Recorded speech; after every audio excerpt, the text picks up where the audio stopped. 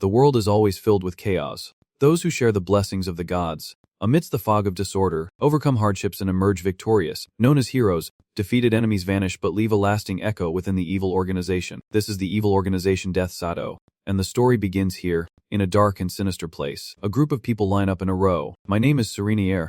Ravel. I am currently waiting for the class to start after being assigned to Training Group 5. Serena sighed, wishing to join Training Group 1, the swordsmanship team. The instructor of Training Group 5, who specializes in survival training and is not well known, said that the training was difficult and useless. But mostly it was the instructor's fault. You guys must be rookies. With a stern attitude and cold eyes, he is known as the coldest person in Death Shadow. He looked down at the rookies, seeming to say, "You all know who I am." His gaze makes them freeze in terror. He is the ice demon. Death Shadow calls out, "Number 23. Come here." And number 23 is startled and confused by the call. He drew his sword as he ordered, then pointed it at number 23 and attacked. Number 23 stammered, "Yes, I follow Death Shadow's order." Serena them assesses that the skill of number 23 is average, and it seems this is her first time seeing the swordsmanship from Training Center No. 5. She watches intently. Even if he is our instructor, he still underestimates us too much. Watching the instructor stand straight and point his sword lightly, his posture looks careless. Number 23 begins to draw his sword, then immediately swings it straight at Death Shadow. He still stood there calmly, waiting for number 23 to get close before sweeping her sword away. She was knocked back by that force, and he cursed her for being foolish. Shadow still stands there proudly, pointing out whose mistake it is. Number 23 bows his head, unable to hold his sword and gasping for breath. Shadow looked at her with a frown, then turned to the new recruits and asked, "Is there anyone here who can give a better answer than this fool?" Everyone fell silent or looked away. Then a hand was raised, showing how to hold a sword. Number 23 glanced over, and Serena looked straight at the instructor. That is how she gave up. Shadow challenged her again, asking why. But she remained calm because if someone is not confident in their skills, they should not wield a sword. And if you see an opening, you should exploit it fully. I am still not satisfied with this answer. The person is not stupid, but they are wrong. Serena saw this and hesitated slightly. Shadow walks toward her, then suddenly swings his sword. Serena quickly drew her sword. That is the move from number 23. She managed to block one of his strikes. The two swords clashed, creating a conflict. Shadow was stabbed with a sword. Do you understand now? They are both pointing their swords at each other. With his blade close to her neck, she still asked, "Explain it, if you can." Serena answers cautiously, "To cut through flesh and bone." And as soon as the answer was given, the sword was pressed closer to her neck. "Tay, put your sword away." Shadow, "Cut. You cut. What you are taught is the most lethal swordsmanship, so it requires no distance or defense." Serena gasped for breath, her strongest strike, before she could even gather herself. He spoke, "That is right. If you fail, it means you are dead. Number 23 is sitting over there. If you do not have enough courage to die, you should not use it." Shadow turns away, "Because if you can't take a life, then your continued existence is unacceptable." Serena replied firmly, "I will remember that. I truly saw the instructor's strength from that day onward." Shadow orders. After running 20 laps, Shadow cuts 18 times during training. He gave instructions to the new recruits, repeating them 100 times, "Until you are done. Do not even dream of resting." They all reply in unison, "Yes, sir." Then he turned to numbers 23 and 7. "Order them to do 2 more rounds of running and 50 cuts with Shadow." Shadow with an annoyed voice, "Don't tell me you can do it." They immediately denied it. "No, I'm sorry." Then everyone started training together, running around this enormous training ground, and swung the sword countless times. It was truly a brutal training regimen, but Serena looked over and saw that he was not even injured but just observing. She had already seen it. That is, Shadow stared at them intently, as if his eyes were lamenting the fire path for someone unworthy of it. He was injured in the shoulder, but he did not move at all. How could he? I underestimated him. That is why now I am being punished. But I have to thank him. I finally have a clue to what I have been searching for all this time. The thing I need to save the Ravel family is that feeling of regret when being labeled as a level 5 alchemist. We underestimated him, and I truly believe I can learn a lot. It has completely disappeared. But the truth is Shadow is secretly crying out in pain. It hurts like hell. It looks strong on the outside, but inside it is completely soaked with pain. The longer I hold it in, the worse it hurts. It hurts more and more. Now I am no different from a third-rate villain. Just a punching bag. Although this body used to be more agile than now, it is truly reckless. How could I let a kid hurt me? But the thing I need to save the Ravel family is a kid who can hurt me. But Number 7. Soma Ni must be someone who can stab my shoulder. She definitely is not an ordinary rookie. That style and hair color match Hung's appearance. Shadow is carefully considering, almost collapsing in class. No, how could Hung have jumped into the evil organization? Maybe she is a spy. Then he saw Serena glance over. What is she looking at? Look at her actions. You are still laughing. I might be hurt now, but you can still smile while running. Then suddenly a vision appeared. She will definitely cause trouble for these peaceful third-rate villains' lives. Serena says, "Is this all I need to do?" "That is not what I said at all. That kid."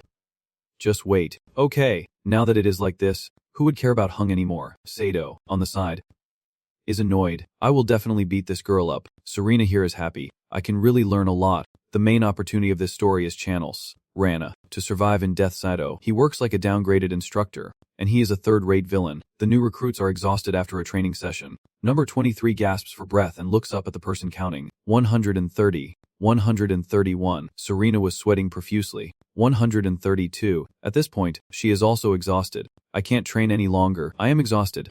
Instructor number 5 has been watching us without blinking. But instead, he is blaming and raging, going crazy with pain. "I just want to finish this quickly, go see my sister, and then go eat. But when will this brat finally give up?" In Serena's eyes, there was a cold, pressure-filled gaze. Thinking of this, she raised her sword again. "I just need to finish this one more thing. Why am I so angry? Do not even get extra pay for overtime. Why am I here? Just to put up with these people? I really want to quit." In his mind, only the words sister and food were playing. "I want this to end quickly so she can be loved." Serena was starting to feel dizzy. She dropped her sword, and her hands began to tremble. Her breathing grew more rag, but she kept trying. "I have to train, but my stamina has reached its limit. Just a little more." Then Serena collapsed and fainted. "Who gave the order to end the training session?" "Everyone go back now," Tanbine replied politely. "Your Excellency," he scolded. "This girl should have given up earlier. Why did she make things worse for me?" Everyone started to leave in disarray. Number 23 stayed behind for a moment, then also walked away. "Why am I doing this? Why do I have to do this?" But that touched a wound I could not control, and I muttered in my mind, "This little brat has a grudge against me. I won't let you get away with this." When they arrive, Kwangman Serena gets off. "Damn it. So heavy. I have endured enough because of this brat." Looking down at the person unconscious on the bed. "So angry. I need to do something to ease this frustration." He pondered for a while. "Then I have some evil idea. Let us do it. Third-rate villain with nothing to lose. I must make this brat pay for daring to face me. If I get caught, just say I suspected this girl was a spy. I do not know what you are thinking, but I will make you cry. But first I need to get rid of this sword. Let us see." I searched her, and this is not a high-level organization's weapon. Right, if I do not search, I won't find all these weapons and poisons. It really made him furious. This girl really is a spy. Serena is still trying to wake up. Sato examined her ring, paying close attention to the symbol on it. This is the family crest of the Ravel noble family. Realizing that made him scream and hold his head. What should I do with a spy from a noble family? Since she is my student, I will have to take responsibility. Sato predicts that if she gets caught, he will lose his salary or even get fired. He is torn, wondering whether to keep the secret for this girl or to cause some training accidents. After all, deaths in the evil organization are just part of the game. He suddenly realized that if he were to eliminate her, he would need to do it subtly and perfectly. Sato clenched his fists. For a hero, difficulties are just stepping stones to become stronger, and even if it takes time, I must set a perfect trap. Serena stirred slightly, unaware of what she was dreaming about. In a corridor, a voice echoed, "How is my father doing?" "He is trying his best to fight it. But it is not something we can endure just by fighting." Serena is listening to advice. "So try looking for a healer." She remained silent for a moment before answering firmly, "I will consider it." The secret organization of Wandering Knights, Free Knights, and the Swordsmith family created the Stone Sword, one of the 3 great clans. Ravel.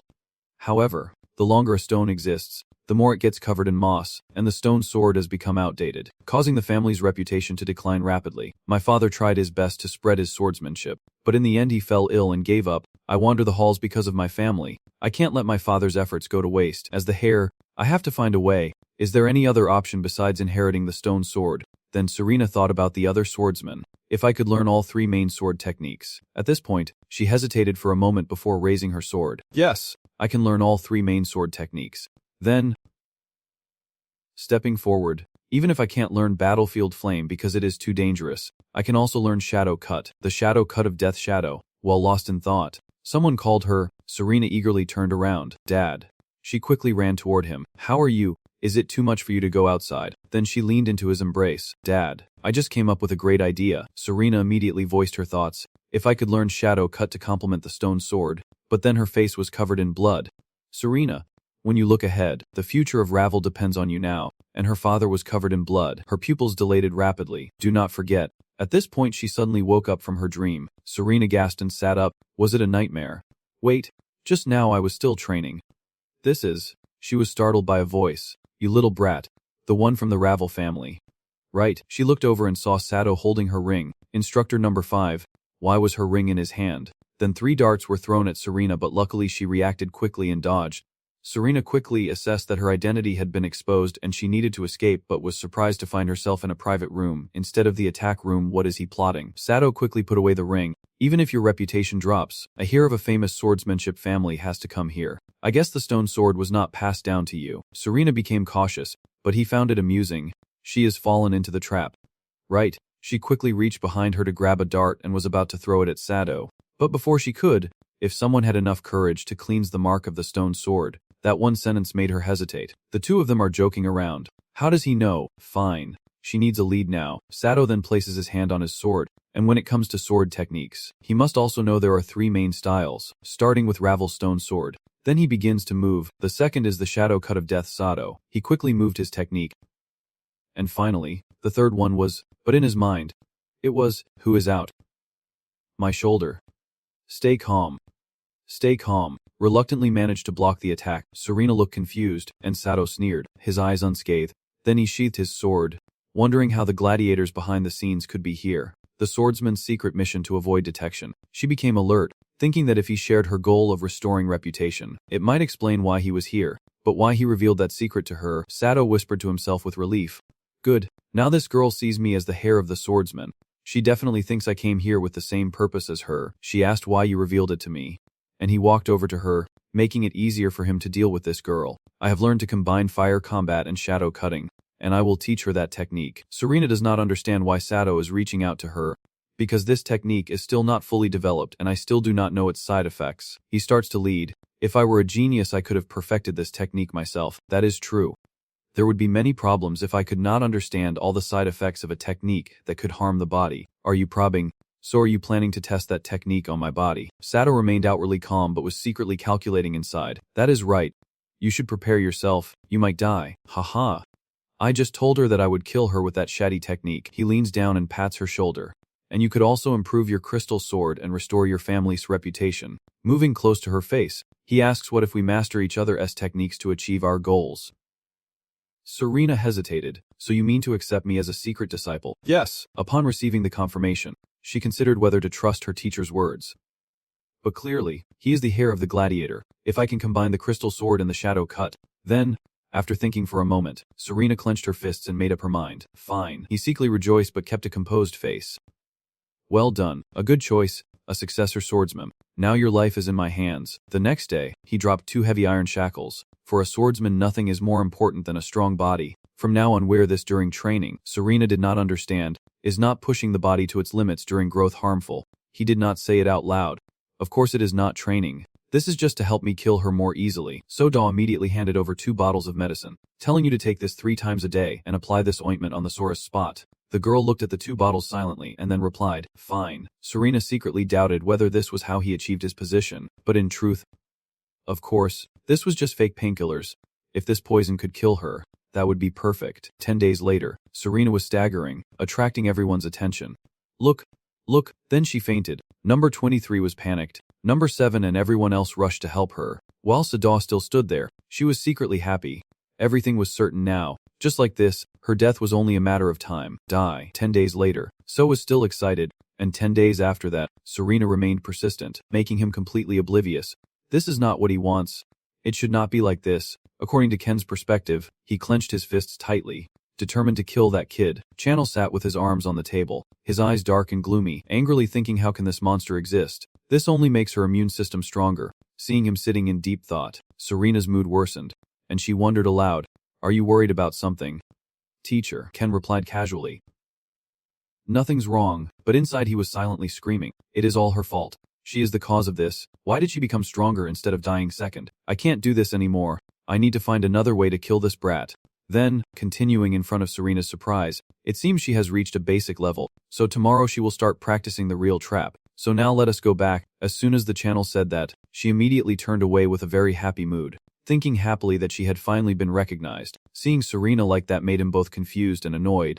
He thought he was told he could not survive more than 2 weeks with that poison, so why did she live for 30 days? His mood worsened as he blackened his face and drank water, Thinking further about how to kill that brat, the knocking on the door sounds, and his expression immediately changes to that of a polite gentleman. He asks, "Did you forget something?" Number 7. Contrary to Channel's expectations, it was Lecturer 4 who arrived. He smirked as he pushed the door open and entered, saying, "Sorry, it seems I am not the person you were expecting." Channel still lied to himself, stubbornly replying, "I was not expecting anyone." He smoothly walks into the room and teases, "So lately you and Number 7 have been meeting often?" "Right." I take a sip of water to regain my composure and calmly reply, "I am just giving her the necessary training instructions." Hearing that, Lecturer No. 4 nervously said, "Don't tell me you like that student girl." Before he could finish, he was suddenly sprayed in the face with coffee by Kem, and there is no way to argue now. Ken shouted in protest to hide his embarrassment, while he stood there frozen with coffee on his face. Maybe he already got that rumor, and he tried to justify himself, telling himself he is just trying to find a way out as soon as possible. In response, Lecturer 4 calmly analyzed, wiping the coffee off his face, and said, "So you act so unusually today. The cold image of a lecturer is gone. If there is nothing else, I am leaving now." And after saying that, he turned and walked away, leaving Can standing there in silence with his coffee. "What are you talking about? What is this guy doing here?" Then he responds, "See you later." While he was not paying attention, turned his back to him. Lecturer number 4 approached the desk, his arm sneakingly reaching out, then secretly took a document from the pile of papers on the table. Lecturer No. 4 calmly walks away with a piece of paper in hand, a satisfied smile on his face. No. 23 watched him leave, hiding behind the wall in silence, her eyes full of contemplation. In the wild mountains and forests, with clouds drifting over the peaks, Ken's voice echoes, "All are deadly swords." Images show swordmasters targeting vital points. Serena stands seriously listening as he explains that fire combat can create distance from opponents, while stone swords can pierce through defenses, each sword technique having its own advantage. Ken, the opponent across from her, slowly drew his sword from its sheath and continued, "If you use these techniques clumsily, it will become a mess." He suddenly swung his sword behind him and said firmly, "You need to use them wisely to gain an advantage." The path of the sword sparks in the air, forming a bow-like arc as if preparing to shoot an arrow.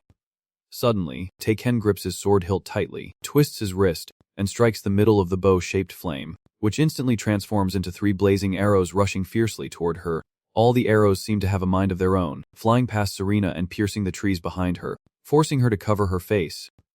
Outwardly, Ken remains calm as he sheathes his sword and says this move is called Fire Curtain, but inside he is silently screaming in pain from his wrist.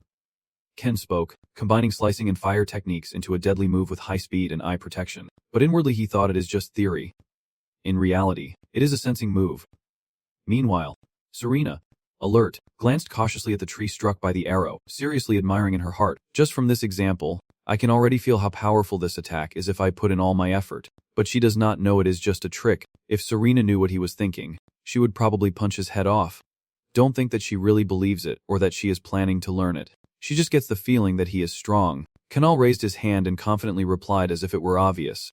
"And if we could add other techniques like the stone sword, it would become a deadly sword technique. You can cut through anything with a single sword, but you need to be prepared to die." Serena cautiously asked, "Is it really possible to create such a sword technique?" Ken, shamelessly claiming to be a lecturer, said, "Is there any lecturer who would lie while still holding a sword?"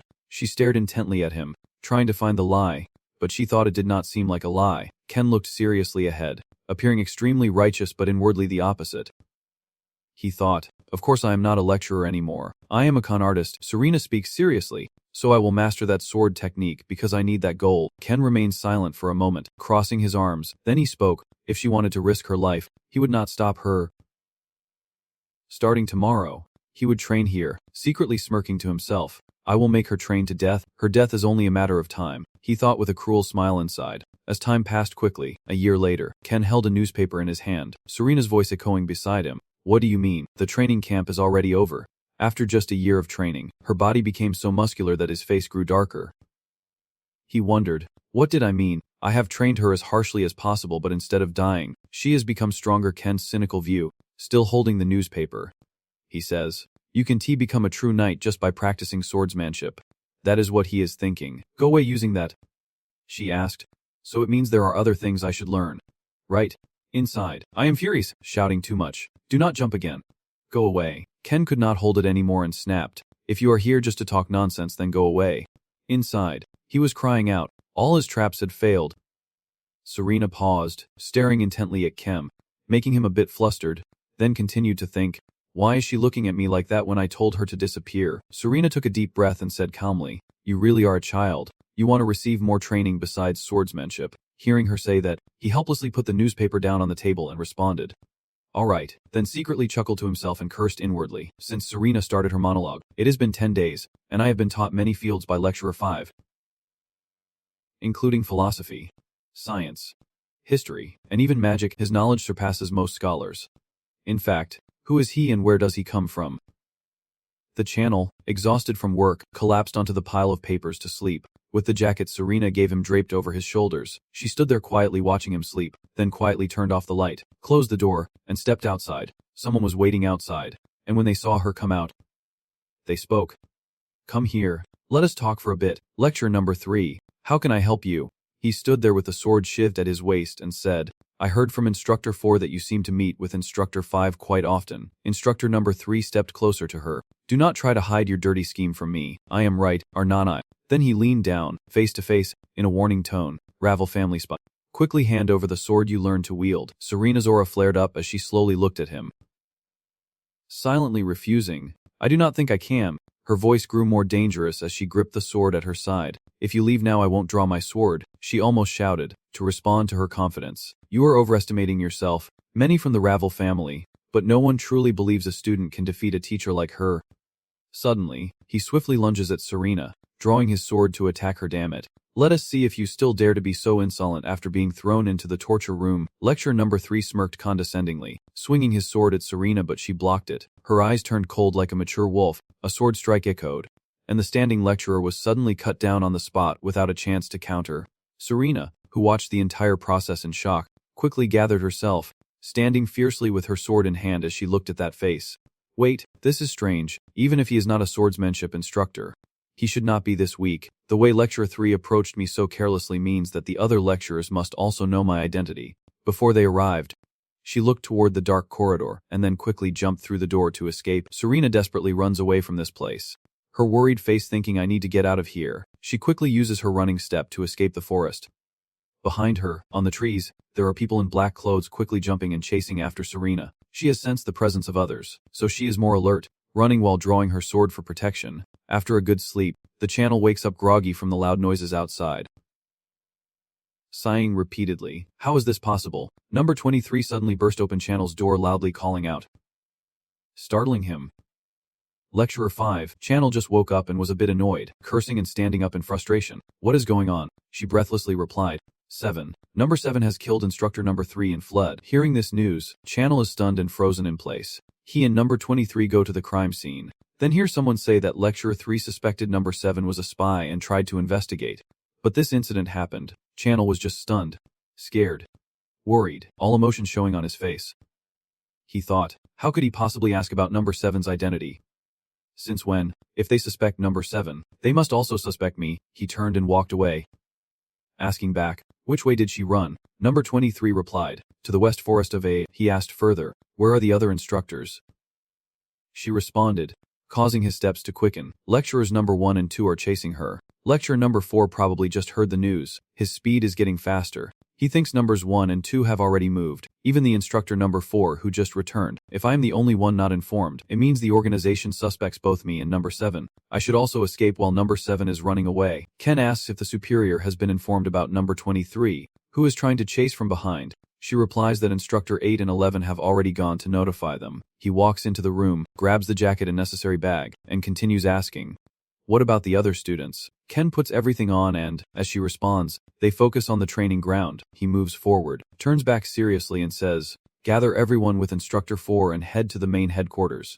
We will follow number 7. Number 23 anxiously tried to intervene, but instructor 1 told us we had to stay with instructor 5. Kanal sharply interrupted, giving her a deadly look, as if to say, do you not hear what I am saying? Number 23 stepped back in fear and listened to the reply. Yes.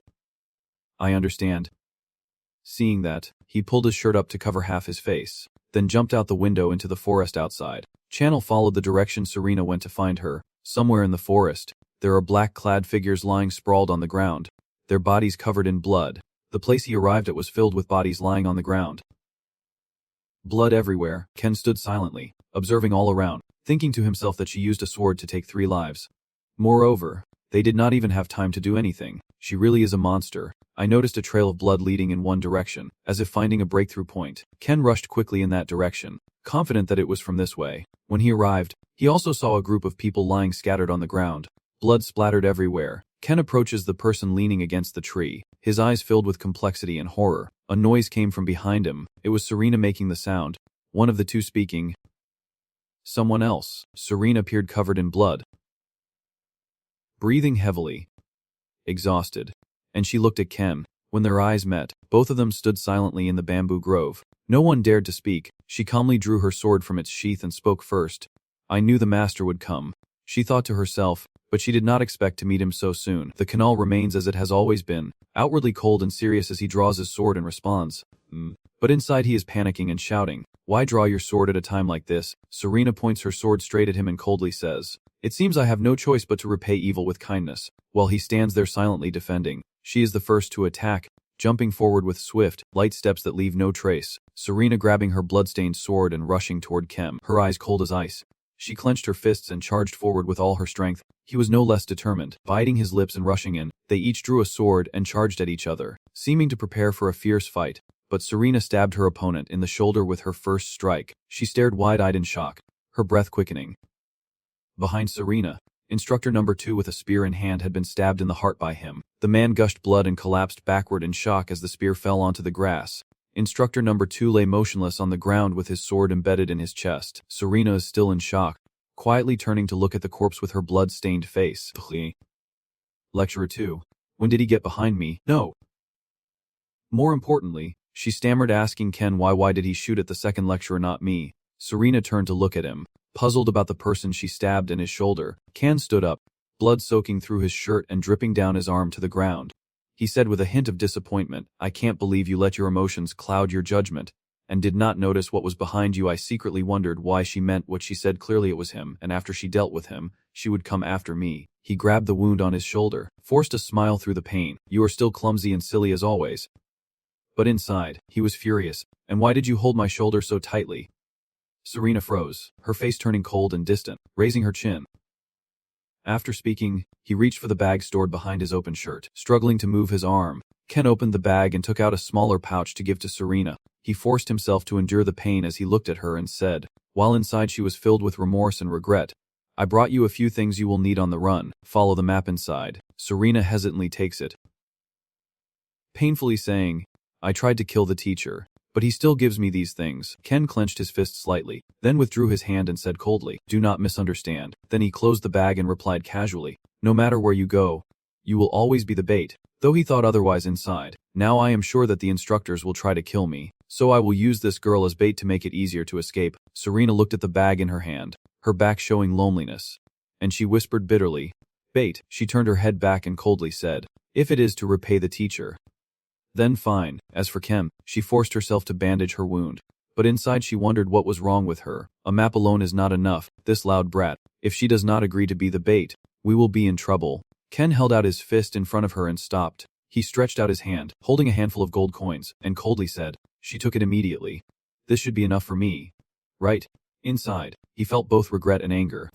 Take it and go, please. Serena looked at the gold coins in Kenal's hand for a long time, then quietly accepting it.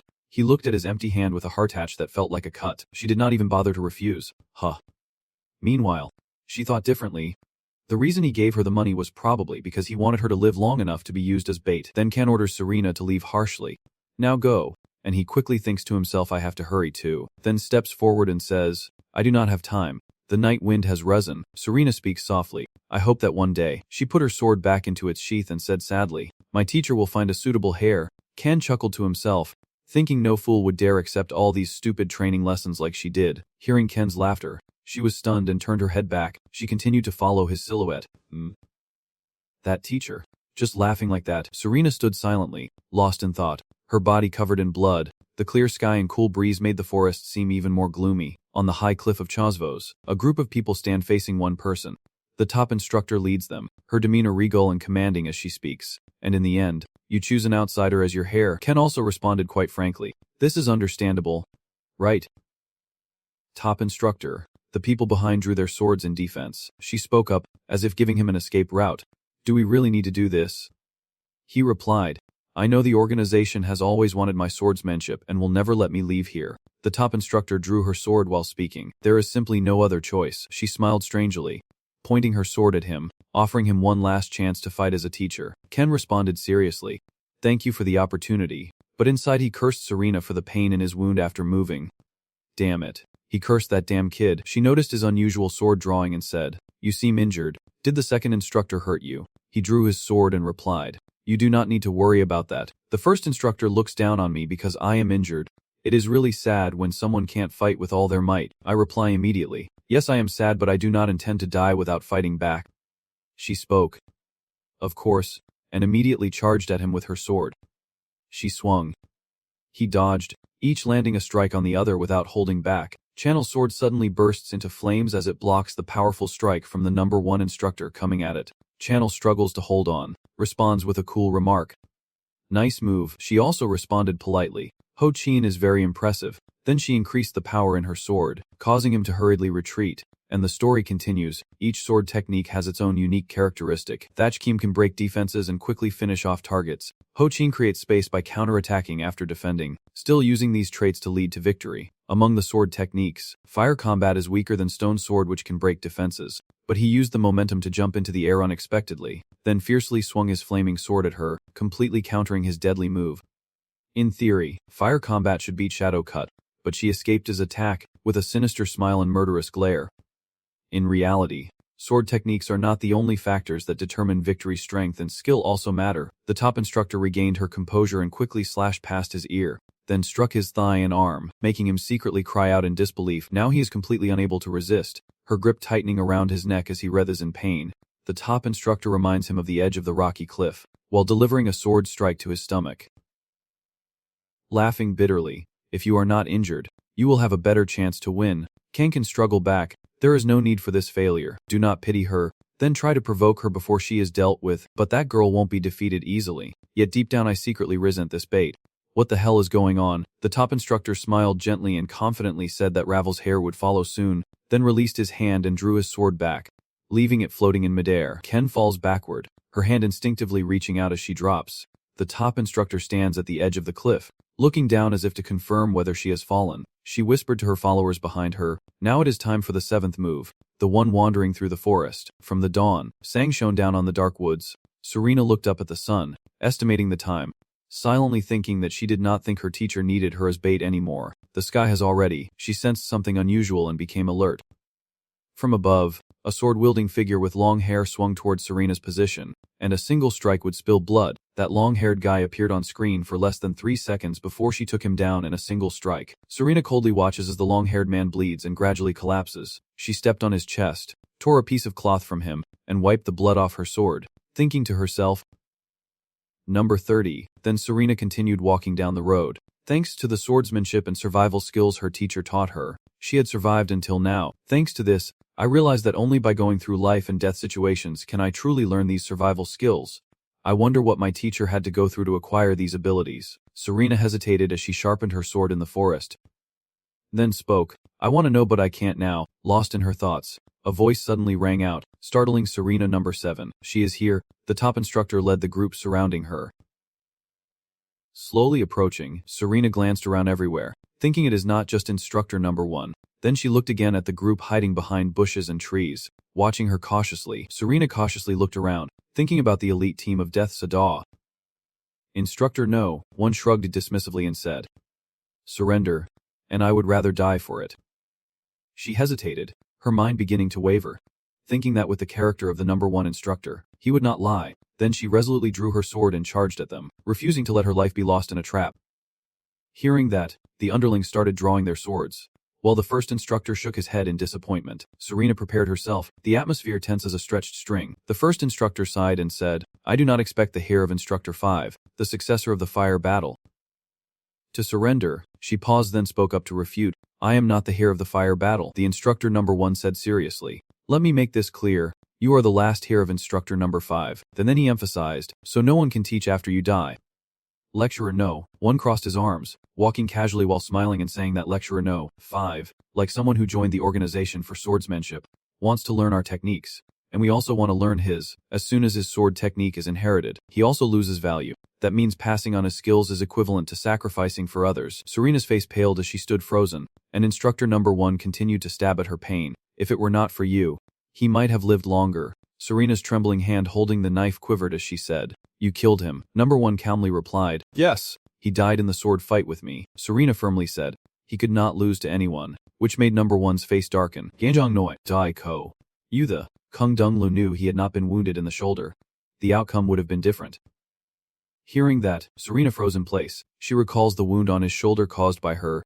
Injured at the shoulder, Serena's face darkens, her mood tense, as the number 1 instructor draws his sword. Ready to fight, number 1 spoke in shock, eyes wide open. "But since he is dead, you should prepare to go as well." Before he finished speaking, he was immediately cut across the neck by Serena. The subordinates stared in shock, their mouths agape. Just a few seconds later, they too had fallen with the same stunned expression. Ku quickly stepped forward and pierced through 2 people with a single sword stroke. It is always like this. Following Serena's footsteps, one by one, they fall down. Unsettled emotions. Her slashes burned everyone to ashes.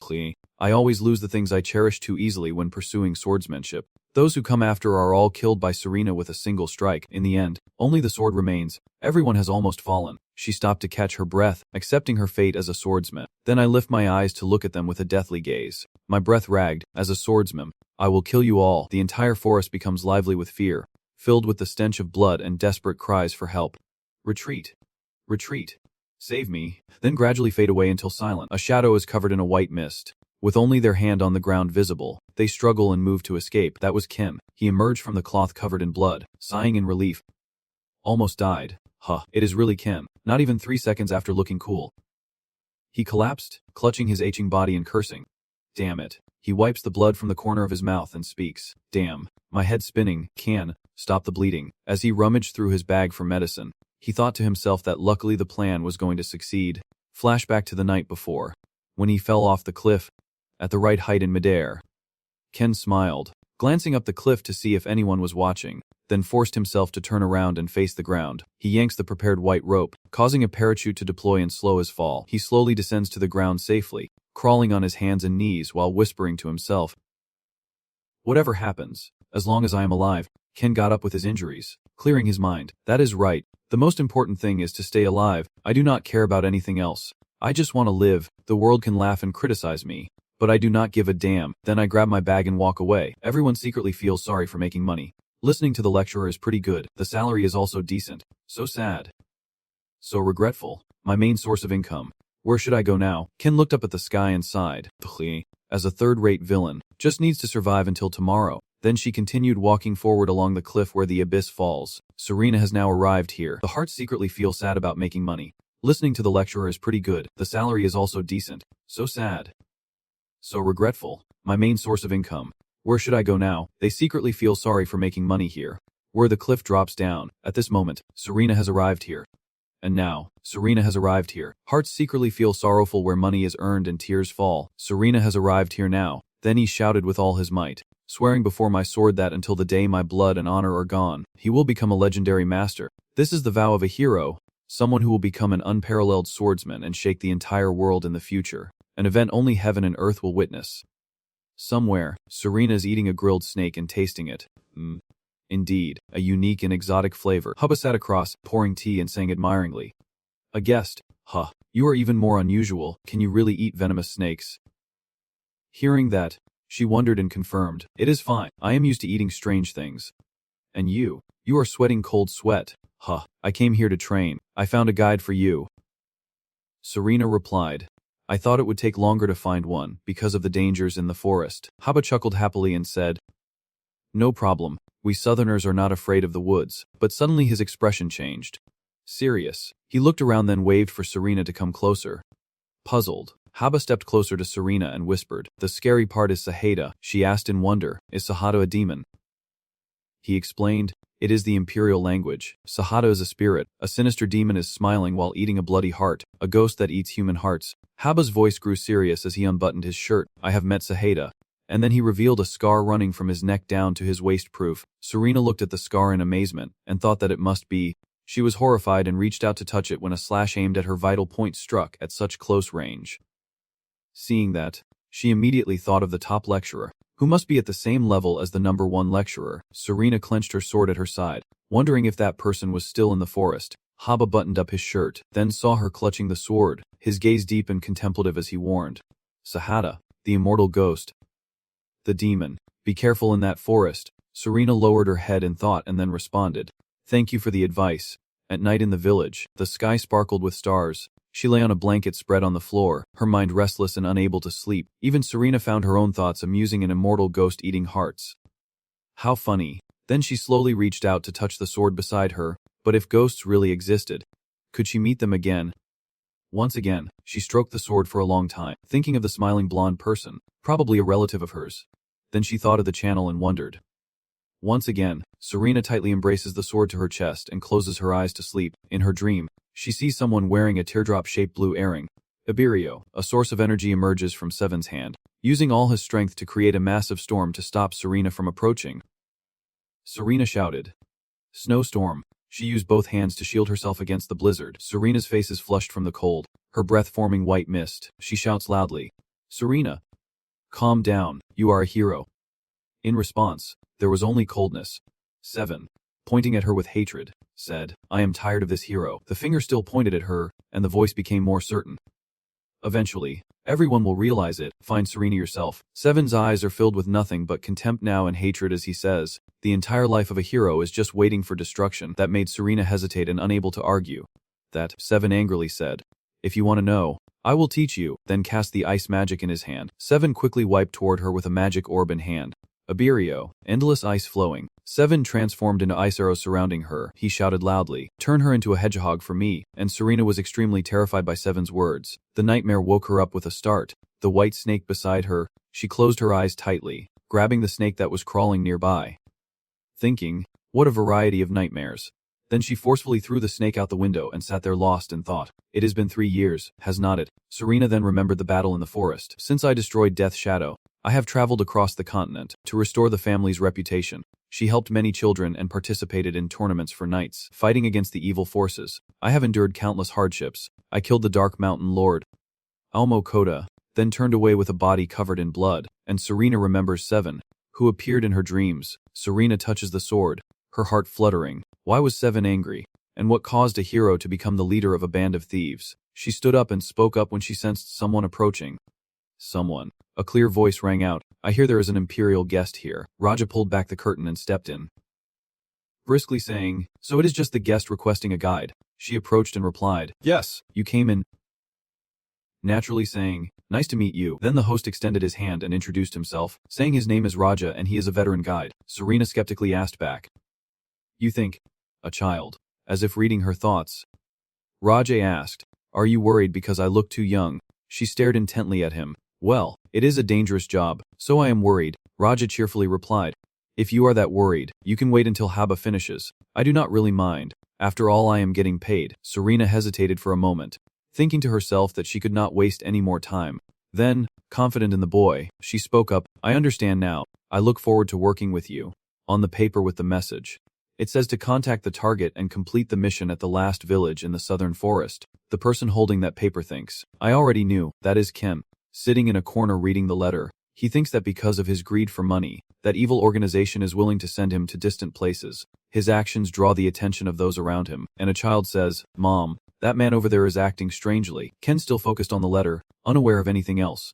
He sat there deep in thought, knowing he would go far, then stored the letter in his shoulder bag.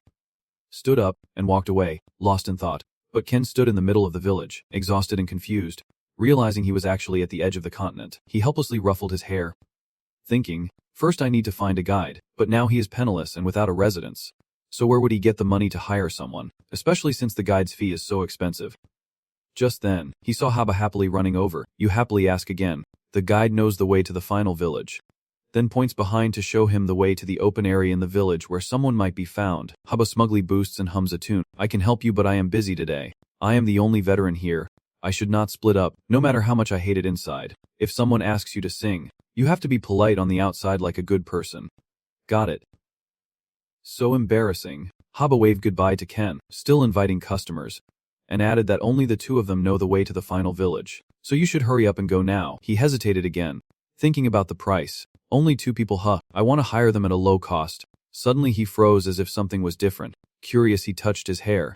Feeling something heavy, the white snake that Serena threw away, with its terrifying fangs, made Can scream. The beloved white snake bit into his finger, causing him to widen his eyes in horror. Then he quickly reacted by shoving the snake away, trembling as he said this demon, and hurriedly took the antidote bottle from his pocket, desperately crushing a few pills into his mouth in panic. Ken lay Latin Goi Trendat. Be Matka, Goi Run Ray, Ben Kan Lakan Ran Trang, Madan Sam Lay, Ming Che Nua, Go Noi, Satnuathi Mat Mang Dako Ran Trang. These damn people. They probably set all this up as an accident, and even if I expose them, I won't gain anything, maybe even the opposite. Can struggled to stand up. The sky is clear. Those cunning bastards. I will let this go for now, but if it happens again, they won't get away with it. My anger has erupted. Fuming with anger, Habo appeared with a friendly smile and said it was because of the guest over there. Habo worriedly asked if he was okay, why he was lying there, and it seemed like he was hungry. Then, with a salesman's attitude, he took the skewered grilled snake and offered it, asking if he wanted to try it. Seeing the skewered snake broke Ken's composure. Haba still did not know that his anger was about to explode. He smiled and said, just one bite. I will give you the head for free, bringing the skewered snake close to Ken's face in his fury. Bang! A sudden noise rang out. Channel pushed the skewered snake back in front of Haba, quickly causing the grilled snake to jump. Haba was extremely startled, hurriedly raised his hands, trembling as he asked, "What are you trying to do?" Ken gritted his teeth and said each word sharply. "That is the question I was about to ask. What is the reason you gave me this?" "I am thinking, who are you trying to deceive?" Haba hurriedly explained in panic. "Why call this? This is a local specialty. Even guests from the Empire like it." Ken glances and sees the medicinal paste inside Haba's pocket, loudly saying, "Is not that detox paste? Your face looks dark." Dan pushes his sword towards Haba, thinking, "I do not know what you are planning. You are no better than poison meat, selling detox paste at high prices. You will sell the tea at sky-high prices, and if they do not buy, you will let them die in the village. This is how you treat people." Can, furious and with a pale face, shouted, "Are they visitors to the village?" My anger exploded, and behind Can, a demon appeared, and as an imperial, "I will repay your hospitality." Haba was startled, terrified and cried out, then quickly flew to cling to his leg like a dog, begging sincerely for forgiveness. "Big brother, I'm sorry, I was wrong." Ken, angry and hateful, looked at Haba and said, "If you want to apologize, pay the price." He recalled the letter just now and pondered for a long time. Ken suddenly said, surprising Haba, "Do you know the way to the final village?" Haba quickly replied happily, "I do. It is me." "And you responded, you? Perfect. Now with the smile of a devil, you are my guide." Meanwhile, Haba, still clueless about what is happening, casually replies, "Of course," but when he regained consciousness, he was overwhelmed with regret and hurriedly cried out, "I can't do it, I do not know the way," and he straightforwardly replied that the weird kid told me he was busy so he could not help me. Ken le no nu koya kwai, mate nam le da Haba, mate kam kim noi, vachiko hai nu goi dong nen, nu goi kan le hen la me nai, Haba king hong hot tru bet la kwa moi ngoi sung quan. Nung, Ken den mat do nat, nu kong the me ko the nan fat, in den and fat lam Haba voi vang dong. Alright. I will lead the boss there. On the surface, I give strict orders to guide the way. Hurry up, but inside I am happy because I do not have to pay, do not have to worry about money. He smugly smiled to himself, thinking he could find a guide in no time. He is too awesome. He is truly a veteran villain, but that smile did not last long, as he was slapped in the face. The two of them are wading through a swamp in the dark forest. Channel asks emotionlessly. Haba looks around and replies, "It seems he is grim-faced." He was about to draw his sword and talk, "But you are guiding the way without knowing there is a swamp here." And Haba screams in response, "I told you already, I am not familiar with this path." Despite being angry, Ken still has to save himself, grabbing the string from his leather bag, throwing a few powerful punches, and soon the string is tightly wrapped around the nearby tree. "Are you a wizard? That is a magic rope, is not it? Don't you know how to mark your position? If you keep talking nonsense, I will leave you here." Haba clings tightly to Can's body and says, "Take me with you, boss, inside and out as one." He looked at me with a tired and disappointed expression, making me think that this promise would help me somehow. Then came a series of things that went straight to hell. Haba happily brought back a beehive, thinking it would help him, then had to bother him to put ointment on the sting, and then suddenly there was a rainstorm or something. Then he casually dropped his backpack into the pond, which was his bag. Haba sadly held his hungry stomach and shouted, "All my food fell into the water. I am so hungry." Seeing that, Ken had no choice but to share some of his meager food with him. Haba happily accepted it, probably secretly calling him dad in his heart. Ken stands frozen, helplessly watching Haba eat happily. His anger boils inside, contemplating eliminating Haba to help his own kin. Should I have tasted this guy in this swamp earlier, in the lush, overgrown forest? Raja looked far away from the tree trunk, warning Serena behind him. This is a swamp area. If you fall, you won't be able to get up. Turning back, I see she is walking quickly across the swamp surface. So be careful with your steps. I stood there, with a question mark in my mind, surprised and asking, Sister Knight, are you walking on the swamp surface? Usually, you would sink in, Serena nonchalantly said. Just walk quickly and you will be fine. This is even easier than walking on water.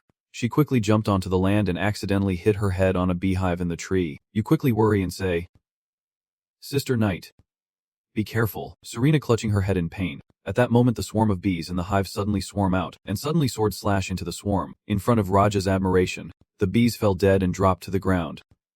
Stammering, how could you do that? Commanding aura radiated from her, and she smugly said, just cut really fast and it is done, even easier than slicing grains of sand from a handful. You were worried. Standing upright and stammering that you are glad I was not stung. Then Serena caught a white snake, and she took turns defeating other creatures to train, including venomous snakes, leopards, then continued to breathe fire to destroy carnivorous flowers and swamp creatures, all of which were defeated. Raja stood nearby in fear and asked, is she human? Serena looked confused and replied, of course, why do you ask that? You keep talking, but it is just your guess. You are saying I am the one who improved. She replies, that is not right, I am not like that. Serena continues, I received special training. She recounts how everything used to happen daily, standing on the bank and watching her run on water, running on water, then training to eat poison to boost immunity. The last task is to kill enemies.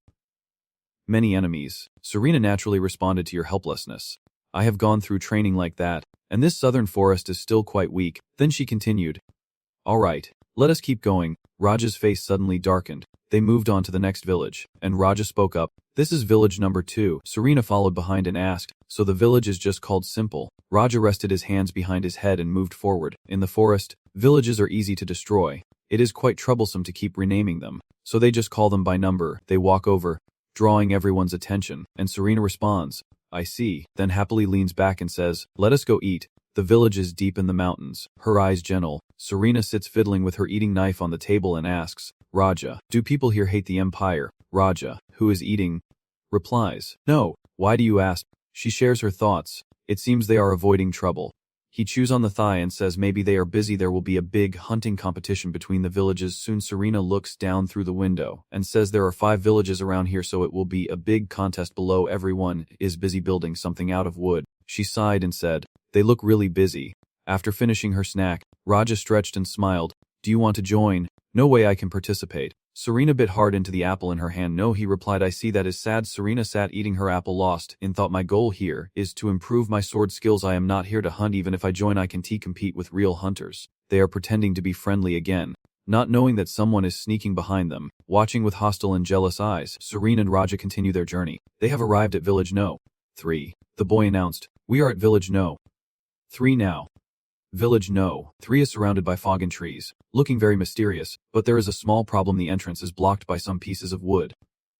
Raja hesitated, then stopped and tilted his head in curiosity, wondering what is going on. A desperate scream echoes from inside, making them alert. Serena draws her sword and seriously suggests, Raja, wait here. Raja called out again, Night sister. Serena firmly grasped her flaming sword and used all her strength to swing the blade. A powerful strike breaks through the obstacle blocking the path. Flames consume the pile of wood, and her face remains serious as she shatters the barrier without a gasp. Serena stands there majestically, as the village gradually appears behind the smoke, and behind the flames, something resembling a human leg begins to emerge. It was a pile of corpses stacked haphazardly on the ground, covered in blood. She was horrified by the sight before her, stepping inside as even more bodies appeared. Serena's voice trembled as she looked around at the dead bodies in various positions. She quickly covered her mouth to stifle a scream as the stench of blood and gore hit her senses. While Serena was still in shock, on the other side, someone is slowly getting up with a knife in hand. This is probably the mastermind. She has recognized his presence.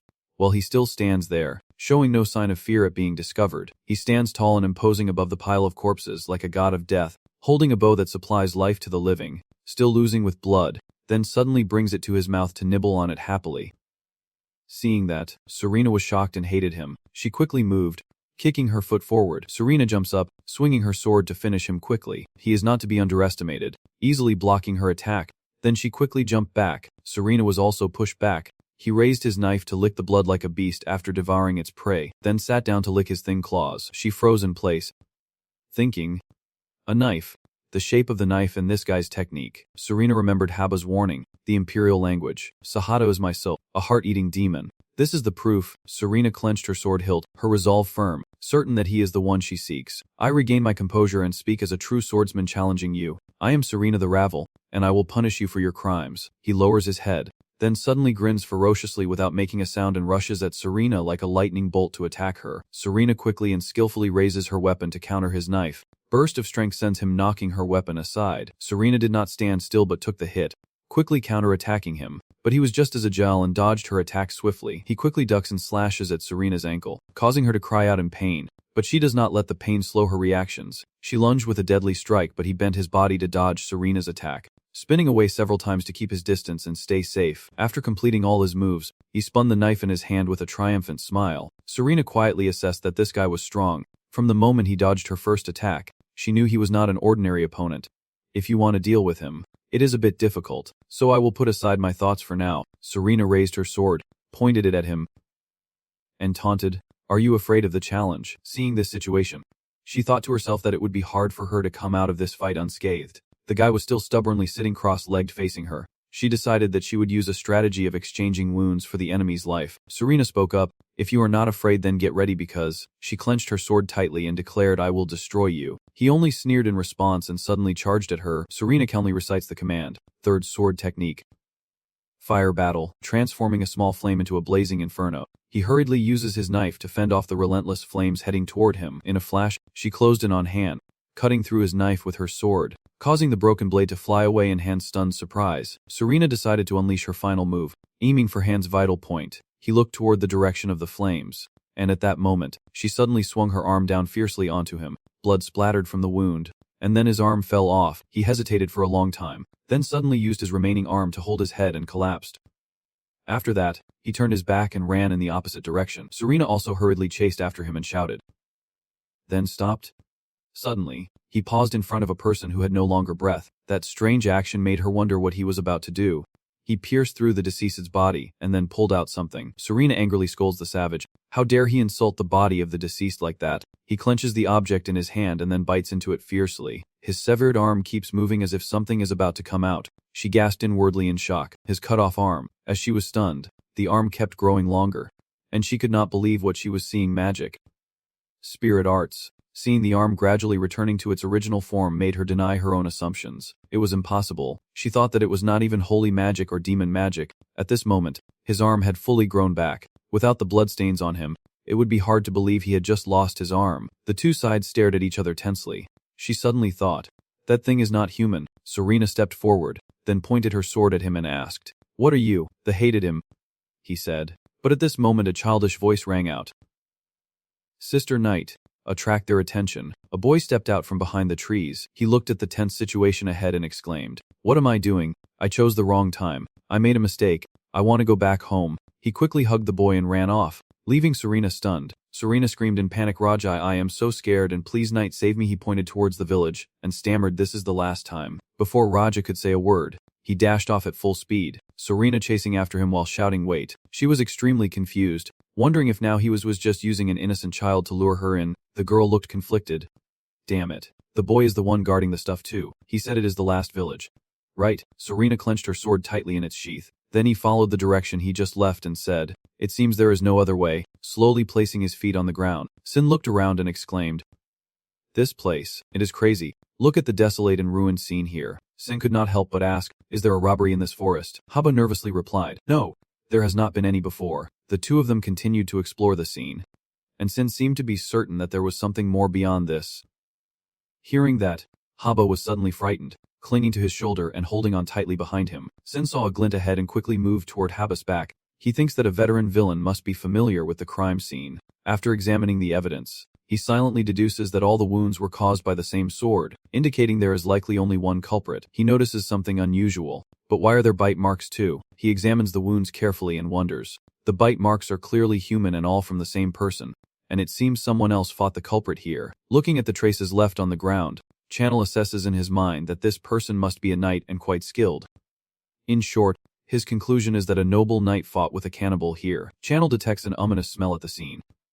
He whispers, "Something smells full." Haba innocently listens to the back and forth question, probably about the smell of death. "Big brother." A sudden voice rings out, "Are you from the evil organization?" The Channel does not answer immediately but carefully asks back. She is a woman who stepped out from the ruins in Debris, introducing herself as Asa, the last villager sent to escort the guests. And they followed her slowly.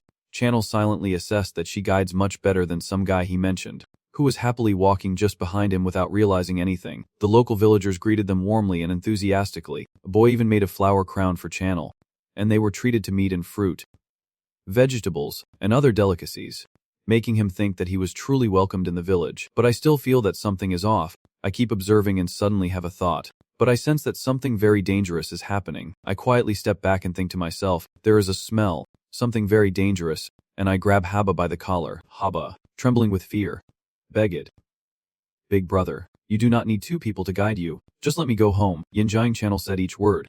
"What are you talking about? You promised to come to the village with me until the end." In his mind, he kept cursing Haba. "You bastard. Are you planning to run away? I need you as bait." "I never said that," Issa cut in, turning back with a smile. "We are here." She turned back after speaking and kept walking forward. Kanal quietly grabbed Haba.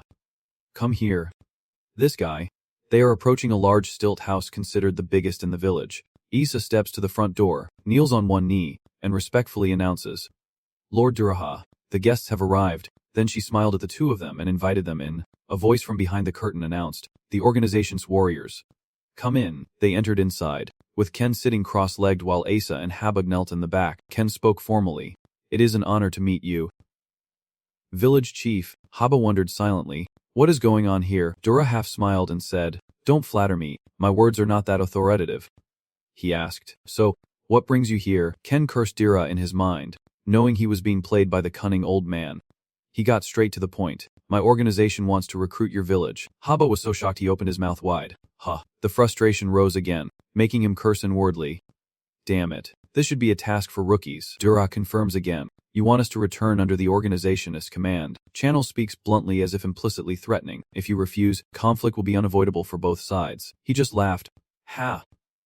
So confident?" Dura asked quietly. "But do you know warrior?" he asked back. "What do you know about that?" Then Dirha began to tell. Recently a beast came and attacked the village. But having beasts around this area is normal. Usually it is not a problem. But this beast is very strong. Hearing the old man ramble, I felt annoyed inside. What is this old man talking about?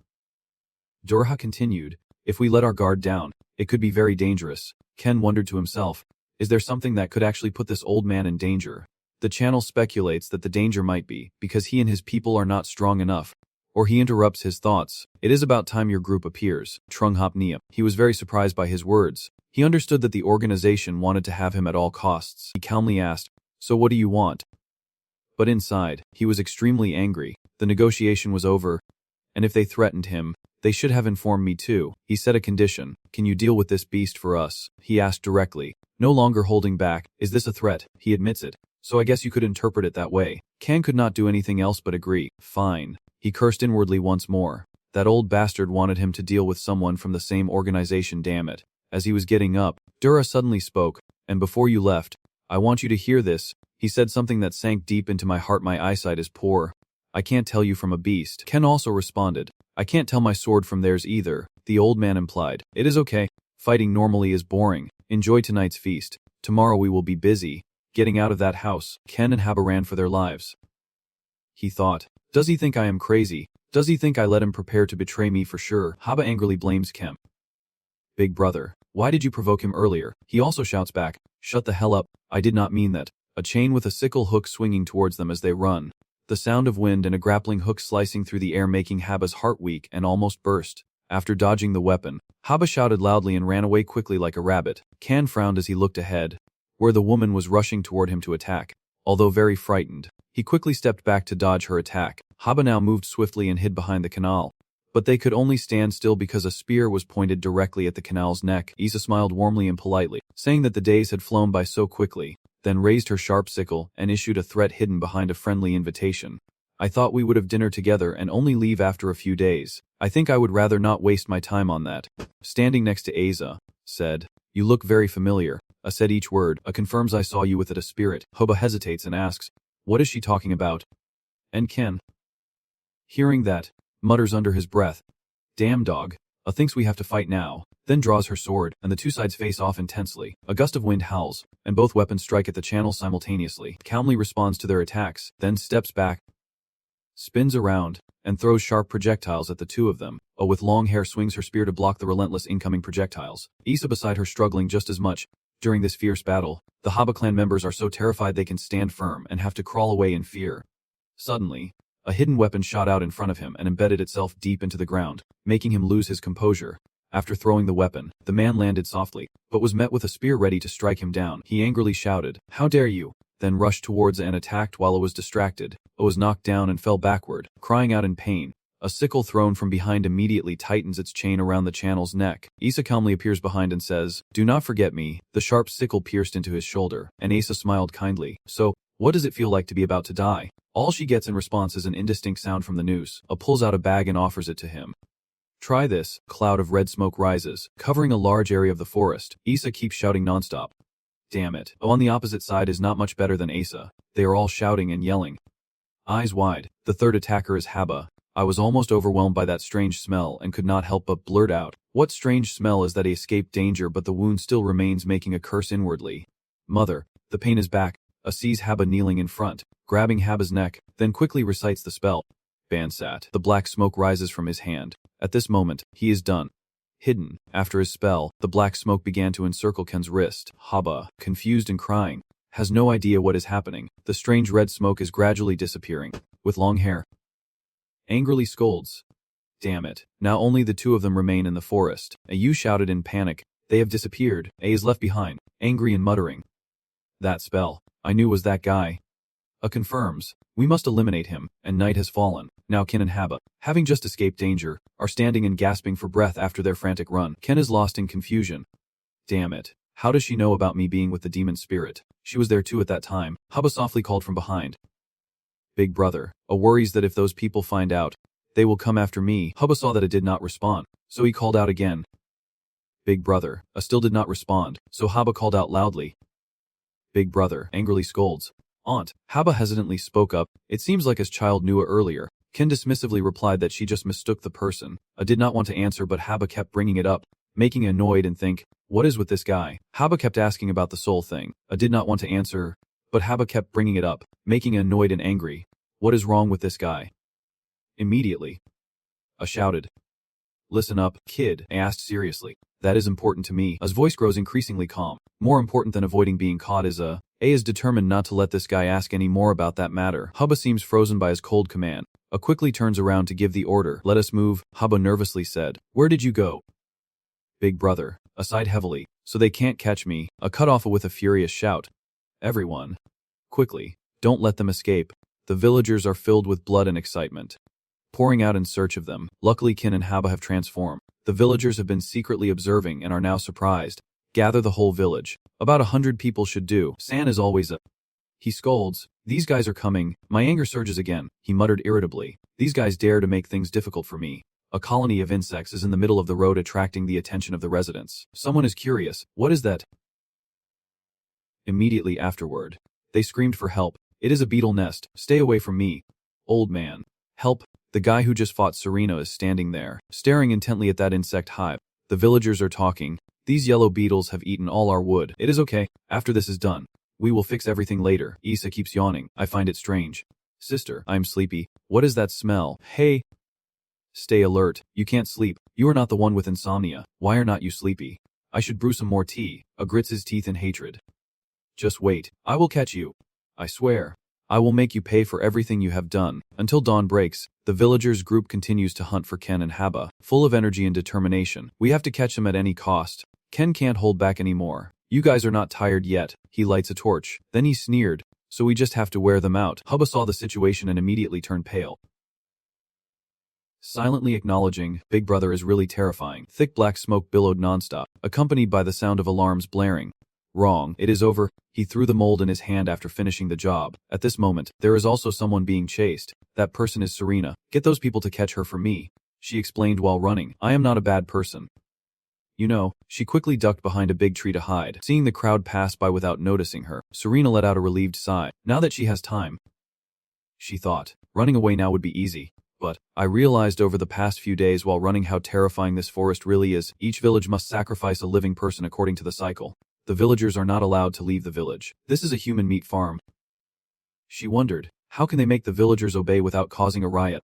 Serena, your influence. No matter how difficult the problem is, you must not hesitate or give up. That is what my teacher taught me. The memories made her feel a little sad, but the voices brought her back to the present. This guy quickly fetches water. She clenched her sword tightly, confused and guessing. What is going on? Are they trying to lure me out? From what I observe, the forest is burning and the villagers are shouting. This person and apparently not trying to deceive her into appearing. She suspects the fire. They are putting out the flames. Taking this opportunity, she ran away while saying, I do not know who set the fire, but I will thank them later. Even though no one is around, she still sings loudly and then observes her surroundings. She keeps searching tirelessly and rushes up to a tall, airy house. When she pushed aside the curtain, she was stunned to see Raja lying silently on the table. She started to sing, Raja. She approaches to talk to the boy. Raja, are you okay? Serena did not have time to hear his response before sensing something was wrong. The guy fighting her charged at her swiftly, attacking. Serena was also not to be underestimated. She dodged the attack and countered immediately. Both sides fell into a standoff. She ran out of words as she looked at the man in front of her, but right now, she is not facing just him but a group of people. Serena realizes they are waiting here to ambush her. A man launched a weapon at her, but she dodged it, and then a woman lunged at her, ready to deliver a fatal blow. Serena reveals her move, then jumps to the side to dodge the attack. Like a flash, she swiftly leaps up, swinging her sword fiercely forward. Quickly and precisely, she wounded 3 enemies. But the one fighting her from the start launched a counterattack. She grits her teeth and makes up her mind, then sings out loud. Friday afternoon, the flames immediately sweep through every corner of the small house, catching him off guard with her destructive power, the strongest burst of fire hitting where he stands. He retreated to avoid getting hurt, landing heavily on the ground and feeling dazed, unable to determine where Serena was, but at this moment, she turned around and ran toward Raja. She picked up the boy and thought, I must seize the opportunity and look at the scene outside the door. Then she made a quick decision, hugging the boy and rushing out. She gritted her teeth, determined to leave here quickly. While she was not paying attention, she sat there smugly, and he grinned mischievously, then suddenly broke free, pushing her away with a strong shove. She sat down heavily on the ground, whimpering in pain, while Raja jumped onto the roof and said, Sister, you are amazing. The boy on the roof had already lit a small fire and was smiling. Now I understand why people call you the master swordswoman. She stood up and asked, I too, but he interrupted. I should introduce myself again. I am Raja. She sat up, confused, as he spoke every word from the night. I am the leader of village number 1. After a while, Serena woke up, sat up gently twisting her body, then realized she had slept for only 10 minutes. And a week had passed since she was chased by the cannibals and the villagers. Serena picked up the sword beside her, guessing that someone was helping her. That person set fire to the forest to attract the villagers' attention, released hard gold beetles to gnaw on food and damage houses, and used sleeping medicine from gut flowers to make the people eating humans fall asleep. She has many questions. Who could this be? Why do they do this? And why are they helping me if given the chance? I want to meet this person face to face. Serena silently lamented her current situation, thinking that this escape game would be hard to end and that it had been going on for a long time. She said, It is time to end this, and Raja appeared with a smile, saying it is not just her ending but all of us. And then her teammate appeared, and he sighed, I did not expect this game to cost us an extra week. She held her sword forward in a defensive stance and asked, Are you not awake? I have already killed one of your comrades. Raja looked thoughtful and replied, Is not it? Because she is weak. You asked again, do you mean that weakness is deserving of death? He straightforwardly admitted that yes it is. All right then. And let us see what the privilege of the strong looks like. Long-haired girl quickly rushes toward her and shouts fiercely, Do not make me laugh. Serena also kicked her leg while both of them were fighting over a sharp object attacking her. The tip of the knife was close to her face, but thanks to her quick reflexes she managed to deflect the weapon away. The knife returns to Raja's hand, and he still keeps a smile on his face before rushing into the fight, launching relentless deadly strikes. At this moment, Serena starts to sweat as she continuously defends herself, while the knife fighter suddenly rushes forward from the start, forcefully driving his knee into her stomach. She could not react in time and was shoved into her stomach, causing a sharp pain. Serena was thrown back more than a meter and only stopped when she hit a tree trunk. But at this moment, the long-haired woman swings her spear and stabs strongly into her thigh. Serena quickly slashes the sword across the spear, causing her opponent's weapon to break in two, as if she had lost all her strength and collapsed to the ground in shock. She clenched her knife, gritted her teeth in pain, pulled it out, and prepared to launch it with all her might. At this moment, a collar is being fastened around the neck. In another part of the forest, Ken has just finished attaching the last collar to prepare for Kin and Haba's overnight stay. Haba is now staring intently at the piece of meat grilling over the fire. When it is cooked, Haba picks it up and devours it voraciously. He mentions the names of some ingredients, stimulants from Exichqua and sleeping drugs from Ho Gut, but Ken explains that the effectiveness of the sleeping drugs increases when the opponent's nervous system is stimulated. Haba asks while eating, "So where do we go now?" He replies, "To village number 5. Haba was so shocked that he dropped the piece of meat in his hand and shouted out, "5. Dara's place," Ken calmly said. "I want to try negotiating one more time." He calmly pointed and said, "And May will be the bait." Haba nervously stepped back and begged, "Don't, why is it you?" He simply asked again, "Who looks more harmless, you or me?" And then, with a broad, confident face, "Is not it me who has been carrying you all this time?" Haba could only stammer and reply, "Yes." When morning comes, Haba slowly stepped into the house with a mind filled with fear. Big brother really asked me to go in alone. I stood in front of the house from before and hesitated, then finally spoke up, "Sorry." He stands in the middle of the house to greet you. "You have arrived." The old man turns his head to look at you. "I have not seen you too lately." Haba immediately stammered, unable to speak. "Strange." "Thank you. You were dragged along by him." "Right. No, Big brother saved me several times." Suddenly, he panicked and exclaimed, "Damn it.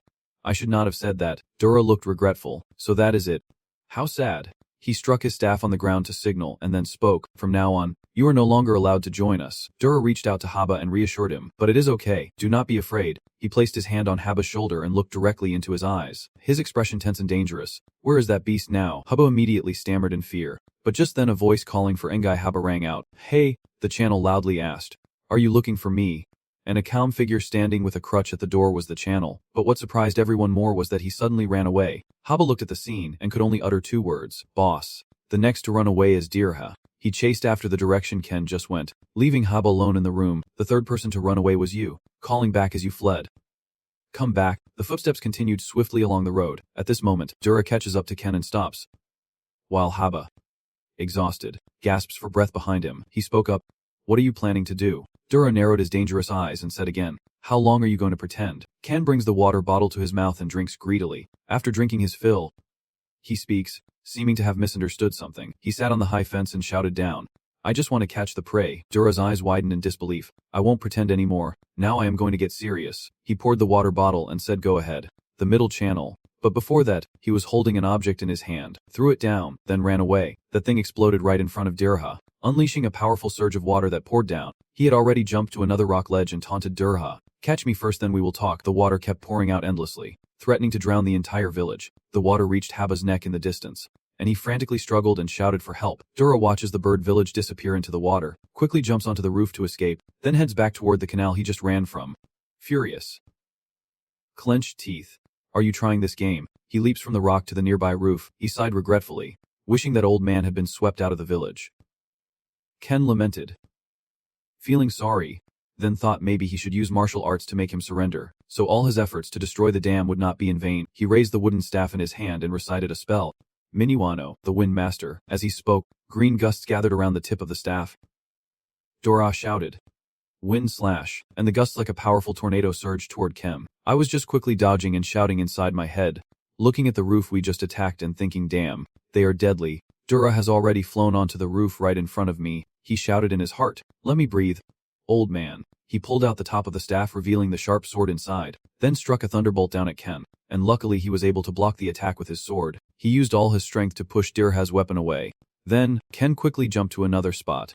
Suddenly, as if he said, someone who seemed to have met a demon before, made the channel panic for a moment.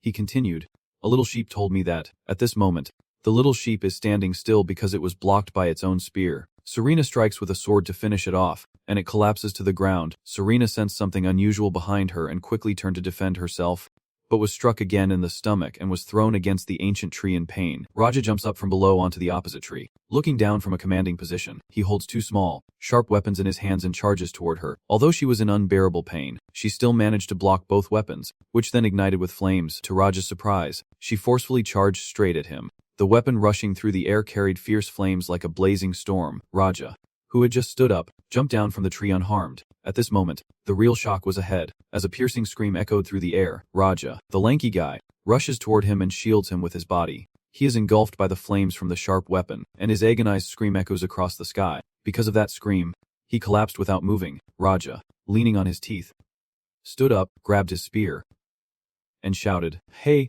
as he charged toward Serena. As you prepared to swing your sword, she struck faster, delivering a final kick that sent Raja flying like a leaf, then stepped forward and pressed her foot down on him. As the sword touches Raja's neck, she says, "It seems I have won," and responds to her with indifference. Raja lies beneath Serena's sword but remains remarkably calm as he speaks. "It is true, with such strength, people do not call you a monster but call us monsters." Serena replied, "Because I am human." He immediately retorted, "No, you are the monster. No human can master your swordsmanship." Serena asked seriously, "I am asking you, you are asking, what happened to you to help me?" Raja replied, "Go to the very end. He is waiting for you." And upon hearing the answer, she raised her sword, and Raja, as if lamenting, spoke again, "I knew it. You won't spare me." Serena was silent for a moment. Then she admitted, "Yes, at that time she was standing at the brink of deathbed, but you did not show any fear. You just said, 'Ah, I was really happy.' Suddenly then the sword was stabbed straight into your vital point." She silently withdrew her sword without much words and turned to leave. The forest is still glowing with the remaining sparks from the recent battle, and now Dira and Ken stand face to face on the rooftop. He recited the spell Minuano, wind pressure, then held his sword to his chest and stabbed straight at him while shouting, "I will kill with my sword." Ken frowned and stepped back slightly, quickly raising his sword to block Dirha's fierce attack. They charged at each other in a fierce battle, neither giving way, and he angrily thought, "Damn, this is so annoying." Lost in thought, he quickly jumped on other rooftops to escape.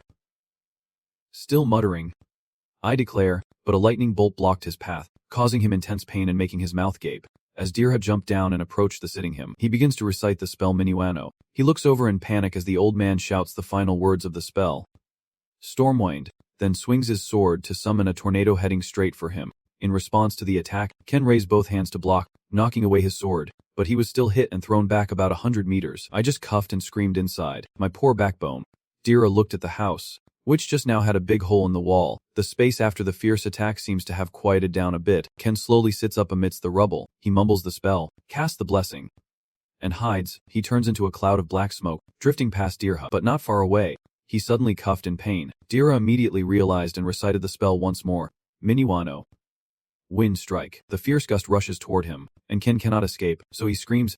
The fire, engraved with the wind and ice of the old master, is channeled into his sword. Ken forcefully slammed the ground to let the flames spread fiercely. Fire and wind, two opposing forces clashing directly, create a fiery explosion. The flames spread rapidly in an instant, burning down the entire village. Dira is blinded by the heat and light of the flames. Just as he was distracted, Ken quickly attacked him. Dira was surrounded by Dira's fiery sword as he fought back. Immediately after, he collapsed to the ground, clutching his wound tightly. Dirha glared at him in anger. Ken, wiping his sweat, said, "That is enough. Stop here." Instead of continuing to fight or surrendering, he chose to run away, leaving Ken so surprised he was speechless. "Hey, stop. You still have energy, right?" Looking closely, he is not fleeing but running towards A3 standing far away with his mouth wide open. Ken immediately shouted, "That guy is running fast." I immediately recognized Dira's plan. Is he planning to eat that guy's heart to recover? I have to stop him. He shouted, "Hey!" At this moment, contrary to Ken's guess, he shouts loudly to warn, "Get away quickly!" Hubbo exclaimed in surprise.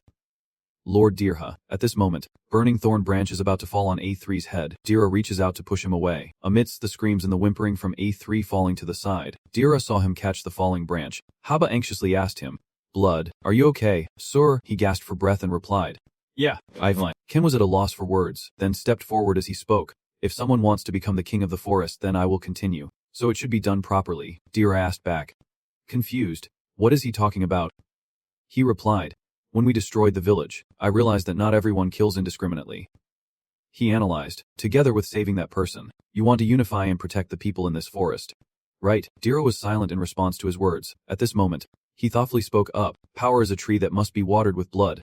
But if you touch the tree, you will have to face the consequences." Dira turned away and replied softly, "I will remember." He reached out his hand to him and offered, "Let us end this pointless fight." On the surface, I pretend to be calm, but deep inside, I am screaming, "Please. I am so tired." Dira smiled and stood up. There was no other choice. In the forest, he marked it, but the ox curies. You analyze. Who is the offender in the chain of warranty violations? Heating up epoxy for the project. Grigory Gayan. H. Greatness. Dira turns away and says, "We are going to fix the village." Then the channel asks again, "Before I go, let me ask you something." Serena stepped out from the forest behind and spoke up, "Just as I thought, it was you." She calls out the name of the person standing in front of her, Haba. He smiles and greets her. "Knight, you asked right away why I helped you. You frowned and said, I thought you were just like those cannibals. Since you introduced Raja to me, he sat on a rock and replied I simply could not let that cannibal group go on anymore. She lowered her head so you have always been prepared to fight them. He asked if she knew the origin of the cannibal group. She looked up at him and replied I do not know. Haba coldly explained they used to be slaves. She repeated, slaves. He said, yes. The empire sold them cheaply. Before being ruled by the cannibal group, this place was a mess. Continuous wars between villages, to reduce prisoners of war and orphans, and to increase funds for war. Prisoners and orphans were sold into slavery, and one day, a group of slaves returned, with unprecedented terrifying power. They brought about a great change to the forest. His voice continued steadily.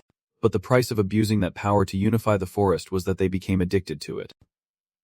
Serena wondered, where did that power come from? He whispered that a deal with a demon, exchanging eternal youth for only being able to eat people and fully recover when they believe in him. Someone needs to stop them before they become monsters completely. She realized that he was helping me and even pretending to be less fluent in the Empire's language. He nodded with a smile, but that was not the only reason. It was also to repay Sahada. Serena wondered, is not Sahada what the cannibals worship? He laughed. That can't be true. He told her a story about 6 years ago, when the cannibal group encountered someone. They clashed with him and even tried to kill him, but he fought back with enough force to make them surrender. He briefly spoke of that person, revealing the true nature of Sahada when cornered. He was like a ghost, appearing and disappearing at will. She hesitated. Then Haba pointed at himself and said immediately, I just copied Sahada to learn how to fight. I was really bad before, but thanks to Sahada I have become like this now. She thought to herself, she has been practicing for 5 years just by copying. This sounds just like Death Sato's survival skills. But what does that have to do with me? Haba pointed to the sword on Serena's hip and said, this is Sahada's sword.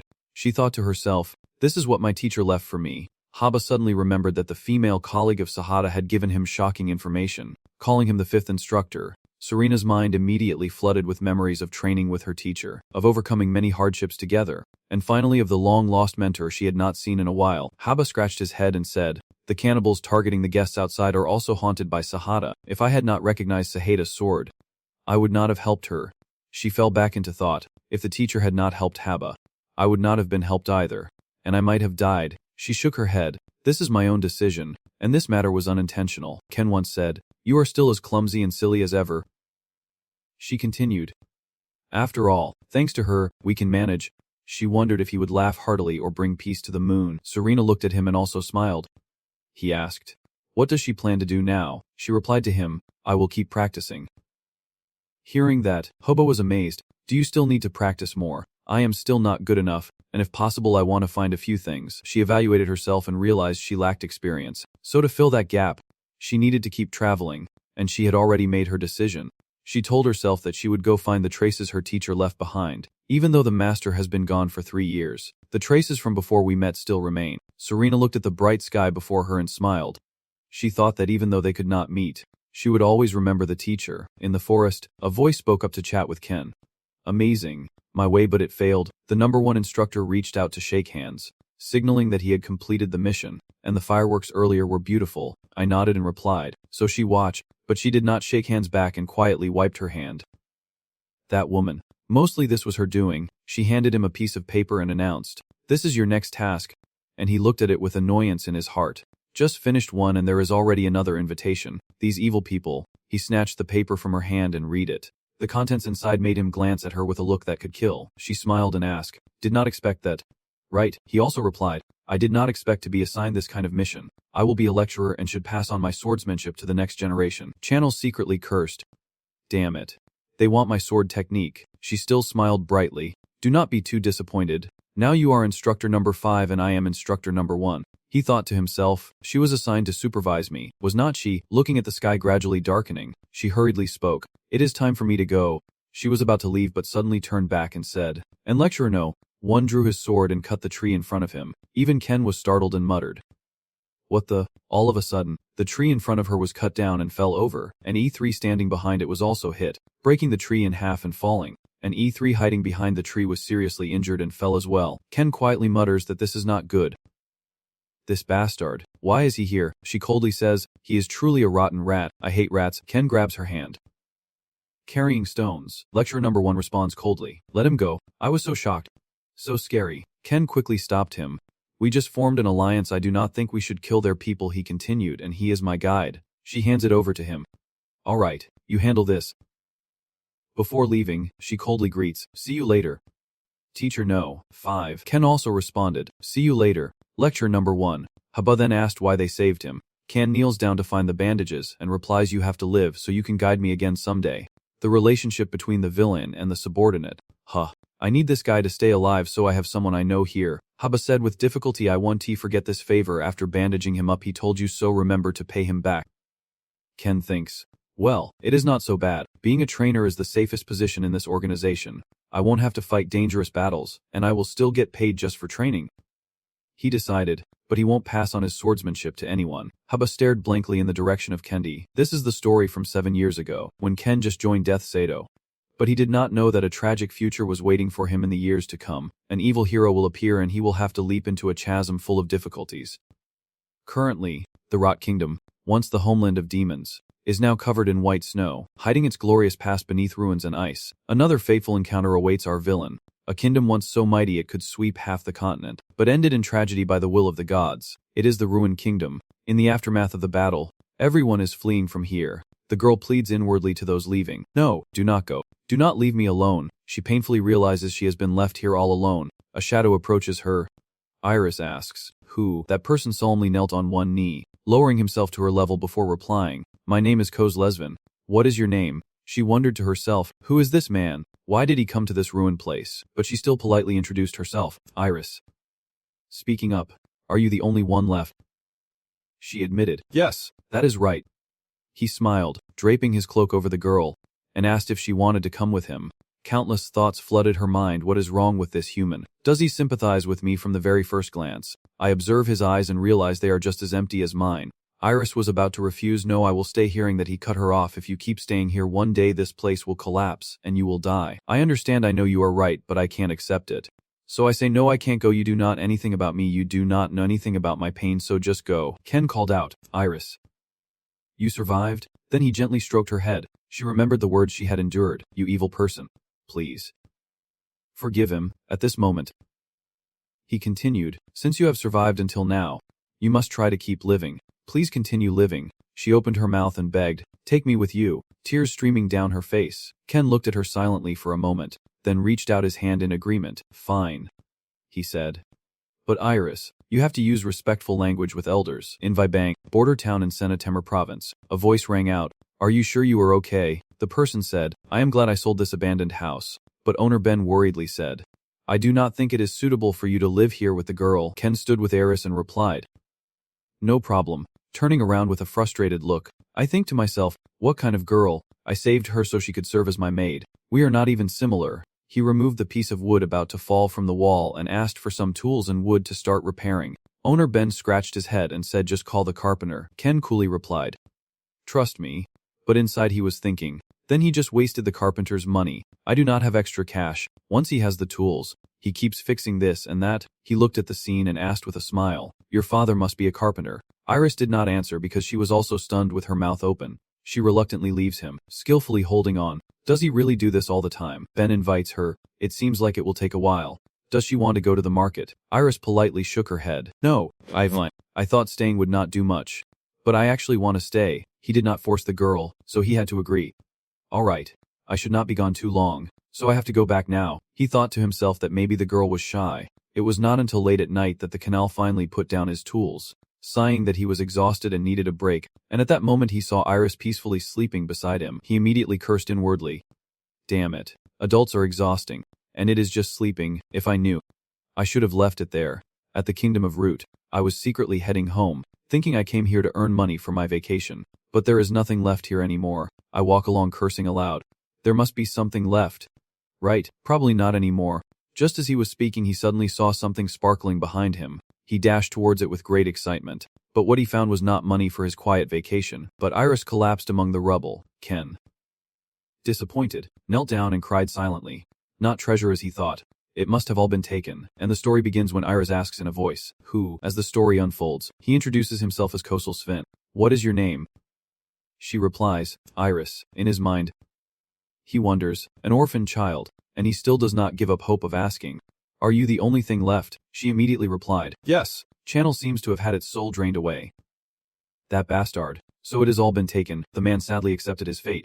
There is nothing left here and he can't afford to rest with the little money he has now. Fine. So the story goes, he drapes his coat over Iris and asks if she wants to come with him. Outwardly seeming that way but secretly having decided that at least one slave is necessary. Returning to reality, Can is furious and throws his coat over her.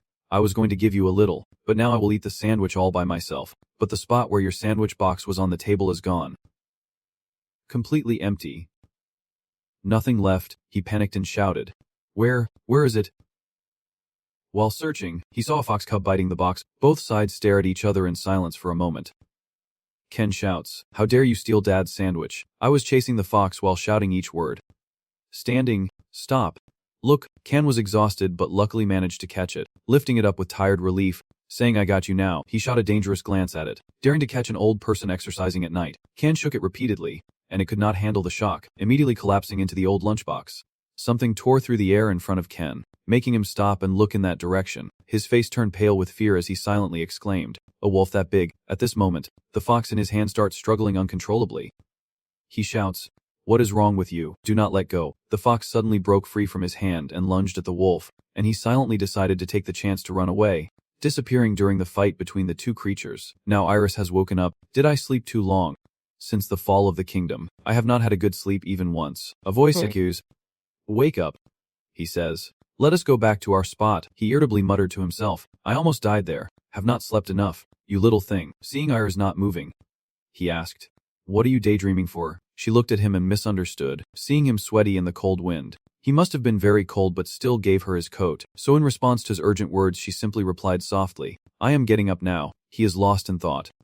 Damn it. As long as that damn fox is here, my retirement won't be peaceful. I also can't sell the house again. She looked at his back and silently thought, even though I do not need this concern. He continued to feel annoyed inside. That damn fox up. How dare you linger around my house? Iris was also lost in her own thoughts. Why is that? The channel silently vows that next time I will show you who really owns this place. Meanwhile, Iris is thinking, I really do not understand this person. While Iris was cooking in the kitchen, a voice called her, Iris. Hey, Ben pointed at the pot and asked, is that for eating? She casually replied, yes. For eating. Secretly annoyed. What kind of expression is that? Ben sweat. For the goat. She no longer cares about him and asks about the laundry place. Where is it, sir? He is a bit surprised. You plan to do the laundry now. She is tall. Why not? She politely suggests. No, but let him do it for the house. She immediately refused. Ivan then walked away. Ben called after her.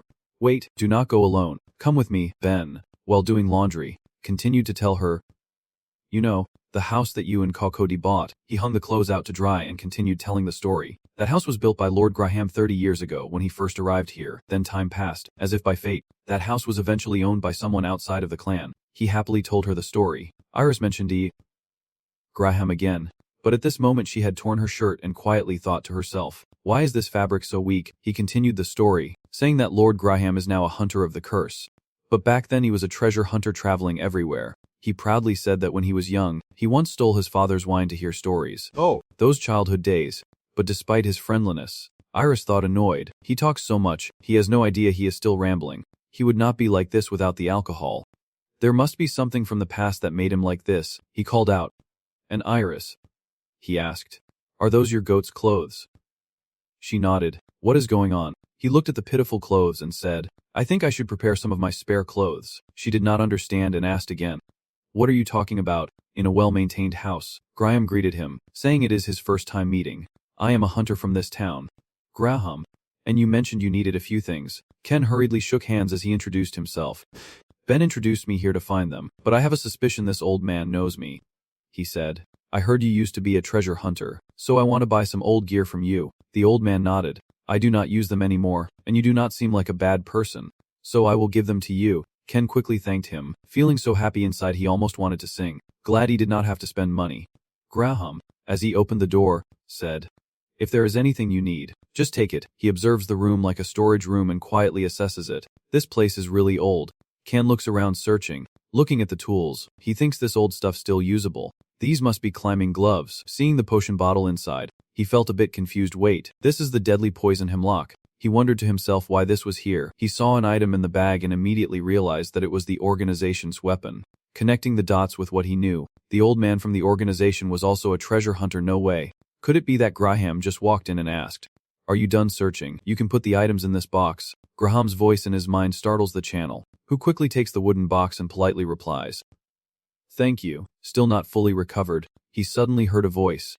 "Could it be that you are?" He silently prayed, "Please do not let him realize who I am. Do not let it happen." But outwardly he looked cool and unbothered. "Is there a problem?" Graham was a bit stunned, and his silence made Ken feel scared.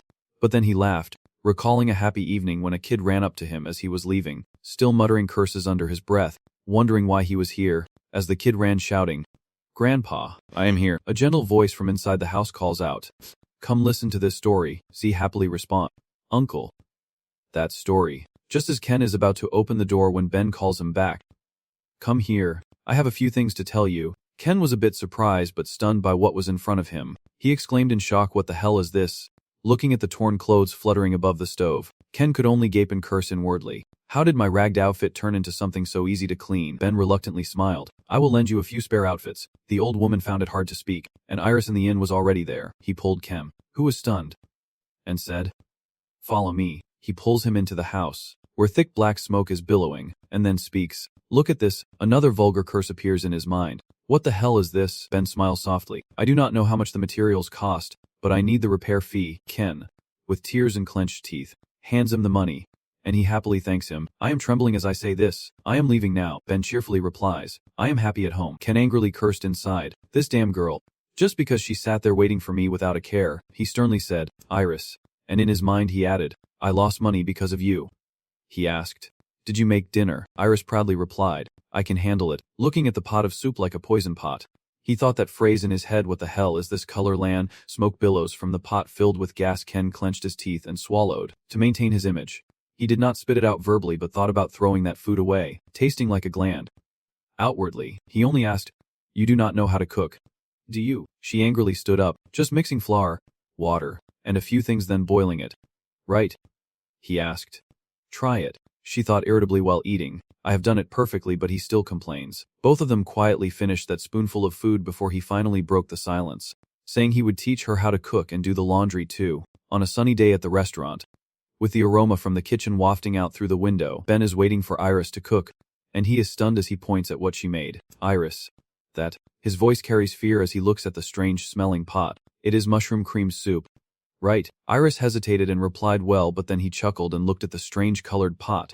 "I am not sure either." Ben softly joked. "I only looked away for a moment." "So what did you add?" "What from hell spices?" Iris snapped back. "No way, silly Ben." The helpless uncle advises her, "You need to focus on your career. If things keep going like this, everything will be lost." From an outside perspective, a cloud of black smoke spreads out, frightening everyone. "Mom, it is burning." Ben tries to stop Iris from cooking further. "The window is open so there is no worry about fumes, but I think you should just throw that pot away. I know you cook with all your heart out of caution, so try again tomorrow." Iris lowers her head and looks resigned. "Fine, I won't try again anymore." Seeing the girl look like she is about to cry, he gently comforted her. "Come on, do not be like that, Iris. You are learning quickly." "That is right. This is your first time making mushroom cream soup." Ben looked at the impurity floating nearby. Cooking is not easy, so everyone needs to try a few times. Complimenting further is enough. Ben can't lie anymore. He comforted himself internally. This is not cooking. This is madness. This is death by cooking. But Ben still insisted on pretending to praise until the end. No matter how bad the taste, as long as there was effort, he would happily eat it. He would surely recognize her sincerity. While outside, strangers were pounding on the door. "Boss." The leader here takes off his hat and laughs, telling him to bring beer and snacks. But the person next to him is not very friendly either. "What is with that smoke?" "All right." Ben runs out to greet them. "Go inside. I will be done soon." Iris looked at all their weapons and could guess a few things. "Mercenary spirit," Ben whispered to her as he carried the beer. "It is dangerous. Go inside. But I am very stubborn, so I will help cook." "No." Uncle Ganrong does not want Iris to join, and so Ben had to serve all the tables alone without anyone helping him. They kept praising, saying the beer was good. Do. Seeing how hardworking the uncle is, the girl also followed suit and worked faster. "This needs to be stirred quickly." She listened in on their conversation while working. "How long have we been drinking? That bastard probably won't chase us this far. Now that we are here, let us stay for a year or two. We have to hide for at least a year. Damn it. It is all because of the Kingdom of Road." Hearing this, Iris could not help but panic and raised her hand to listen further. "It is not because you caused trouble, Right, it is because those damn brainless projects pushed us into this chase. It is really bad luck. The plan was just to help them survive and let them fend for themselves. With things like this, I would have done more. Have not you already killed them all? If I had known I would run out of money, I would have sold those girls already. Those bastards inside are trembling, but they might still be able to escape. Yeah, you are right, it is just bad luck that they got killed. So disgusting. I can't believe those words came out while there is a girl in the house. The mercenary named Lynn sneered. Yeah, this filthy bloodline should go extinct. This made Iris furious. She might just crush them into dust right now. Because she was so annoyed, Iris threw the lip straight at that blonde head. He did not even have time to finish his sentence. After all, Iris knocked him out cold. Hey, they panicked and ran over shouting, wake up. Ambush. One of them saw Iris's weapon and picked up a lip. Stop right now. The girl stomps out angrily shouting, those words from your damn mouths. Pulling back immediately, Iris shouted loudly. It looks like a bloody fight is about to break out outside Ben's shop. At the same time, elsewhere, Ken suddenly woke up from his trance. My heart keeps pounding wildly. What is going on? Why do I feel like something crazy is about to happen? Ken lost control and snorted all over himself, his head pounding like a hammer and unable to stay awake. Lately, Ken has been in a really bad state. 20% of it is his fault, and the camera shifts to the girl. 80% is because of Iris. Come on, I will show you some crazy stuff. I will do it for you. Iris nervously brings over the feed pot. Looking shy, and it is money too. Ken did not want the ingredients to go to waste, so he ate everything. But he did not know that it could have been his last meal. And thanks to the report, he lost more clothes. Today is already the third day, but Ken keeps holding his head and muttering to himself, Iris. That girl. Ken still needs to rest. If I were not a veteran villain, I would have been dead long ago. On the table are things meant for me, herbal medicine for her cold, a damp towel. Along with that, there is a forge burning all night on the floor, looking for wood to chop and burn. Ken grumbles as he curls up on the bed. That girl is not a hero who can turn a villain into this. The little one must be the Demon King. Honestly, today feels so peaceful. Is she just playing with my feet? Or did she say she would do something? Ken hesitated for a moment, then shrugged and went back to sleep. Not his concern.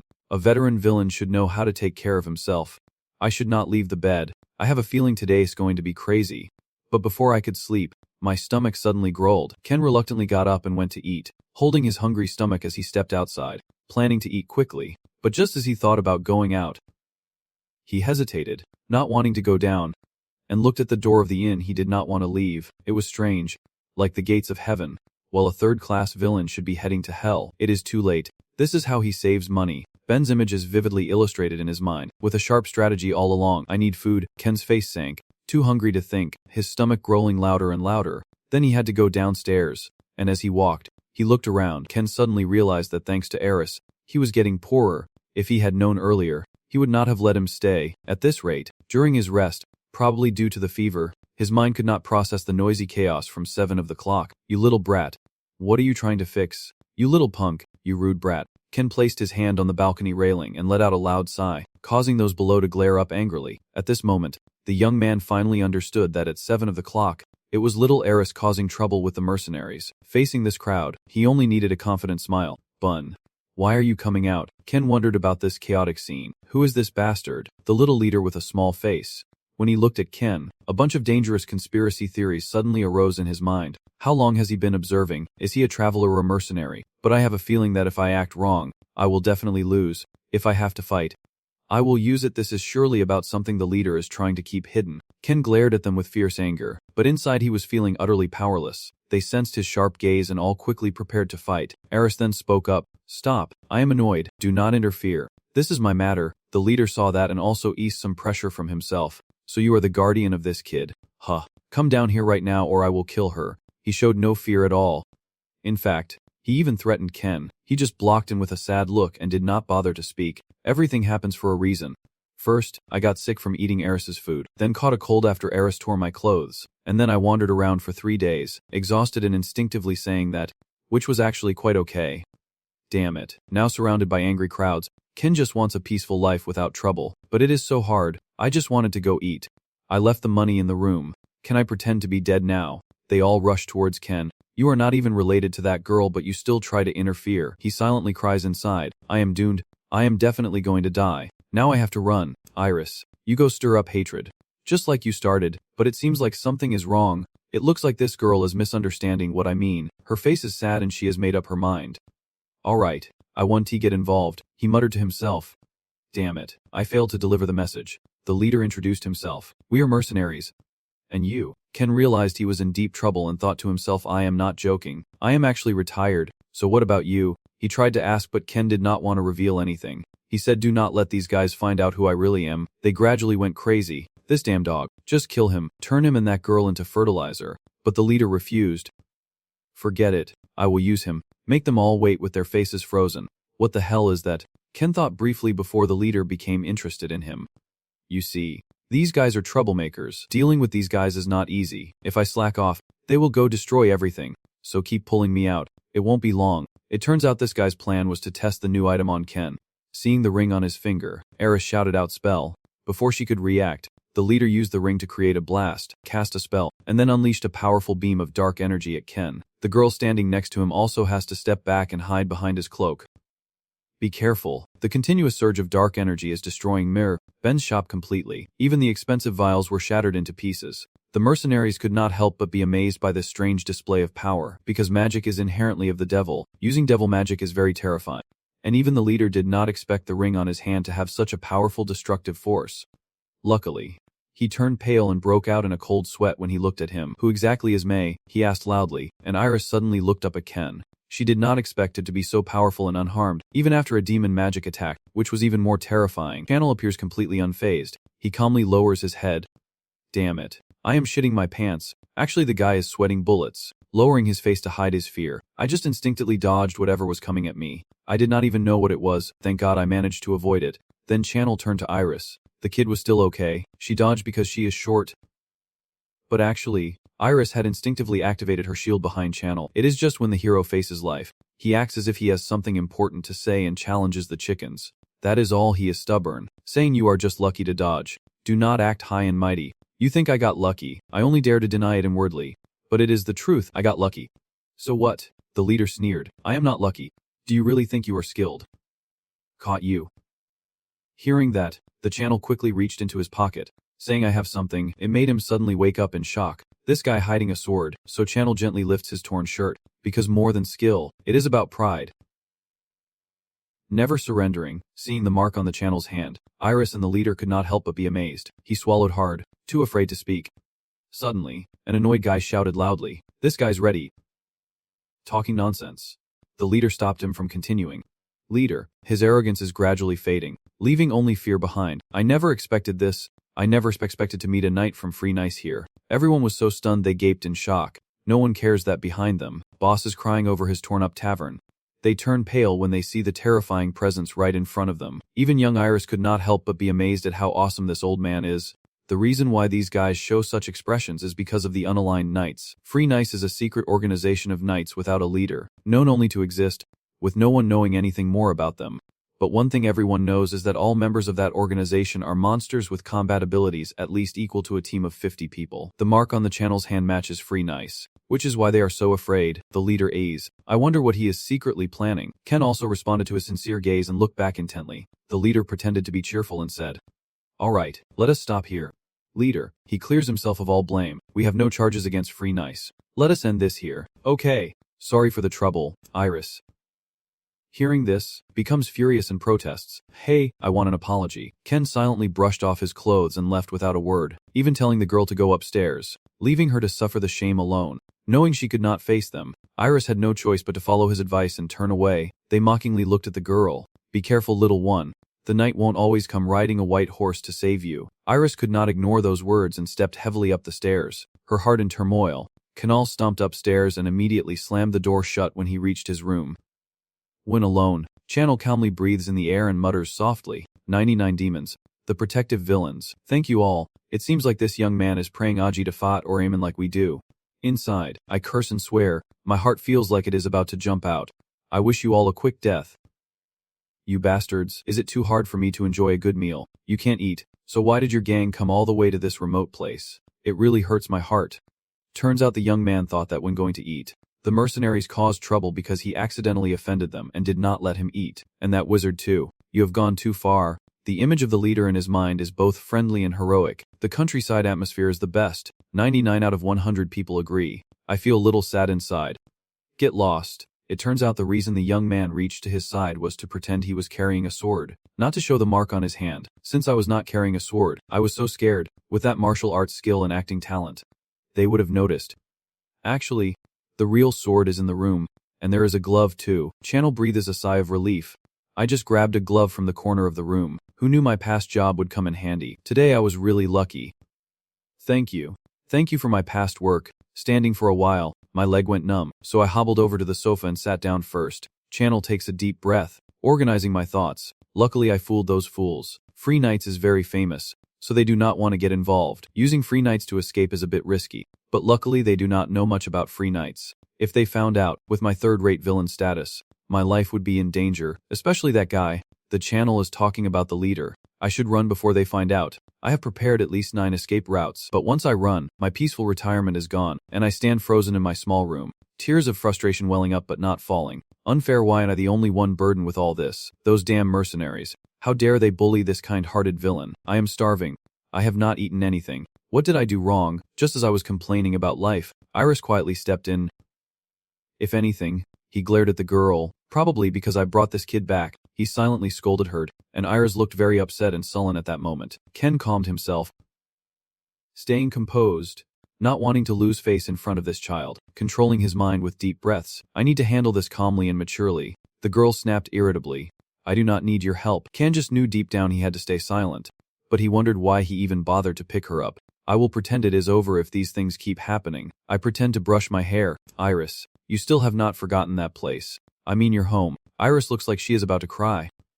Of course, the girl stubbornly dismisses her memories. Ken sighed helplessly and said forget it, making the girl frown deeply. He then avoided eye contact and repeated, if you can't forget, then bury it. It does not matter how you lived before, what memories you have, or what you were attached to. The girl hesitated, not knowing what to say. Then Ken decided that Iris must forget. You have to understand, they are in the past, and we can't turn back time or change the past. You have to live in the present. These words are like a dagger stabbing straight into her heart. Iris shouted in discomfort. Forget, Beery, and live for the present. You have seen what I had to leave behind. How can you say that? Right now Ken looked directly at her face and asked, so how long do you plan to carry those scars? I mean, you should not keep dwelling on your family's death. At that moment, Iris's mind was in complete chaos. Hearing him say that, she could not help but think about her painful past. Dozens of dead faces were replaced by hundreds of images under her shadow. Iris tried to understand him but did not expect him to dismiss everything because he simply did not understand. The reason he could speak so casually is because he does not understand her pain. And after looking into Ken's empty eyes, this time Iris understood that this person would never understand her. Many thoughts flooded her mind. Yes, everyone is like that, this feeling of losing everything and being the only one alive. The only one who understands this pain. The pain makes her heart feel like it is exploding. The fear makes her want to suffocate. And the loneliness freezes her entire body. She will be forever alone. The girl gave him a look of resentment, then tore her hand away after saying that in front of him, her heavy steps gradually leaving the room. As she approached the door, she asked heartbrokenly, why did you bring me along? Ken thought everything was very simple and just answered, but it also needed a reason, which made Iris's mood keep getting worse. The girl was furious, and it was okay to be stupid. But Ken was annoyed. Why did she suddenly speak so rudely? And on top of that, raise her voice. He sighed and stood up. If you want to go, then go. All your advice is just based on your own experience. After all, forget it. Maybe the girl will rebel. I need to finish this first. After a while, it was already evening. He diligently hammered nails into the roof tiles. Is it enough? Channel focused on his small task, sweat pouring down. Satisfied. Finally finished. Thinking back to that girl, even when I brought food to her room she would not eat. I could not stop feeling furious and wanted to tear her apart. That girl Iris. Honestly, leaving me to do everything alone. I have to punish her somehow. But then, I thought about it. The girl has been locked inside for several days already. I pondered for a while, then decided that I would punish her by not letting her into this house. He sighed and said, the girl should reflect on herself in there. Whose fault is it that I have to endure so much lately? And thanks to that, I spend less on food.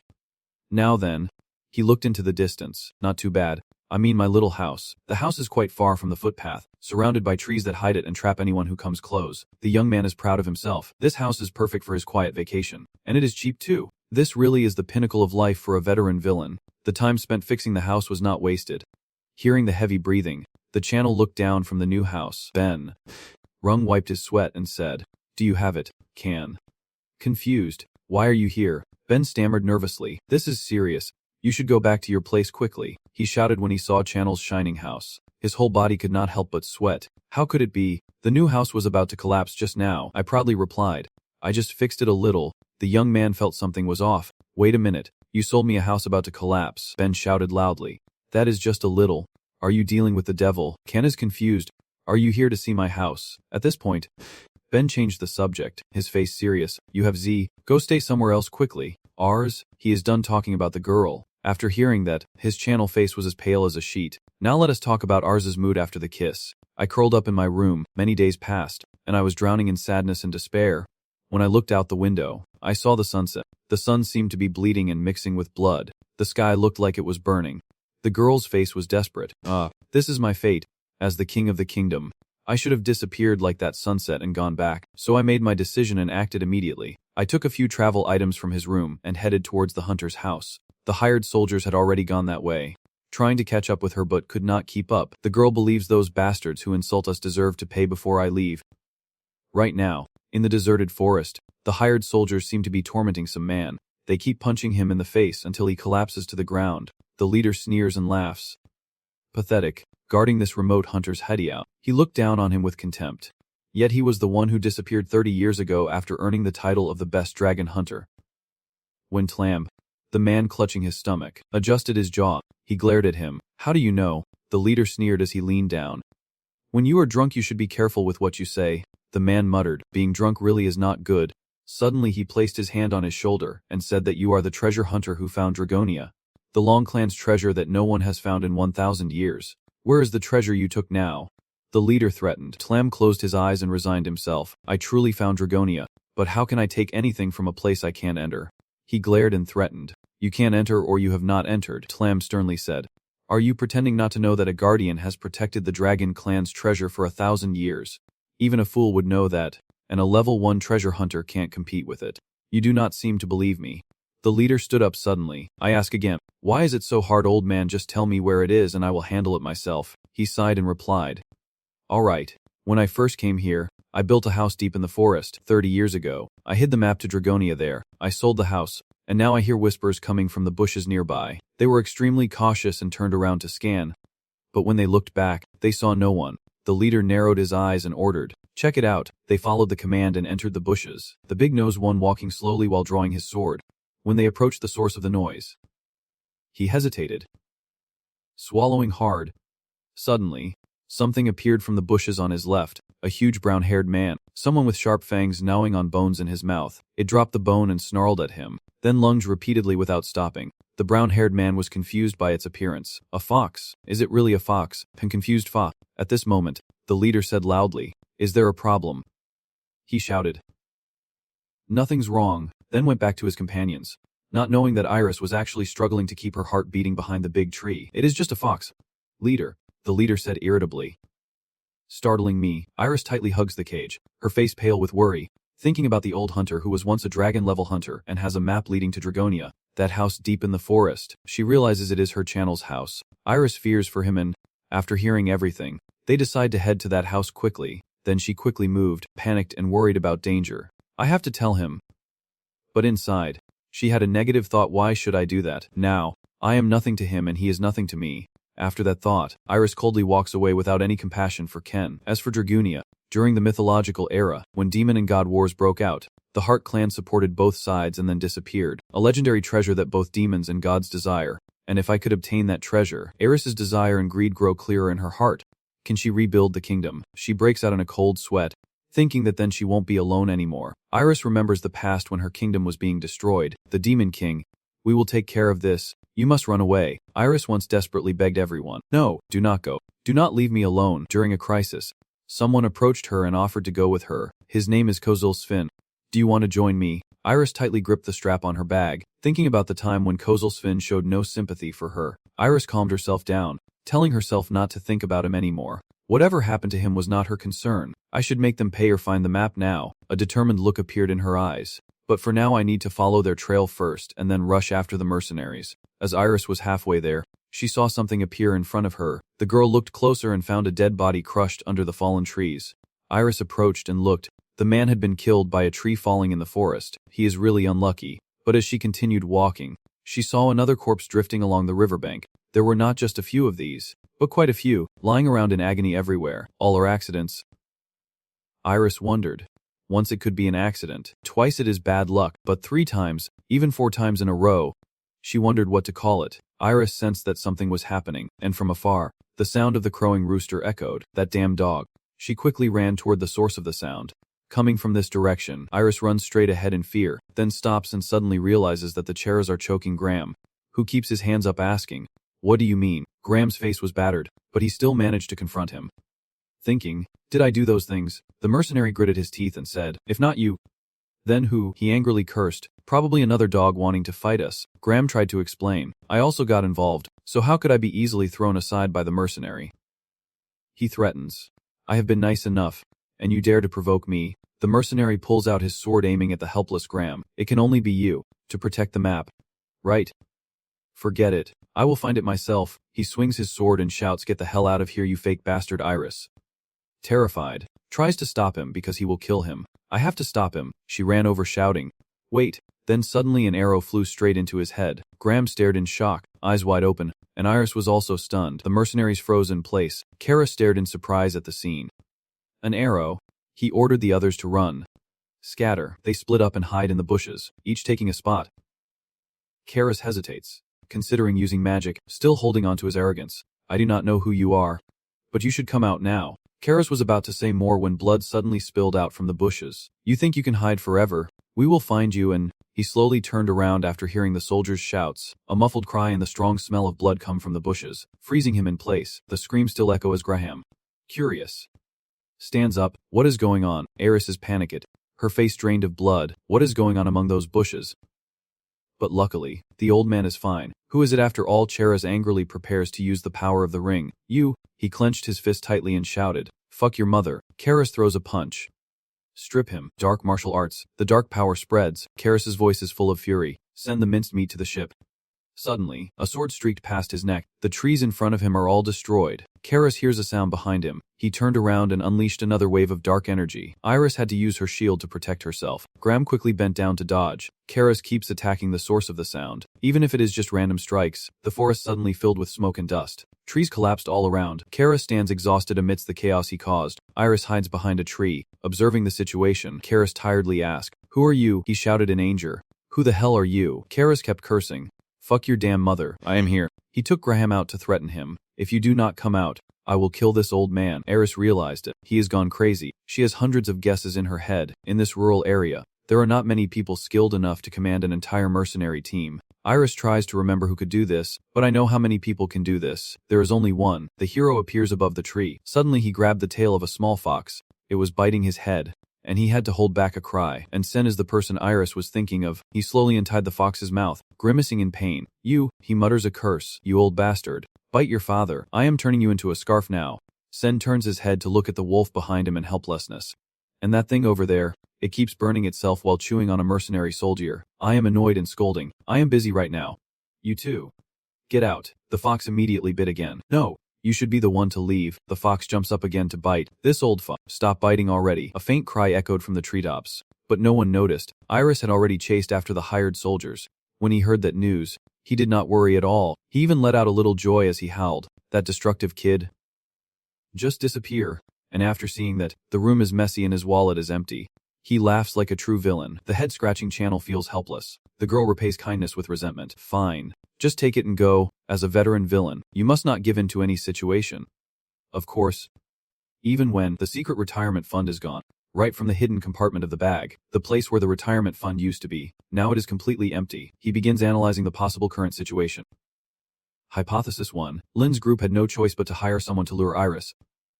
Hypothesis 2. Iris went to find them on her own. It is unclear which hypothesis is correct, but the problem is, the retirement fund is precious, hidden in the water. My retirement fund is in their hands. The more he thought about it, the angrier he became. He made a decision. So, all of those guys, they will all have to die. Ken tightly grips the sharp arrow in his hand. His face twisted in a terrifying expression as he began to calculate. No matter how strong he is, Lin can only hire him, plus a kid in the middle of a rebellion. Which type of trap should I choose? Long is enough. The channel is preparing calmly. Long is enough. Set up many small traps to deal continuous damage to the entire enemy team. Although each trap's damage is weak, the total damage is terrifying. This is truly a hero's trap set. You start each task with the tree to be cut first. Poisonous water beneath, oil on the road with stones. They won't notice until at least 5 of them fail and fall into the mud by the edge. So I thought dealing with these guys would be easy enough. I secretly felt pleased. Then his attitude suddenly changed drastically as the death aura turned into anger. There are several dark black magic streams emanating from the ring. I thought that was all, but the difficulty has increased thanks to those unknown beasts from somewhere. I missed my golden opportunity. They rushed out and ruined all of the channel's plans. I just chased away a black one. As I was about to transform, I heard something else happening nearby. Someone, when they see the yellow one appear, starts cursing loudly. Wallet, clutching the bow tightly in its hand, complains angrily. Honestly, we should not have let them run. We should have turned them into a bloody mess. Because of them, my bow is broken. The string has snapped and is no longer strong enough, so this bow can only shoot 2 more times now. Looking down, Karis is suspiciously glancing around, but now he is on alert. It is not easy to catch him off guard. Time to change tactics. Ken reached back and drew his arrow, then lowered his voice to threaten menacingly. You are just waiting for me to show myself. Bitch. Iris quietly recognizes this voice. Hold on. He also quickly figured out the position near the shouting. It is you. But all he could hear was the whistling sound of the arrow rushing toward him, and Cheraz instinctively raised his hand to block. But the arrow struck its target and sank into the ground right in front of him. The calm voice still echoed throughout the deep forest. Do you want to see my sword? He roared. Answer me, Edwing's Cheras. He looked around in panic. How do you know my name? The high channel does not know how to respond. I secretly suspect you are just showing off your special ability, and now you are asking me that question. The thing that makes your voice echo loudly without being detected is the sound-absorbing stone. He is still trying to find his attacker beneath the necklace he is wearing. Nina keeps sweating. Damn. I can't determine where that guy is from those echoes. Looking at the forceful trajectory of the arrow stuck in the ground, it feels a bit ominous, he quietly assessed. He predicted the force level. Ken pulls out the arrow from behind, mistakenly thinking, that guy is also in a good position for me to shoot. He pulls the bowstring again and makes his decision. I will end you. In Cheraz's world of questions. Why? Why is a rogue knight targeting us? His question made the action of pulling the channel's name pause, and his eyes hardened to a terrifying degree. The channel sneered to itself. You took my retirement fund. The thing I consider like my child. He used to cherish it. My retirement fund. In your hands. Share what you see. You want her to be a flower girl. Even to hold and kiss her at night. Good night now. You ask why. It took a moment to regain composure. The voice asked softly. Where is it? Cheraz looked confused. Huh. He looked around suspiciously. What are you talking about? Only she is hiding behind the tree. Worried. He is still questioning. After you guys left, it also disappeared. Don't he tell me that was just a coincidence? Hearing that, Iris clenched her bag strap in self-blame. They are watching me, looking for me. Yet I was about to betray him. The evening sky was painted in a soft orange hue. The voice remained steady. Do I have to face the consequences? Even if you guys are a little angry, it is okay, but once you take away what I cherish. Hearing this, her eyes welled up with tears. He raised his bow once more and declared loudly, Then you are my enemies. He roared in fear, not understanding what was happening. Wait a moment. Before Cheraz could say more, the arrow shot past his hand and embedded itself into the tree behind. He stared at the arrow right beside him, trembling as he analyzed it. He desperately tried to stay conscious to suppress himself. Meanwhile, the channel above laments missed again. Cheraz clenched his teeth, suppressing his rage that the heavens silently witnessed. That son of a bitch, he snarls defiantly. Do not you want to know where she is? This question makes both of them, hiding their true selves, startle, while Cheraz is still frantically screaming. If you want to know where she is, then show yourself. The channel's voice lowered. Otherwise, his hand is clenched tightly, and streams of magic flow out from the ring. It shows just how angry Cheraz. The button behind the tree. Iris tilted her head, gazing at the cracked wall. He was broken, as if he was all alone. How dare he exploit Kosa's misunderstanding to deceive him? She silently analyzed. But he is a rational person. He won't be fooled. But she has not shown up yet. Iris is sure of that, and in reality, she felt a stabbing pain. A canal from above jumped down to face him, amid Cheraz's insane laughter. He coldly calls out his name, Cheraz. The dark eyes flicked a glance at him. Ken Hoidu, Iris Dora. Cheraz grinned wildly under Ken's cold gaze, speaking loudly with excitement. I see. You are quite an interesting knight. But it seems Cheraz is mocking with a sneer. Free knights have long been gone. Have not they? His words make him uncomfortable, but that intense look remains cold and indifferent. Cheraz chuckles happily, teasing him further. It seems to be true. You guys have been destroyed by it itself, my noble spirit. This line made Iris straighten up. The girl looked forward in shock, memories of that day flooding back, as the channel sat in front of me and introduced himself. He said, "My name is Kozlsvin. Do you want to come with me?" At that moment, little Iris only had one question in her mind. What is wrong with this human? But she realizes his eyes are also empty like hers. The memory ends, and Iris feels helpless. Her eyes widen in shock. Her mind also realized that Kozl had lost everything just like her. That is why he took my hand when I had nothing left. Iris covered her mouth, suppressing her terrified sobs. In my mind, all kinds of bloody scenarios flashed by. So for Kozl, I am, on the other side. He is still rambling on and on to escape to this rural area. Luckily, one of the surviving knights must have betrayed and slaughtered the free-spirited followers. She quickly retreated behind the tree trunk, but unfortunately her small foot stepped on a branch blocking her way. A cracking sound drew the attention of the two of them, and Ken was the first to recognize who it was. I narrow my eyes and call out softly, "Iris." Kiraz looked over here, anxious and restless. Hearing Channel call him, he was startled and confused. The fake hostage plan has been exposed. How should I explain it now? If we fight, it will be hard to beat this guy. Kiraz quietly calculates while watching his proud figure in front of him. Then I just need to target what he wants to protect. Thinking that, he cast a spell toward where Iris was hiding, leaving the others stunned. That faint purple magic surged toward the girl standing frozen there. Kiraz shouted, "Die," then unleashed a few more streams of magic to attack her. Wait a moment. Let us quickly see the reason behind this channel's appearance and show our heroic spirit. Hypothesis 1 is that Iris, with her sparkling eyes, nervously says, "Is doing this for me." Hypothesis 2 is that the old man, hiding somewhere in the forest, is annoyed as he watches the two fathers argue and whispers for them to go somewhere else. And of course, none of the hypotheses are correct. Saving people is a hero's duty. But I am the villain. I just want my retirement fund. Right now, all I want to say in my mind is just one sentence. That is enough. Give me back my money. But look, he is analyzing himself. Red eyes. Cold sweat. Unstable mana, almost at his limit. And what only veteran villains know is that the number one reason a dark mage dies is because they are cornered to the point of no return. When the villain is cornered and self-destructs, the damage radius is at least 1 kilometer. And if that happens, my retirement fund is gone. The illustration of the channel's imagination now shows the three of them all ruined by his self-destruction. And thinking of this, the channel feels a bit dejected. He begins to plan, to use this villain. First he needs to follow his plan. So I turned to act a bit and asked where Eris was. Of course, I already had a plan. The technique Karas uses is called actual demon magic. This is stealing and using the power of an imprisoned demon. All mages share a common limit, which is the time they can use the demon's power. Channel silently counts down. 600 seconds. He is running out of time. I keep calculating. 595 seconds. 596 seconds. But Eris's appearance has ruined that plan. Only 2 seconds left. Seeing that magic flow, Can devised a plan.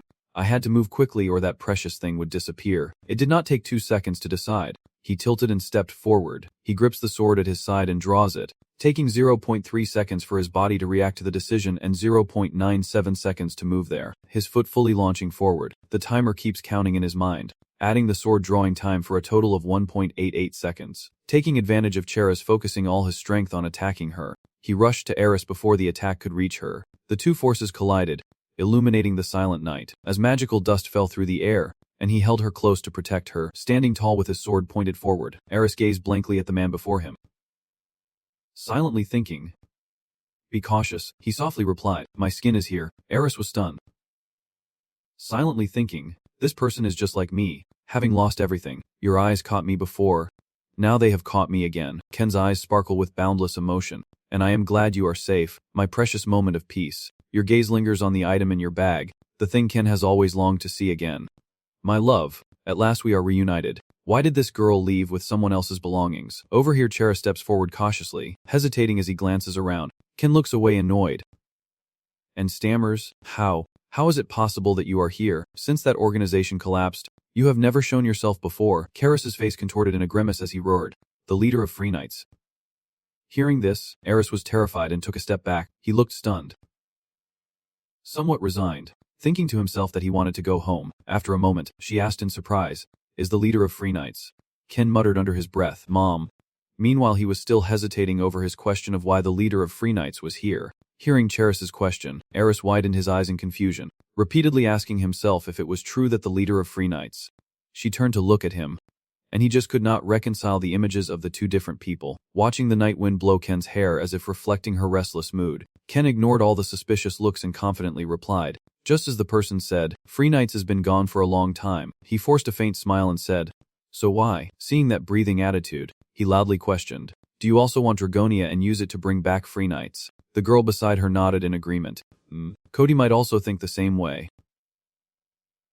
Rebuilding free knights. Secretly glancing at the person beside her, Iris hesitated but also wondered if she could fulfill both their wishes with just Dragonia. We both could go back to those days, but when we do, you and I will no longer be here.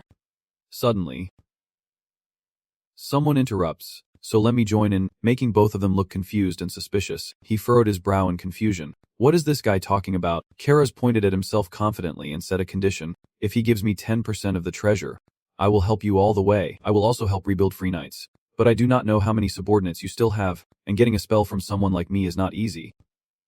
You understand, right?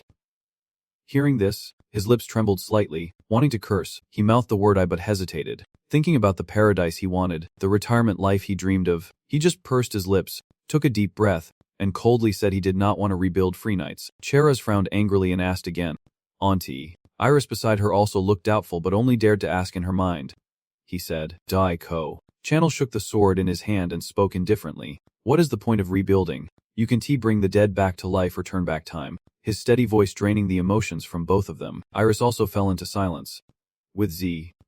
Unlike me, I do not even dare to try to bury my regrets. Let yourself stay trapped in the past, carrying the corpses that should have been buried. But now the channel says living in the past is just a waste of time. Nothing is more meaningless than greed. It shattered Iris's trust completely, and she sank into an overwhelming wave of grief. I know. Even with Dragonia, I can't bring the dead back to life. I also know that turning back time is impossible. I am just clinging to a false hope. Seeing Iris's unstable emotion, the channel gently placed a hand on her shoulder to comfort her, but Iris could only muster enough strength to ponder. He had tried to tell her that these lingering feelings, and that regret only held me back. Seeing Iris's emotions stabilize, Channel stepped forward, turning his broad shoulders to warn. Do not stain my past with your meaningless greed. His serious attitude moved Iris so much that she looked up at the man before her with red-rimmed eyes.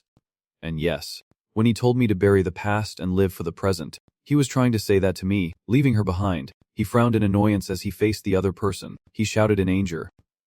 So Dragonia, the channel bluntly retorted, if you want to fertilize 1,000-year-old land, then come and take it all. Karaz stammered in disbelief, recalling the phrase that successfully angered him, and once again a wave of magic surrounded him. Cheraz roared in fury, thinking I did not know you were trying to deceive me to monopolize the treasure.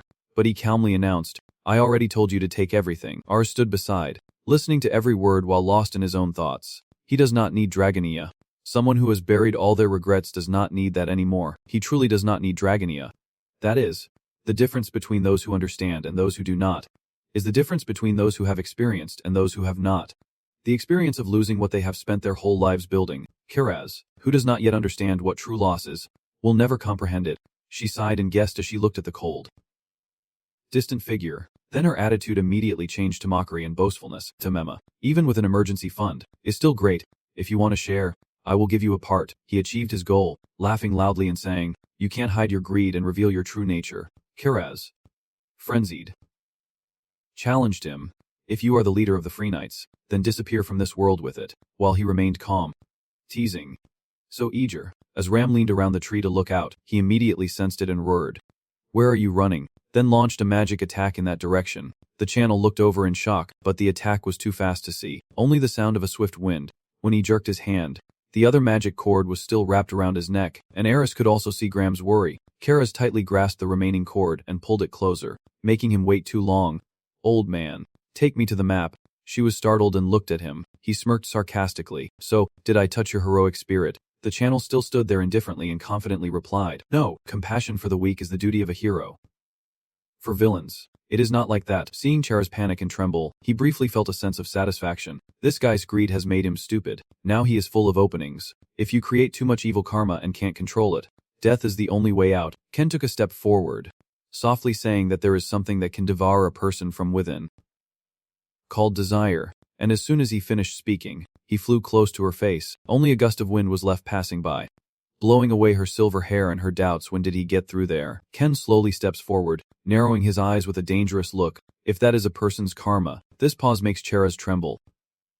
Ken continues, a person's karma will devour and consume them. His words echoed everywhere, driving him insane as he shouted in chaos and relentlessly attacked Graham. While Ken hid behind the old man with calculating eyes, he shouted a command, let him go. Ken jumps up to catch him, helping Graham sit down, then stands in front of him just as he rushes forward in a frenzy. He swung his sword and slashed, shouting let him die, then naturally retracted the sword into himself, and a slash of the sword cut off that hand. Seeing the helpless hand lying on the ground, Cheras was stunned for a moment. His eyes drifted down to the helpless arm, his gaze filled with helplessness and pain, his hand trembling. In his frenzy, Cheras shouted loudly as he threw the sword forward. It flew straight at Ken, and he just tilted his body slightly, the sword already embedded deep into the tree behind him. Seizing the opportunity, Cheras quickly picked up the hand from the ground, then let it go and loudly recited a spell, peeling off his armor.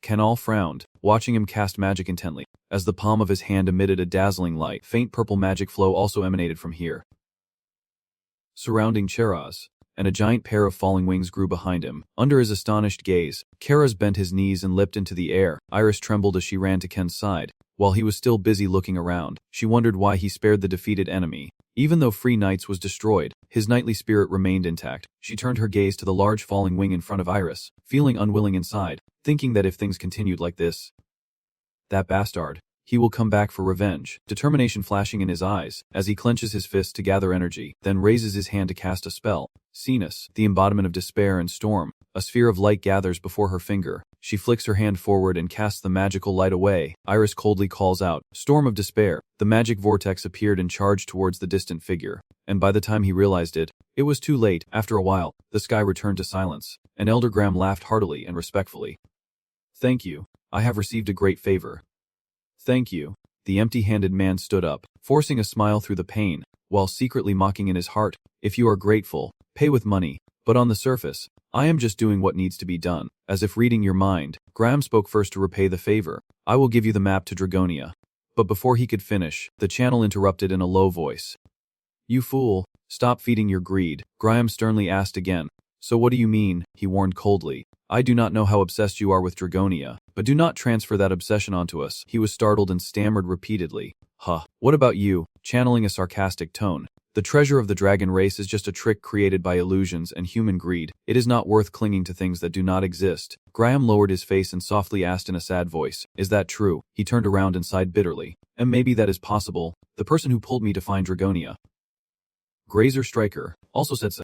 He looked at that dejected back with some discomfort in his heart. Graham muttered to himself as he walked away, wondering why he had come to Dragonia. Ken's eyes narrowed, his mood sinking sharply. Arist stepped closer, whispering softly and cautiously. Then he hesitantly took out his bag, his brow furrowed deeply, but inside he was secretly pleased. What is this? Does she think she will be forgiven after causing all those things? Remembering her vacation fund, and just wants to hold her and shout "I love you," so Ken decides she is forgiven. Just this once, he stormed off without saying a word to her. But he thought to himself, abandoning a kid like that, fine. I do not want a hero to come knocking and punish me. I am really afraid of heroes. So I had to tell the small shadow behind me that the main reason was because I safely brought you home. So I forgave you. She was momentarily stunned, then shouted yes and hurriedly ran after him. After walking for a while still in the forest, Iris felt a bit uneasy, wondering why he had not returned home. Koz did not say anything on the way. Is he angry? He is worried about me and even defeated the mercenaries for me. Yet the more I think about it, the more I feel guilty. Koz must be very disappointed in me. He probably will send me away, as I was lost in self-blame. The channel suddenly called out loudly, "Iris." He is standing in front of a wooden house and introducing, "From now on this is our home." She opened her eyes in shock and looked at him. "Our house." He said our house. The channel softly reminded her, "It is late too. Let us go inside and rest. I am so exhausted." Iris looked at him with confusion, gazing at the wooden house in front of her, feeling a bit hesitant inside, unable to find words, wondering if this was happiness, sadness, or regret. She touched her chest and bowed her head in self-reflection. Unable to describe the emotions gradually filling her heart, Iris drifted into her memories, thinking she would never forget the faces of those who had passed, wanting to follow them, wishing to change the past. But it was just the stubbornness of a cowardly person. The truth was, she felt helpless. She asked softly again, "Is this the moment to make a decision?" Iris looked at her with confusion, but that was no longer the issue. Even if the time spent with him is buried, it is not meaningless. Nuuk gazes at the bright moon above. Iris silently vows that as a survivor of the fallen capital, she will let go of regrets about the past and only keep the good memories, so that I can create and enjoy new memories. That will be how I bury the past. The memories come to an end as Iris turns around sharply and follows him into that small house, leaving behind the painful past. A sigh of relief escaping, Shiraz sits leaning against a tree, wrapping a bandage around his severed arm with his hand and mouth, feeling uneasy and somewhat confused. What was that wind earlier? It was not an ordinary breeze. Then he suddenly remembered Iris's figure at that moment and realized it must have been magic. Kiraz recalled a few things, having seen something similar before when he was hired by the Rot Kingdom.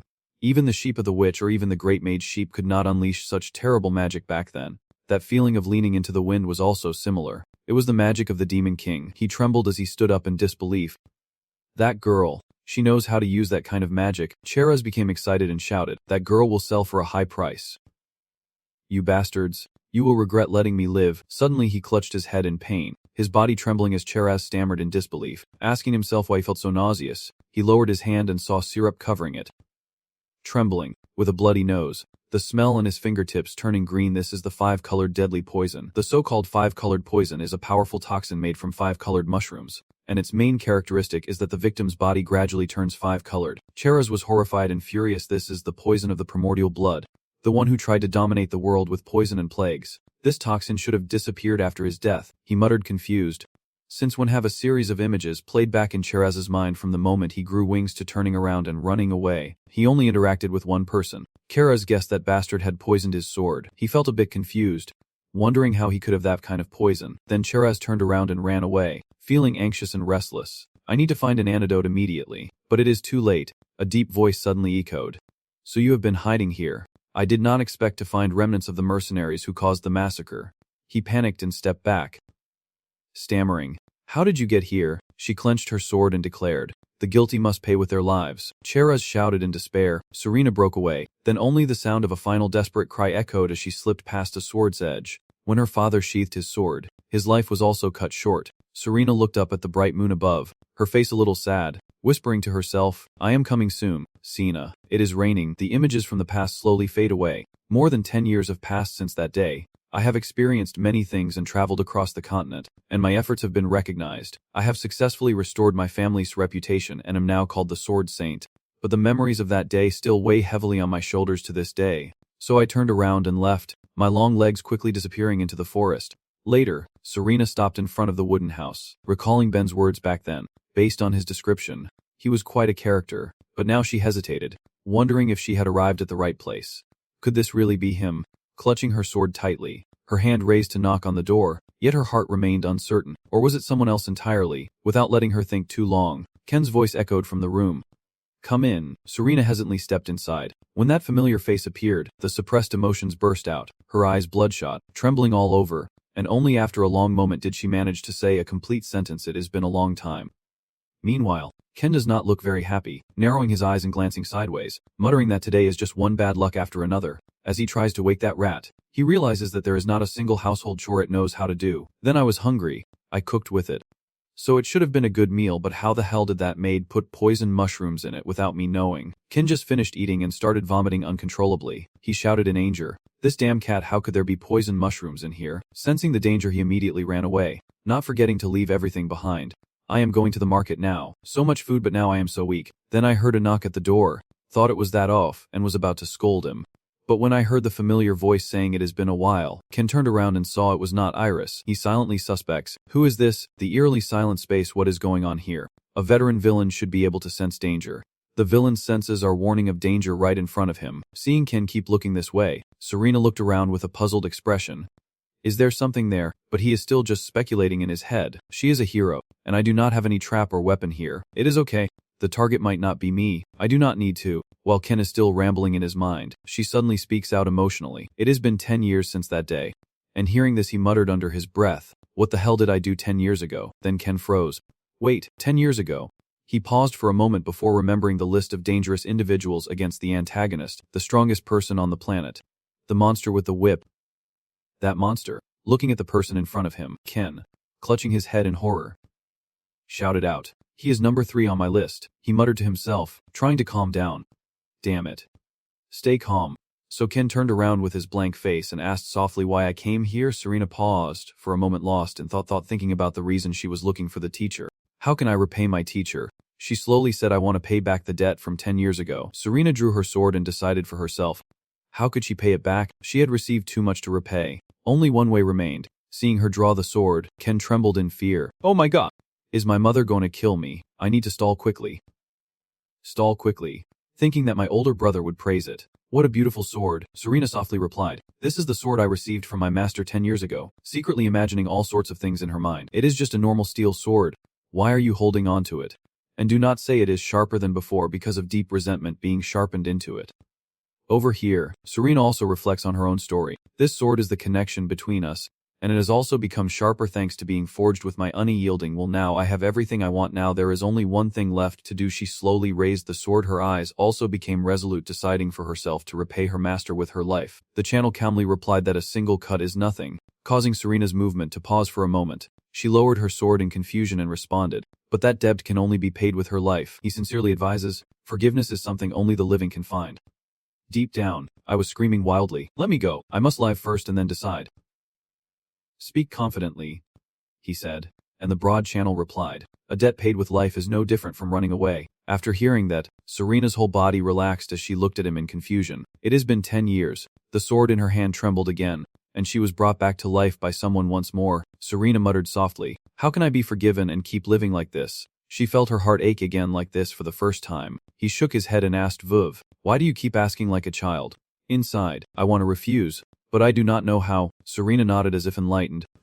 I am no longer the child I was 10 years ago. She loudly declares that if death is not enough, she will live. What I need to do, what I want, I will stay by your side and repay you bit by bit. I know better than anyone else that. Serena kneels with her sword and makes a vow. At this moment, Serena de Lavelle, swear before my sword, until the day my sword breaks and my head falls, I will keep this vow. She looked straight at the channel and spoke seriously. Echoing throughout the room, he sat quietly in his chair, feeling restless and confused about what was happening. He kept asking himself, what is going on? Aren't you here to kill me? Channel looked seriously at Serena, still kneeling respectfully. But I can't understand what is going on. What kind of strange situation is this? Someone please explain. After witnessing everything, he was still confused and could not recognize himself. It is hard to believe that even the Kwai Vong would be surprised to see this scene, because I imagined 40 different futures, and all of them were wrong. I started to envision a terrifying nightmare scenario. I have never been in this situation before. This monster has devoured all my assumptions, and now my hands are still trembling as I try to reassure myself. Alright. Calm down. Stay calm. Then Ken seriously reflected on everything. The most important thing is that the danger of losing my life is gone, and even now I still trust myself. But not only that, he is also hard to understand. I have no idea what this crazy person is thinking anymore. It seems they believe I am the one who saved them. However, I dismissed that thought and thought differently. But it was you who wiped out Deathsaw, not me. And that incident also started because of this crazy girl. I think I should look for another way. But I am the villain. She is the hero. It is normal for her to suddenly go berserk and attack me. You need to remove her weapon first. After thinking for a moment, he coldly pointed in that direction and said, the first room on the right, put it back in its place. Hearing the instructions, she also hurried to follow. Yes. Seeing this scene, he also had some thoughts. Now's the time. Let us go all out. He suddenly said something that made her pause. I have long since washed my hands of fighting and gone into hiding. Serena also turned around and asked, really? So he also continued to speak when deciding to live here. Just like how he shared the reason why I put down my sword to start a family. Although a bit surprised, he forgot the echo of swords and listened to children's laughter, forgot the smell of decaying corpses and got used to the scent of hot food. He revealed a truth that made her panic, becoming a master of disguise rather than a war master. This truth completely shocked Serena. I have always faced every situation without hesitation. But the reason he put down his sword is because his ideals are noble, and above all, because these words made her sink into thoughts of cowardice. He also made a proposal to her. From now on, you will be an ordinary person here. Hearing this, Serena collapsed, as if it were a death sentence for herself, but the vow she made, the emotions she had suppressed for 10 years. She also began to bow, accepting this truth. I understand now. It made me bow my head. Seeing that she had surrendered, Ken was pleased and said, if there are no clothes, there is a set in a box in the room. Take it out and wear it. And Serena also obeyed. Yes. After she changed and finished pouring, Ken was very proud of his success. The perfect plan. The little one was fooled. Ken was very proud of this thought. Once she lost all her weapons, she would be like a fish on a chopping board. I came up with a perfect plan. I am the best. Even if it fails, I still have 108 traps and 36 schemes to get rid of her. And Serena chose her clothes and self-pity. But it is okay. Do not hesitate. But she still looked sadly at Ken. After 10 years she had lived like a corpse holding a sword. So maybe it was just because she was not used to it. Later, in that room, There was a neatly folded set of clothes, and she felt a bit strange seeing herself. The sensation was a little odd, and thinking back, she realized she had never experienced it before. Serena was not familiar with her current situation, a normal life, but she found it strange to see his expression, as if just meeting her again. He had already given her a new lesson, as if he knew what she needed to be happy. Faced with this situation, she also wondered if she could put down her sword and move on. Serena hesitated, clutching her sword, as her teacher had not changed at all since she first laid down her sword, and she also reassured herself that if he could continue living after laying down his sword, then she could also go on living after doing the same. The more it was like that, the more she felt uneasy, as if all the guilt, responsibility, and regret she carried were being completely lifted away. Thinking of this, Serena could no longer accept this situation. She also knows her own abilities, and the teacher realized at the moment he saw her, she is a fool who cannot let go of her sword, and what she needs right now. She keeps touching the photo of her younger self, and Serena is determined with a certain resolve indeed. She should not let her guard down around the teacher. At this moment, as the sun has set behind the mountain and darkness has fallen, Iris wanders on the mountain as if searching for something.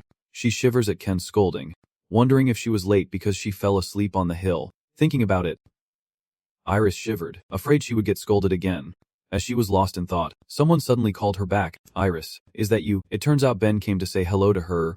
"Are you going home now?" But Iris just turned away and said, "No. I still have some questions." "What is wrong?" After hearing that, he nervously explained that he was just asking about the guest who visited her house, which made Iris freeze. Guest? Ben honestly recounted everything that happened. As he found it confusing, she had stopped by his place, seemed to have known about the goat for a long time, and was looking for him. She only asked for the address and then left, and he had never seen her before, so he wondered if it was her first time here, which made her fall into deep thought. Aunt.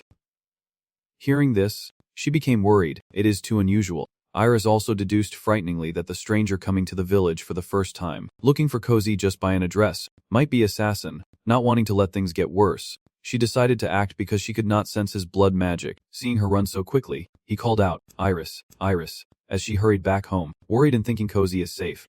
Right, he has not been assassinated, has he? Approaching the house and seeing it still lit, Iris remained anxious. Has something happened? Standing nervously in front of her house, she hesitated to open the door out of fear and anxiety. Just as she was about to give up, she heard a familiar voice say, "Come in." After hearing his confirmation, she also smiled happily, then stepped inside and, seeing him, let out a relieved breath. He is still safe. He is safe. He saw her return and immediately stood up and said, "You are back late." She seemed to see something and stammered, "I need to do a few things." Ignoring the warning he was giving, she only paid attention to the coat hanging there. "Next time watch the time." She immediately thought deeply and replied yes. At this moment he also mentioned something and had a guest arrive. Because he understood Iris's thoughts, he decided to let her know beforehand, in case she provoked that little one and caused trouble. Iris shivered all over and asked again, "Who is it?" "That is," he coldly replied, "an old acquaintance." Hearing that, she thought curiously, "My lover." At this moment, Serena also walks over, open the door and step in to introduce herself, saying, "From now on we will live together, so let us introduce ourselves." Serena approaches with a cheerful smile and extends her hand, saying, "I am Serena, very pleased to meet you." Seeing her so friendly, Ken was completely stunned and caught off guard. He vividly remembered that scene. She looked completely like a crazed murderer, just changing her outfit, but her attitude changed entirely. Whoa. Chills run down my spine, and Serena is still quietly determined to change and adapt. Just wait and see, because she wants a peaceful life. Watching them happily shake hands makes me think, I will definitely send her far away. Because even from afar he could see their thoughts through that handshake. And he could feel it just by looking at Serena's worried expression. I saw her and felt a bit worried on the surface, asking if everything was okay. But inside I was anxious. "Irie, nice to meet you. My life as the Demon King is about to get tough. I just arrived home and already hear singing coming from inside." Iris, still half asleep, mumbled, "What should I cook today?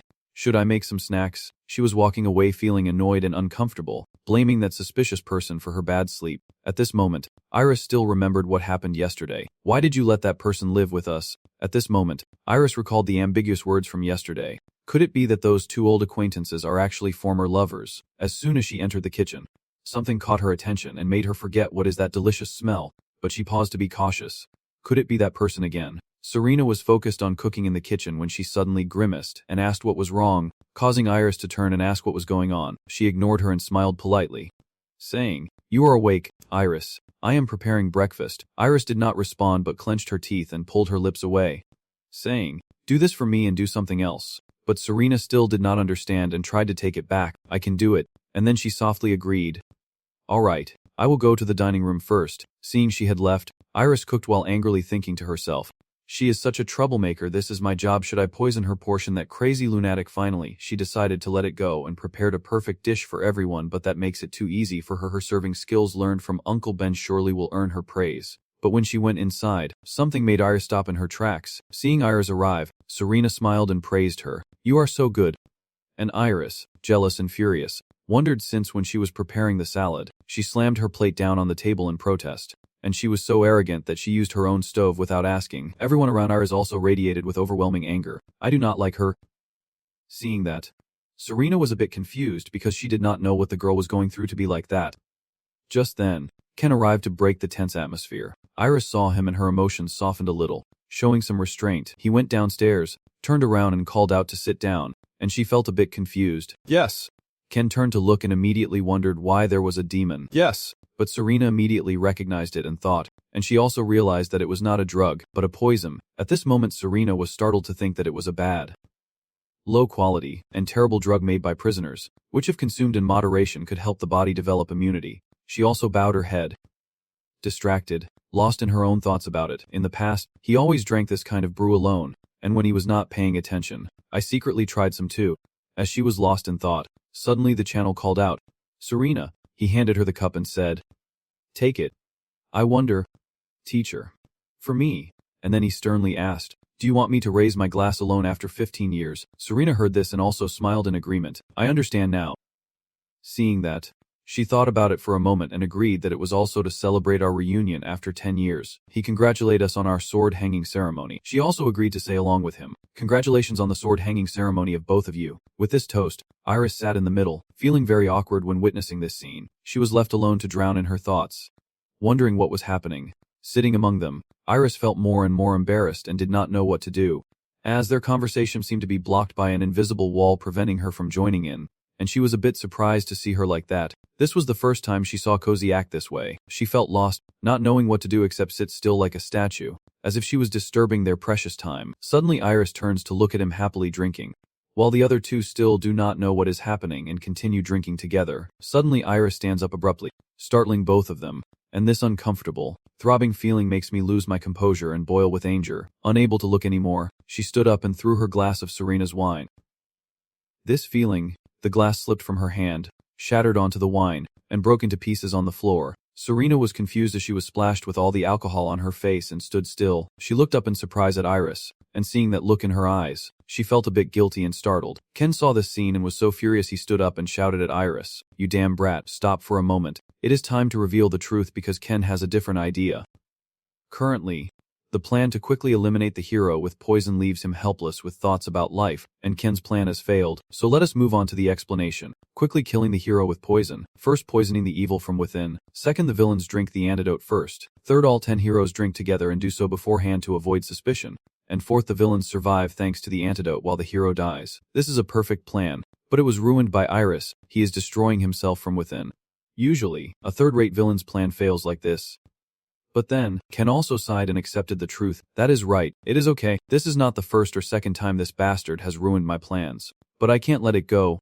Ken won't forgive this time because the poison he is using is so deadly that even he secretly mourns when it takes effect. No, my precious vacation fund, because you went to get the deadly venom, which is also his vacation fund, and it is also explained that Dian Longley is the most advanced poison, capable of killing even dragons, because obtaining it is as difficult as plucking stars from the sky, and if sold to royal families with many siblings or evil organizations, it would bring enough money to live a lifetime. Seeing Iris innocently say it was her fault made Ken want to punish her immediately. Even though I used such a precious poison, I have already sacrificed myself to trick her into drinking the poison. I had to do it with just one sip. Thinking about this, he felt like he was about to collapse. Thanks to the antidote, he would not die, but the poison's aftereffects would. He was in agony, trying to appear strong, even though he had taken the antidote. The pain was excruciating, like being burned alive. He understands that this poison can also cause damage if it contacts the skin, and his plan will be exposed if a few drops of wine stay on his face. At this moment, Ken also cares and tells Serena to go take a shower. She slowly stands up and says reluctantly yes. Watching her leave with a bitter heart, Iris still feels a heavy weight in her chest and clenches her fists, not wanting to ruin this meal. Iris was lost in the thought that there were many things she wanted to say but could not bring herself to speak.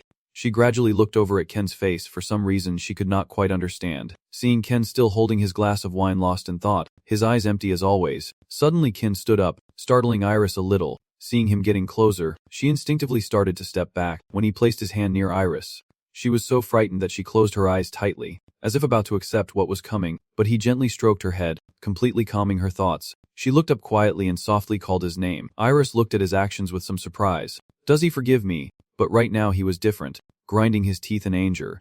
It looks like that, but his hand seems to want to vent his anger. I will never forgive you because everything he prepared was very meticulous, and I even planned to sell the rest of that toxic plan. This is that crazy hairball. I will buy it. No, I will pay more. Forget that plan now. And he made a different decision. We will sell this brat to cover the loss. But as I was thinking, seeing her obediently let me pat her head made me hesitate a bit. Ken chose to turn away and walk off instead. I am exhausted. I need energy to scold this brat. When he returned to the table and looked at the plate of food with a disappointed expression, he saw his dish with dues, and it was ruined. So he sighed a little, feeling regretful, and had to give up on this portion. When Iris returned to the table and looked over, she was a bit surprised to see Ken staring intently at the plate of food. Then she also understood to some extent after the head pat earlier. It was not for Du, nor for Serena. She happily thought that he cared about the dish she cooked. After thinking, Iris quickly went out and said, I will bring out a new portion of the dish right away. This only makes him even more annoyed and irritated. He thought, but I should clean this up first before leaving.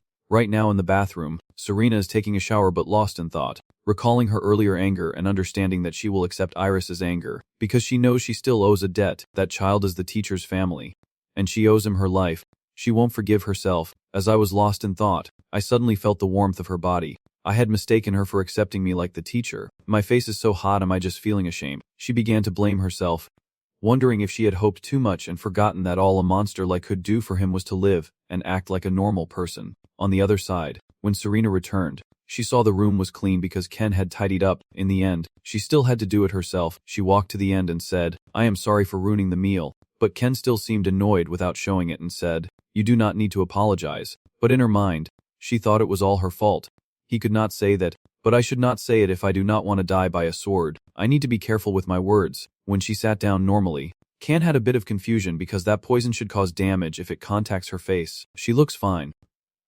And luckily, that means my plan won't be exposed. Then he asked, are you okay? Serena was asked about her well-being and looked surprised. Then she slowly replied, I am fine, I am okay now. Hearing her answer made him even more bitter, and I am still regretting my poison antidote. Seeing her still looking normal made him even more bitter. What a pity, my retirement treasure.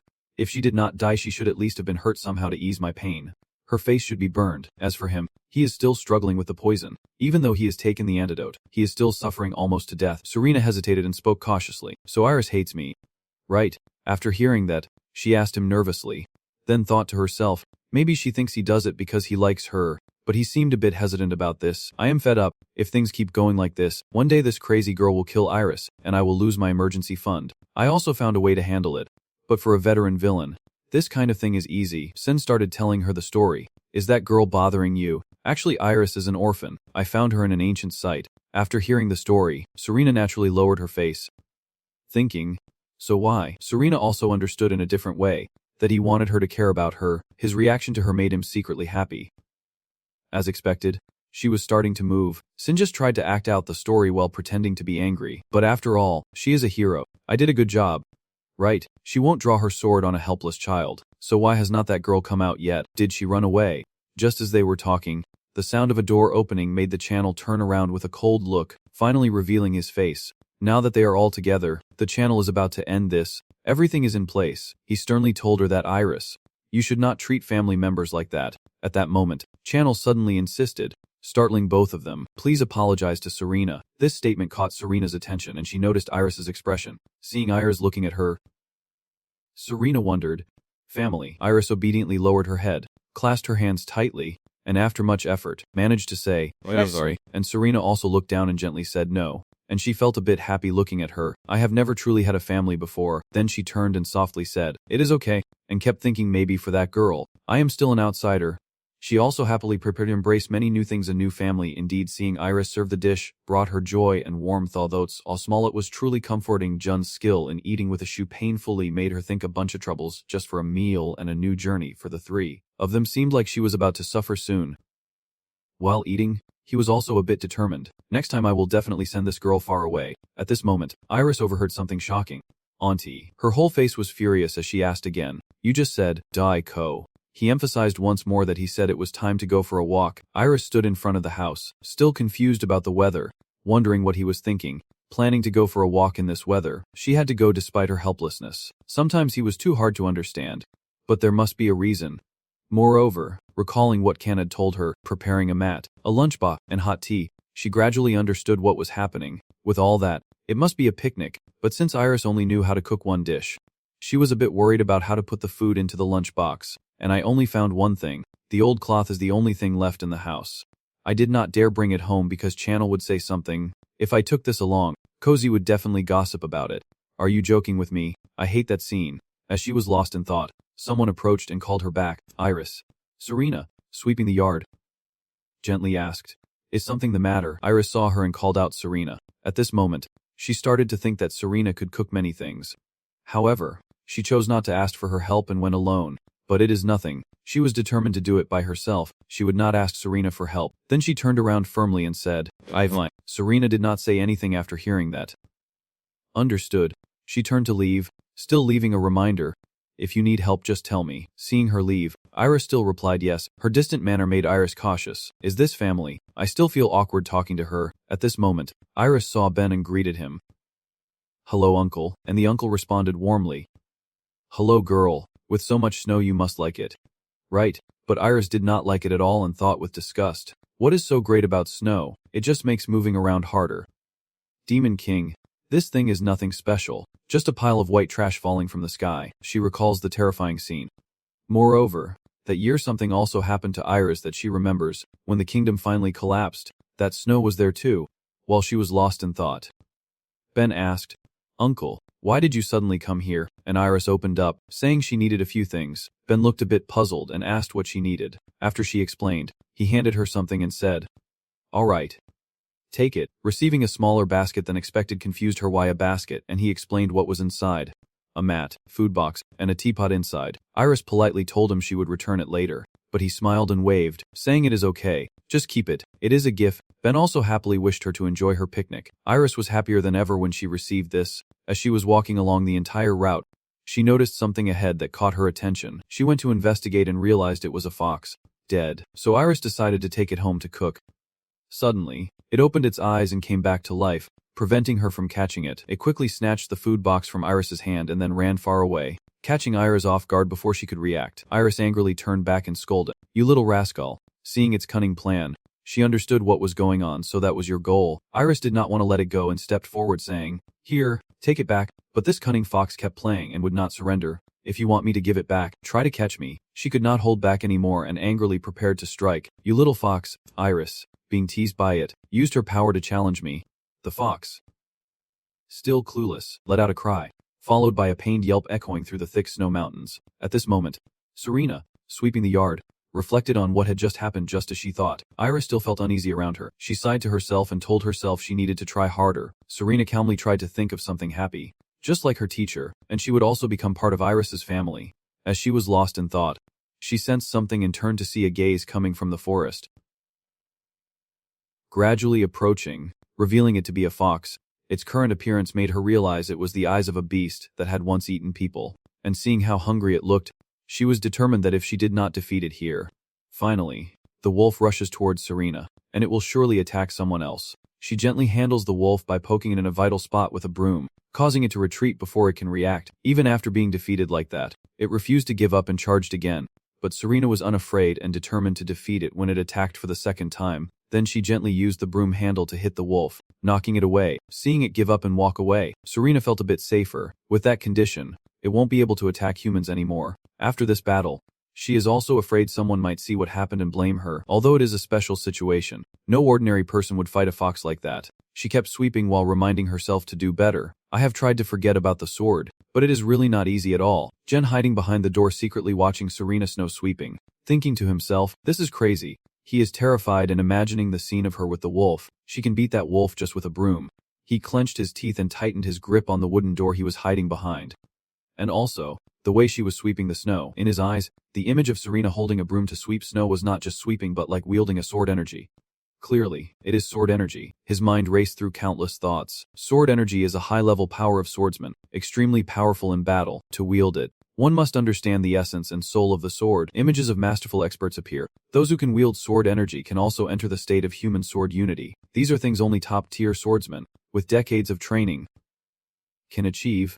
He was overwhelmed by those thoughts and could not believe it himself. Yet, this girl could do that with just a broom. At that moment, while he was lost in his chaotic thoughts, she was still shoveling snow normally. Yet it was enough to make him look up an incredible talent that made him insanely jealous. He could not help but be moved, thinking that if she had used a sword, she might have felt the explosive energy coming from him. So she turned around and looked toward the door. Serena asked if I was the teacher, making him, hiding behind this door, suddenly tense with a mix of passion and suspicion. He just opened the door while thinking to himself, did she realize it was him? Even after he used the stealth skill learned from Death's Shadow.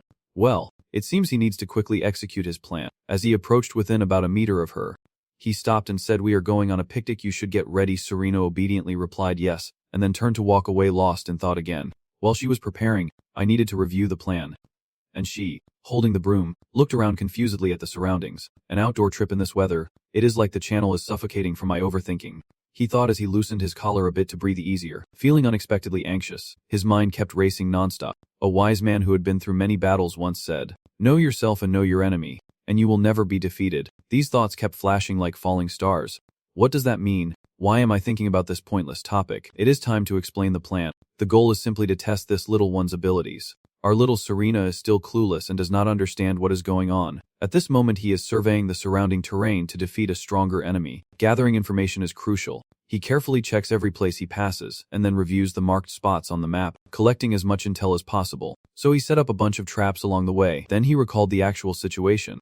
But there were many problems. With terrible weather, and this hero was stronger than anyone could imagine. The person he is talking about is our little Serena. In the end, he concluded that this outdoor trip was going to be difficult. When he returned, he hung up his coat and straightened himself, knowing it would be extremely dangerous but unable to ignore the weather. Suddenly, he heard a call, and it was Eris, carrying her belongings and walking in from outside, saying I am ready. Then he took down the jacket he had just hung up and praised her. Good, but inside he was suspicious. How could the girl be so well prepared? Does she have some ulterior motive? At this moment, footsteps are heard coming from the door. The person entering is Serena, and I asked, are you ready yet? Serena, dressed in a warm outfit ready for a gentle outdoor trip, replied softly, all set. The channel glanced at her and quietly rated her defense at 2 points. Meanwhile, Serena entered the room to check on Eris and asked, Aris, are you ready yet? But she was busy watching the channel, so she responded vaguely, and he silently thought. Above all, she did not bring a sword super perfect. He carried the prepared bags with a smug smile. Confident that the plan would succeed, he held 2 bags in each hand, signaling to the 2 behind him, let us go. While inside he was excited, ready to let them taste his special trap chain. But when the whole group actually entered the snow-covered forest, Eris thought, honestly, I am not confident in my strength. My feet sink deep into the snow, but I still encourage myself that I am confident I will not get tired from walking. Then time passed and she felt confused, but Eris gasped for breath and stopped for a moment to catch her breath. She looked ahead where the 2 others kept walking without any sign of stopping. What is going on with these people? She wiped her sweat and looked at the girl dressed warmly. Apparently a first-class knight, so she did not say anything. How could Serena keep up with him? The more she thought about it, the more jealous she became, her face twisting in discomfort. Why was she the only one feeling tired? Suddenly, they step over a stream with flowing water and flat stones arranged as a path across, and he warns the 2 behind to be careful here. Serena gently turned around and kindly asked Iris, while Ken had already gone halfway without looking back, do you want to hold my hand here, Iris? But Iris, proud as she is, outright refuses. No. Serena still worries and tries to advise more, but Iris responds confidently, walking ahead without needing anyone's concern. Proud and self-assured, telling herself she is not a fragile child, she kept walking with her eyes closed, just stepping on the rocks, easy as, but before she could take her second step, she slipped. Iris could no longer hide her panic, her face turning frantic. Serena behind her was also stunned and did not react in time. She loudly called out the name of the person about to go down the rushing stream. At that moment, Eris's foot suddenly turned back, and he quickly rushed over to catch her. He asked with no unnecessary emotion, are you okay, Iris? Overwhelmed with embarrassment, pushed him away loudly with both hands after forgetting her earlier panic and staring at him mesmerized. Ivan. He stiffened his face, about to plunge into the water, leaving behind words of denial. I am doomed. In that brief moment, I remembered the process I went through. As you suspected, that stream earlier was one of the traps I set up. It is a very elaborate trap. Hundreds of thoughts flooded my mind. The original plan was to go ahead so that the little one would feel safe and follow. At that moment, two adorable girls appeared in my mind, Na and Serena behind me, and when she steps onto the stone in the middle, I deliberately made it very slippery so she will slip. When she falls, she will be stabbed by a needle coated with a paralyzing toxin, and her whole body will become paralyzed. This is the trap plan for the stream. His mind keeps adding more. If the little one is not pierced by the needle, then her head will be hit by the sharp rocks beneath the stream. This plan has a 70% chance of injuring her. It is a pity. But this world does not let things happen the way I want. I consider this plan to be too perfect. No matter how it fails, unless the gods intervene, there is a slim chance the kid can avoid this trap. If she dies, it would be better. I silently cried. But I did not consider the possibility that the other girl might go ahead and fall into the trap. He thought of the worst-case scenario if the girl fell into the trap he set for her. Then in case she died, the villain would have to live forever with Hung. If she managed to save the girl, she might discover the trap, and the ending for myself is that as soon as I realize my own intentions, my head will be thrown far away. Then Hung and the child will live happily together in the house I bought and renovated with sweat and tears. And I am not allowed to respond. I tell myself that to prevent that future from happening, I acted as quickly as I could and saved her. Now back in the present, I scream in pain. But how could she treat the person who just saved her like that? That ungrateful bastard. He quickly slid down towards the cold current. Focus up.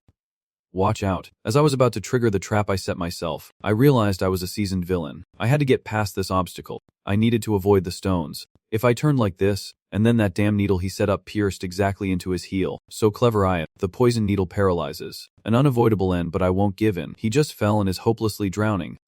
Damn it. His hand struggles forward, but the poison has already spread to his fingers, and then a pill shaped like a fish appeared in his mouth.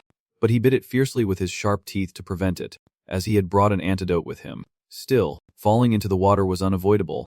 The channel was soaked. He fell face down into the stream on the cold Aris day, trembling as he lay on the rocks while she turned around and scolded him. I did not ask you to save me. But deep down she also blames herself. No, that is not what I want to say. I want to say I am sorry, but what surprised her was that he spoke up. It is okay.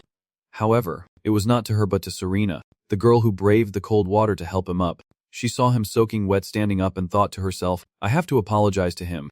But before I could speak, he brushed past and left. He left a comforting word behind. Be more careful next time. Serena nervously tries to step forward to comfort Eris, who is blaming himself as the scenery grows colder and more breathtaking. The water must flow out, guiding the sheet across the icy snow surface, waiting for the two of them to arrive. Eris nervously glanced at him. Hesitating, in her eyes, he was brushing his wet hair and exhaling cold breaths. Clearly, he is very cold. She set down the basket and suggested, I will go find some firewood to burn and then Serena won't leave me alone to speak. I will go with you, while asking Serena's opinion. She also smiled to try to bring them closer. Would that be okay? Eris saw Serena smile when she said that, but that smile in Eris's eyes was like that of a terrorist about to behead a hostage, making her feel confused and scared without understanding why. She became cautious. Something very strange has been happening from the very beginning. I have reconciled with Serena and that means I can live with her like family. But whenever I see her, for some reason, I feel scared and want to run away immediately. Feels like she is my natural enemy. Seeing her still not respond and her face growing more terrified, Serena asked, Aris, if you feel uneasy, do not push yourself too hard. This time Eris responded more clearly but did not look her in the eye. Okay. Seeing Eris turn away, she called out again, Aris, let us go together. But at this moment, Aris could not care less about her self-blame. Why do I feel this way? She ran away immediately, the stubborn one. Only when they are cornered do they become more frantic. Only after enduring it for so long did Eris turn around to look at her, then asked confusedly, Are you planning to follow me forever? She asked, making Serena and the others look confused. Then she gently smiled and offered her opinion. So now, let us split up to find firewood. I will go this way. See you later. When Serena had gone and only I was left, I thought to myself she must have seen that I was uncomfortable. I can't keep doing this, just wiping my nose and talking to myself, collapsing in the cold winter rain. What a terrifyingly cold experience. Freezing cold. Unbearably cold. So cold. Why are those two taking so long to gather firewood? Suddenly I felt so lonely. Suddenly he heard a noise and turned around with a questioning look. Not knowing what he saw made his face turn pale as if he had seen a ghost. Two wolves, one blue and one red, appeared in front of him, growling and rushing toward him, leaving him speechless. Truly unbelievable. Meanwhile, Iris had gathered quite a bit of firewood and was heading back, probably enough for Kos to warm himself. She recalled how she had been proud of her firewood collection earlier, but now felt ashamed when thinking back on that incident. She kept picking up more wood as she walked. Kos was no longer angry, but that meant she had no chance to apologize to him, so she needed to get this load back quickly. Ahead, she kept seeing scattered pieces of wood falling, and people could tell they were deliberately arranged for others, but Iris did not realize and wondered why. Actually, in the middle of winter there is scattered dry wood around here. Suddenly someone called my name from behind. Iris, that is Serena, sweat dripping down her face. Panting heavily, you have collected a lot. I think it is more than enough. While wiping her sweat, she smiled and told Iris we should head back now. Iris finally realized that Serena had secretly brought the pile of dry wood here. Serena approached Iris and suggested let her help carry half of it. Iris did not say anything but thought to herself that she was a terrible liar. The sweat from gathering firewood was still there. As they divided the firewood between them, Iris also smiled behind Serena. Truly someone who does not know how to lie. Serena keeps smiling and chatting happily in front. I should quickly turn back, Iris thought helplessly. She was born to oppose evil. She looked at Serena's small but steady back walking ahead. Overcoming her previous fear, could it be because she is just too good a person? She followed Serena, thinking to herself that this was the third time she had come here. And at the canal, when she saw the wolf, she instinctively stood up. His voice made the two wolves confused as well. Why? I yelled. Why did not you show up earlier and only appear now? Now that I am weak, 6 eyes are watching us, keeping the situation tense. Or is it just me? I look at the stunned wolf and suddenly remember. I think this is the wolf that the little one hit. I totally forgot. I get into an attack stance. If I had known this, I would have kept one of the others behind. The paralyzing poison still works, so I can't win right now. He reached into the small bag on his side. Luckily he brought gut flower powder. He remembered its effect unless you have resistance. A single inhale causes loss of consciousness. It is the best sleeping drug known. Some methods also appear, like turning it into perfume or just throwing the powder at the opponent's face. He opens the powder bag and looks at the 2 foxes, then throws this. Then he immediately threw the powder bag into the air above the 2 foxes. The special beast, the cloth bag, dropped the powder onto the ground right in front of the 2 foxes, who looked at each other in their own language, saying, "What is this? What is this?" The torn cloth bag lying there made me remember, damn it.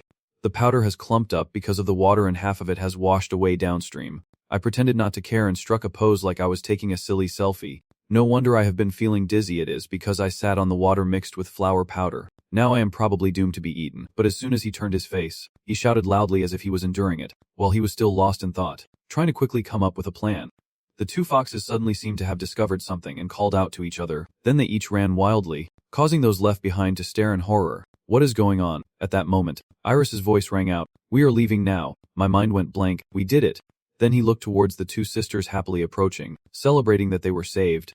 Amazing. Here's a hot cup of tea for you. They lit a fire, cooked some sweet soup, and started enjoying the surrounding scenery. The girls looked up at the towering tree with shimmering ice crystals that resembled missiles about to pierce their heads. Serena exclaimed in awe.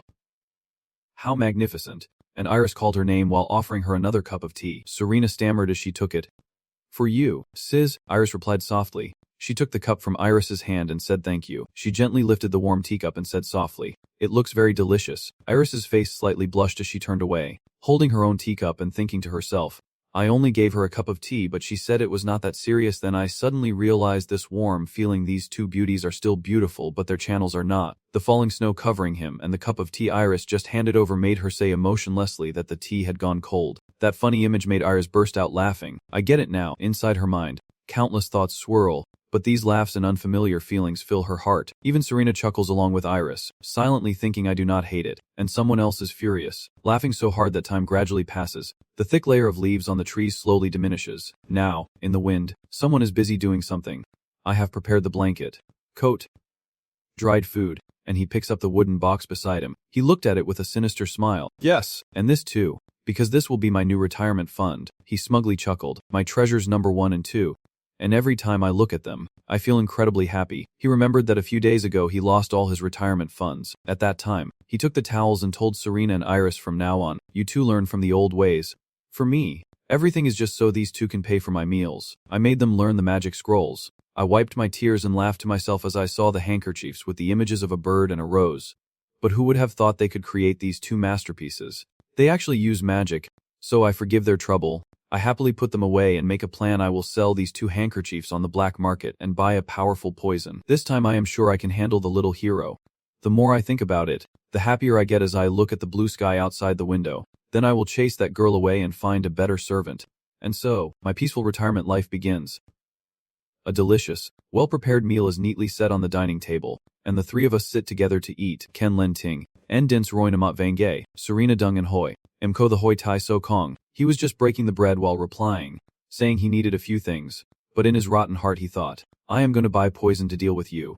Serena, innocent and unaware, asked further, it seems there is a market where he often goes shopping. Can I go with you? He muttered to himself, bringing a hero to the black market. Only a fool would do that. Outwardly he just ate and replied. Right, that cold and rude answer hurt Serena softly, but she still smiled gently. So, Iris still feels conflicted, and Serena is worried. She remembers that a shop owner once told her that her home was far from the city and to be careful because a gang of bandits was terrorizing the area. Just as the atmosphere grew tense, he suddenly spoke again, looking seriously at Serena and saying, Serena, I have something to talk to you about after the meal. When the meal was over, they met again, so Serena asked, You want to borrow my sword? He was fully equipped and ready to go out. She replied, Yes. She agreed without thinking. All right. She thought to herself, he asked to borrow the sword to test her willpower. She handed him the sword. Here it is, her thoughts still flowing.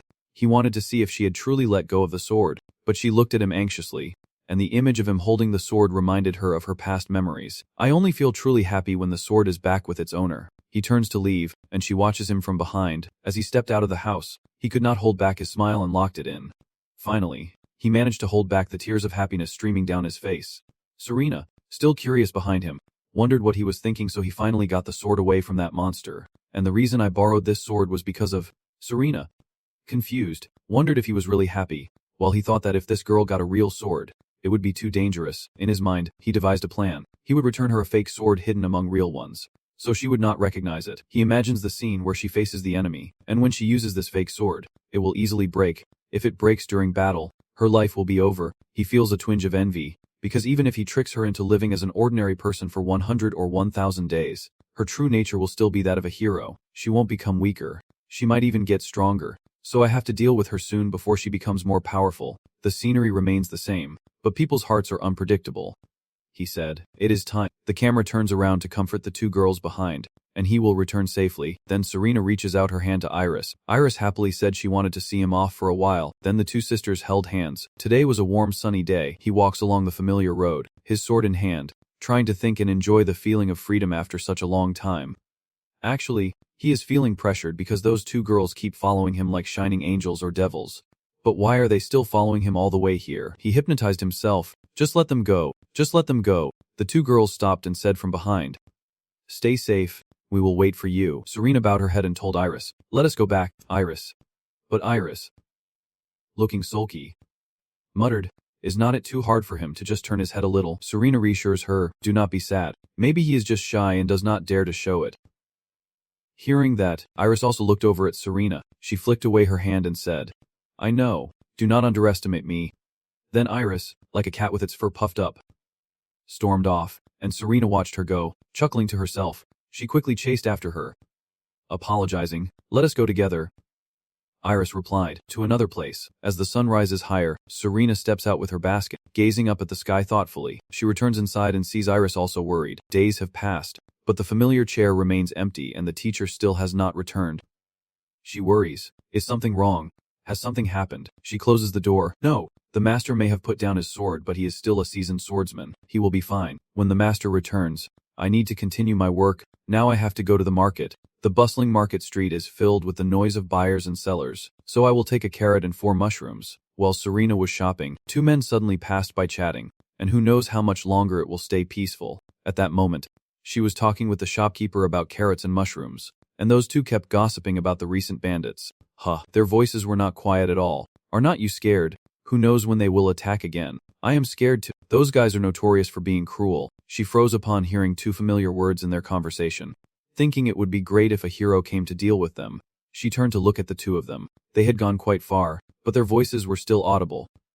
My friend, I wish I could do something about them. Her face showed a hint of discomfort, as if she was wary and guilty at the same time. She reassured herself that her anxious mind was just her imagination. Do not worry. I am not a hero right now, the shop owner said. Come back next time.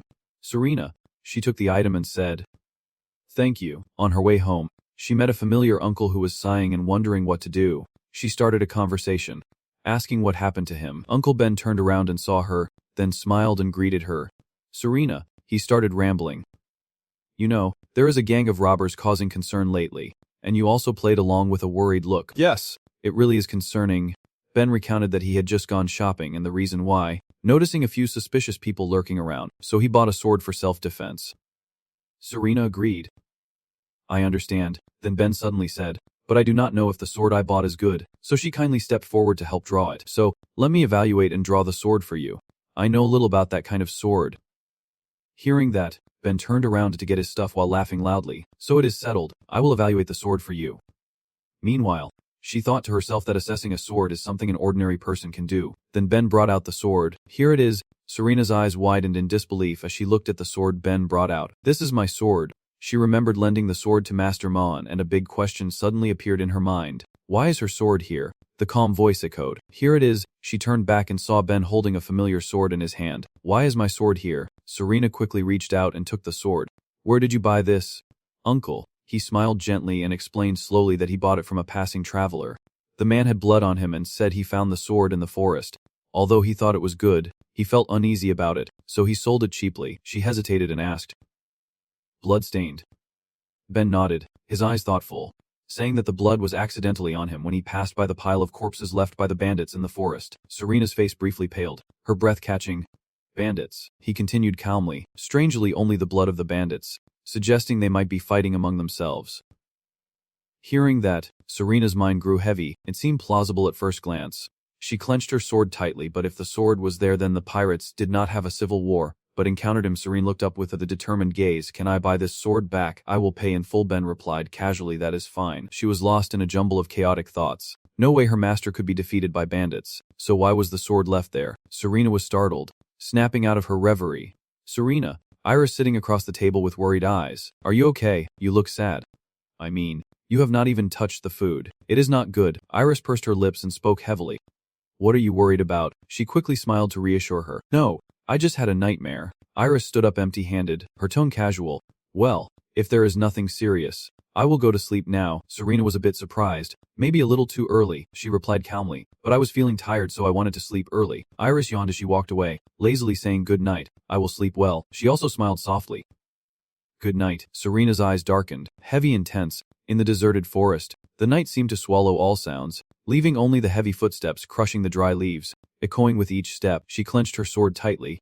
Confused, realizing she had unknowingly gone deeper into the forest, Serena stopped in the dark woods, took a deep breath, but her breath was still heavy. She could not stop her thoughts. She felt uneasy and wondered why he had not come back while the sword had returned. A swordsman would never abandon their sword without a reason. Serena's hand clenched the sword hilt even tighter, her knuckles turning white. What had happened to him 10 years ago? On that day, Ken's image rushing down the abyss to protect her was like a swirling blade cutting deep. He had to risk himself to protect her, and although he survived, his body must have suffered long-term injuries. He often sits quietly by the window, his gaze distant as if lost somewhere else. The injury has affected Ken greatly, so he has to spend most of his day sitting in a chair. Even a single push from a child was enough to unbalance him. Serena remembers Ken's fragile, delicate appearance, and his body must be very weak now. Her heart felt heavy. The talented swordsman she knew had been gone for 10 years, and Serena's eyes worried that her teacher might be ambushed by bandits and, due to his weak body, the rising fear made every piece of her memories of him shatter inside her.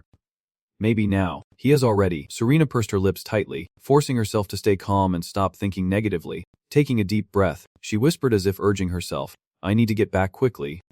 Suddenly, Serena saw the footprints on the ground. These are footprints. She sat down in shock to examine them. The person inside the camp would not have gone this deep into the forest.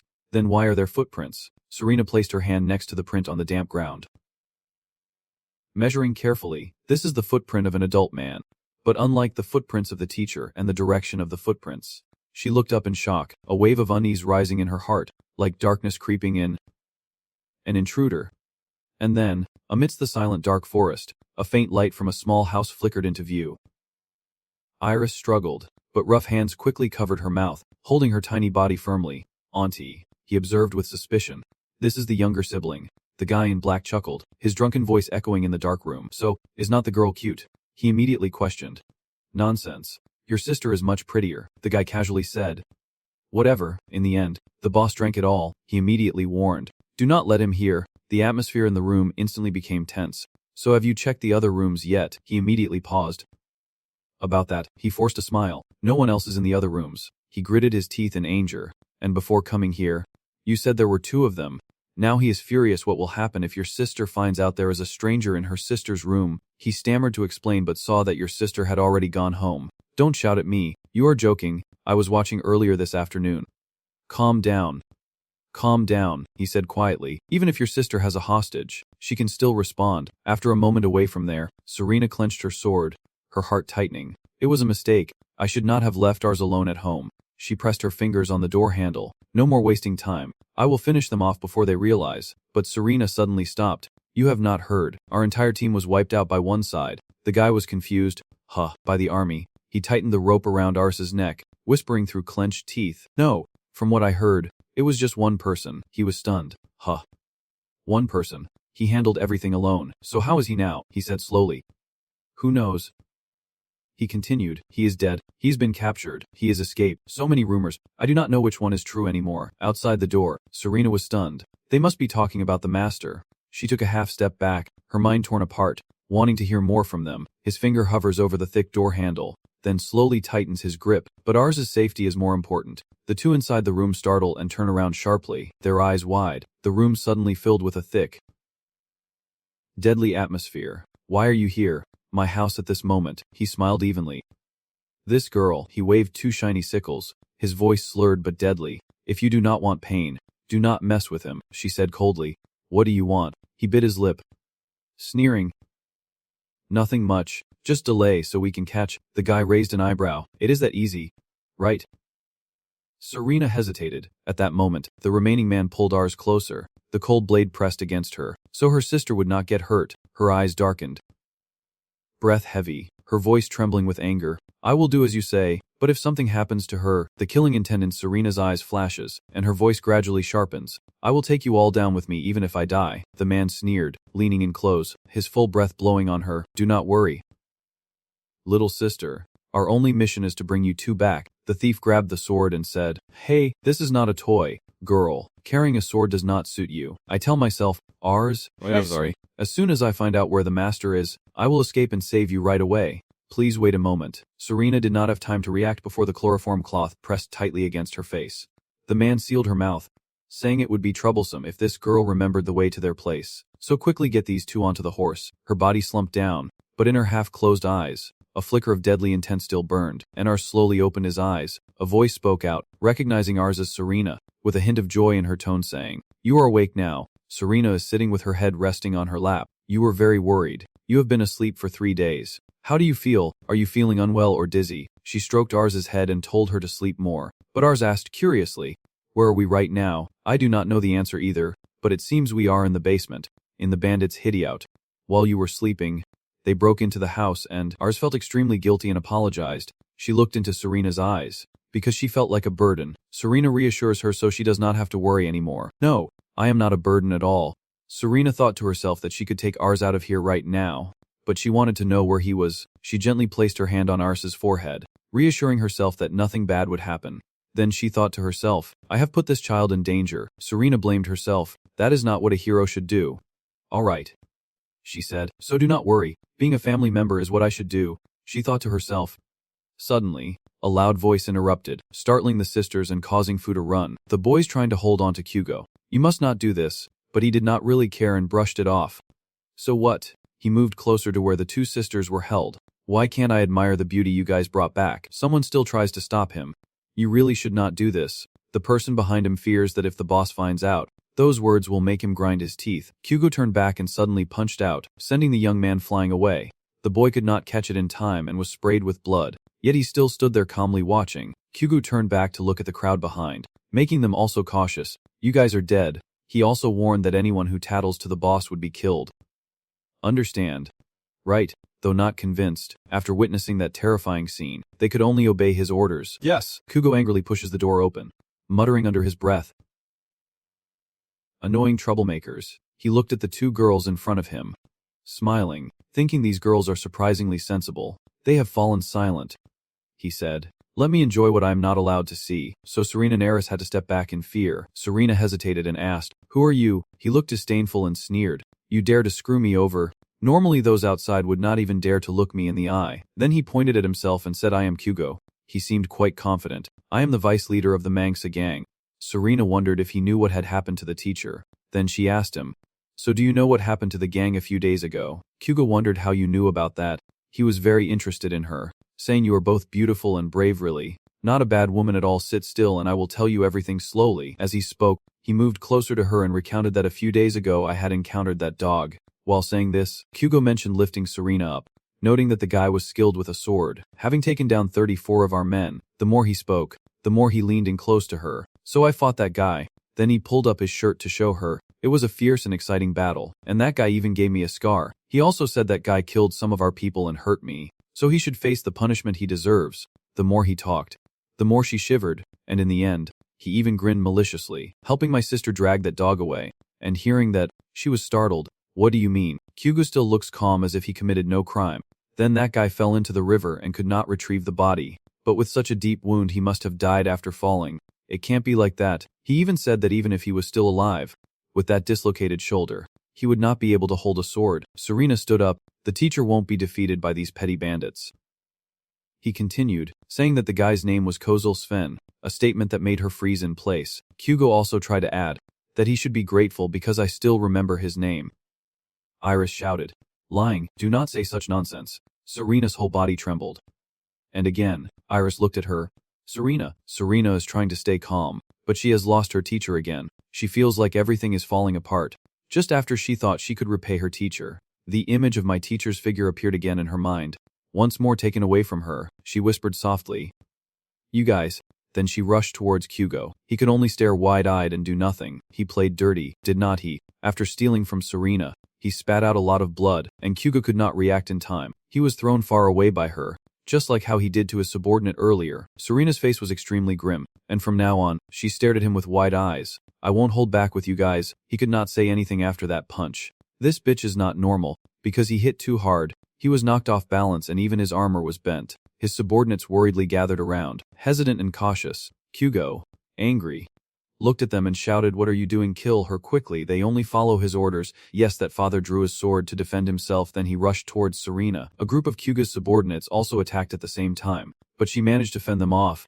She knocked his hand away, causing his sword to fall from his grip. He was worried about his sword and had to widen his eyes. Serena grabbed the sword, leapt into the air, and charged downward. A sword wound causes blood to spray everywhere, and the henchmen stand frozen in place. She kills another, then gently wipes the blood off her face. At her feet, Kyuga's subordinates had been swiftly defeated, blood and bodies mingling together, leaving Era stunned by the scene before him. Serena's face was cold, and Era still could not believe his eyes. Serena suddenly hears a haughty voice and calmly looks behind. Kyuga is struggling to stand up, his hair finally falling. He asks who it is, but as he speaks, he is startled by blood splattering onto his face. She gently slashed her sword across his body. Kyuga stood motionless, unable to resist, then fell to his knees before Serena. She is furious. Engrave this into your memory. Serena says this is punishment for what you have done. Crimson fire. Only now does he truly panic. She raises her sword again. This move will turn you to dust. With just one strike, he fell backward. Eris was terrified. She still can't believe what she is seeing. What did I just witness? Aris's whole body trembled and shook with fear as she looked at Serena.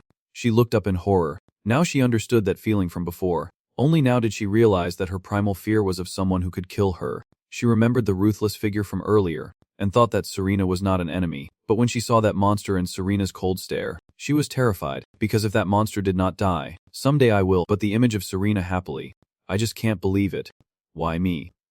Hesitating, Aris knelt on the ground. No matter who Serena is, she is still Serena. She must have ignited. After believing Koz was dead, she still thought Koz was not gone, that he was definitely alive. And she would check on him. She opened her hands wide, Cenas, and a stream of light gathered from her hands, embodying despair in the storm of darkness. Then it gradually flew up, spreading far and enduring the curse of magic. That blue light grew even larger. Xebit, the divine sky's gaze. Then a black bird appeared from it. It said, I humbly request to present myself before my master. After saying that, it gently landed on my hand. She asked, Xebit, is what that dead thief said true? Xebit replied, what the dead thief said is true. It said it was true, which shocked her deeply. Iris was overwhelmed with confusion. Koz was really gone. The more she thought, the more her eyes became vacant. He was dead. She stood rooted to the spot. How could this be? Over there, her subordinates were approaching. They try to hold up Kurogo, but he is dead. I can't see his head anywhere. Everyone outside is dead. Damn it. Which dog is it finally? Suddenly, A bright flash of light shines directly at them, resembling a large blazing fire rushing toward them. It exploded. Everyone there was killed. No one survived. Iris slowly approached Kurogo's body, kicking him with her foot. Done. She turns to tell Xzibit. Xzibit. It asks. Your command. She orders to sweep this area and locate Serena, and not let the fire reach her. It obeyed. Understood. I told you to let Xzibit go. Seeing the desolate scene around her, Iris was extremely disgusted with these pests. She whispered to herself, I will make you all pay the price. She conjured a ring of fire. Hellfire, the ruler of flames. Iris uses her magic to break the seal. I will lift the seal of the person. Her eyes are filled with determination. Hellfire. Now, Iris's eyes are filled with nothing but fury. Go ahead.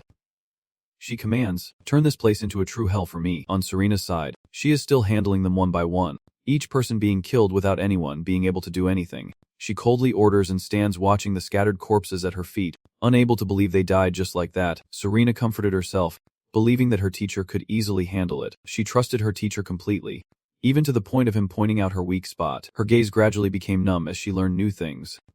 Suddenly, a voice said, they are here. The subordinates are over there, ready with their weapons. The leader shouted the order to fire, and they shot arrows, sharp spears flying toward her, but she easily deflected them and threw them back. Boring fools. As the arrows pierced into those behind her. Seeing that, the previously aggressive crowd had to retreat. Damn it. You monster. Serena drew her sword and prepared to fight. The sword plunges into the floor. Sparks of fiery red shoot out from it, quickly spreading toward them, leaving no one able to escape. Suddenly, a shadow appears behind her from nowhere. Are you asking if I left you alive? Serena quickly lunged to attack him, her face still covered in blood. This is her revenge for that person. Her sword swung down, but he caught it. Serena was stunned, her face pale and bloodless, yet he caught it. Her sword could not touch him. It was a concealed person, only revealing blue eyes and hair falling down. Serena chuckled playfully. He is quite strong. The man stood there holding his shoulder, glancing at it, and she thought to herself, I aimed for his weakness, but he still managed to block it. Serena raised her sword again, flames surrounding her, wondering if it was just luck. Her figure flickered, and in the blink of an eye, she was in front of him with her sword drawn. He hurriedly drew his sword to block the attack, and then both of them clashed swords, neither side gaining the upper hand. Serena held her sword behind her, ready to strike, her eyes flashing with deadly intent. He jumps high to avoid the sword attack but also loses some blood, and the person in the loose shirt leaps away. Seeing this, Serena silently thinks he has protected his vital points. She does not let him rest and jumps away. Serena raises her sword, aiming at him. Let me see if you can withstand this. Her battered face broke into a smile. How long now? Serena's strike forced him to use all his strength to resist. Elsewhere, a hidden flame suddenly erupts, and once someone ignites it, the fire is already too big to control. A group of people scramble in front of the blaze, trying to put it out quickly. Where did this fire come from? Why can't you put it out? What kind of fire is this? Iris sneered. Just a bunch of fools. She summoned 3 fireballs again. Even gods can't extinguish the flames of evil. The group saw that and immediately stopped. Who are you? Iris's eyes gleamed with amusement. She points her finger. Do humans even dream of putting out the fire? A column of flame erupts instantly, and everyone flees in chaos. But how can they run faster than that finger of fire? The whole group was blown away by the explosion caused by the flames. Iris softly called, and a bird perched on her hand responded. Is there something wrong with the person causing it? Someone standing far away heard their conversation. But we are still far from Serena. Right? No. The bird is speaking, and suddenly Serena screams interrupt. The man with the sword charged forward. Die. Iris immediately unleashed a flame on him. Silently, the corpse was burned to a crisp, but she remained calm and kept talking. You know, Iris was breathing heavily. Perhaps there was a reason why the person could not speak. Suddenly, a shout was heard. They are here. Over there. Get your weapons ready. She looked over attentively. Iris asked the bird, Serena over there? It nodded. Yes. She immediately turned away. All right, let us go. That call from the bird made Iris hesitate. Master, she turned and asked. What else? It reminded me that maybe I was overstepping, but the user has already used too much magic. The bird hesitated. And if things continue like this, Iris placed her hand on her throat. I know what you are about to say. I have also felt the thirst in my throat for a while now. For ordinary witches or wizards, they would lose their magic like this. But for me it is different. I am not an ordinary witch or wizard. I am a demon. Still sword fighting with Serena. Her sword swings out, and she steps back, but Serena charged forward with her eyes filled with determination. The two clashed again, swords swinging like a dance. Serena swung her sword down, knocking him away. And surprisingly, he shattered a wall. Amidst the thick smoke, Serena slowly approached, her gaze lowered, And finally she looked at his body with a hint of disappointment. He was only that much. Is that all? Just that. Suddenly a shout rang out, catching her attention. In the dust, two figures were fiercely clashing, and the fool was on the verge of defeat. Suddenly someone shouted the name Lesvin, and Serena was stunned after hearing it. He sneered maliciously and swung his sword. Come on. The headshot was struck loudly and far. Fighting with me. She stood watching the slaughter, and for a moment, Serena seemed frozen in place. Smiling mischievously, he looked up at her and asked, "Who are you?" Serena did not understand what was happening. Suddenly a hand moved, and he was hiding under the corpse. But when she saw that scene, he cried bitterly, filled with regret. What kind of strange thing was going on? Everything had become so tangled up without her knowing when. I remember when I first left the village. The full moon hung overhead, shining through the green forest. Ken was sitting and complaining that he is too old to chew these things. I need to buy poison quickly so I can't. Suddenly his eyes widened as something brushed past, forcing him to dodge. He keeps his distance, arms around his own shoulders. Blood begins to flow from the wound, and the dog whines in pain. He bandaged his wound, almost got his head blown off. Then he looked around again. Which bastard? I was stunned, eyes wide open. So you are still alive. The other person approached slowly, familiar figure with two swords. Maybe Lesvin. He gritted his teeth and snarled. Hell no, I won tea before you. You dog. Canal. While bandaging his wound, muttered under his breath. Damn it. Wendy called out the name Chris the Swan. In the moonlit forest with gentle breeze, Ken asked why you found me, and immediately replied is not it because you used my name. His face was already veins bulging with anger. You caused me quite a lot of trouble, and thanks to that I was able to find you easily. You look guilty, but you are still doing well. Then he lowered his face and burst out laughing. Good job, kid. He clenched his sword and declared, I have lived until now to deal with you, you bastard who destroyed my organization. Can listened with a slightly grim face. I used to join Free Nice. That organization was divided into two factions, the conservative faction and the free faction, led by, wanted this secret organization to reveal itself and become an ordinary knightly order, who started to admire the disreputable elements in their ideas, which then led to internal conflicts that caused Free Nice to collapse. Only a few people knew about this story, but it was just false information. Actually, I embezzled money from Free Nice and was caught by the Free faction while saving up for my retirement, and that caused internal conflict. So to keep it from leaking out, the conservative faction threw aside their honor and fought each other with the other faction. And so, Free Nice collapsed. Ken drew his sword. Well, what is done is done. There is no changing it. He turned pale. Hurriedly, now he had to run. He needed to provoke Hoa to create an escape route. Ken stood up and said, you are really a fool. That remark made Koz hesitate. He remained calm. Even after losing everything, have not you learned anything yet? He thought, feeling a strange joy. Is not that satisfying, making your anger boil over? Koz, furious beyond measure, yells, what the hell are you talking about? He snarls, you motherfucker, and charges at him in rage. I will kill you. Ken looked at him like that, then drew his sword. I knew this bastard was hooked now. Ken surprisingly threw away his sword, so Koz swung his sword to block the attack. He stared at him in disbelief.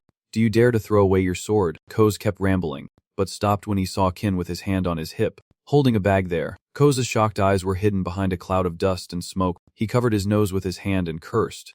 This guy threw away his sword and then disappeared into the smoke. How can a knight do such a thing? That damn bastard. Ken laughed excitedly, teasing Hoa. This is pretty fun. He ran away, leaving Koz shouting in the smoke. Come out and fight me fair and square. Chris the Swan. Ken silently thought. Sorry, but I do not know how to do that.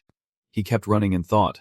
If you want a fair fight, then screw you. As the dawn breaks, Ken's stomach is protesting. He is up in the tree, clutching the bag, having run through the bushes with his belly like a dragon, all because of that bastard. But then Ken realized that the bag was empty and had a hole in the bottom. Could it be that he remembered dodging Koz's sword attack? The bag has been slashed and its contents spilled. Koz's pupils are dilated and tense. He falls silent in frustration, smashing the bag in anger. My hope. My happiness. My two treasures. I bite the bag. Crying tears. My precious scarves. Enough blood. All right. Stay calm. At least I can sew it up. Money is not more important than life. But he then contradicted himself. Money is also very important. He ruffles his hair, feeling heartbroken no matter how he thinks about it. Ken hesitates, unsure what to do, then looks back toward the old path. Then he suddenly jumps down and turns back. He left, but I muttered to myself that without money I would also die. Over there, they kept fighting and blood had pooled everywhere. Ken still remains calm, fighting that guy until he dies. That person caused blood, a mouthful of blood. After the person falls, the familiar figures with two swords remain, and Ken calmly says they are no different from each other. Early morning in the forest. Wandering footsteps choose their way through the woods. Ken leans on a tree, wiping sweat from his hand, truly the exhaustion of old age. I have been living with this fatigue since when? Junjun. Smelly kid. Everyone used to praise me as a prodigy.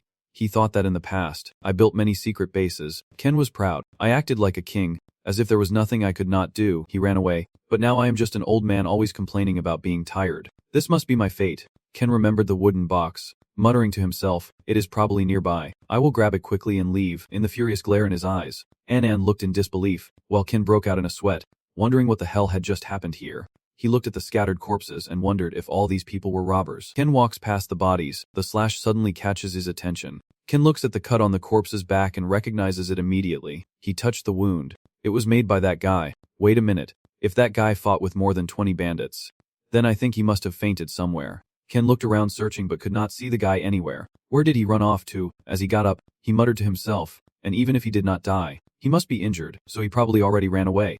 Ken stands among the dead bodies. Now I have to search through this mess. Looks exhausting. If the treasure gets dirty, I will be really annoyed. He ruffles his hair, not knowing when that guy will come back. I should find it quickly and run, the voice said loudly. But it is not here. Ken desperately knelt down and screamed. My treasure is here. He clutched his head in torment, wondering why it was not here. It should be here. Where did it go?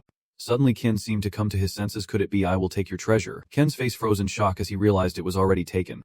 Suddenly, a noise startled him. He panicked and fumbled, thinking someone was coming, someone who would not even let him breathe. The approaching figure sighed and said, that is really terrifying. The young man with the short hair immediately said, it is not fear. It is admiration because that thing is top-notch. This pile was made by just one person.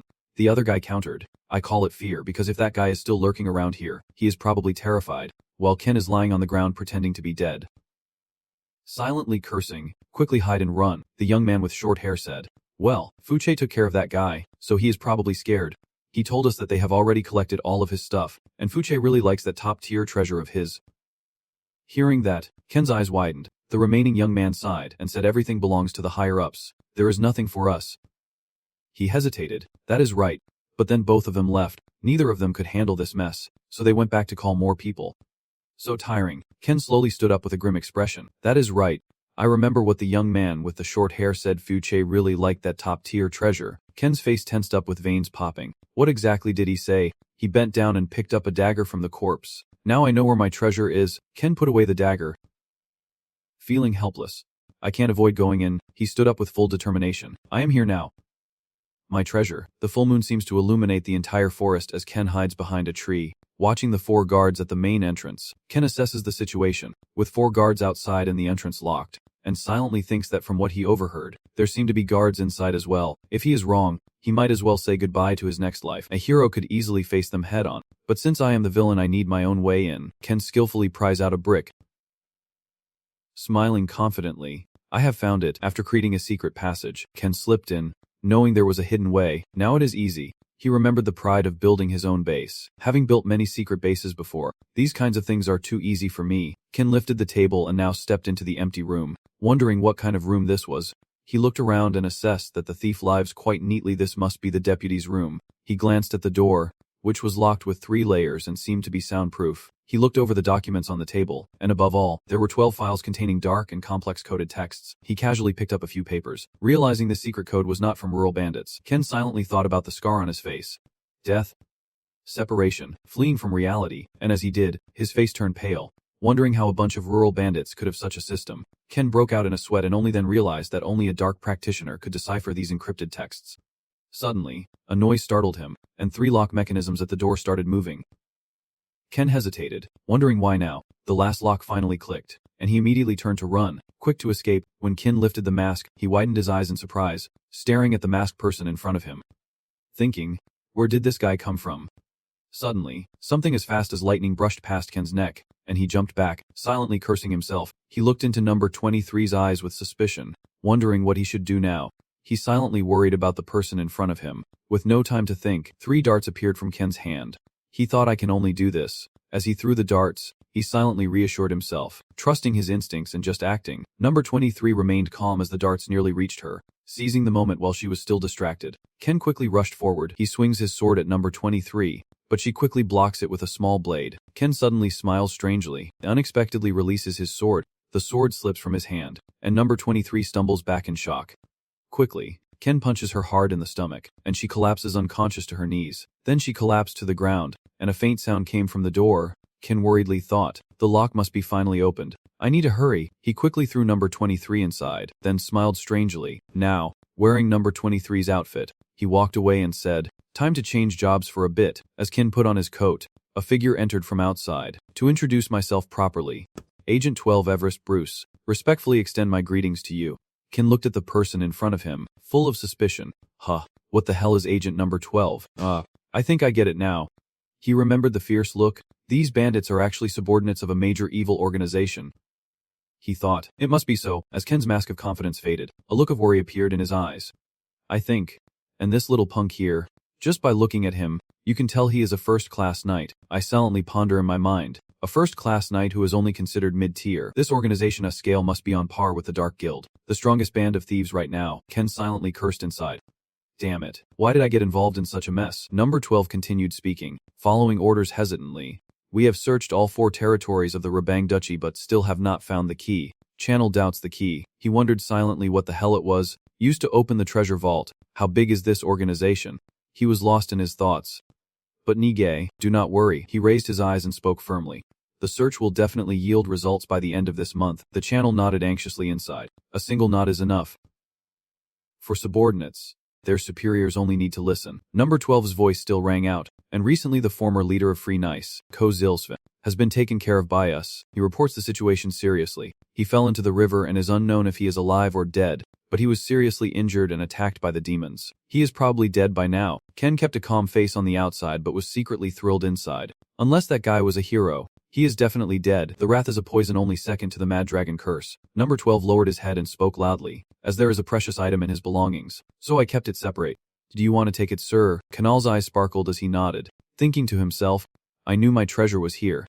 Of course I have to take it. Number 12's face showed a hint of pride. I will climb up right away. Channel walked on quietly, thinking to himself, stay calm. Do not let emotions take over. Number 12 led the way and said to him, this way. He continued to ponder, knowing he must maintain his role as a high-ranking member of this organization. Ken clenched his fist in silent determination. This was the only way to ensure he retrieved his treasure and escaped. As a torch was lit, Ken glanced around silently, thinking he heard the clash of weapons. The number 12 in front raised his torch and said, this way.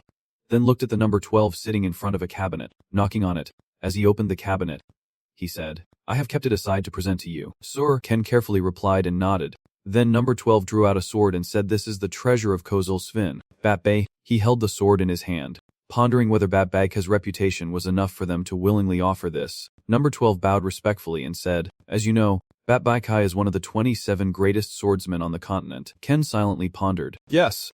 He quietly recalled that the dark magic from the ancient ruins of the Riven Kingdom had been infused into this sword, and the spell to activate the infusion was Quillabjorn, which was obvious in the end. Ken, while transforming it back into a sword, thought to himself, yes, this is truly a treasure. I will keep it.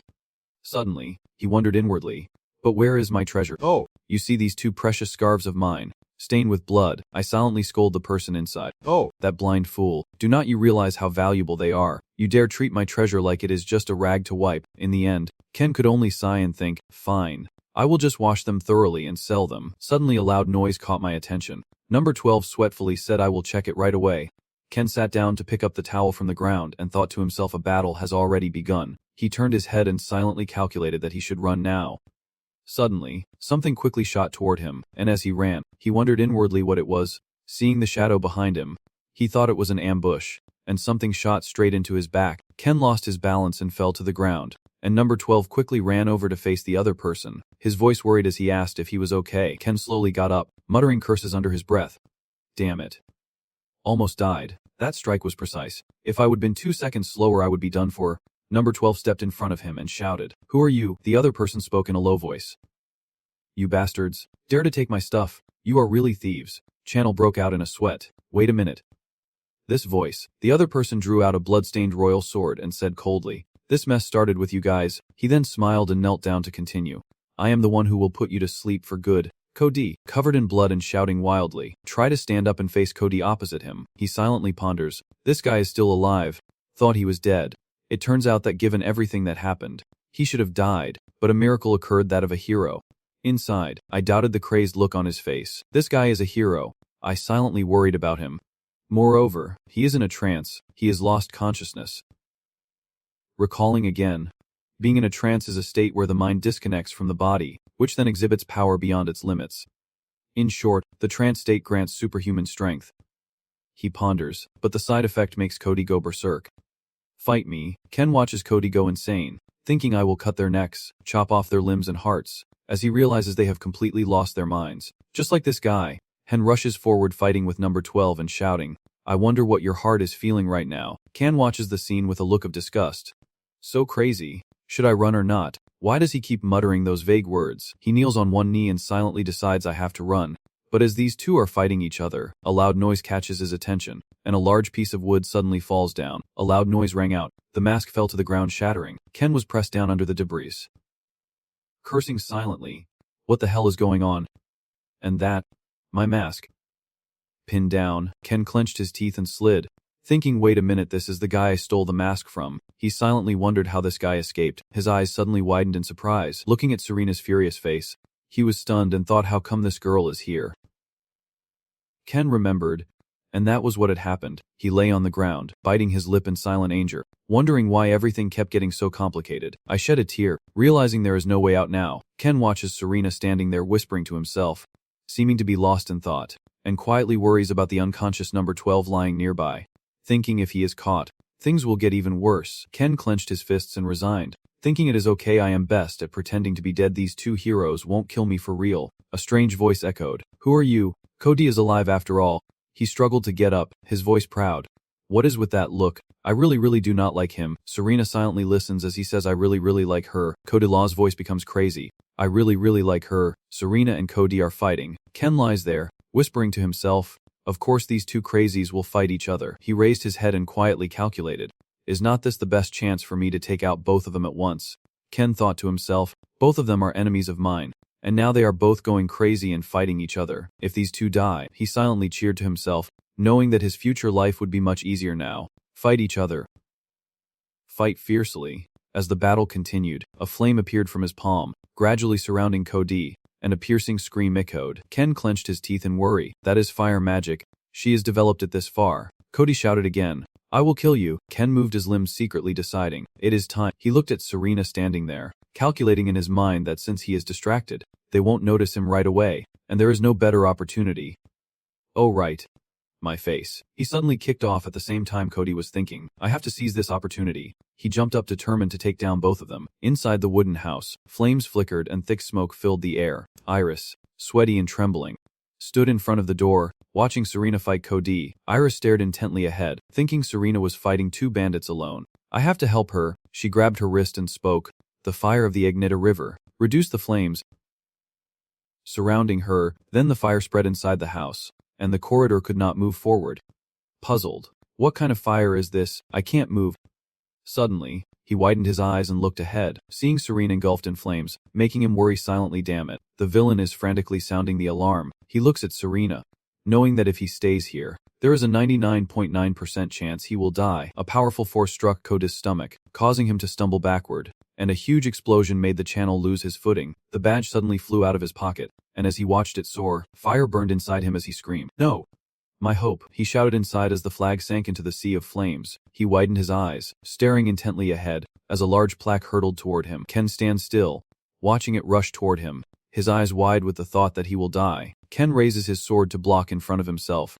Even in the face of death, a seasoned anti-hero will instinctively seek a way to survive. He thought that even with a 99.9% chance of death, there was still that 0.1% chance to survive. In his mind, he calculated and decided to turn the fatal one into a manageable one. That was the only way to get through this ordeal. He drew the sword from his waist. I can't change its direction. He took a running start and jumped up. I can't dodge it. Facing Serena's surprise, he thought I can't stop it. As he thrust the sword, he was determined. All he could do was charge at it. Amid the thick fog, a few figures still stand there. Iris, shielding her eyes, asks what is happening over there. Oxgo's shadow stares intently ahead as Ken and Serena slump against each other, a sword piercing through his body. Serena opened her eyes wide in surprise, quietly wondering could it be. Ken opened his eyes with difficulty. Serena pondered.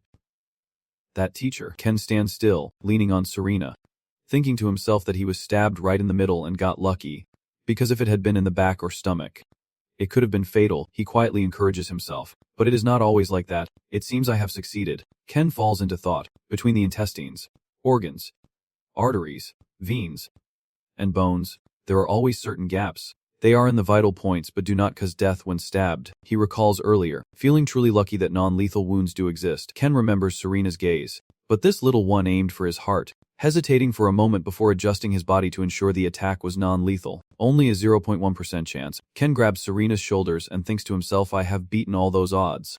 He and she fall to the ground. He quietly calculates, but it is not over yet. I need to stop this girl from attacking again. He and Serena fell down. Ken braced his hands on the ground, face to face with Serena.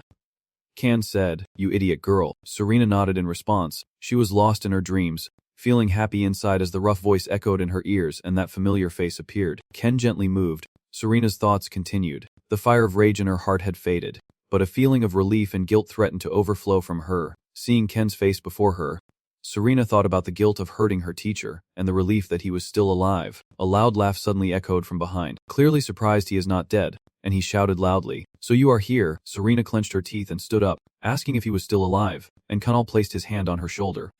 He spoke, "Rest now." Serena hesitated, but he interrupted her, saying, "There is no need for your hand to bleed anymore." She looked at him in surprise, thinking that her teacher looked even more exhausted than she was, but his steady eyes made her feel at ease. Serena watched Ken step forward and thought to herself, "All right, I won't worry anymore. After all, he is the one who taught me swordsmanship." She placed her hand on her chest and silently reassured herself that this person is her only teacher. Ken glanced behind her and silently warned herself in her mind, "All right. Stay calm. If you lose your temper again, all of us will die." He looked decisively at the opponent and decided that since things had come to this, he had no choice but to fight this guy. He narrowed his eyes, feeling quite pleased because the opponent was now very weak, and he could win. This was his chance to get revenge for his treasure. Ken chuckled bitterly.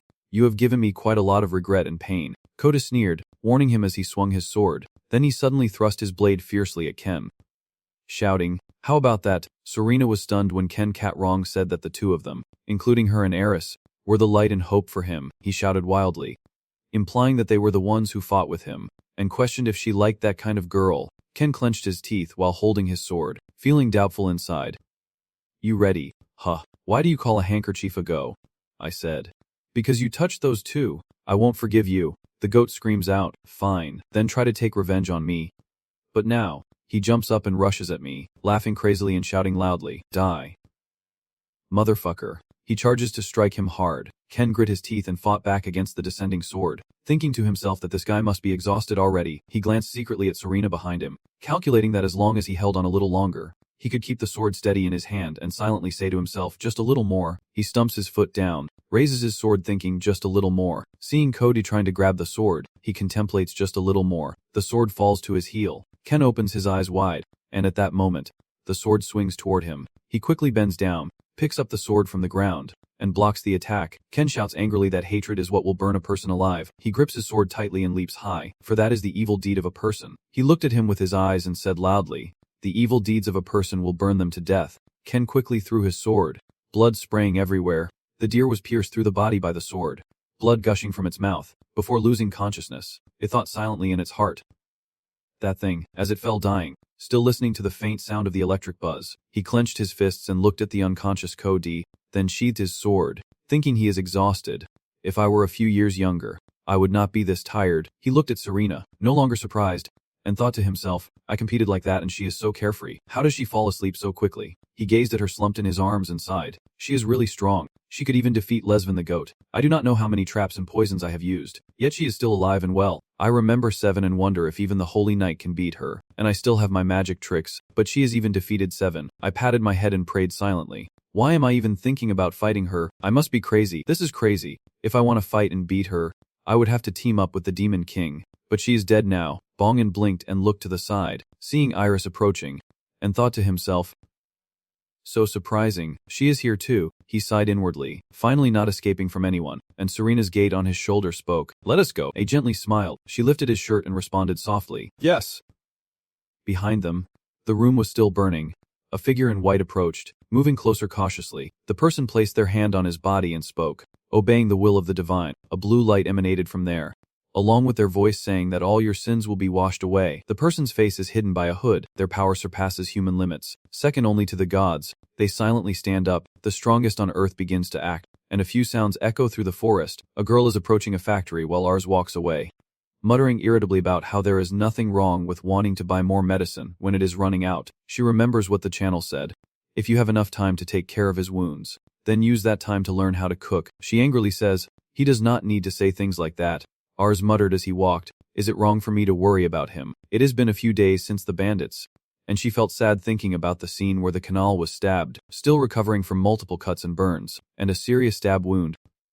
Ars gasped, his injury not yet healed but insisting he did not need medicine. She kept walking closer, running toward a group of people. Behind the wall, Ars listened carefully. I will send a letter to inform you when my group arrives tomorrow.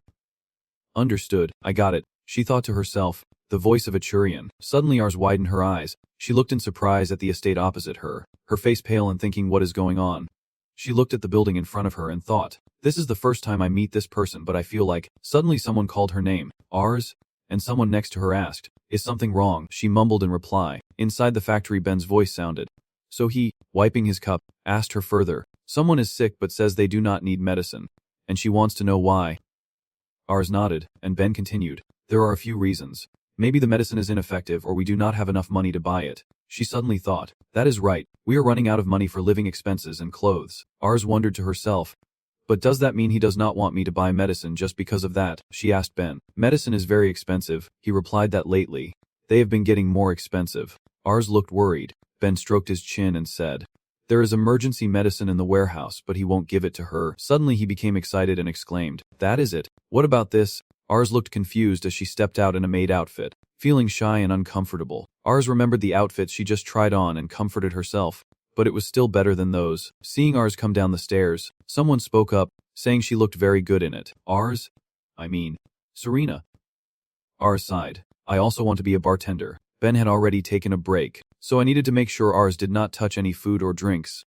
He said, I need someone to help serve the guests, so help me out. Ars, looking at Serena in front of him, Ars secretly worried if the outfit was uncomfortable for her. He asked Serena, are you okay with this outfit? Serena replied, I'm fine. She smiled and asked Ars, do you feel uncomfortable in that outfit? Ars shyly replied, I am fine too. She looked down sadly and said, I wanted to keep this secret from Kos, but I ended up dragging you into it. Serena smiled and said to the girl, you managed to get a handful of medicine, and I also want to help pay for it, so you do not need to feel guilty. Another person approached, looked at the two sisters and coughed twice before saying, amazing. Absolutely amazing. Ars pouted and thought, what the hell? I just feel uncomfortable, as loud noises from outside come in. A group of people walk in happily chatting. This place looks good. I agree. Serena spoke warmly, bowing sincerely to welcome you. Welcome to the Fairy Love Inn. The bright light around her made Ars close his eyes, and the guests were also very surprised. Ars looked at Serena in surprise, thinking to himself, Serena, where did you come from? A voice interrupted. Hey, what are you guys doing? A man steps down from the stairs and says, hurry up and put away your luggage, then eat and start working. Followed by a young man. Ars stands there, admiring Serena inwardly. Even welcoming guests Serena is impressive. She looked at Serena with suspicion. What is she exactly? Ars' heart sank a little. It is funny how I am curious about her identity while I myself am hiding mine. A voice interrupted her thoughts, saying, I will place the order now. She looked around the shop, blaming herself for how crowded it had become. She had been too distracted. She looks really funny when she is also the one welcoming the guests. She looks at her own identity and orders this. She glances around the shop, blaming herself for not noticing how crowded it has become. She overheard some customers talking about her new outfit. So cute. Ars approached the counter to call Uncle Ben. She read out an order, 3 requests for stir-fried pork, 2 salads, a grilled chicken leg, beef steak, a roasted wild boar, 4 beers, and 3 drinks, and Ben just nodded in amazement. Wait a moment, Ars? Do you remember everything? Ars responded with a nod, thinking to himself that this was much easier than magic knowledge. Ben brings out a tray of beers and says to her, serve the drinks to them first. Ars calmly carries the items. Serena smiles brightly while preparing drinks as a dish is brought out. Ars tells the guests that these are all the requested dishes, and they marvel at the food on the table, saying it looks delicious. Ars looked towards the door and exclaimed, hello. Serena widened her eyes and looked in that direction, the vase falling to the ground and shattering. Ben went out curious and asked, what is that sound? He fell silent when he looked toward the door. He stammered, shrank back, as if he suddenly blurted out something. shrinking away. The space around him was heavy and suffocating. Ken stood still with a cold expression. Shrinking back, in a moment, his eyes flickered with shock, then quickly darkened. A wave of chaotic thoughts rises, and Ken's heart tightens for a moment. Why are they here now, a few hours ago, in an empty house? Sounds of clattering and knocking echoed. Because I was injured in the previous incident and the 2 handkerchiefs had been burned, so now I need to find some valuable items in the house to sell. I am desperately searching. Oh my god, this is so frustrating. Channel sighs helplessly, muttering while scratching his head, scattering things in front of him that give no hope at all. I wonder if I can sell these for a good price. After finding the old, tattered map from the house and 4 handkerchiefs from Aristale, he quickly calculated in his mind that he could sell the map as a treasure map and the handkerchiefs as a set for some money. But when his eyes fell on the pair of swords, his face immediately darkened. The biggest problem was this useless, non-refundable item. His breathing was heavy, the corner of his mouth twitching slightly. Even though it is a treasure of a famous person, selling it would definitely bring a lot of trouble. Even after he is gone, this bastard still causes problems for me. Ken decisively turned and left the room, his heart heavy enough. I am afraid of being chased. I won't sell this. I will sell the map and the pile of handkerchiefs. But where are those 2 kids? I was planning to send them on errands. I have looked around the house and busy places in town, but I still can't find them, and the space feels strangely quiet. Brother Hong Mang, where are they? I went to the inn to look for them since I could not find them at the market. Now in the restaurant, Iris looks down with a heavy heart. In front of the bar, Serena stands straight, trying to keep her composure, but her eyes are unfocused. Ken immediately clenches his jaw, his face tightening, veins bulging with anger. These 2 dare to secretly earn money behind my back, and I have been the one funding you all along. So now you are here earning your own money. Amid the noisy laughter of the guests, he spoke in a low but chilling voice. It seems we need to have a talk. Immediately, the restaurant manager nearby, trembling and cold sweat running down his back, said that talking here might not be a good idea. Ken turned around, his voice firm and commanding, telling the 2 kids to come home and talk. He immediately forced a stiff smile and asked, "What is the rush? Just tell me what is going on." Ken thought to himself, I see. He narrowed his eyes briefly, a flash of realization crossing his mind. If those 2 leave, this old man will be in trouble. The manager stammered, his face pale and lips trembling. Let us go somewhere else to talk. This way. Ken sui bukaluo quo, Chang bun and goian. Duok Roy. Serena briefly worried. Is he angry? Working at the boarding house to get medicine was my decision. She turned to look at his back and the manager walking away, but for a noble swordsman like him, making his family work for just a few coins must have hurt him. Her heart clenched tightly. Serena bit her lip, her eyes briefly lowered. I always thought it was for the teacher, but in the end it hurt his pride. On the other side, Iris was also confused. Why did Koz behave like that? Serena tilted her head slightly, speaking softly. Maybe we have hurt his pride. She was stunned. We hurt Koz's pride. Then Iris's eyes darkened. I only wanted to get medicine for him. No, I must clear this misunderstanding. Behind the building, the manager is standing facing him. Duokan hesitated for a moment before gathering all his courage and stammered, Koz. Actually, Iris and Serena are not working for money, but to get medicine for you. I follow the manager's instructions and my lips twitch slightly. My eyes darken. These 2 are up to their pointless tricks again. I am almost fully recovered and do not need the medicine anymore. If that is the case, I will return the medicine. The manager immediately panicked, waving his hands quickly. No.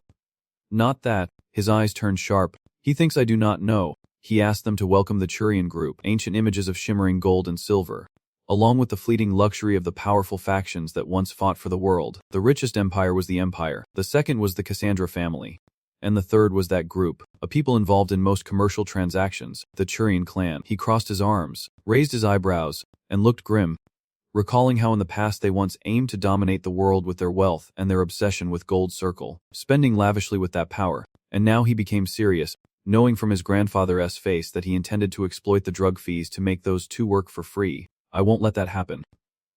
He stammered, his knees buckling, sweat pouring down his face. Trembling, the manager forced a strained smile. 10% of the revenue. Huh. Ken raised an eyebrow. 10%. Quite tempting.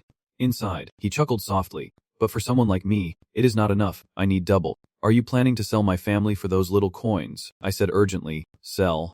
How can you say that? Ken gently turned around, his eyes cold enough to anger, ending the conversation. Just then, outside the door, Iris was standing there, her heart tightening, feeling uneasy. Before she could speak, the manager hurriedly rushed over to stop her, offering 30%. I will give you 30%. He clasped his hands and begged, his voice trembling. Please just consider it as saving me. If you take the 2 of them, I will be ruined. He stopped, his eyes flashing with a cold glint. 30% is a good deal. It seems he is really having a nightmare. Ken spoke coldly.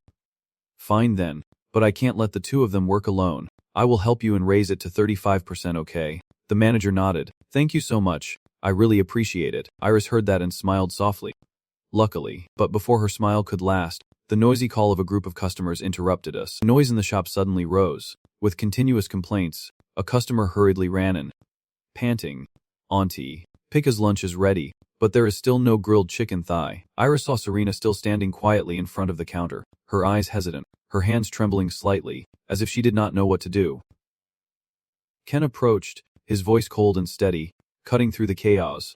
What are you kids doing? As everyone's eyes turned back, he was already dressed in his serving outfit. Ken spoke in a commanding tone, telling her to leave her position, and she staggered, confused and speechless. But this girl was so careless that she forgot about the customers. He spoke seriously, telling her to take care of this place and change clothes to help Iris. Serena bit her lip softly, feeling disappointed inside, realizing she could not do anything to help after all. Yes. Ken turns to the waiting guests, politely bowing. May I repeat your request? Sir, I ordered a Pika from that group. He turned around, a cold smile flickering across his face. Dong Pika, perfect timing to teach these kids a lesson. I understand now. Please give me a moment. Channel takes the glass cup, pours in the alcohol, with a swift motion, then seals it. His hands moved smoothly and skillfully, as if he were a true bartender, while he worked and narrated in a warm, resonant voice amidst the lively atmosphere. Pika of the Dong is a type of cup created by the 7th Emperor of the Empire to honor the pride of the long-extinct Dong species. But it is made from cheap, rough materials instead of high-quality ones. His voice was deep and noble. Do you know why today? He looked confused, shook his head. I do not know. Of course you do not know. He opens the lid and I have heard this story from a steward of break servant who once served the royal family. Because of the pride.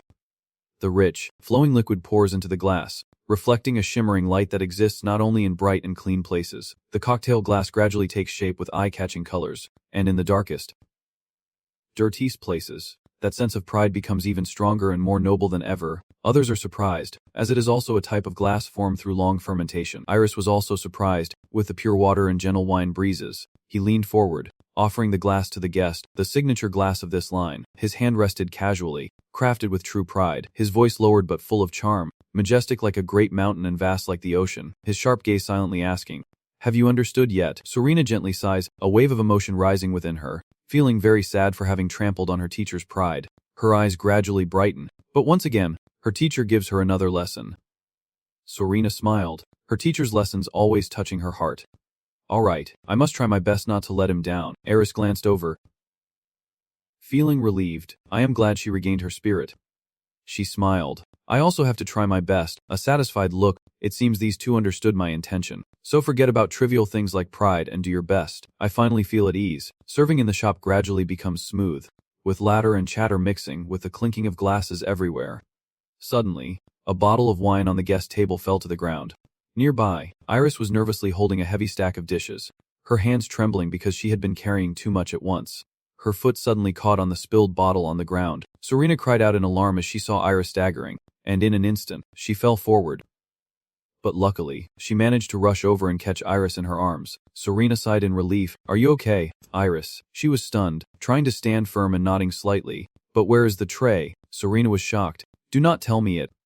And then, their hearts sank as they saw the tray full of glasses spinning in midair, heading straight for the channel. Oh no! Hearing the cry, he quickly turned around, and instinctively raised one hand to catch the tray right in front of him. He was stunned. Where did it come from? But before he could breathe a sigh of relief, the glasses on the tray still clinked and slipped out, falling chaotically. If this keeps up, the pile of bottles behind me could break. Ken imagines arguing with the manager. If that happens, there will be a fine. And if he takes too many, I do not know what to do. He clenched the tray tightly in his hand, silently thinking to himself that he could not let that happen. Ken immediately caught the cup. I need to quickly calculate everything. Speed. He tries to keep his balance, adjusting his breathing with each step. Then he steadies his core, uses centrifugal force, and with a confident spin, he safely places the tray on the table. Everyone around was stunned, while Ken clenched his teeth, his cold eyes fixed on the two girls. These two just won't stop causing trouble. But suddenly, a sense of unease swept over him, as if something was missing. Like another shock was just around the corner. His face turned pale with panic. Do not tell me. Ken instinctively looked up. His eyes widened as he saw the huge wardrobe swaying.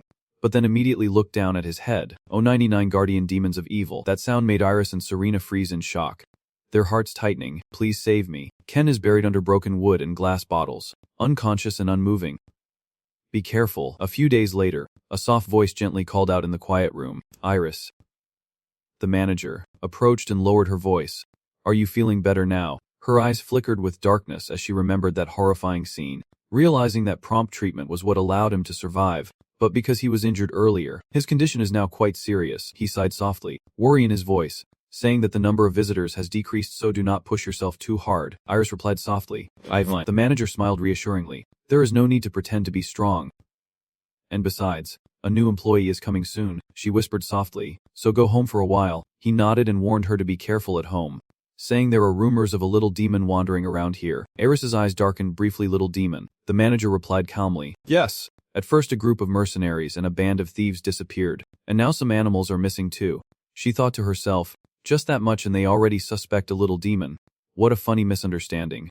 So you have to be careful. Iris pursed her lips and said, well, they are not entirely wrong. He suddenly seemed to remember, and then, looking back, he had not seen Jack around lately. Do you know where the boy is now? I thought you were quite close to Jack, she replied sternly.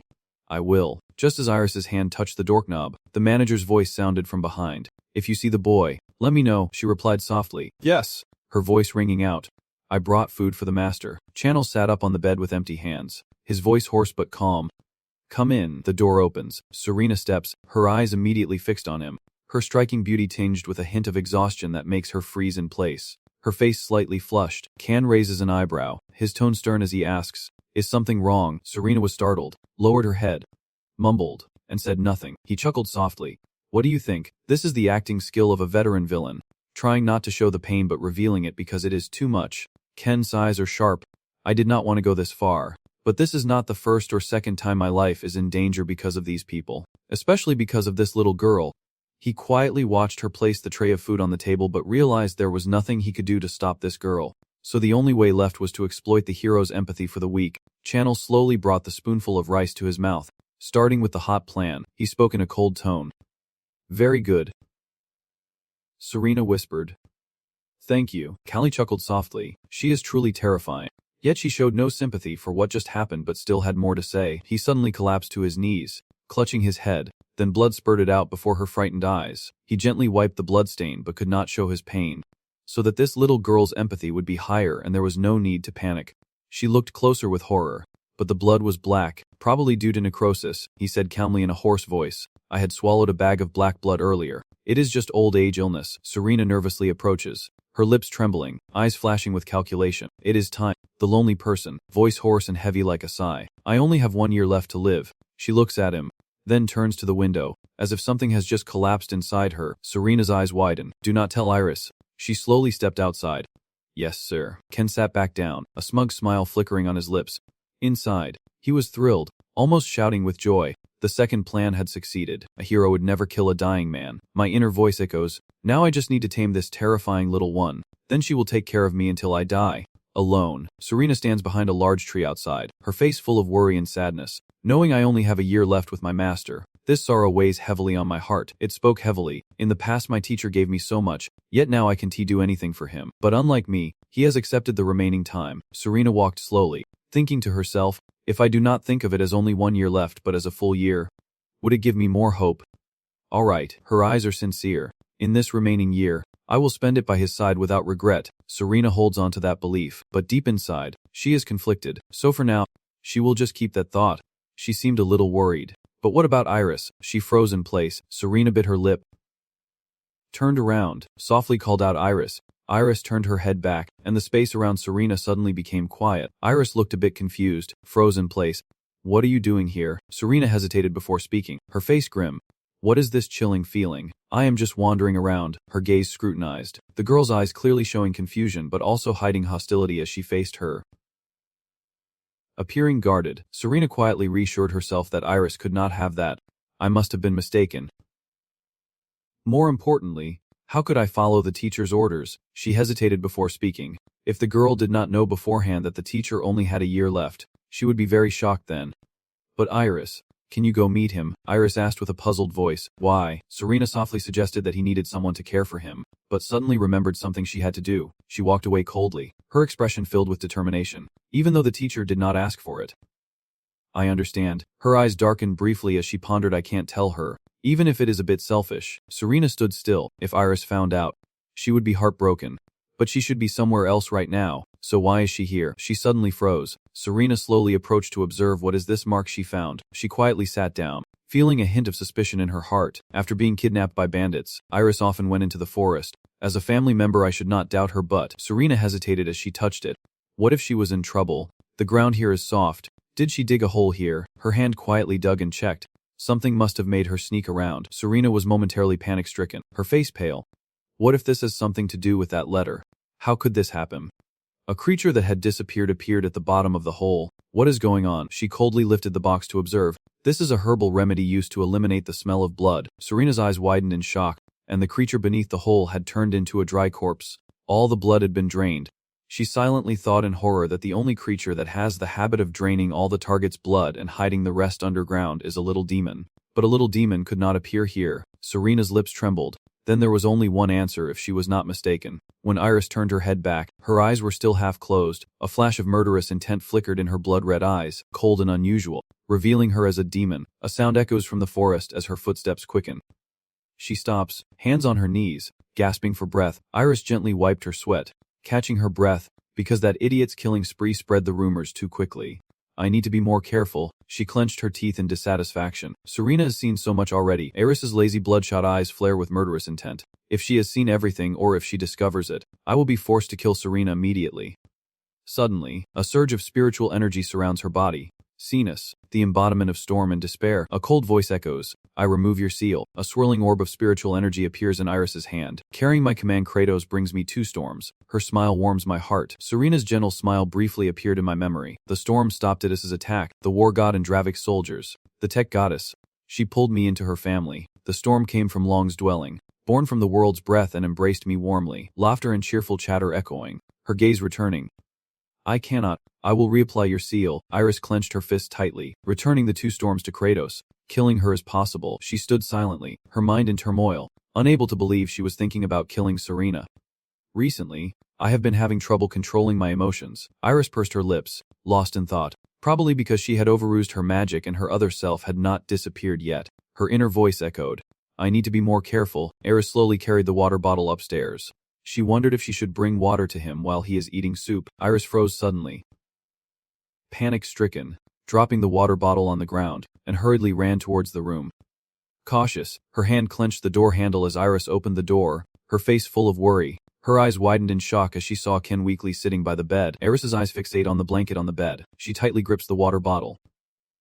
And immediately, the water spills out. Iris stood dazed and confused, her eyes flickering with a brief darkness. Luckily, Callie cursed silently. Why did she come here anyway? He sat there in a daze. Feeling annoyed, thinking it was Keen who started acting up, she lowered her voice and asked, Are you okay? Callie sighed. Are you okay? Are you seriously hurt and suffering right now? You silly boy. I've lied. Iris's eyes were filled with worry. She almost got badly burned. Yet she did not even blink. Her heart is conflicted and confused. She truly does not understand him. Looking back, she has been with him for a long time, but she still does not know much about him. All the fading memories come back. He was the one who took me out of the ruins of the Rot Kingdom. The fragments of memories flash by. But why did he go into the ruins of Kwai? What do you know about the Kwai? Iris was stunned.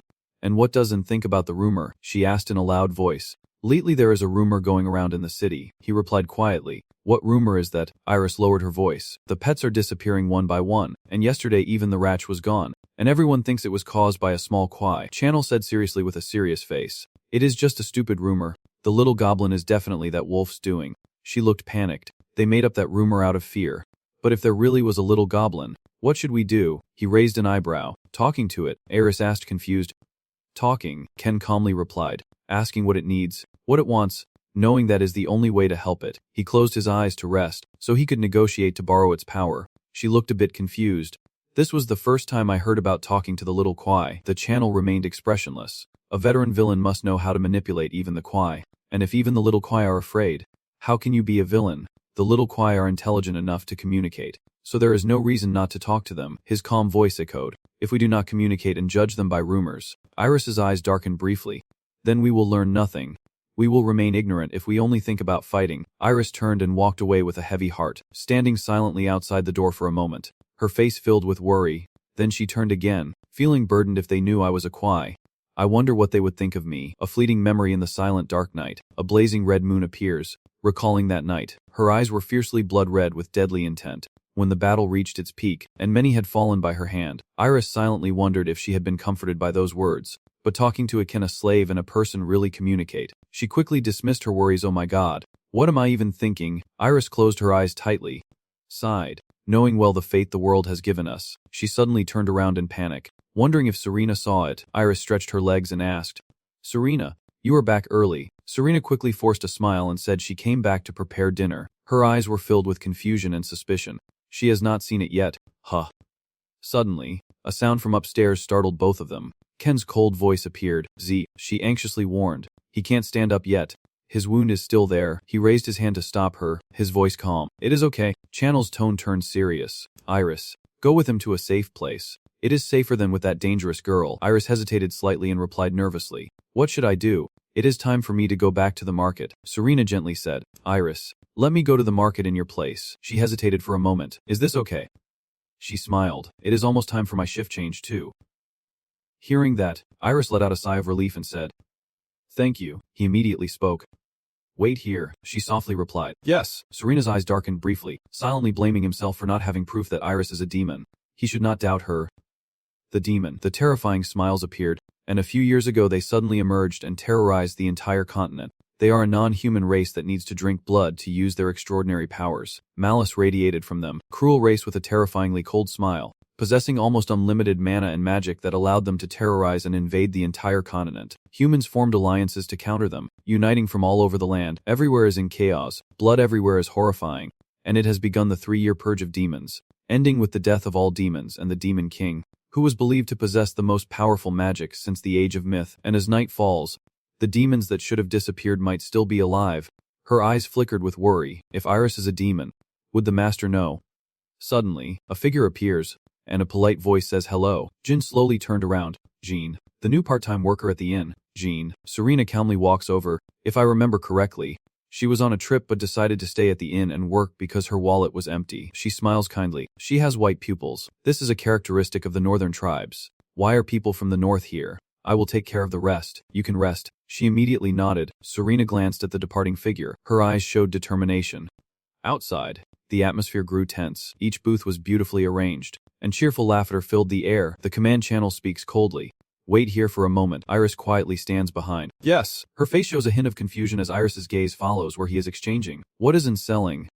Ken asks. So, how is your father? The buyer stroked his chin as he considered. The tallest one. He raises his finger like this, his hand immediately clenched into a fist, his hostile gaze piercing straight ahead. Damn it. Are you kidding me? You think I am stupid? The salesman leans on his hand. He replied casually. Is this really a treasure map? That is right. He frowns angrily. This is a map to a kingdom of Asia. That is hard to believe. The channel calmly lowered his voice. If you do not want to buy, then forget it. He hurriedly snatched it back. His eyes widened. No, I did not say I would not buy it. Want to lower the price? Come on. I used to be a trader of that girl. If you want, go ahead and buy her. No fuss. His wary eyes flick past. Behind them, Jin the escort appears. She smiles gently, speaking softly. Hello, Kelt. Ken immediately forced a smile and answered awkwardly. It has been a while. Long time no see. Jin, a gentle smile mode. He clenched his fists tightly, trying to reassure himself. What? You are here again. Calm down. Act natural. Are you still well? Ken's eyes are sincere. I was very worried about you when we were separated. I am glad you are okay. I am glad. Uncle. But deep in his heart, he immediately swore that he was happy about Boy. You came here to bother me. Lip reading is exhausting. What are you here for? Is something wrong? She hesitated and replied, run. Blood. Tears. Here, the channel is nervously empty. Pale face. Bing and Tiet. What are you talking about? Blood and mucus. Ice and blood. Don T tell me Lennon is here. Jin coldly replied. That is right. Hearing that, a flicker of darkness crossed his eyes. Cold sweat ran down my spine. That is enough. Forget it. I am screwed. A murderous intent radiates from Linen. He became a warrior of the Winter Temple in the Ice Realm. Linen is the most dangerous individual on my list. He holds many titles such as Demon King Slayer, Destroyer of Worlds, and even the strongest person on the planet. Awarded by the Sword of Light. Jin clutching his head in panic. He looks helpless. The smell is still in the north. I do not even dare go near the Winter Temple because just hearing that guy's footsteps makes me soil my pants. Who would have thought he followed me all the way here? I also need to hurry. Behind, the shoppers hurriedly spoke up. Hey, mister, aren't you going to take this coin? Channel clenched his hand. Aries, let us go home. She immediately felt confused. Is something wrong? Aries had a sudden bad feeling. Be careful. Where are you taking me? He immediately tightened his grip on her shoulders. Ningia's voice. Aries. His heavy voice echoed. Until I come back. Stay here. Aries whispers, do you want me to wait here? He softly replied. That is right. She immediately clenched her sleeve tightly. Her voice filled with worry. Don't go. Aries' body is trembling. Stay with me. He lowered his voice to reassure. It won't be long now. A cold voice echoed. I will definitely come back. Next, the channel also speaks up. He will definitely come back. She stood there in fear. Stunned. Suddenly, lightning strikes down on the dark forest. Please do not leave me alone. Serena gently touches the wardrobe door and slowly lifts the curtain to look outside. Is it already this late? Serena stands and observes the surroundings. She suddenly falls into deep thought. Is it going to rain soon? I need to get home quickly. Serena seems to sense that something dangerous is approaching. Her face suddenly turned pale with fear. Serena suddenly turned pale with fear. She suddenly turned pale with fear. Serena suddenly turned pale with fear. She slowly lifts the window curtain to look outside. Is it already this late? Serena stands observing her surroundings, suddenly lost in deep thought. Is it going to rain soon? I need to get home quickly. Serena suddenly felt that something dangerous was approaching. Her face suddenly turned pale with fear. Serena was startled and quickly turned around. Her face shows confusion and fear. Behind her, the door opens slightly. Serena's voice echoes. Someone. Her eyes widen, showing suspicion and utter surprise. Linen suddenly appeared, slowly approaching Serena, the priestess of the Winter Temple. It is said that the four temples spring, summer, autumn, and winter are located at the four directions east, west, south, and north of the continent. The temples have turned the part of the continent where they are located into their own territories. Each temple has transformed the part of the continent where it resides into its own territory, each governing their own land and respecting the unspoken rule not to invade one another. Serena stood there in silence, muttering to herself, this is the westernmost edge of the continent. Linen suddenly appeared, slowly approaching Serena, the priest of the Winter Temple. It is said that the four temples of spring, summer, autumn, and winter are located at the four directions east, west, south, and north of the continent. The temples have turned the region they occupy into their own territories, each governing their land independently and respecting each other's boundaries. Serena stands there in a daze, muttering to herself, this is the westernmost edge of the continent. Why would a priest of the Winter Temple be here? She is standing face to face with him. Her gaze was steady but tinged with unease, completely contrasting with Lenin. Lewin suddenly appeared, slowly approaching Serena, the priestess of the Winter Temple. It is said that the four temples of spring, summer, autumn, and winter are located at the four cardinal points of the continent. The temples have turned the regions they occupy into their own territories, each governing their own land and respecting each other's boundaries. Serena stood there in a daze, muttering to herself, this is the westernmost edge of the continent. Why would a priest from the Winter Temple? She stands facing that person, a determined gaze mixed with a hint of unease, completely contrasting with her calm exterior. Serena says that look is so cold it could freeze its owner. Seven's image suddenly appeared in her mind as if she was facing him once again. Lenin suddenly spoke. May winter drive away this evil. My name is Zin. Serena stood there and responded. Thanks to winter, peace prevails. My name is Serena. Lenin actively continued speaking. It is an honor to meet someone blessed by the god of war. Serena also quickly responded. It is an honor to meet the priest of the Winter Temple. Suddenly, her face showed signs of tension. Alert, her eyes narrowed slightly as if she was contemplating something. There is no reason for the priest of the Winter Temple to come meet me. Serena felt extremely uneasy. Lenin's face kept sweating profusely. Lenin's voice spoke out. Lenin suddenly spoke. May winter banish evil. My name is Serena. I hope winter drives away the evil. My name is Serena. I pray that winter drives away evil. My name is Serena. Stay alert. My eyes narrow slightly as if I am thinking something over. There is no reason for the Winter Temple priest to come see me. Serena felt extremely uneasy. His face kept sweating profusely. His voice was trembling as he spoke. Hero. His face is serious. She asked. Do you know anything about the little demon that appeared in this area? Serena steadies her emotions and speaks softly. I have only heard rumors. Think about it. It is because I have started to find a little demon.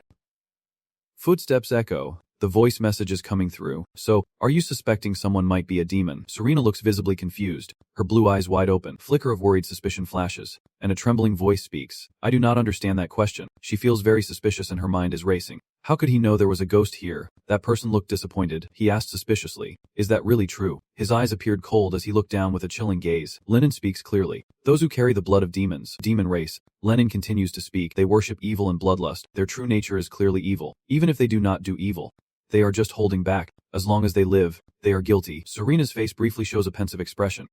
Worried. That person's voice shifted. A shadowed face. Once again, that person looks really... Once again, they look truly formidable. Next time, they look really impressive. He looked serious and intimidating.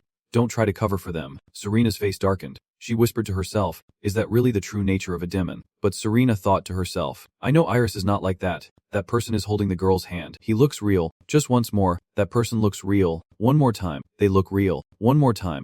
Once more. Just one more time. One last time. Lin prepares to leave. Don't forget to come back and remind me. If I leave the ghost alone, it will destroy everything and lead humans astray. Serena whispers softly. I will remember that. Serena stands still, looking out the wooden door. For a moment, she was startled and wanted to do something. A hollow face with a strong aura of hostility. She nodded seriously and muttered softly, is that really the nature of a demon? But Serena thought to herself that she knew Iris was not like that. She was startled and wanted to do something. It would destroy everything and lead people astray. Serena whispered softly, I will remember that. Serena stands still, gazing at the wooden door. In an instant, she was startled and wanted to do something. Her face hollowed out. Serena suddenly runs very fast. I need to warn the teacher before he finds out. She quickly wipes her body forward, lost in thought. So Iris can escape. Her eyes widen. Her face shows tension and determination. Serena suddenly stops while running. Wait a moment. Is Iris really a demon? She does not know how to handle this. Her heart full of tension.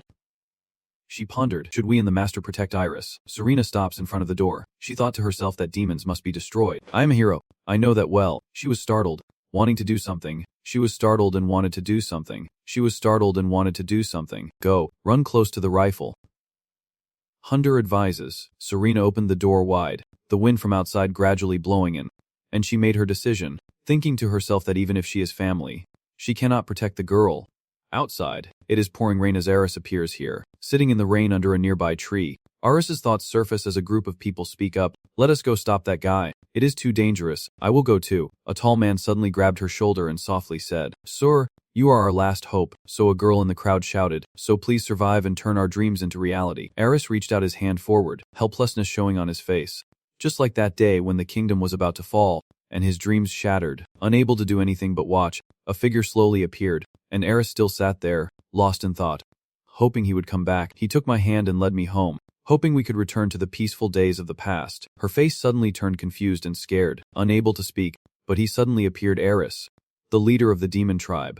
Obeying the will of the gods, the sound of thunder roars through the sky. The person's face cold and staring intently at Eris as they declare today, I will end the battle from that day. The thunder continues to crash, and the rain gradually falls heavier, as Eris's voice echoes, Is it not enough that you have killed all my people, and now you say you want to kill me too? I feel my heart tightening. Eris clenched her fist tightly, finally finding hope again. But I won't let anyone get what they want. A huge source of power surrounds Eris, her anger rising sharply. Lenin, that power radiates out to push Lenin back. Lenin is pushed back, quickly takes a defensive stance, spreads his legs to move forward, and charges at Eris with a punch. Eris shows no fear and immediately creates a protective circle to block Lenin's attack. She mutters softly, Cenis. Beneath her feet, a blue energy source appears.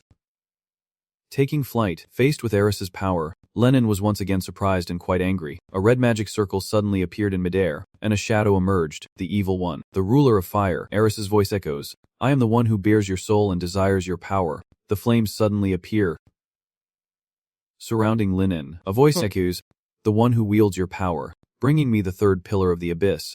The throne soaked in the fire of the stream. A red magic circle appears beneath Lenin's feet as Eris speaks. One of the 9 relics of evil. Lenin still stands there motionless as Eris's voice says, I will remove your seal. Her face is serious as she points downwards and speaks. The chain of evil beads. Fierce explosion of flames erupts, swirling into enormous columns of fire, as Serena's figure appears from afar. Moving forward, she rushed forward, sword in hand, showing determination and a hint of surprise. Her body tense, Serena's face was full of tension, her bright blue eyes wide, sweat streaming down her cheeks, and she shouted in panic, What is this? The incredible power I felt earlier. The power capable of destroying the Demon King alone right now. Serena witnesses Lenin and Eris fighting, and she suddenly feels as if she senses something unexpected, even though he has not revealed his true identity. Now I know who he is. Serena continued, On a winter night, there are 3 types of priests. The priest, the dark priest.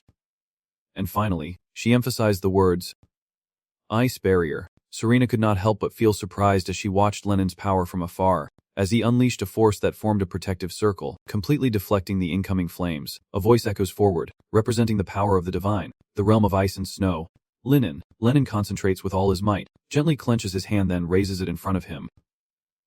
Softly muttering, Winter Guardian Shield. Then a surge of power rose around Lenin, causing Serena to lose her balance and step back to defend herself. Lenin quickly regained his footing and flew toward the red figure above. Iris regains her composure, slowly extending her hands to channel a new spell. She softly speaks, Aknol, the Fire Master, Cenis, the Storm and Despair incarnate, combining the power of two demons to create. Iris heightened her focus to the maximum, refusing to let anything deceive her. She whispered softly, I am the one who lost the throne in hell. I am the one trapped on the ground. After a long while, she quickly brought her hand closer, intending to merge the two types of magic she had absorbed back together. She said, Merge them, and I will be reborn as the true Silent One. Iris struggles to merge these two powers, forcing herself to exert more strength to unite them. The fury of evil gods, the despair of the Cenis. She whispers to herself, merge the two magics, open. Long Yen. After her shout, a stream of black and red energy appeared, expanding like a giant black hole, continuously drawing in Lenin's dense magic flow. Focusing on its source, the black hole quickly grabbed Lenin, catching him off guard and pulling him inside, leaving nothing behind, not even his magic. Long Yen then hurriedly closed. Iris let out a relieved breath, cold sweat continuously pouring down. She faintly smiled and whispered in relief, I succeeded, the one that has devoured countless gods and demons, the one that has made both demons and gods afraid, the Valley of the Sleeping River. Dragonoid. She remained standing still, faintly smiling to herself, thinking silently that even as a representative of the divine, she can't escape, and in the end, it is all over. Suddenly, the Long Yen roared loudly, frightening Iris and making her turn around in shock. The Long Yen continuously unleashed fierce magic as if something was trying to tear it apart. Iris widened her eyes in surprise, thinking to herself, no way, how is this possible? How can a mere human be? 10 fingers suddenly stretched out from the veil, forcefully tearing it open, and Lenin's body swiftly escaped from its grasp. Lenin went berserk. Using all his strength to struggle free from the frantic control of the veil, he rushed to where Iris was standing, and she quickly activated the protective barrier around herself. She looked at Lenin rushing toward her like the wind with a fearful expression, biting her lip as she silently thought that the will of the gods is absolute, and everything in this world must obey. Lenin clenched his fists tightly, grinding his teeth, and quickly used his power to break through her fragile barrier. As expected, Iris's weak barrier was shattered, and her figure was thrown into disarray, and Lenin's snowstorm forced her to fall down into an old nearby house. Iris lay motionless on the ground, her body now in constant pain. She gently tries to move her fingers, biting her lip as a faint willpower urges her not to give up here. Iris quickly supports herself with her hands.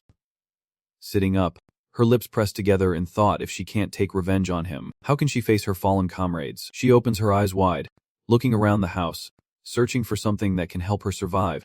She licks her lips in thought, determined to survive at all costs. She ignored her entire body's pain and quickly ran to the nearby horse owner. Ignoring its loud whinny, she had to ignore it. Iris decisively bent down and bit into the horse's belly, sucking its blood. A disgusting red smell emanated from the horse's wound, and she happily wiped her mouth afterward. She pondered silently. Yes, this is her true nature, but it does not matter. Iris remembered her people, her voice trembling with emotion, questioning if surviving was wrong, if being a demon meant she had to fight humans. She smiled eerily, blood still on her lips, quietly thinking that she would do whatever this world wanted her to do.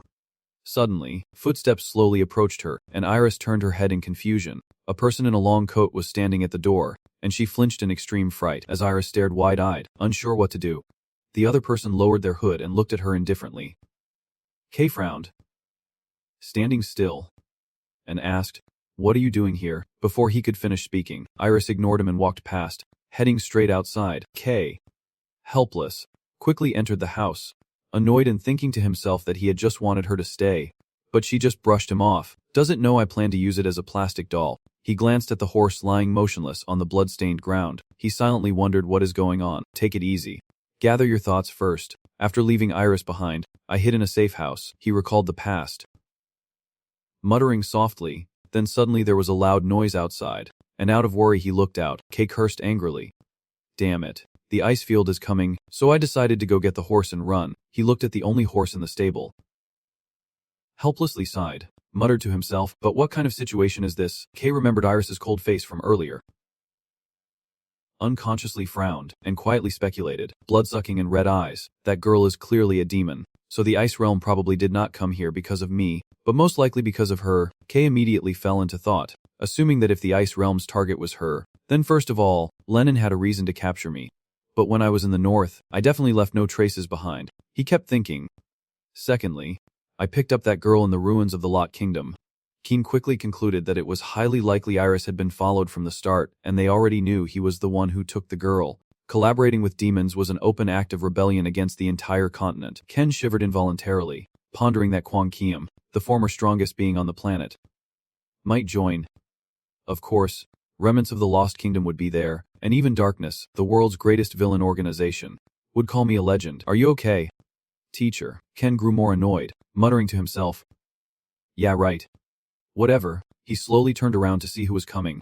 But because of the backlight, he only saw darkness. Ken was startled and could not help but flinch. Licking his lips and thinking to himself, oh dear, he slowly stood up, looked around then at himself. Muttering bitterly, anyone who saw this scene would think I am the culprit. He forced a smile, his blood boiling inside, gritting his teeth and thinking quickly about what to do in this situation. After a long pause, he sighed and then asked, Serena, what do you know about Iris? Serena pursed her lips and slowly replied, she is a member of our family. Ken's face darkened with anger, thinking to himself, I've got this in the bag. Just look at her expression, she is already suspicious of Iris. He tried to reassure himself, constantly thinking that if he exploited this hero-like trait of hers, he could turn that girl into a reason for her to fight against Lennon. Thinking this, he quickly responded, yes, we and Iris are a family of swordsmen, and we can't draw our swords to protect our family. He looked at her and asked, can I still be considered a swordsman? Serena shook her head and replied, no. She lowered her head, pursed her lips and thought silently, not everyone who wields a sword is a swordsman. When did I forget that?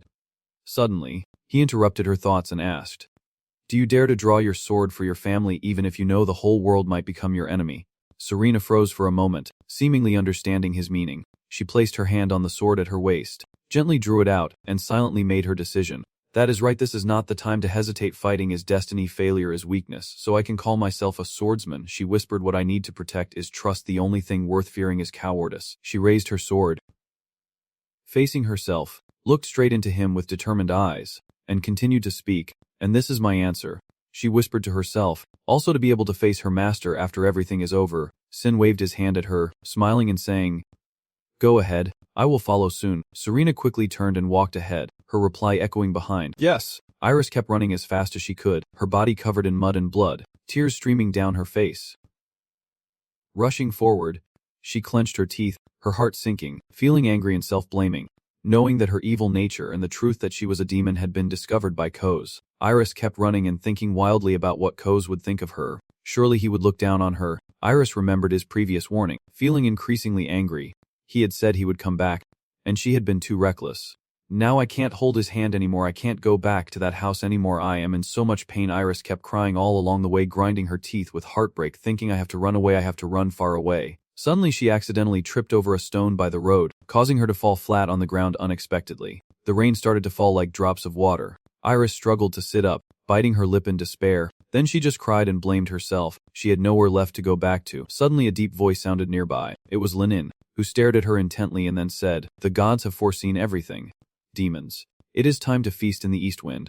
He quickly lifted his leg and charged straight at the girl sitting in front of him. Iris seemed to have given up everything. She no longer resisted, just sat there with her face blank. She looked at Lenin, a bitter and sorrowful smile on her face, silently thinking maybe this was the right choice. Just as Lenin was a few meters away from Iris, a shadow suddenly flashed in front of him, blocking his approach. Lenin quickly slammed on the brakes, frowning as he looked at Serena pointing her sword at him. Serena resolutely shielded Iris, staring coldly at Lenin, and said, I will not let you harm my family. Not for another second. Iris quietly looked at her, hesitating before softly calling out Serena. Lenin's voice hoarse and straightforward, criticizing that what she was doing was not just, but she would continue anyway. Serena swallowed hard, feeling a bit hesitant when facing this man, and she furrowed her brow in contemplation. The chilling aura he gives off surpasses 7 and can rival Kota, but my answer remains unchanged. Serena's unwavering gaze looked straight ahead with determination, repeating, even if he is a demon, Eris is still my family, and abandoning family is not my righteousness. The rain kept falling, blending with Lenin's deep voice as he asked, so what if that was your righteousness? I will respect it. As he finished speaking, he stepped back, frowning as he concentrated to recover his magic. Serena narrowed her eyes, watching Lenin's every move, took a deep breath, pursed her lips and thought, Recognizing his unique martial art of the snowy battlefield and the cold wind cleansing ritual, she followed his stance, gathering her strength. Determined to give it her all, she teleported to Lenin's position, holding her sword tightly and aiming to stab him. Lenin seemed to anticipate her move, quickly getting into a stance. Raising his hand to strike straight down, Lenin simply raised his hand to block her sword, and Serena let out a soft sound. She quickly withdrew her sword, and Lenin silently waited for her next attack. Serena continues to unleash a series of deadly slashes, constantly pouring demonic energy towards Lenin. Lenin skillfully dodges and evades, then suddenly drops to the ground and kicks towards her. Serena quickly jumps up to gain momentum, while Lenin remains in his stance, watching her intently. Serena then swiftly executes her next move, taking advantage of Lenin's distraction to deliver a powerful strike downward. Iris sat on the ground, continuously raising her hand to block the wind, staring blankly at the two of them, lost in thought. I can't believe she is in a one-on-one melee with Lenin, unless she has achieved the fusion of human and sword. If not, she guesses, only a few swordsmen in the world have achieved the unity of human and sword. Information about those swordsmen is mostly rumors, including some whose existence is uncertain, like the demon sword. Iris stared in awe at Serena, momentarily silent, unable to believe that a female swordsman in her early 20s, Serena, was actually. Serena on the other side was pushed back by Lenin's counterattack, thrown to the ground, but she quickly managed to land on her hands and knees to brace herself. Iris frowned in thought. As a sword Saint Luna, Serena slowly got up, gritting her teeth as she looked toward Lenin. Panting heavily, she thought. No openings. Huh. Well, even if he has no openings, I can still win. She then kicked off and charged straight at Lenin, who glanced at her and softly muttered, "Winter's silence is a blessing from the gods." Iris was startled by the spell, wide-eyed, and thought to herself, wait a minute, that spell is Serena. Serena. Danger. After Iris's words, Lenin launched his attack, and everything around immediately froze. Serena and Iris watched in shock from the sidelines. Serena lowered her sword to the ground to steady herself, frowning in thought. This is, I have heard of it. It is the holy magic of the Winter Temple's holy night. Not just lowering the temperature but controlling the freezing point of all things. The power of the winter god, controlling the winter point. She quietly looked at Lenin, thinking to herself, with that kind of power, he was no different from a high-level mage. But magic is limited by mana, while holy magic has no limits at all. But that is all there is. Serena sharply drew her sword, feeling the flames encircling it, her power instantly surging. She pondered, having seen many stronger magics before, and compared to Seven's magic, this one was not even called cold. Then she swung her arm and ran straight toward Lenin. Serena shouted, raising her flaming sword to strike Lenin, but he still blocked her attack with one hand. His eyes are sharp as he calmly speaks. Batch Lamb, a place filled with tranquility. She does not understand what he is about to do, so she steps back to keep her distance. Hearing him say that they must escape the divine sanctuary, where sinners are not allowed to enter, he immediately summoned sharp ice shards to attack her. The pressure was too great, and she could not dodge in time. A shard grazed her cheek, causing it to bleed. Serena let out a soft groan as more ice fragments continued to form and fly toward her. She grit her teeth, tightly gripping the sword's hilt. Annoyed as she thought to herself, I underestimated him, Serena decisively swung her sword to cut through all those ice shards. Moving forward and backward to break the advancing ice towards her, she cleared the way for herself to get closer to Lenin, flew straight toward him, and pointed her flaming sword at him. But Lenin could evade her attack and even counter with an ice attack, extending his hand to create more ice to strike her. Iris watched helplessly as the two of them danced around each other, unable to do anything. She frowned anxiously and whispered softly, "This is not good. The ice domain has not unleashed its full power yet. We must stop this before it is too late." Serena suddenly saw that the two had separated. She clenched her fists, pursed her lips, and thought to herself, I have to do something. She glanced at Serena, who was channeling a new surge of power, and for a moment was lost in thought. Then she saw Serena holding her sword tightly with both hands and softly calling out. The red intensifies. The fire burns brighter. Let my flames grow stronger and hotter. Iris, overwhelmed with rage, but her mind focused, channeling all her external and internal strength into her sword, concentrating it into a single point at the tip. Serena concentrated intensely, gently lifting her sword, exhaling softly, silently reassuring herself that this was her limit and she had to go beyond it. Lenin on the other side is also scrutinizing her, taking a very cautious stance. Serena opened her eyes and resolutely shouted out, the final move of the Fire Crystal Shadow Sword. The 12th move of the Fire Crystal Shadow Sword. The Crimson Radiance Heavenly Fury. She just finished speaking when she swung her sword into the ground. A surge of energy burst forth into the sky, growing more intense, and the flames quickly spread throughout the forest. Serena resisted, maintaining her stance, lowering her head slightly, muttering softly, I am too heavy. That last move still was not enough. Again, I hear Lennon unleash his next move, the iceberg of Bit, imperishable through countless ages. A white light suddenly appears in front of the fire forest created by Serena. Serena grimly stared at it, frowning in suspicion as the light emanated from it. A terrifying surge of power erupted, spreading throughout the forest. Iris could not bear it and had to cover her eyes with her hand. After a long while, she lowered her hand and all she could see was thick black smoke blocking her view. Serena's sword has been broken and bent. She glares maliciously as she collapses to the ground, momentarily stunned and wide-eyed. Iris slowly approaches, gently raising her hands to channel her magic, and in a deep voice, she says, "The sinner with twisted justice, be at peace." Iris swallowed nervously, thinking to herself that it was a protective spirit blade. The protective spirit blade is a magic that creates a shield with absolute defense. Even the most powerful magic can't even scratch it, let alone destroy it. Iris clenched her teeth in frustration,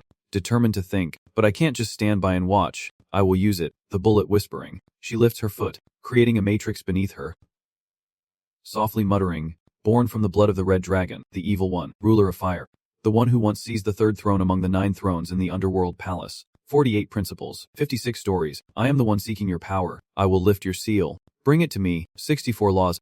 The knight who burned the divine knowledge and chased the moon god to the sun. This is my limit. The 72 demands, so I will break through that boundary." Iris's eyes darkened as if her power was amplified, and she solemnly declared, "It is the darkness of invisible fear." She stands in the center of the magic circle, dark energy swirling endlessly around her. Iris calmly speaks. "Take me out of this land of regret from which I cannot escape." Igniting a fire of fury to burn the soul, she feels her inner stability faltering. Her lips tighten in thought, as a surge of malice and wicked thoughts burst from her heart. They are invading her mind, and as she lets herself be overwhelmed by the power of the demon, a forbidden technique will be created: black magic. She raises her hand, and the dark energy immediately forms into a giant spear in her hand. Iris kept speaking, defeated by the storm of despair with a final scream. Cooled by tears filled with sadness, she silently mourned. But she was the one who could control even the demons. Eriseld slowly and spoke pensively. "Even time is frozen by her loneliness, Snow, decorated with the treasure of greed, one of the 9 treasures of hell." At this point, Agvinel's demon sword. Just as she managed to summon the demon sword, she found herself unable to fight any longer. She let out a soft moan, lowering her head to gasp for breath. Iris held her spear to support herself, her other hand gently clutching her neck. She painfully thought to herself, "This is a sign of mana exhaustion. I won't die alone. At least I will take him down with me." Without another word, driven by her determined and fiery resolve, she suddenly threw her spear toward Lennon along that path. The spear shot through the air and clashed with the snow created by Lennon, producing a deafening sound. The sound and clash between Iris's magic spear and Lennon's ice created a shockwave that shook the forest. The resulting magic zone was dense and terrifying, knocking Serena back several meters. She lost her momentum and crashed into the corner of an ancient tree. Kicking her foot against the trunk, Serena struggled to open her eyes, crying out in pain, and saw Iris nearby. Affected by the magical backlash, Iris sat on the ground, panting heavily, blood streaming down her face. Serena clenched her teeth in pain and silently thought, "Iris."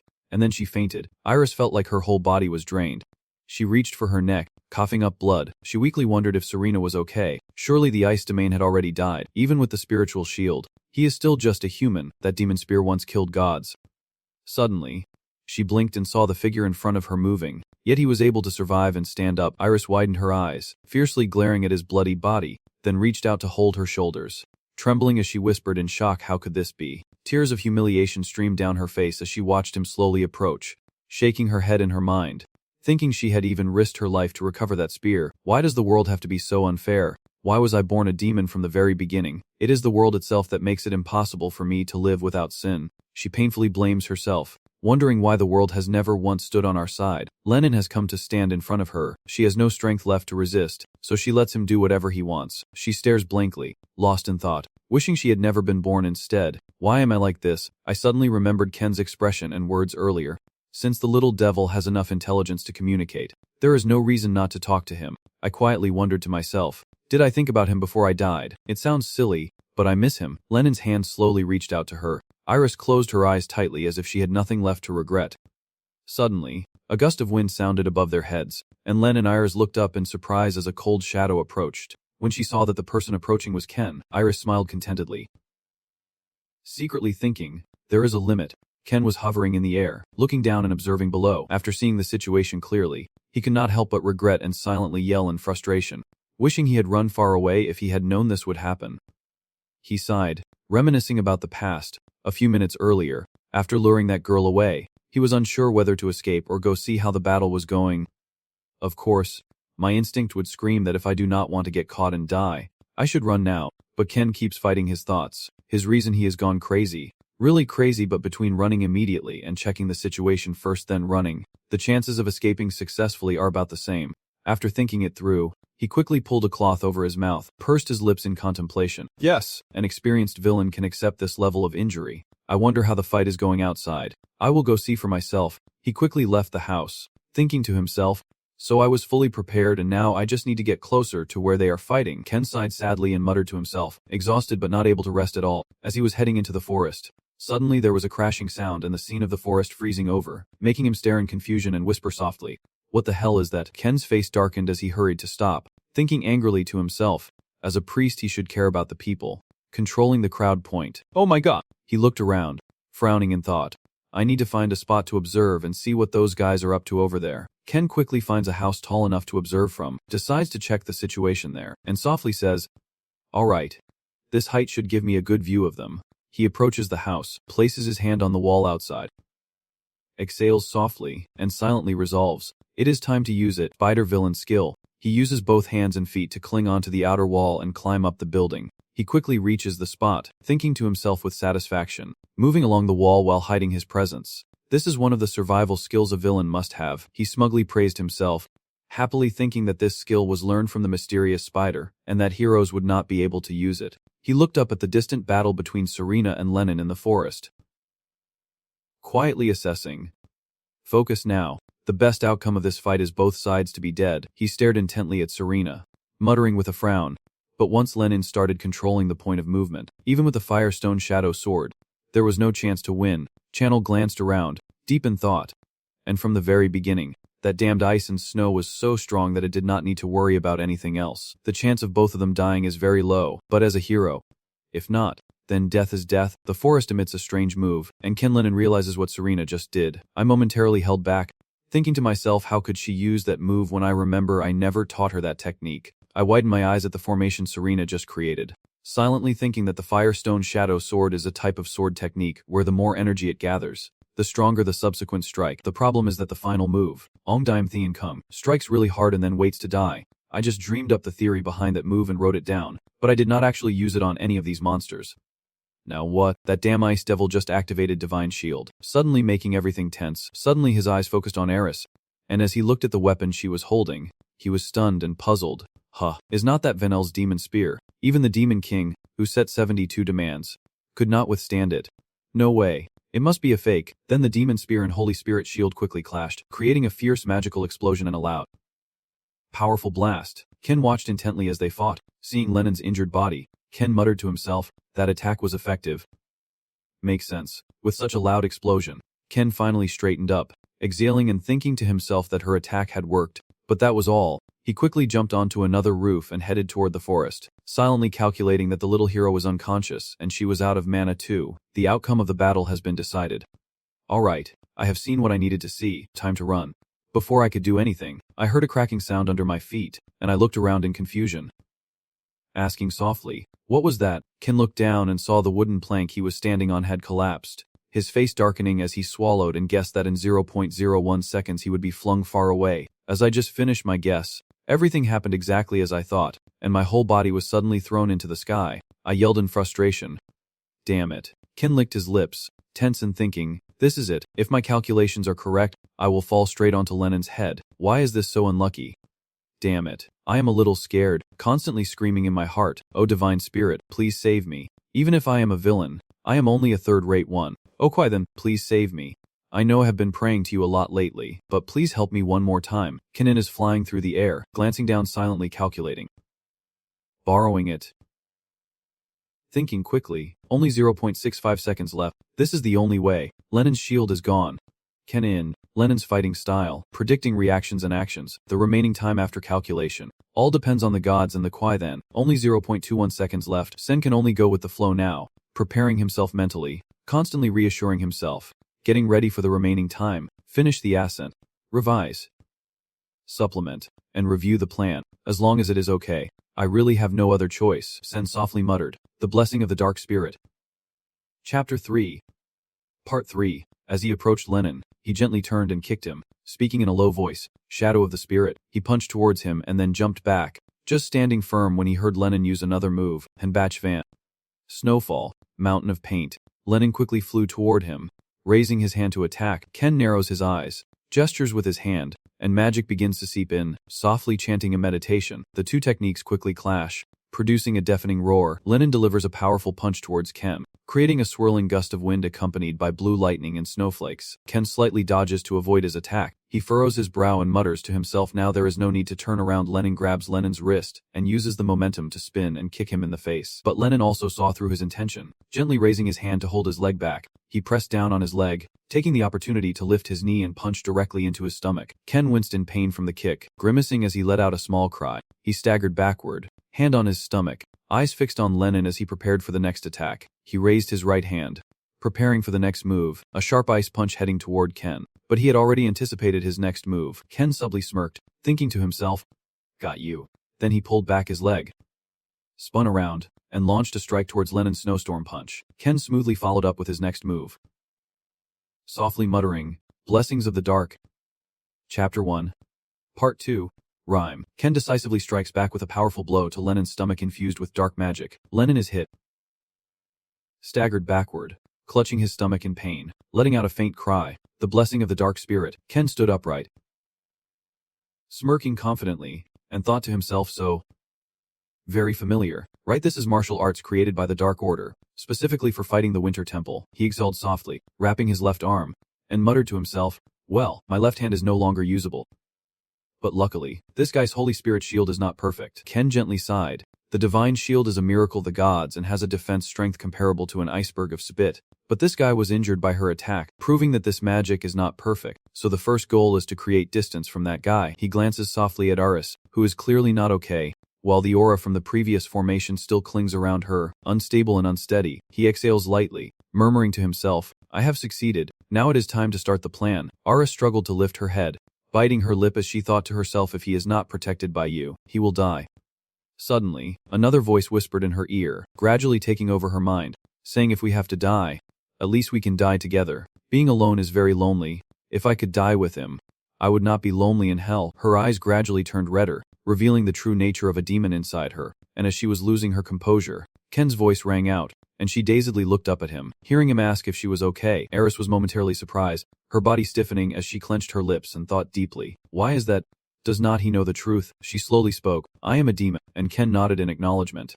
I know. Aris was about to lose her temper, her brow furrowing as she coldly continued. I have seen you drinking blood, Ken replied casually. Yeah, I saw it. Aris clenched her teeth and said hoarsely, not just this time. I have done it countless times, and it is not just animals. Ken frowned and took a long time before speaking. So what? Aris was a bit startled. Then she shouted angrily, causing the choker pet and that idiot to disappear. It is all because of me. I could sink my teeth into his neck anytime. I am a demon bloodline. Ken gently swallowed her saliva, frowned in silent thought. This girl is so stupid. He glanced at Leaning, helplessly grimaced, sighed in contemplation, wondering why she would boast about her bad deeds in front of that demon. That is why the kingdom eventually collapsed. Do not ruin my plan by provoking that idiot. Ken gently knelt in front of her, softly stroking her head, and said gently, no matter what anyone says, to him, you are human. And the truth that he, Serena, and your family will never change. Lenin then interrupted. That kind of love is not righteousness. Even feelings must follow righteousness. Ken quickly stood up, shielding her, and with a wide stance he continued. That is why I do not like those who go crazy in winter. Lenin sternly ordered. Stop it. Do not waste your feelings on a demon. No matter how much moonlight you give it, someday it will only harm people in the world. Ken calmly asked back, so why is this child a demon? Lenin sneered and calmly replied, you do not know. Those eyes clearly show its evil nature. That is proof it is a demon. Ken raised an eyebrow and thought to himself, just so you know, that is what you said. He gently reached into his inner pocket, intending to take something out, and softly continued his words, if that is the issue. He hesitated for a moment but still took out a sharp crescent-shaped ring. Ken furrowed his brow, thinking that actually, he should not reveal this in front of that guy. But there is no other way now that the demon's eyes turn red. They often lose control and go berserk, especially when mana is depleted like this, and the chances of the girl losing control and harming herself are very high. Ken fell into thought. That guy just said similar things. But this is the chance. He took the crescent-shaped pendant, pointed the sharp edge at his wrist, and sliced, blood splattering everywhere. Iris was extremely frightened. nervously asking, "Cosette, what are you doing?" Ken wrapped the remaining string around his finger, letting drops of blood fall in front of her, softly saying, "Drink it. If thirst is what turns you into a demon, I will quench your thirst with my blood. If your power is what turns you into a demon, I will personally stop you. If loneliness is what turns you into a demon, I will stay by your side forever. And if the world is what turns you into a demon, I will fight against the entire world." Iris lowered her head and asked tremblingly, "Why did you save me? I am a demon."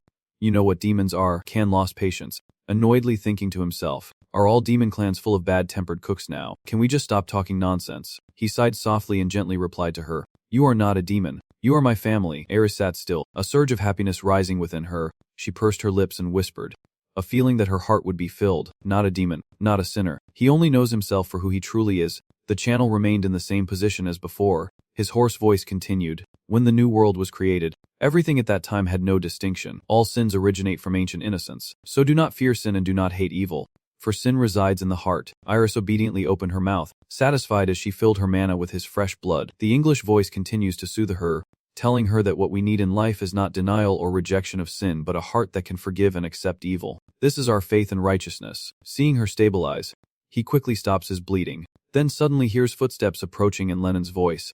"However, demons are evil creatures and covering for them is clearly a sin. For those harmed by demons, I cannot stand by and watch." Glancing at the long line of people nearby, he quietly swallows his saliva, helplessly thinking, "Besides them, why are all these common folk gathered here? I have already put in a lot of effort to act emotional.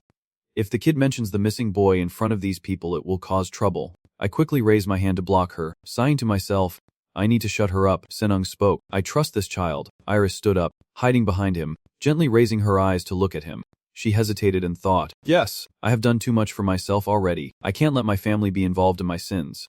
I will." Suddenly, among the crowd, a boy shouted out loudly, interrupting her words, "Stop right there." After speaking, the boy gasped for breath, his body burning with energy everywhere, with a man following behind him, holding something in his right hand, quietly looking at her in the canal. Jik hurriedly stepped forward to shield Iris and faced the crowd. Iris stared blankly, looking intently at the boy, lost in thought. So he is still alive. The leader on the other side saw this and shouted, "Jik, do not disturb Father Lin Muk. Come here." Jik firmly shook his head and said, "No, I do not want to. Serena and Iris are injured. Why is not anyone helping them?" The elder with the cane immediately retorted, "That girl is a demon and those two are her allies."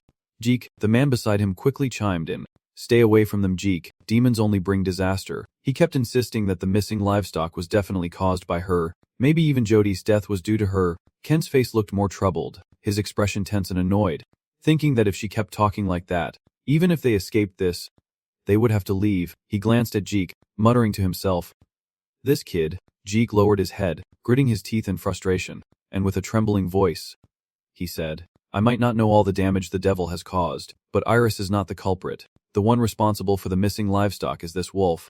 Then the boy held up the wolf's head for everyone to see. The channel stared in shock at the wolf's head and the boy, momentarily stunned, eyes wide in disbelief, thinking to himself, "It really is him. I knew it. He and that big guy are strong enough to bully me." He swallowed hard, a bit surprised, thinking to himself, yet this 12-year-old kid dared to leave home and go into the forest to hunt it. He even succeeded. The moment the kid returned was perfect. This kid is definitely a hero. Then, the hero angrily threw the wolf's head onto the ground for everyone to see. The brave boy said, afraid to face the wolf, so he tried to hide his fear by blaming the demon. "Jiet, daring to face adults in front of me," the boy said tearfully. "But now that I have caught it, do not bother Iris anymore." Sin silently observed the boy, nodding slightly in quiet judgment. Heroes are those who overcome difficulties and become stronger. The younger and more inexperienced the hero, the stronger the blessing from the gods. What does not kill a hero only makes him stronger. I quietly breathe and ponder. Normally I would find it annoying and uncomfortable, but then I step forward towards and smile brightly, and speak out. Arrogance is what blinds people. Now I have to be grateful to a hero like you, Sin coldly said. If that is a person's karma, he no longer hesitated.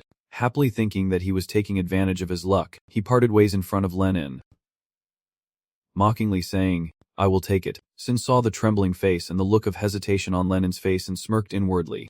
"Now what are you going to do, monster?" After a long pause, Lenin finally spoke again. "No matter how important the demon's destruction is, twisting righteousness and betraying trust to achieve one's goals is not the teaching of the divine.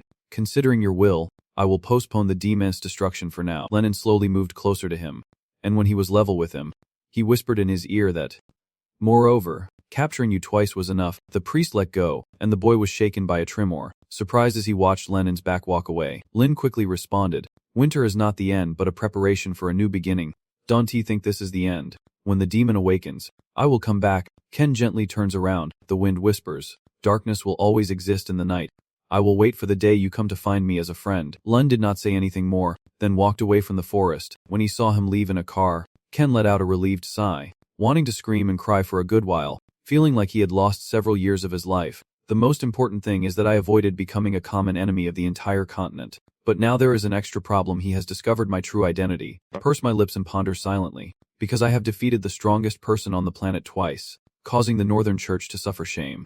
That church and the strongest being on the planet won't let me go. The Northern Church will surely organize a hunt soon. I am so scared, he grumbled to himself, sighed and thought, forget about that matter for now. I have to deal with this chaotic dream first. Suddenly, Iris ran up behind him quickly, wrapping her arms around him tightly, and slowly turned his head back, feeling a sharp pain, helplessly thinking to himself that his ribs are probably broken. Is this tiger planning to kill me? Ken sighed and said, everything is fine now. Actually, deep down he wanted to say forget that damn thing, stay away from Dad, and Iris happily nodded in response. Ken slipped out of her embrace, quickly pulled down his face covering, and thought angrily to himself, I will deal with you later, wait until I recover. Suddenly he saw the spot where everyone was gathered and realized he had completely forgotten someone else. Ken sighed and thought, that is right, Serena is unconscious, I still have to take care of her, who knows what might happen next. Ken stepped in front of the tree and told everyone to clear the way. The village chief cheerfully called out, there is a barrier. Ken quickly approached Serena lying there, knelt down gently, picked her up, and held her in his arms. He looked at everyone and politely apologized for the disturbance, saying we will leave now. Then the three of them turned their backs and left the forest, bright smile spreading across their faces as they walked away. The next day, in a certain house, Ken was lost in thought. After that incident, the villagers' attitude towards him had changed. So Kori has decided that we will no longer stay in this town. He went to tell someone that the house is relying on him, and the other happily agreed, fine with it. Ken looked downcast, thinking that Serena seemed very sad because her sword was broken. I also feel sad because it ended up like this to protect me. I am also sad about one more thing. I have to say goodbye. Jack hurriedly runs to that house, calling out anxiously, Aris, are you leaving? Aris smiled at him and softly added, and thank you for yesterday. Jack nodded awkwardly, and Aris tilted her head and asked, so what is your wish? I promised you that if you caught a wolf, I would grant one of your wishes. Honestly, I did not think you could do it. I shyly scratched my head and smiled brightly, saying I completely forgot about that, so my wish is for Jack to happily express his own wish. And Aris also listened carefully. When she heard it, she chuckled and embarrassed. Jack poked at her, saying it has been 20 years already. Silly, but now we are leaving this town, and someday I might remember this place. I do not know what the future holds for me, but I believe everything will be fine because I am with my family. After saying goodbye to Jack, no matter how loudly he cries, Aris has to say farewell. She happily runs to where Ken and Serena are waiting for her, and they must continue their journey, established since the age of mythology, a treasure hunter organization once aiming to dominate the world. Dragon Hunter. They found Dragonia, the treasure of the Dragon clan, but even as a high-level dragon hunter, they were killed by the Guardians after entering.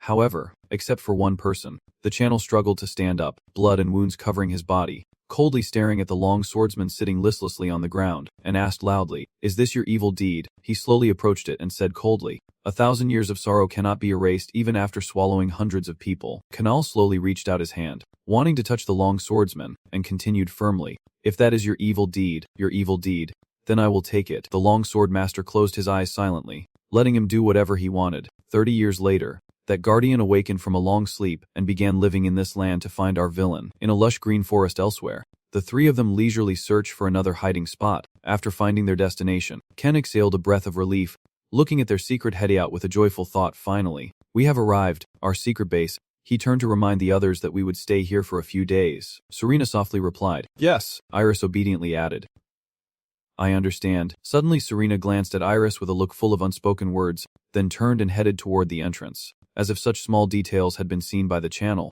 he suspiciously thought, what is this? Why does she look at that girl like that? Iris followed behind Serena, pouting and saying, wait for me, Serena. I am coming, exhaling a breath and walking with them, lost in thought. The battle with the Snow Realm has ended, and they have abandoned that leg. As planned, I was going to live in that house forever and enjoy a peaceful holiday, but I cast a complicated look at the two of them, walking away with a bitter heart. These guys have ruined everything, and on top of that, I am being watched by the Dark Church and the Winter Church. And now I am hiding from them. Life is really unfair to me. I just opened the door to go, and when Iris spoke up, "Let me put your things away for you." Without hesitation, she took the backpack from her shoulder and handed it to her, and I smiled and said, "All right." He squinted and thought to himself, "This girl has finally become smarter and knows how to do useful things." Iris carried the backpack ahead, holding the coat behind, and the two quickly entered the dining room, approaching where Serena was standing. Seeing them walk together like that, Serena quietly felt annoyed and a bit hurt. She looked away, lost in thought, remembering she had lost consciousness during the battle with the ice domain, and when she opened her eyes, everything was over and the teacher was covered in wounds. Serena sighed, glanced at Iris, who was very happy, and quietly pondered. The teacher has not recovered yet. Yet here we are. We had no choice but to leave, and she can be so happy just because she does not know about it. Serena glanced at the coat rack where Iris was hanging his jacket, thinking to herself, it is only because she is family to us, and now we have to run away like demons, with only a year left for the teacher. A year too precious to waste on this escape. Serena unconsciously clenched her fists, annoyed and pondering why the teacher would accept a demon into the family. Truly wanting to keep sacrificing for others, she unconsciously bit her lip, feeling heartbroken and thinking to herself, has he turned the whole world into enemies? Does he love that demon so much? Feeling of inexplicable hatred rising in her heart. Then Serena turned to look at Iris putting away his things and softly called out to him. Iris heard her call and obediently looked at her before responding, which was strange. But there was something different in her eyes, some hatred mixed in that made Iris a bit startled. Serena's face darkened, but she still forced a faint smile and suggested, "You have already been through a tiring time, so why do not you go inside and rest?" Iris instinctively stepped back, awkwardly replying, "Serena, I will go inside first." As soon as she finished speaking, Iris quickly turned around and went into her rest room. "Serena, do not just stand there." She looked annoyed as she watched Iris walk away. Suddenly, Ken called her, "Serena, Serena." Serena was startled for a moment, then turned her head away without replying. Ken raised an eyebrow, muttering to himself, "I knew it. She is upset with that girl because he is a hero blessed by the gods. It is normal to dislike demons. They have been together for a while, so they have some feelings to save that girl." Ken sighed deeply, worried that if things continue like this, they will end up fighting each other. He tilted his head slightly, imagining the scene of the two drawing swords and weapons, feeling chills down his spine, and thinking that they might even eliminate him too. Ken's face darkened as he thought to himself, "This is not good. I have to stop that from happening." He looked at Serena, awkwardly opening his mouth. "Are not the demon race quite pitiful?" Serena hesitated for a moment before asking if he felt sorry for them. Then she mused that although demons had appeared decades ago, it was because of their powerful magic and blood-sucking abilities that they were ostracized and hunted. As they carried devil's blood, they are demons. Ken nodded and added that that is why they had no refuge to hide. Hearing that, Serena was slightly startled, quietly listened as Ken continued, and in the end, they managed to find a refuge to survive. With fewer than 20 people, they fought against the entire world, but in the end, they failed and had to disappear, so this child is left alone. For it, this family is the last hope and sanctuary. Serena gritted her teeth, clenched her fists, her body trembling slightly as she pondered, believing that punishment is for evil. But her faith is now wavering. If the teacher said so, then it must be true because he would not lie about something like this. But I still can't accept having a demon beside him. He silently broke out in cold sweat, helplessly thinking to himself what that little girl's expression meant. "Mom. So uncomfortable. I need to go outside." Then he turned around and headed for the door. Serena sternly asked. The teacher said, "Is that so?" He replied, "I need to get some fresh air." And after saying that, he quickly left the room, leaving Serena alone in sadness. The sky gradually darkened as Ken wandered around the forest with the map in hand. I remember a wise person from the sea once said that religion has no borders. If we are chased by a country, we just need to cross the border. But I can't escape the network of information of a religion, both northern religions. My eyes are blurry, but I still have to work under the moon. All because of that guy. Ken biting his lip, muttering to himself as he walks, running forever is not the way. The best way is to hide. He scratches his head in the dark, muttering, if it is the icy realm or that kid from the dark church, no matter where I hide, they will find me anyway. Ken quickly made a decision, sighing to himself, then there is only one way left. I will hide among the crowd. He looked at the map, carefully observing the destination, then quietly pondered, in the western continent of Ibang, if I pretend to be a local, I might be able to hide for half a year. Ken quickly grabbed the map and stood up. Hesitating, I need to settle the score first. Suddenly, he sensed a heavy killing intent heading towards him, so he turned around to look. frowning inwardly. A terrible killing intent is coming from over there. Targeting me. Are you a hero? I did not expect it would be someone who found me. Ken mustered all his courage and threatened. Come out. The other person knows they have been exposed and quickly steps out. Heading towards him, Kanal instinctively steps back, swallowing nervously. Thinking to himself that this is no fun at all, the long swordsman stepped out from the shadows, his face serious but his killing intent no less fierce. Channel took a deep breath, gradually regained his composure, and kept reassuring himself inwardly. All right. Calm down. He looked at it. Awkwardly spoke. It has been a long time since we last met, he tentatively asked. Do you come to drag me to my grave? Can fell into thought. The reason I escaped this 30 years ago was because it was injured back then, so now I can't win, but I worry as I clutch the map tightly. Thinking to myself that my life is not cheap enough to give up now. Even the strongest can't kill me. Not even the will of the Shadow Singer can hold me back. Not even the Queen can stop me. Channel decisively declared that no one god, demon, spirit, human can suppress my desire. He looked seriously at the longsword master, pointed to himself, and asked coldly, do you think you can take my life? He takes a deep breath and silently thinks that he can abandon and betray his teammates, students, master, and family if necessary, becoming a villain to survive. I have become a third-rate villain to avoid death, and thanks to that, I can still be alive today. This is my core belief, a third-rate villain. He stared intently at the long sword master, his face serious as he turned away, the foolish beast still unable to escape its past. The long sword master stood facing him not far away. Head bowed, only the sound of his teeth grinding audible. After a long time, it said nothing and simply turned to leave, leaving Ken with a calm and joyful expression. Ken sighed in relief, his legs suddenly weak, and he gently ruffled his hair. Thinking to himself, I did not expect it to appear here. I muttered to myself that it was time for Semza to strengthen both of them and myself. The next morning, when everything had woken up, I could hear my voice giving instructions to the others from inside the house. Ready to start working, Ken Sirius looks at the two and quickly assigns tasks. Serena to gather firewood from the woodcutter, and Iris to find the singing mushroom herb. The other two respond in unison. Got it. Iris gently hugged her arm, unconsciously tears welling up as she looked at Serena, only to see her also glancing down at her. Startled, Iris awkwardly said, I will go ahead, and then she quickly ran off to do her task. Serena glanced at her back for a moment before leaving the house to carry out her task. Now only Ken remained inside. He let out a breath and muttered relievedly. Finally they are gone. He leaves and gathers the necessary tools for himself, softly saying, All right, I should go now. Let us get ready quickly. Ken uses the fire pit inside the house to produce a blue light for forging and creating the required materials. After struggling for a long time, I finally finished, sweat pouring down my face. He pushed his hair back, let out a breath, and headed to the table. He frowned silently, thinking, first for that girl. Thinking about it, his face tensed up as he frowned in frustration, constantly praying to the sacred object for every little thing. It was so annoying, and divine power was nothing special. Now, he glanced at the objects floating before him, casually picked up a spirit stone, and softly said, This one first. He throws it into that furnace, lost in thought. A type of crystal that can absorb light, which transforms when it does so and becomes harder than steel. Even for a master craftsman, it is still a difficult material to handle, but there are ways to process it. Very quickly, the fragment of spirit stone was processed, and Ken carefully used tongs to take it out, making the stone appear more radiant and sharper than before. He brought it back to the table, dropped a few drops of Drabek's tears into it, and softly muttered, about 3 drops this size. The drops of water quickly soaked into the spirit stone, making it seem alive, and the stone gently vibrated a few times.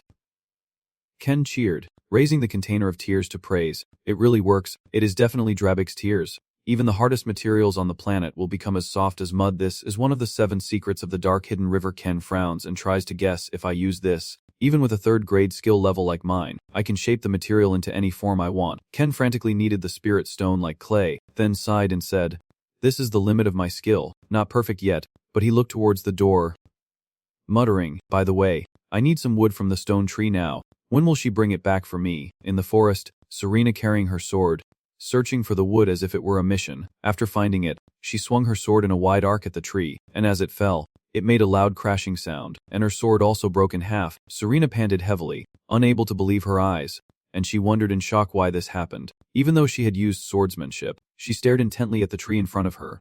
Her lips pursed in thought. True to its name, the stone wood is a hard, heavy tree like rock, but with her swordsmanship, she should be able to cut through it easily. She quietly looked at the remaining part of her sword in her hand, trembling with contemplation. Yet the tree shattered like this. It means I used my strength, not swordsmanship. The problem is not the broken sword. The sword is not the issue. The real problem is me. I was not focused even though I was holding the sword. Serena clenched her grip on the sword, biting her lip tightly, constantly blaming herself. After meeting the master, I put down my sword and became an ordinary person. Now, with the master, I am just an ordinary person, not a swordsman. I am no longer needed. And now I can't even use sword skills. How can I stay by his side anymore? I am just a burden now. She seemed to lose her motivation, standing blankly in the forest, not knowing what she truly wanted at this moment, helplessly thinking why the gods are so cruel. Serena walked over to the fallen tree, picked up the broken sword, and angrily struck it down, shouting wildly, "It was my only wish. I searched for him for 10 years. I gave up everything to be with him." Serena, in her madness, kept chopping down tree after tree, and I had to stop her. After a long while, she regained her composure, looked at the battlefield she had created, and gently glanced down at the broken sword part from earlier. Serena, trembling with fear, softly muttered to herself, the sword already damaged quite a bit, and she was stunned, touching the sword with her remaining hand. Thinking to herself that it was just a moment of madness that had destroyed the symbol of her vow, she hugged the sword to her chest and collapsed to the ground. Yet this precious sword was shattered into pieces.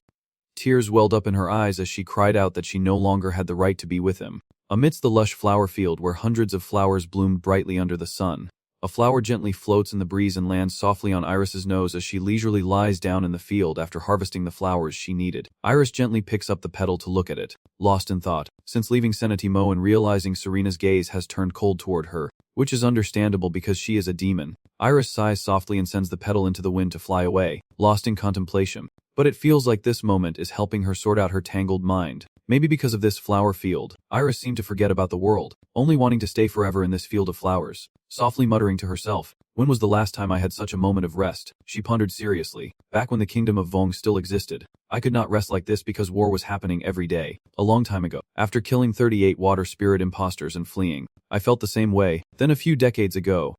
Right. Suddenly, a strong gust of wind swept away her thoughts, and Iris quickly dodged to the side. Iris immediately sat up straight, took a deep breath, stared in surprise at the creature before her. Softly speaking, "It is a red-rimmed beast. How dare it?" She quickly stood up, bravely faced the beast, then created a formation to confront it. Softly muttering, "Say no," the embodiment of storm and despair, despair's continuous attack. The magical attack swiftly struck the pig, which was hit and flew straight into the corner of the nearby tree. It lost its strength and collapsed to the ground. Iris slowly approached it. Flames appeared around her hand. She hurriedly used her next move to finish it off. The evil no, the ruler of fire. The fireless. But before she could finish speaking, she felt something strange beneath her feet, and when she looked down, she saw piglets clinging to her legs. They cried together, tears falling like rain, constantly rubbing against her legs as if begging her to spare their mother. Iris was deeply shaken, slowly withdrawing her power, and she muttered to herself, "What have I just done?" She widened her eyes and thought to herself, "I could not control my anger and ended up killing an innocent creature." She raised her hand, staring intently at it, and asked aloud, "Why did I suddenly become so angry?" Could it be that she thought of the most miserable scenario, as if a shadow was enveloping her whole body, whispering into her ear, "Magic, do you want to use the queen's magic?" Iris could not believe her eyes. Her whole body trembled slightly. She bit her lip and thought silently. Black magic is forbidden because the user not only receives the power but also the will of the queen. After accepting the evil intent and will of the great Queen Agno, I thought I would be okay. Agno is the child of fire and rage. If I keep losing control like this, I might use this power and destroy what I hold dear. Iris quickly regains her composure, tending to the mother pig while thinking that this is the price of crossing the limits of her own desires. I can't change my fate. Am I destined to become the pig king again? After bandaging their wounds, she gently stroked the piglets' heads, smiled softly, and said, "I'm sorry, I truly..." She quickly stood up, took the flower basket, and left the field, heading toward Ken's base, leaving the piglets staring angrily at her retreating figure. At the base, Ken was busy with his work near the forge when he heard a voice say, "Are you bringing some firewood made of wood here?" Ken quickly turned back and saw Serena gently slinging it onto her shoulder, and he was utterly shocked, silently thinking, "Oh my god, this is crazy. It is very heavy." He pointed nearby and softly said, "Put it here." Serena nodded and replied yes. Then she threw the pile of wood down decisively. Ken frowned at it, lost in thought, as the firewood was not easy to ignite and was rarely used as fuel, but he approached and picked up a piece of wood to examine it secretly, knowing that this raw wood was also one of the 7 secrets of Hen, a legendary organization that once aimed to dominate the world with alchemy. The secret organization Hen, although possessing excellent techniques, was only owned by a few beast-loving individuals, and thanks to being defeated by some blacksmith, their existence is now considered a legend. Of course, if there had not been a traitor cooperating, they would not have been exposed. Ken crossed his arms, thinking that his speculation was reasonable, deep in thought, blaming themselves for sending a third-rate blacksmith to steal that blacksmith's techniques. So they are innocent. Yes. He let out a sigh, then shook his head and thought about something else. Well, just tell that story. He gazed intently at the furnace, now adding the wood, quietly observing and contemplating carefully, thinking to himself that fire is extremely essential, so to master the techniques of that organization, raw stone is very necessary. Suddenly feeling something strange, he frowned and thought that the color of this flame was a bit unusual, but he shrugged it off. Serena, standing behind, also found it odd and wondered silently if it was a blue flame like in the legends of sword forging. There is a fire mentioned as a legend. Nothing in this world cannot be melted by it. Appearing during the age of mythology, it contains a mysterious power, a forgotten legend. Once used to forge weapons for dragons and long fire dragons, how can a legendary myth become? Suddenly a voice interrupted her thoughts, softly calling out, Serena, give me your sword. Serena was momentarily startled, lowering her head and gently biting her lips. And only after a long while did she draw the sword and hand it to him. She politely said, here it is, then gently picked up the sword to examine it from end to end. And after that, she said nothing more, quietly bringing it to the fire pit. Startling her, he asked her, are you afraid your sword will disappear? Serena quickly shook her head and replied no. It is just an ordinary thing. She closed her eyes tightly, secretly feeling heartache, thinking that the sword was a testament to the bond between her and the master. Suddenly, she heard him sigh and looked intently at his back, suspiciously guessing that he did not like her answer. Hearing him ask if she had heard of the Void Realm before, Serena honestly replied, I heard that it is a realm of swordsmen achieved by abandoning form to find the meaning of the sword. Ken quickly asked further, so what is the form of the sword? Serena then continued, it is the attachment to the form of the sword, the perspective on its shape.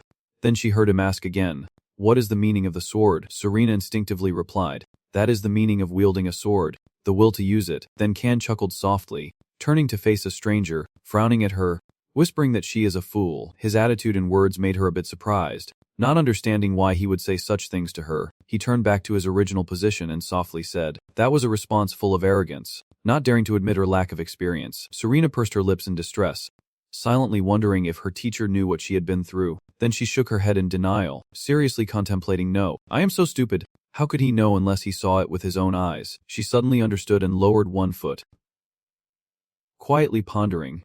However, her teacher's scolding meant he had something to teach her. Serena knelt seriously before Ken and respectfully asked for further guidance, so she kept kneeling for a long time. Ken looked away confused, sweating cold and thinking to himself why suddenly she asked for guidance like that. He sighed. He only meant to talk nonsense to distract her and buy time, but her response made him happy, so he shouted loudly to pretend, and now he has a danger to deal with. First, I need to buy some time. Then I step forward, pick up the sword from the forge, and walk over to the table. I glance at her behind me, silently thinking that for a swordsman, a sword is like their life, especially with this girl. I am still doing it now. She is an idiot who has kept a cheap sword with her for 10 years. In that case, Channel closed his eyes tightly, entered an invisible void to find a way to deal with Serena. He searched through all the necessary information, furrowing his brow in thought to see what information he now needed. Then, the books he needed were brought to him one after another, including the Chronicles of Bien Yen from the Void Knight Order, Free Nice, the Dark Bible from the Dark Cathedral, the Chronicles of the Death Shadow Swordsman, the Legend of the Dragon Sword in Dragonia, the Mysteries of Swords in the Royal Library, gathering and organizing all the information, and extracting it into words. After understanding thoroughly, he decisively raised his hammer and struck the body of the sword with great force, the sound echoing loudly. Ken immediately spoke, revealing that the non-positional realm is not just 1 but 3 levels. Serena looked at him with a fierce gaze, listening as he continued to speak. The first realm is the formless state, where the sword has no fixed form. You must break the shape of the sword, abandon its form, and free its true meaning. Channel was working and explaining to her. The second stage is non-restriction by any position. You must surpass the holding position, the placing position, and even your own position to achieve it. Serena focused intently, determined to tighten her grip as she listened to him explain that ultimately, the Void Realm is the third stage, where one is not hindered by any violation. The body must transcend the stages of wielding and moving the sword, and the mind must accept and escape the violation. Serena was immersed in her own space, where only she and her sword faced each other. She paused and reached out her hand, wanting to touch it, softly muttering that this was her slowly reaching out to the sword, which then emitted sparks of light, and fragments of her memories immediately appeared around her. Serena stared intently at them, thinking to herself that now she understood why her master wanted her to put down the sword. At that moment, Ken said that from now on, I would be an ordinary person here. She silently pondered, And the reason she felt heartbroken when hearing those words, Serena looked at another fragment of memory, quietly muttering to herself, "This is a life, only knowing how to stare at the sword my life. Because of it I was afraid of losing everything, my sword." She was heartbroken and muttered to herself that even now I am only pretending to let go of the sword that I really can't let go of. Serena gazed directly at her sword, lost in thought. Breaking it would be like breaking herself. If she did, she would face terrible pain, but for him, even if it meant destroying herself, she would do it to stay by his side. With determination, she clenched her fists tightly and threw a punch at the sword in front of her. The sword immediately shattered and disappeared without a trace. "Serena, stay still," the sinister voice said. "Is that all there is?" Suddenly she felt a fierce and intense pain gradually spreading inside her. She lost strength and sat down on the ground, clutching her chest, biting her lip and enduring, gasping and muttering. It hurts so much," as if all her bones were being crushed. Sweat keeps dripping down her forehead as she uses her remaining clear mind to think about what he said. But from what the master said, what remains is not the broken sword or the regret, but a strong will still burning inside for having given up its form and shape. Serena recalls his back as he diligently hammered on her sword, lost in thought. The image of her teacher carefully forging her broken sword. It looked harsh yet not at all indifferent. "So, this is the lesson from my master. There is no reason to give up or become weak just because of failure. The more you strike, the stronger you become."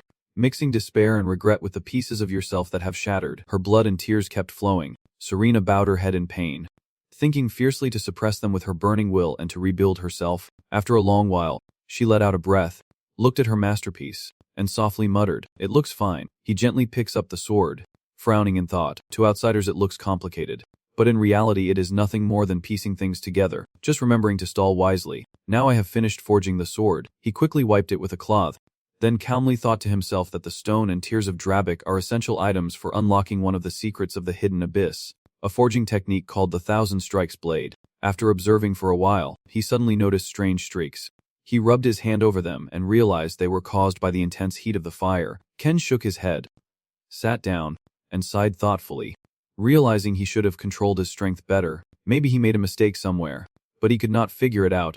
Now he turned to look at her, seeing that she was seriously injured and surrounded by demonic energy. Ken, panicked and sweating, stared wide-eyed and thought to himself, "What is she doing? Do not tell me she has been like this for so long." Serena slumped to the ground, panting heavily, when suddenly the pain in her chest seemed to disappear. Serena hugged her chest, whispering to herself, her breathing becoming lighter. She was stunned and in disbelief, feeling slightly stronger, as if iron had been forged into steel, her body now full of strength. Serena hesitated for a moment, then looked up, and when she saw the towering spire before her, she exclaimed, "I understand now. I was too arrogant." Serena slowly approached the tower and then thought, "Until now, I had believed I understood all the sword techniques I possessed, but I have only seen the tower from afar, yet I thought I had already entered it. Ahead of me lies a distant future. Throughout the long history of the Empire, no one has ever mastered so many sword techniques completely." Serena begins to accept her fate. Of course, this endless void tower means she can't master other sword techniques. I hope she has reached the tower. I have only exploited my talent and superior body to pretend to be a swordsman, but now I truly stand on equal footing with them,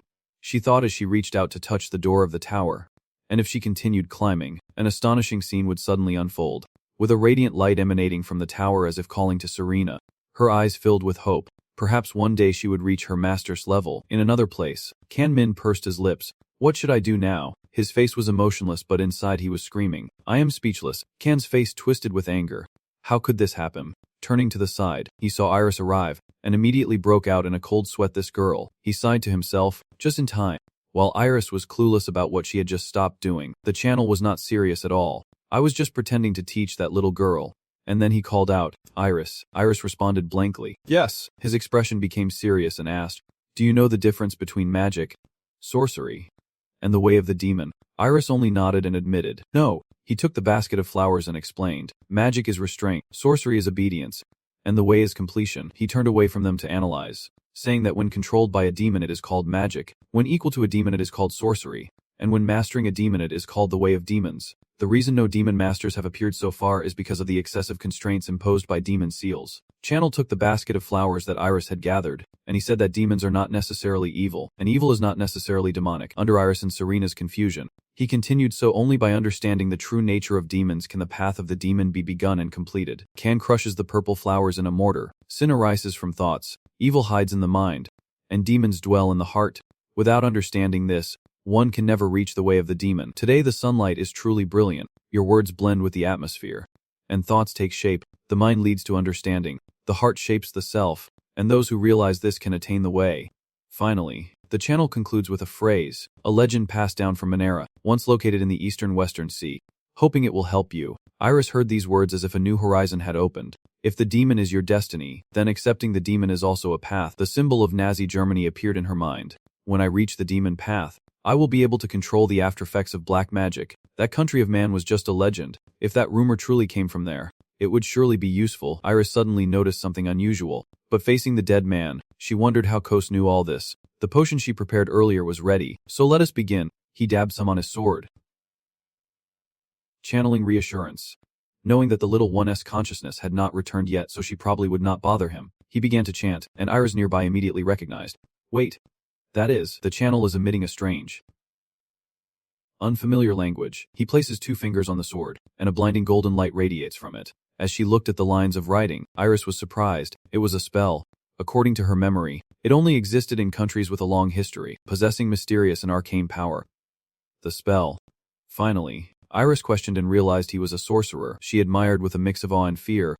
Is there anything he can't do? I really want to know the answer at this moment. Ken was chanting a spell over a dragon-shaped ring. He breathes a sigh of relief and grabs a jar of an unidentified solid substance. The final step is next. Instead of searching for labels, he sprinkled that red dust into the mixture. The final secret among the 7 secrets of the dark arts. The red dust clung to the sword and the bracelet, and it turns out its name is fire dragon blood. This substance is very powerful. According to Ken, it can absorb heat and give the weapon shape memory alloy properties, and also create a special coating that reduces friction. He is very satisfied with his perfect creation. From now on, just throw the weapon into the fire and it will heal itself. No need to repair it manually. Ken sneakily glanced at the 2 students. Somehow having finished the task safely, he called out, waking Serena up. Serena. Kanal held out the sword he just rang and handed it to her. Kanal then explained in detail that this sword's name is Guardian's Justice, and it was created to protect others from evil. As long as your will remains unbroken, no demon can shatter it. When the sword touched her hand, Serena marveled at its beauty, feeling a powerful energy coursing through her, perhaps even rivaling that of a demon sword or a dragon sword. Iris looked at Serena with admiration,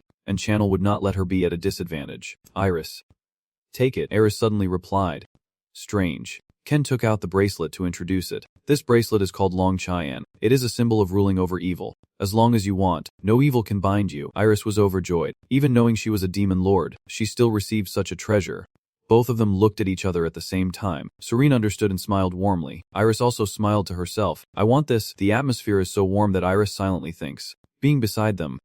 Who would have thought that on the other side? Channel is doing what? He turned his face away to hide a mischievous smile. Just enjoy it. A capitalist plan formed in his mind. I want to give away the things I worked hard for free. He has already targeted the 2 treasures, and the guardian carved on the talisman is the evil protector. Now, no matter how heroic the small one becomes, they can't harm him, and the guardian on the dragon image is the evil dragon controller. Once the ring is worn, no matter how demonic the girl is, she can't disobey him. The clever Channel thinks it could sell them for money. But my life is more important. Very important. My face is emotionless, but inside I am thrilled. I want to waste money protecting others. As soon as he finished speaking, he sneezed. No, I won't do it. In the foggy haze in his mind, a voice echoed, I will give up. He saw himself sitting in a bar. Channel wondered if this was a dream as he saw himself in his youth, feeling like a memory from the past, which he was used to. Now a sheet of paper was placed in front of him, and he puzzled over it. In the end, he realized that back then, when he was young, he marveled at it and made a wise decision. The man beside him asked again, wise? The man snorted coldly. I do not really know either. Then he avoided the photo and took a sip of his drink. The mysterious man sighed and admitted, it is just because I am too cowardly. Ken gazed intently at his face as he confessed, I did not have the courage to enter the place guarded by that monster. The darkness faded, and that mysterious man was Harley. I ran away. Now I realize it is not just, I'm just an old useless man now too. Everyone has their own thoughts. I tell myself, this must be the moment he found Dragonia and earned the title of the best dragon hunter. So he pushed the bottle of alcohol toward Harley. I did not mean to blame him at all. Ken handed the drink to Harley, who spoke up, it is really funny. Maybe someday I will regret this decision. Harley predicted his own fate. Perhaps when I grow old and near death, I will try to find a way back there. Channel remembered the future. Yes. He really tried to do that. He retired and lived as a hunter in a small town on the continent. In the future timeline, Ken recounts that he could not let go of the past and lived with the foolish hope that someday someone would come to conquer that place. He reminisces that he never accepted the truth that there was no treasure there at all. Future Harley was very agitated. You fool, stop being greedy. Channel raised his glass, and my answer has remained unchanged for over 30 years. Harley listened and felt surprised. So why do you want to go there again? At this point, Channel smiled without smiling, trying to suppress his emotions. He looked uncomfortable, and even if I say it, he would not understand. I can't speak carelessly. All right, I guess I am retired anyway. He raised his glass in a toast, wishing you luck in the future, and the two of them clinked glasses and shouted the slogan. Greatest Shaker. Ken wakes up from a subconscious dream. Sunlight streams into the room, waking him up. He sits up tiredly. Outside he is so exhausted he dreams of everything. He ruffles his hair, and that dream was even better. He just picked up a letter and thought, but a veteran villain should have a quick way to recover. I want to leave here, but if those two think I ran away and chase after me, it would be troublesome. Inside, Ken is always brewing a plan to abandon his students. In just a moment, Ken finished writing the letter. All right, let us go, he muttered, looking for a quick recovery spot. And there was some content in the letter earlier. I will be out for a while. Serena stands in the room, watching the figure leave, her expression puzzled as she wonders why her teacher, who is not feeling well, would go out so early. She was curious if he wanted to go for a walk, and when she turned back inside, the sword caught Serena's attention. She picked up the sword and thought to herself that Iris was probably still sleeping. Serena reassured herself and took a walk, thinking it should be fine. Then she stepped outside to touch the grass and swung her sword to practice alone. According to Serena's analysis, the Fire Crystal Shadow Sword is a technique combining three main sword skills. She turns to create a gust of wind, but the Crimson Flame Sky frame she used at that moment was not yet complete. A leaf gently falls, and Serena quickly cuts it into pieces, probably because of her teacher earlier. She believes that even without learning the stone sword, she managed to create it by relying only on the other two sword techniques and imitation. And now the leaf has been shattered. Just a single flame from the sword has restored its condition, and the crystal sword is my first sword technique. After igniting the sword, Serena decided she would use her mastery of crystal swordsmanship to compensate for its flaws and perfect it completely. Her eyes were full of determination. Now, after practicing her sword techniques, she was confident. Serena fiercely cut all the surrounding leaves, thinking that even her Fire Crystal Shadow Sword was not yet perfected. After training, leaving a pile of debris behind, Serena stuck her sword into the ground where the flowers and grass still thrived, as if to prove that she would always focus only on her goal. Serena does not believe in her abilities. She panted heavily, but thanks to her master's sword, she was able to reach this level. Serena easily noticed her progress. Even though it was not perfect yet, it was definitely more refined than before. However, I still hesitated at the end, and thinking about it, I became strangely more affectionate. Eris's face is clear in Serena's mind. Indeed. The sunlight suddenly intensifies. Time is running out. Serena looks around in confusion. Has it already reached this hour? When she arrived home, she saw a familiar figure. Far away Iris was crouching and playing with a small creature. Iris shone brightly in the sunlight. Serena wondered if it was a wild boar, while she wondered why another pig was here and Iris was playing carefree. Serena cautiously approached, thinking its mother might be nearby and Iris could be in danger. But then she quickly retracted her concern. No, Serena nervously looked around, but still believed that a wild boar could not pose a threat to the demon clan. She kept noticing her own odd behavior, but unconsciously worried about her mother. Thinking of this, Serena's cheeks flush. Could it be that she wants to protect Iris? To interrupt Serena's wandering thoughts, she stepped forward. I really do not know anymore. My feelings are too complicated, she said. That wild boar is really adorable, and Iris was slightly startled. She stood up and scratched her head, seeming like it was not afraid of me. At this moment, Iris wondered, so where is Koz? Serena replied confusedly. Oh. Iris explained. I saw the note in Koz's room saying he would be gone for a while. I thought you two went together, but I guess not. Serena replied. I only saw him leave, but I do not know where he went. Suddenly, the little wild boar squealed, making them look down. The piglet desperately pulls on Iris's skirt, and she nervously asks, do you want me to follow you? The wild boar nods in agreement. Iris hesitated and asked for permission. Serena, can I follow it for a little while? Deep inside, Serena was torn. She knew she did not need to worry about her, but she thought she still wanted to make sure she was safe. Serena reached out and offered, so you will come with me, right? Iris hesitated but shyly agreed, and in a moment they had entered the forest. Surrounded by dense trees, the two of them were led deeper inside by a young wild boar. Serena was starting to lose patience. How much longer do we have to go? Since it is just a piglet, she is quite calm and does not sense any malice from it. But she still feels uneasy because she has been through many bad situations before. Serena recalls the faces of the factions she has faced, many of whom could hide their malice and successfully approach her. The terrifying fear made Serena tremble, especially of Kot, the Lord of the Shadow Mountains. An image of a black cat and a snake appeared. Oma is a demon servant. Among the 99 Oma, Koto is the last, spider hybrid, the leader and the strongest Oma. That memory from that year is not easy to forget, especially for Serena, even after many years have passed. But the fear that Koto instilled in me still lingers deeply. After that battle, I could not hold a sword for a whole year. My trembling hand replays those images, and how I managed to defeat Koto back then feels like a miracle. The more she thought about it, the more Serena lost the confidence she had struggled so hard to regain.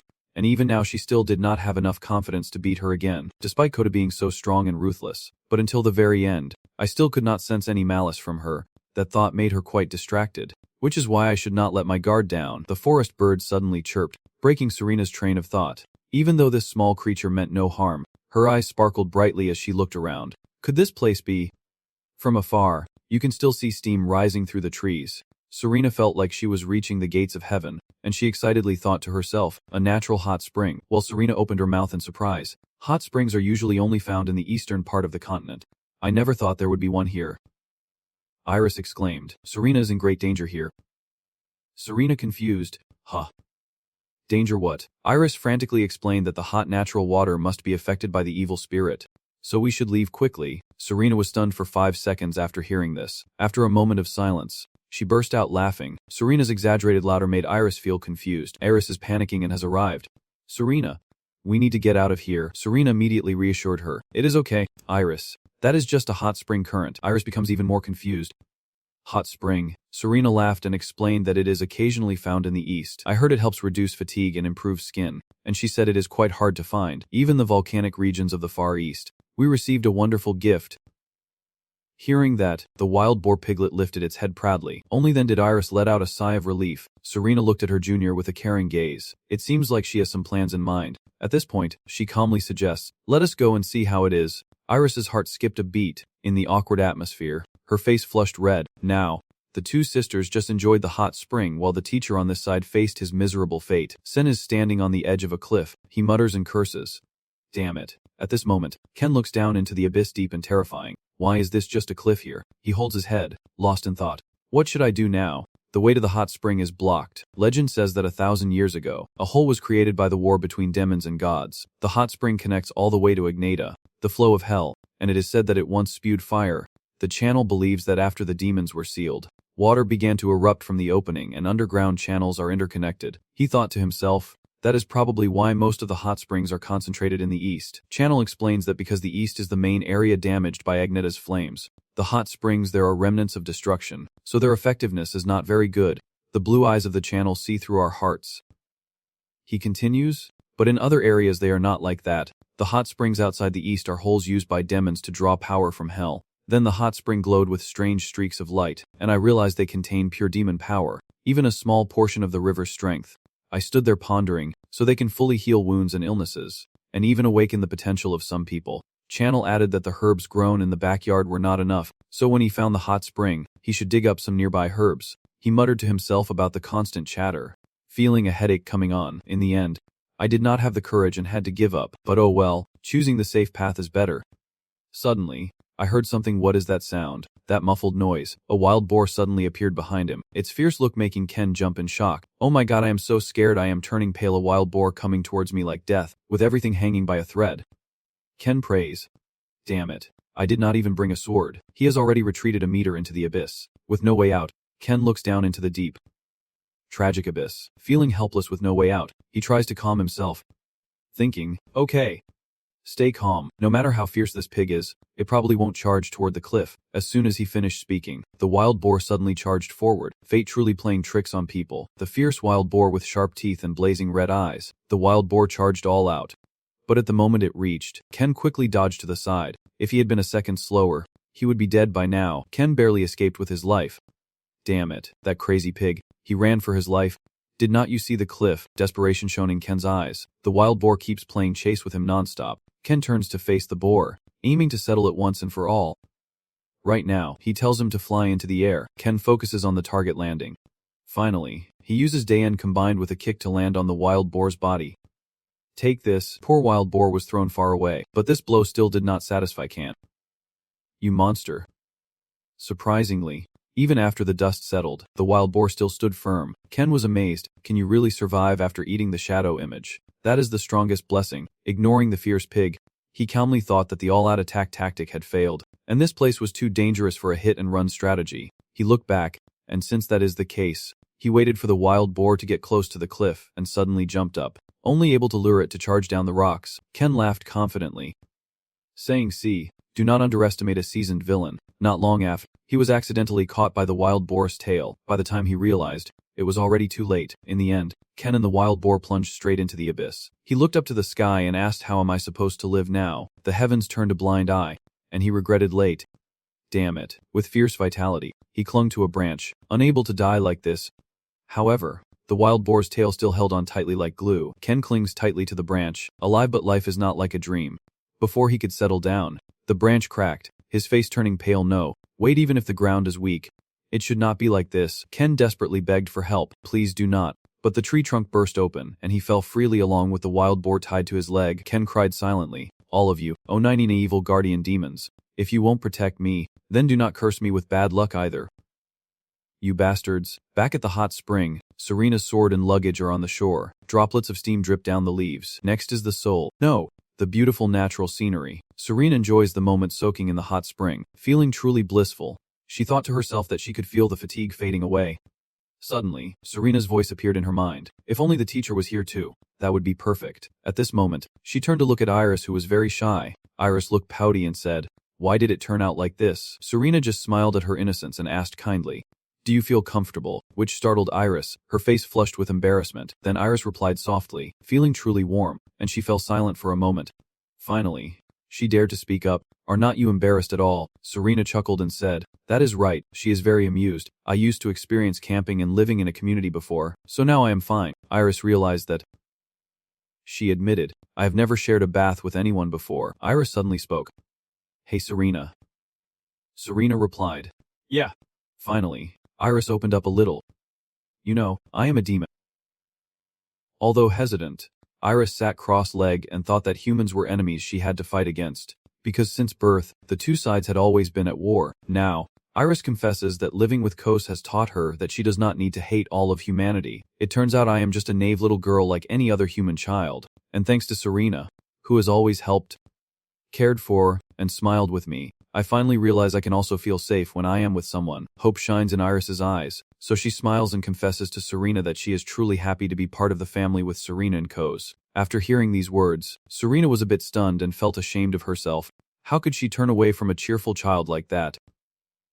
Serena hesitated, but at this moment, Iris was also smiling at her. In the past, because of the hatred between demons and humans, Serena recalls that she could not protect her and even despised the girl, refusing to admit it and pushing away her responsibility in anger towards her. Remembering this, Serena wonders if she can apologize, hesitating as she calls out her name, Iris.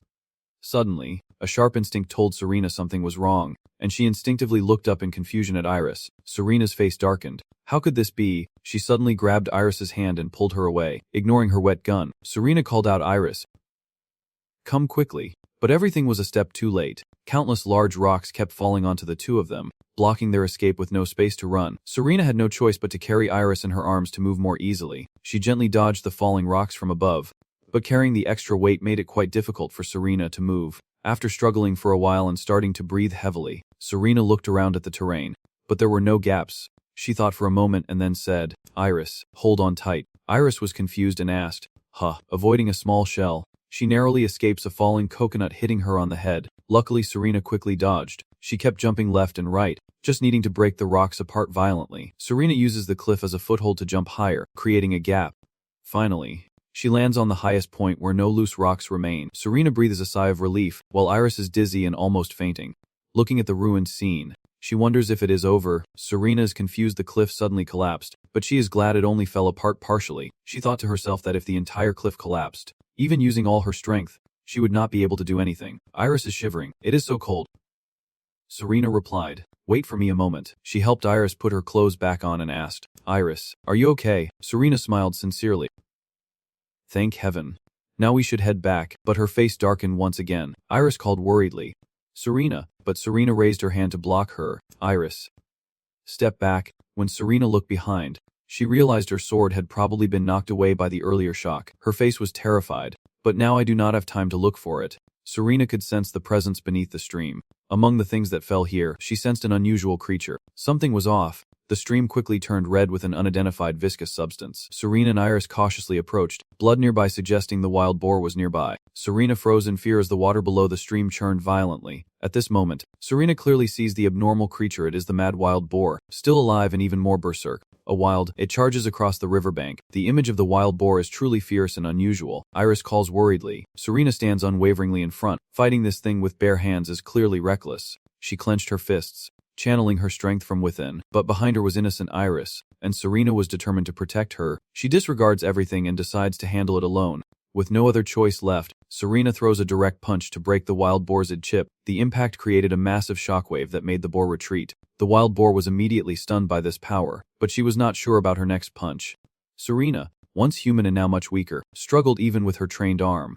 Her breathing was difficult. Serena realized it was not just a beast. She analyzed that magical power was flowing from its body. She had experienced this terrible feeling before. This has been imbued with hell's power and is a servant of the devil. Its fiery red eyes lead Serena to the conclusion. It is love. Still, she raised her heel to prepare for the next Innova attack. Not knowing why Oma was here, Serena decided to go all in, but she needed to attack again before it recovered. A scream of panic makes her stop. Dodge quickly, and at the same time countless arrows fly towards Serena. An arrow caught up and caused Serena to bleed. She was stunned to realize that it could even be enchanted. It does not stop there. It can even talk. Serena, this is not the end yet. The pig-like creature stopped emitting a heavy aura of poison and continued to launch sharp darts. Unexpectedly, this time its target was ours. Serena panic-stricken, her eyes darting over. Inside. She screams, "No!" Ars stands frozen in fear. Serena rushes desperately and shouts Ars, finally using her own body to protect him. Seeing Ars standing still there, the fierce attacks are gradually closing in on her. Serena stood nearby, her gaze fixed on her, thinking to herself no, then immediately she hurriedly ran over shouting Ars's name. Soon after, Serena hurriedly embraced Ars to shield her from the deadly blows. In the thick smoke, their figures could still be seen. Serena's eyes still looked hazy at this moment. Seeing that her whole body was unharmed, she silently wondered in confusion. What is going on? Why am I not hurt at all? And what Serena saw in front of her was incredibly surprising. An unexpected shield appeared and saved her life, and the attacks just now were nullified by Serena's shield. Standing inside, she could not help but be surprised and wonder to herself. This is a magic shield. With a few small details about this magic shield, there are only 9 mages in the world who can cast spells without incantation and create magic shields capable of withstanding powerful attacks. Among the demon race, only one person Ars suddenly commands the fierce wild boar in front of him. In the forest, it also obediently follows her commands as if serving its master. The one who drank the blood of 5 of the 6 Red Moon Knights, who single-handedly wiped out an army of 3,000. Seeing Ars like this, Serena was stunned and thought, Ars? You are. She was deeply shocked by Ars's gaze. His cold face combined with the dark, icy purple eyes that made even the strongest tremble. The Demon King. In this fierce battle, the two still faced each other without saying a word. Looking at Senna's body covered with wounds, she quietly thought, scratching her wrist bone where blood was flowing from her waist, and calling Senna's name softly, Ars? It seems that despite her appearance changing, Ars still has not lost her humanity. Her deep gaze quietly looked at Senna with concern, only to protect herself. That is right, Serena has always been like that. Senna's image is always present in her mind. Everything Senna does is not for herself but for her family. That is why she moved Ars's heart. She always prioritizes her family over herself, even willing to sacrifice her life for them. Then unconsciously, Ars closed her eyes, so this time, deep in her heart, what she wanted most was to protect her. With that, her eyes flashed with a glimmer of hope as she reached out her hand to counterattack. Sena, the embodiment of storm and despair, I am the one who bears your soul, who desires your power, who wields your strength. The energy sphere has now appeared in Aris's hand. I will remove your seal. The wind of Kratos, that small sphere gathered and released a huge amount of energy, with sharp gusts seeming to tear everything apart. It then shot straight into the flank of the fierce wild boar, delivering a powerful blow that brought it down. The gusts like a tornado blew it away, causing Senna to be amazed. The pig was lifted high by the winds and suddenly fell, making the ground wet with mud. Due to overusing her energy, Ars is exhausted, holding her neck and feeling dizzy. Senna quickly supports her and shouts out, her face looking very pale. As expected, the aftereffects of this explosion are worse than before, but it seems those attacks still have not defeated it. Suddenly Ars heard a strange noise. It turns out the pig still has not been completely subdued, and it looks like the two of them have made it extremely angry. The prominent veins on its body stood out clearly, and its blood-red eyes stared fiercely at the two of them, as if wanting to devour them alive. It suddenly roared in anger. terrifying everyone. Witnessing that overwhelming power, Ars covered his face in shock. What the hell is this thing? How can its magic power suddenly surge like that? Her fierce eyes widened in disbelief. No, this is not a boost in magical power, and that giant wild boar is going crazy, its eyes shining as if it wants to rampage and trample everything. She wondered, is it going berserk? That is right, this Oma can't control its magic power, and is just releasing everything out. Ars's condition is gradually depleting. She thought to herself, just like herself now, her whole body boiling with Igno's magic. If this continues, she would end up like it. If two crazed beings appear at the same time, Serena will be in danger. Things do not seem to be going well. She made her decision and spoke out. Serena, run. Sina suddenly responded. Ars? What are you talking about?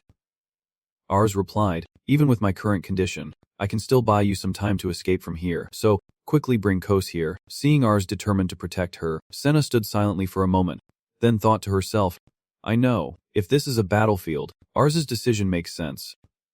Right now, leaving here is the best choice. She bit her lip, unwilling to let Ars sacrifice himself for her, but then she stepped forward barefoot, standing in front of Ars. She could not abandon her family and run away with the enemy right in front of her, and Ars was also surprised by her decision and called out loudly, Serena. Ars replied, I know what I am doing is foolish, but if you know that, then, Sena smiled happily. We will never leave our family behind and run away anywhere, and not having a sword does not mean you will become a burden. It seems that the words from the bottom of her heart have changed Ars's mind. She also smiled happily and said, You fool. But the two sisters had not talked for long before suddenly looking toward that fierce wild boar. It had now gone berserk, continuously charging at the magic shield, and if it went on for too long, the shield might be crushed. The shield gradually turned water, making Sena gasp in amazement and wonder if it was a magic shield. Seeing this, she became frantic and wondered what she should do. If it continues like this, it will break. If only had a sword. The sky outside is very clear, and suddenly a sword appears and is stuck in front of Sena, making her stunned, accompanied by a voice that she finds very confusing, telling her to take it. Nearby, someone's footsteps grew closer and closer. They kept uttering strange characters, seemingly the key to activate the sword, causing the sword in Sena's hand to glow. He approached the two of them, catching them completely off guard. Seeing the man, Sena and Eris could not help but smile. That man is none other than Kos, who walks coldly with countless wounds. After Ken's battle, the villain's connection to the cliff runs very deep. When chased by heroes, the end of a villainous escape route is often a cliff. For heroes, it is usually a dead end or a place to gain strength, but for villains, falling down means certain death, so you need to be fully equipped to use it to escape. The cliff is basically a sanctuary for heroes to revive. For an ordinary villain, I would have died, but I am a veteran villain and I know the tricks. The survival methods when falling off a cliff allowed me to escape death. At that moment, Ken, covered in deep wounds, was sitting there coughing painfully, but it did not mean he was okay. Everything hurt like hell. Immediately after, he moved his hand but could not lift it, the broken bone piercing his internal organs, his left arm completely useless. Then he involuntarily started laughing. Now I look no different from a battered chicken, and he looked up at the sky again, wondering if he had let his guard down. Recalling that moment, Ken was filled with regret and blamed himself. Realizing that this was his fault from the very beginning, I remember back then, I left my sword behind and went alone, and she fought a wild boar, which is not something an experienced villain should do. He leaned back and gasped for breath, surviving alongside heroes and demons, fighting the strongest enemies in the world. Maybe I have forgotten my place. No matter how strong she is, I am only a third-rate fighter. No matter how many difficulties I have overcome with tricks and skills, my limits remain the same. Even though I knew I was not the chosen one nor blessed by the gods, I still became complacent and led myself to death. Just as I was struggling with my wounds, suddenly someone appeared and drew my attention. At this moment, his eyes were about to look at him without a hint of fear. He asked in a calm voice, Are you still not giving up? The creature in front of me is none other than the long sword spirit. It approaches silently, and I think to myself, that is right. It is the one who has fought for thousands of years because of stubbornness. How can I step back just because of that? When facing someone targeting me, this is a golden opportunity. But the long sword master remains silent to the point of fear, approaching him and then raising his hand towards him in a strange manner. The channel is badly injured now and can only think in helplessness. Do not touch me. Facing it, the channel silently thinks, enduring a wild boar is already enough. My eyes are now filled with malice. Then I immediately curse out loud. You damn fool. You still do not understand why. Death means nothing. Graves exist for the living. Yet you are haunted by death, spending your whole life guarding a cemetery. Even after leaving that cemetery, all he still sees is death. As soon as he finished speaking, he immediately grabbed Long Kiem's wrist. Seeing that, it was also very surprising. He said, Remember this feeling. I am still alive. Then it raises its hand against itself to prove it still exists. And as long as this heart keeps beating, I will never let the name Crazer Striker appear on your grave. How many years have passed, and I still can't understand how the stubborn head refuses to break. It is so foolish to keep targeting a villain like me. The poetic talent that has no malice for 1,000 years makes me laugh. But if you truly want to drag me to my grave, as soon as you finish speaking, raise your sword close to my neck and end my life here. Just like that day 30 years ago. That words made Long Kiam-se stunned.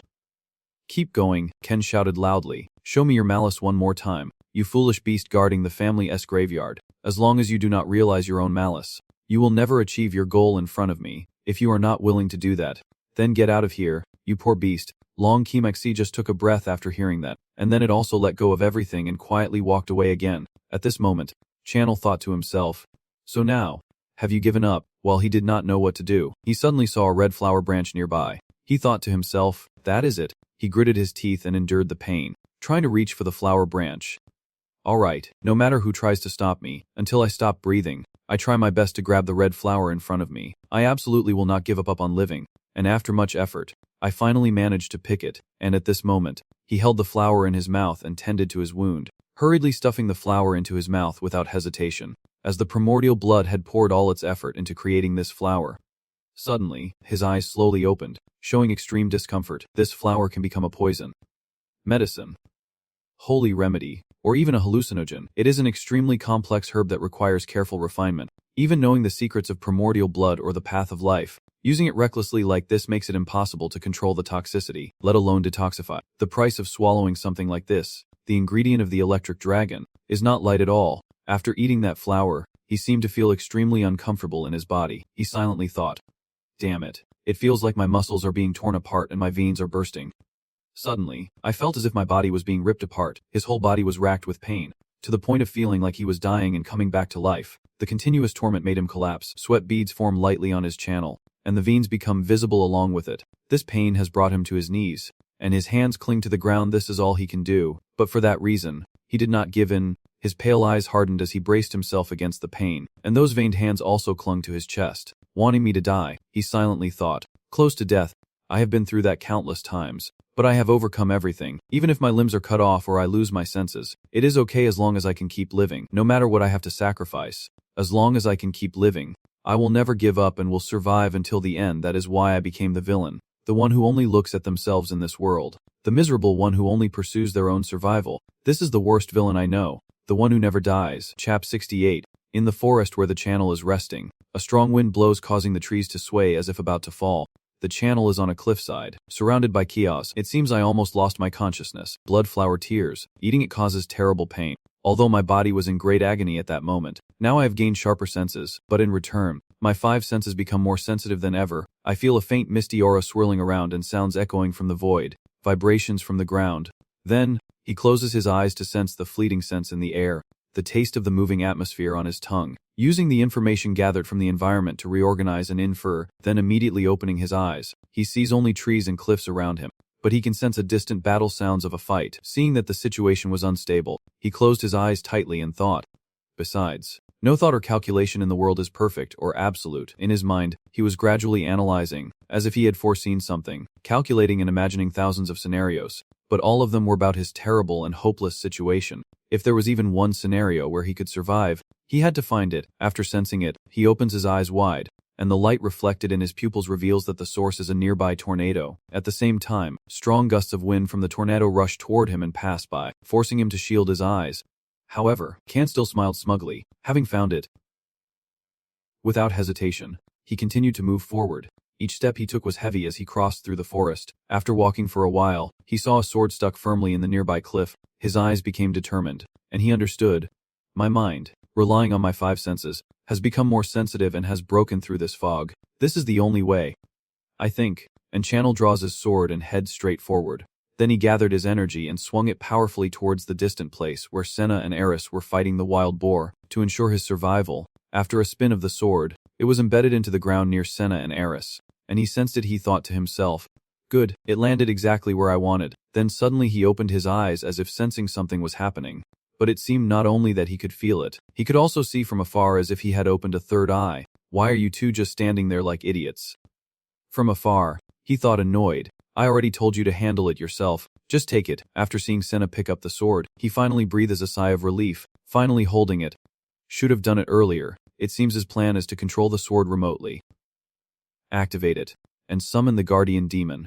As he recites the chant while aiming toward the light ahead, walking past the trees, they saw the two girls holding swords and struggling to fight back. When they saw Ken, Senna and Eris were extremely surprised. Ken's figure strides forward like a god, her voice loud and trembling. That savage wild boar is truly terrifying. Ken frowning, thinking, so it has grown bigger. I have a rough idea of the cause now. This wild boar usually uses hot springs, so it might have absorbed the power of hell. Even if we poison it with bloodflower tears now, it will still survive, even with the potential to mutate and become stronger. Kanal seemed unfazed in front of that monster. He observed it carefully, especially considering the collapsed cliff that created a deep water trail down into the ground. The magic from hell seeped out from there and merged into the water. The pig absorbed more magic, and after taking in a huge amount of magic, it mutated and became a demon. But now, it is just releasing its magic uncontrollably, and it seems to have become stronger. But once the amount of magic power exceeds the body's physical limit, it will cause an explosion that destroys the body and is powerful enough to blow away this mountain. This is truly a dire situation. As soon as he finished thinking, Ken glanced at the two behind him with a sigh in his heart. These two are still in trouble, and I lack strength. Life is so harsh for me, but I already have a plan. Now I just need to execute it. Then he called out their names. Iris, Serena, Sina, and Iris suddenly looked confused. Can you trust me, little ones? Hearing that, both of them replied in unison. Of course, Ken just laughed when he heard that. These two are really stupid, so their lives are in my hands. Leave it to me. He stepped forward and said, Come on, you beast. And its fiery red eyes suddenly stared straight at him. It let out a terrifying roar like it had gone mad. The three of them were not only unafraid but also prepared to fight. Ken thinks to himself that it has completely become Oma now, full of vitality and surging magic, just like Oma. Then he laughs, but compared to the Oma that have survived for over 1,000 years, you are just a beast. As the pig prepares to attack, he speaks again. Nothing has changed. I am still the fierce beast, and I am still the weak human. Remember this? The one you want to kill is the one who has overcome countless hardships with dirty tricks. Ken's demeanor is very relaxed now. He keeps provoking that pig, the worst of my enemies. Darkness falls. If you are ready to die. Fierce beast. That wild boar seems to have understood what he said, charging wildly as if to tear apart its opponent. Ken tauntingly provokes the wild boar. Tonight if you are ready to die, then let the fierce beast come. It immediately charged towards them with an angry expression. The wild boar was rushing at an extremely fast speed. However, he remained calm, closing his eyes and bowing his head, pushing his mind to the limit, unlocking abilities that cannot be used even if he spent his whole life developing them. At this moment, Ken suddenly closed his eyes and entered deep thought, with rapid high-speed reasoning.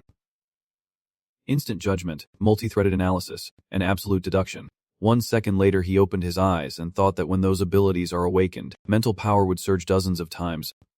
That way, the goal channel is aiming for would give us the feeling as if time has stopped. Meanwhile, he carefully analyzed based on data about its temperament, movement ability, behavior patterns, and body structure. Finally, before speaking out, he whispered to himself to predict the next moment, and then he loudly declared that no matter how fierce the storm, it all begins with the flap of a butterfly's wings. While Iris and Serena looked confused, he spoke again. No matter how long the journey, it must start with a single step. Took a moment before Iris responded. Cenis, the embodiment of storm and despair. Once she understood the truth, she harnessed the power of the wind and roared fiercely. Charging forward, the forest creature, unaware of the approaching danger, ran wildly and aggressively, growling all the while. Just a second later, its footsteps met with resistance. Then the forest creature's body was lifted into the air by the wind, and not stopping there, the wind hurled it like a ball, repeatedly throwing it to the ground. A few seconds later, to Iris's amazement, the forest creature was thrown right in front of her. Even Iris had not fully understood the power of the magic she had just used, so she thought to herself, I can't believe it. Based on what Kin just said, the nature of the storm magic is defense. Serena cast her magic while muttering to herself, and the meaning of a stubborn creature flapping its wings is to cast a low-level spell with a specific requirement. Meanwhile, she still had a big question in her mind. No matter how quickly she could cast a lower-level spell, she never thought it would work on a demon. Thinking of this, her body felt uncomfortable again. Iris hugged Zila from behind herself and muttered in her mind, it is a relapse. Ken ignored Zila's increasingly loud cries. His main concern now was the wild beast, and his face showed signs of tension. He is like that because it only took a short time for it to stand up again. And then Ken silently thought to himself, is its attack too weak? He looked towards the forest beast and silently judged. According to the prediction, it should have broken 1 or 2 bones, but its defense is stronger than I thought. Seeing that it still has fighting spirit, Ken resolutely tells himself he won't regret the strike and then charges at the beast again. At this moment, Ken reassures himself that he won't be wrong anymore. Then, when Serena shows concern about his wound, Ken loudly declares that he has not backed down from adversity, playing joyfully with the wind but not forgetting the land. She did not understand what he said and thought to herself, it is so profound and really hard to understand. Serena quickly grabbed her sword and thought, but right now she is looking with a determined gaze straight at the forest beast. Decisively, Serena launched her attack while telling herself that her body understood its meaning even before her mind did. Ken and Iris watched as Serena fought the forest creature.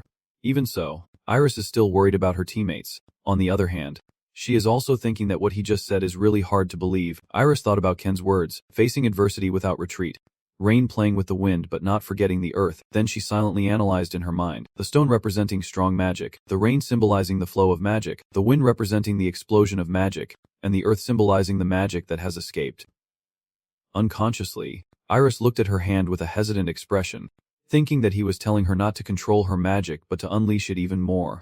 But given her current state, that would be suicide, and she might even explode and blow up everything around her, including Serena and Ken. She hesitated, but despite that, she remembered Ken's question and made up her mind. Do you believe in me? Iris quickly cast her magic and told herself, I still believe in Ken. However, suddenly her hands swelled up, not stopping there. The magic betrayed her, causing Iris's body to ache, and she clutched her hand and screamed. At the same time, Iris widened her eyes in surprise at her new discovery, looking puzzled at the bracelet on her wrist. Seeing it react to magic, Iris thought to herself that it was absorbing mana. She realizes that this phenomenon reminds her of something from the past, and she murmurs to herself about the 36 treasures of the continent, some of which can act on their own. Like the 4th treasure each, Long Than Trang can change its shape based on the nature of the magic. Serena looked at the ring on her hand and silently compared. But compared to Long Chi, it was nothing more than a toy. The 3rd-level demon Lord Acno and the 5th-level demon Sinis's magic power can be absorbed by this artifact after all. In the end, she decided to trust its ability and thought to herself that it could help her control her magic, meaning she could now use magic beyond her limits. In addition, Serena also discovered another secret about the ring. The malicious intent and will of the demon are originally magic power, and this is a treasure capable of controlling magic power. So now she does not even have to worry about the side effects of black magic anymore. Iris stared intently at the ring on her hand and suddenly realized something, thinking to herself that in other words this is a treasure that any mage would risk everything to obtain. Like a sealing artifact. Thinking this, she looked at the channel and shouted in her mind, wait. The more Serena pondered, the more questions she had. Could this be an sealing item? 99 sealing artifacts are magic, created by spirits in the mythic era to imprison demons. But in just a moment she lost her spirit and told herself that even with the mysterious power of a sorcerer, she could not succeed. At this moment, Serena looked at the channel feeling insecure about her abilities compared to him. How could a human create a treasure comparable to magic? While she was lost in her inner monologue, Serena was still fighting fiercely. In the end, she finally stopped. At this moment, Serena looked incredulous, thinking to herself that she never thought she could withstand such a force. At the same time, the channel gritted his teeth, expressing his dissatisfaction with Serena's performance, and she was startled and worried after hearing his reprimand. There are always small gaps that can bring down a strong wall, and the clouds of relief will gather again to become rain. A second later, Serena hurriedly turned to look in one direction. She felt confused as all the wind was gathering in front of Serena's eyes, forcing her to stay alert and grip her sword tightly. At the second, Serena jumps high, rushing toward the source of the wind, while also looking down to find a safe landing spot. Once she identified the target, she swiftly struck with her sword, and with a serious gaze, Serena executed her attacks with incredible precision. But before landing, she continued to strike a few more times with her sword. Now the beast in the forest has become less aggressive. Her attitude surprised Serena, who silently admired her. Truly impressive.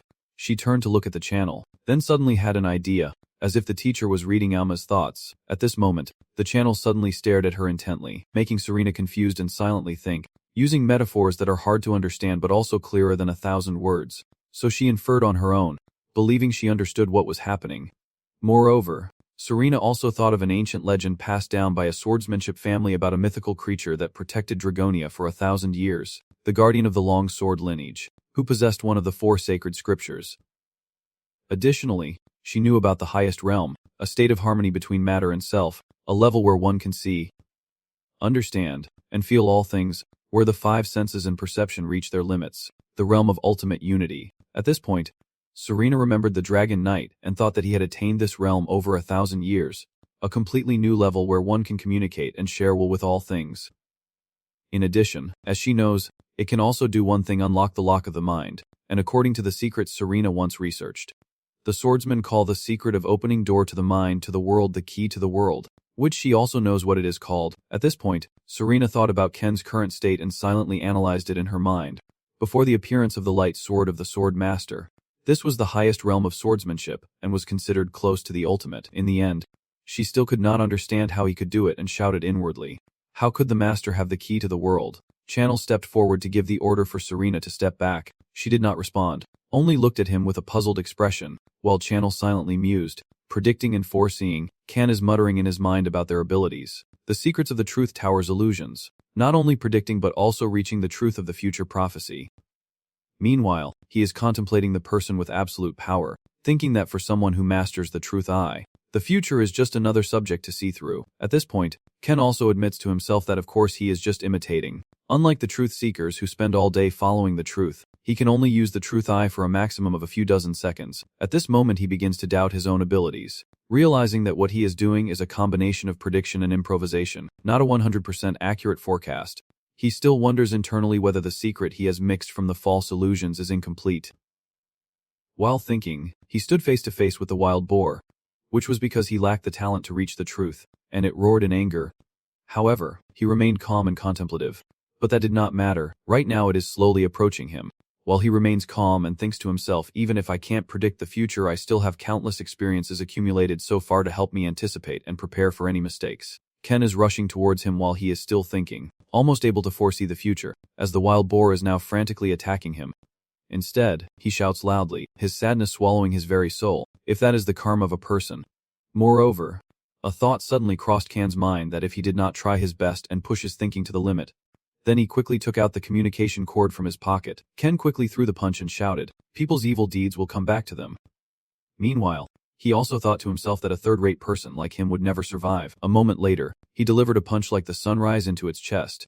His hand even pierced through the flesh to take its heart, and as he withdrew his hand, the blood from the wild boar gushed out. So he stood there watching it for a moment. Then a few seconds later, he looked at his hand and muttered in his mind, "Holy power and demonic energy are two opposing forces." At this moment, Ken begins to think of ways to harmonize it, stimulating and condensing the pig's mana through the sacred object to create a mana seed. In his palm now is the mana seed, and he happily mutters to himself, "I got it now, it is mine." And then he clenched the mana core in his palm to let it gradually merge into his body. At the same time, he did not mutter to himself that the powerful mana was too much for him to control, but it was okay. By this point, the source of the energy from the magic core had reached his neck, and then he suddenly had an idea: if he could not control it anymore, his body gradually began to feel the pain. But he still tried to stay strong, so he just endured it, and when the power has seeped into his bones, he whispers to himself that what he truly desires is not to control the magic energy but to let it flow into his body, merging with the chemical components of the blood flower tears within him. The power has gradually spread to the top of his head.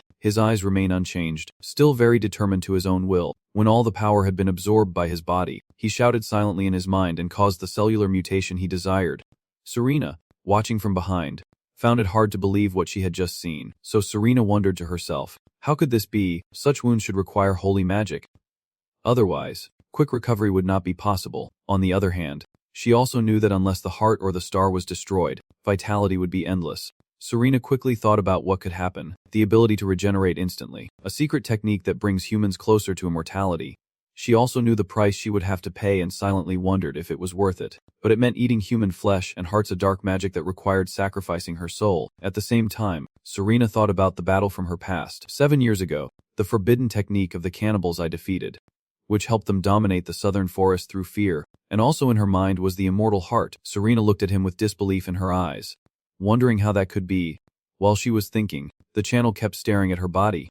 Finally, he saw the change and thought to himself that the wounds had all healed. The demon power had become compatible with him through 3 refining processes, as the chemical components of the blood flower tears reacted with the demon power, causing cellular mutations that restored the body to its original state. On the other hand, Ken considers this a dangerous situation and mutters to himself that of course it would take a huge risk. If the Maluk were just a little stronger or weaker, other mutations besides recovery could occur. He also considered the worst-case scenario, that if the Maluk was too strong it could rupture his blood vessels. Just thinking about it was frightening. Channel looked at it thoughtfully, realizing that careful calculation and close monitoring of the changes were necessary, because even without my luck, this could still kill him at close range. I hesitated to speak, but once I understood, I also smiled with satisfaction. Then I teased the wild boar. You can still move, right? It glared at him angrily and growled softly. Kanal calmly walked toward the wild boar and said, keep going. If you find someone and they hit you, then keep charging and kill me. Moreover, the wild boar suddenly became gentle, only letting out a cry, and its eyes also showed a hint of fear. The second wild boar immediately ran away quickly. Instead, Kan sighs and resigns himself alone. Is that all there is to it? So in the end, you are not some demon or evil spirit after all. He looked at the ferocious wild boar and muttered to himself, if I had not lost my reason due to the influence of magic, I would not have been able to endure the fear of leaving my partner behind. This karma is too heavy for a weak and foolish beast like you to bear. At this moment, Ken mocked himself. Even a beast can resist provocation to survive. After a while, he knelt down and bowed his head, telling himself that if he could not survive, how could he not mock himself? With his body full of wounds, he sadly told himself the truth that he had overused himself. All right. And then he quickly raised his hand to his neck, thinking I must never forget this. Iris. Serena. Before anything else happened, he broke his own neck as soon as he fell. Both of them rushed over in panic, while he was still lost in thought, believing that no matter how hard he tried, he could never become number one. Now he is extremely desperate and a bad thought crossed his mind. If he tried to surpass third place, he would die. Ken's eyes are heavy with exhaustion, and he also secretly thinks that it is the voice of the divine because he has been pursuing evil. The two girls are trying to drag him away, and this scene was seen by someone else. The observer is Long Kim-si, who could not believe what he just saw. Additionally, Long Kim-si remembered a past event and told himself that 30 years ago, when he opened his heavy eyes, he was overwhelmed with horror as he saw before him a disheveled man kneeling before a grave, silently building it alone. The man then shouted loudly, "Look, you poor beast, this memory has been etched into my mind and I still remember it to this day, since I obtained the key to the world. This is the first time." Long Kim-si looked at the figure's back and thought to himself, I saw a human's mind like a locked door, heavy and complex beyond any key I know. I just can't understand it. The man then asked Long Kim's, what do you think? Why did they have to die? At this moment, he arrived with offerings and said, was it because they craved a non-existent treasure, or because they trespassed into the tomb of the dragon, a place forbidden to enter, or simply because they had to face the wrath of the spirits? Suddenly, the man threw the bottle of wine in his hand and shouted loudly, then turned to look at Long Kim-si and asked, so is it because they betrayed and tried to kill me, someone who was once their teammate? Then he turned to look at it, while Long Kim-si did not know how to respond. Then the man took the initiative to speak, saying I will leave here. It was unhappy about this sudden departure. Before leaving, he approached Long Kim-si and said, I do not care what you think or want to do to me. Looking uncertain, Lung Tung replied, but I have no intention of getting trapped in this 1,000-year-old tome, so, if you want to see me again, then leave this place. Additionally, the channel reminds Long Kim-si that when he forgets the 1,000-year span, when he understands why the 498 treasure hunters had to die, and then he opened his eyes in shock upon hearing it, when he rediscovered his own malice. When he was ready to defeat my malice with his own, he quickly left after saying those words. A few steps later, he turned back and only then realized that Ken had been beside him all along, and he loudly urged him to come and show his malice. He looked at Ken's shadow and silently thought even after reaching Dragonia, he is the only one who does not desire that treasure, the one who took on 1,000 years of sorrow from me. Now Long Kim-si feels remorseful about the past and quietly says to himself that this is how he sent off the one who conquered Dragonia, his master. He looked up at the distant sky and silently vowed that someday, Long Kim-si would leave with a thought in mind, and one day, we would meet again. In the quiet night, the sound of a breath echoed. It is the servant, who was running very fast, and after a while, the servant stopped. He looked around at the crossroads, then made his final decision, probably this way. Immediately, the servant suddenly discovered something and exclaimed in surprise. He approached a house still lit and said, it is really here. The servant did not rush inside but stood there, thinking to himself, in this slum, I never expected to find such a house. But then he had to admit, well, it makes sense. He looked at the rough wooden door and suddenly had a thought, is there really a doctor inside that dark door? The servant casually approached the door, thinking to himself, what am I expecting from someone dealing with poor folks? But I can't just turn back now. As soon as you arrive, you quickly knock on the door and ask, hello, is anyone there? Inside immediately replies, today's appointment is over. Please come back tomorrow. And you quickly beg, sorry, but I have an emergency patient here. But they still refuse inside. Sorry, we are not on call outside of hours. The servant refused to give up. Wait a moment, please. Then, the servant honestly said, My client is currently facing the brink of life and death. Please help me this once. Can you save the person who is about to die? Suddenly it fell silent inside. Then after a moment another voice spoke, surprising the servant, telling him to go in. After a moment, yes, the door immediately opened. Next, the servant was stunned when he saw the person opening the door. Serena was the one opening it, and she cheerfully said, "Please come in." But at this moment, Serena's beauty made my heart flutter, and I could not take my eyes off her. In Rebang Kingdom, Lubiso Market, people are bustling with trade. Come see my goods. They are very cheap. Moreover, there is a shop owner inviting customers, offering shaved ice made from ice blocks imported from Spitz Ice Mountain. Come and try it. And as for this sword, I suddenly remembered its origin and thought to myself, it was crafted by the Trevor family, the most skilled craftsmen on the continent. Iris is currently assigned to go shopping, and to hide her identity she has to disguise herself as a boy. So she is feeling quite bored. When she sees the crowded streets, she quietly sighs. It is so noisy. She also remembers what happened 10 days ago. According to Iris, we disguised ourselves and moved to Lubeso as a pharmacist and disciples. At this point, Iris thinks about what Ken has just accomplished. Thanks to the seal reduction he created and the herbs he collected, allowing him to bypass the guards and luckily find an abandoned house in the slums, so dilapidated that even the poor hide inside. Thinking of him, her mood is now conflicted as she whispers to herself, despite the good news, there is a lingering question in her mind that remains unanswered, which is about his identity.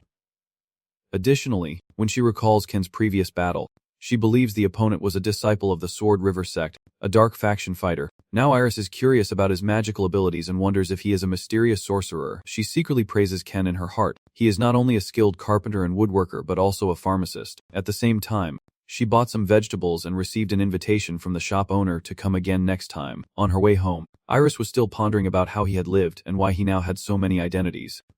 Suddenly, someone interrupted her thoughts. Hey, customer. Iris looked ahead and saw the ceramic shop owner arguing with a customer, saying, "You broke my goods, you have to pay for them." Ingai Trang, the girl with the round glasses, also admitted her mistake, and he was right. If you damage something you have to compensate. The shop owner still was not satisfied and scolded. "Do not just stand there and talk. Give me the money." The girl happily agreed. "Fine. I will do as you want." Iris watched for a while and realized this was a setup to extort money from passersby. This merchant left the vase outside in the busy market area, and with that strange way of talking, she must be a foreign visitor here for the first time. Meanwhile, the shop owner, having heard everything, still looked incredulous and asked again. "Really?" A few seconds later, he smiled and said, "If you want compensation." The shop owner before finished his sentence. But the girl interrupted, saying, "I do not have any cash on me right now. I will send someone to pay you later." This statement left the other person stunned and frozen in place. So yeah. When he saw the person leave, he shouted, "Hey, what are you talking about?" The girl looked back at him in confusion but did not rush to speak, simply observing the situation. Only when she saw many people looking at her did the girl speak more confidently, seeming to think that maybe her words about Vabang were not very good. Hearing this, Iris felt confused and wondered what that meant. Truly a foreign guest. At this point, the boss loudly scolds her, saying the issue is not her language but her credibility. The girl quickly let out a cry after hearing the accusation. Next, the girl pretends to be embarrassed, resting her chin on her hand and saying, "I do not understand what you mean." The man then sadly holds his head and explains, "Sir, you said you would send someone to pay later, but words alone are hard to believe." The girl was not happy and asked, "So what do you mean by that?" This inadvertently made the boss pause and show a worried expression. Meanwhile, the girl here also revealed her face as the emperor and asked sternly, "Am I lying to you?" She then took a step forward and said, "Answer correctly." The emperor is forcing the owner to step back and shout, "Depending on your answer, I might see it as an insult to me." Seeing the angry look on the other person's face, he immediately softened. "No, that is not what I meant." At this moment, Iris suddenly spoke up to defend the young master, surprising her greatly, and there was no guarantee she was telling the truth. He was still so terrified that he was trembling. When His Majesty the Emperor turned back to look at Iris, in front of her was a small boy with a bag of fruit in his hand and a determined look in his eyes. As the Emperor approached Iris and whispered, so she looked the other person straight in the eyes and said, "Do you mean I am lying?" Arrogant boy. Iris did not reply but just muttered in his mind, creating an aura that overwhelmed others with just words. Not everyone has this ability, and the force was so strong it surprised me.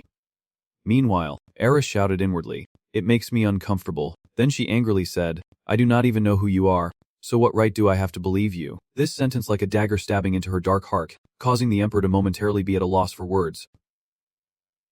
Immediately afterward, she begins to ponder and then stops responding. "That is right. Your Majesty has no choice but to admit that there is no reason to believe me." Then she raised her hand and said, Let us do it this way. So, to Eris's surprise, His Majesty the Emperor voluntarily took off his cloak. In front of Eris now stands a girl with distinctive red hair, dressed in luxurious clothes. Not only Eris but everyone present was completely shocked. Then she voluntarily handed the owner her cloak and said, "If you find it hard to believe me, I will pay with this. If you have any objections, just say so." He immediately agreed.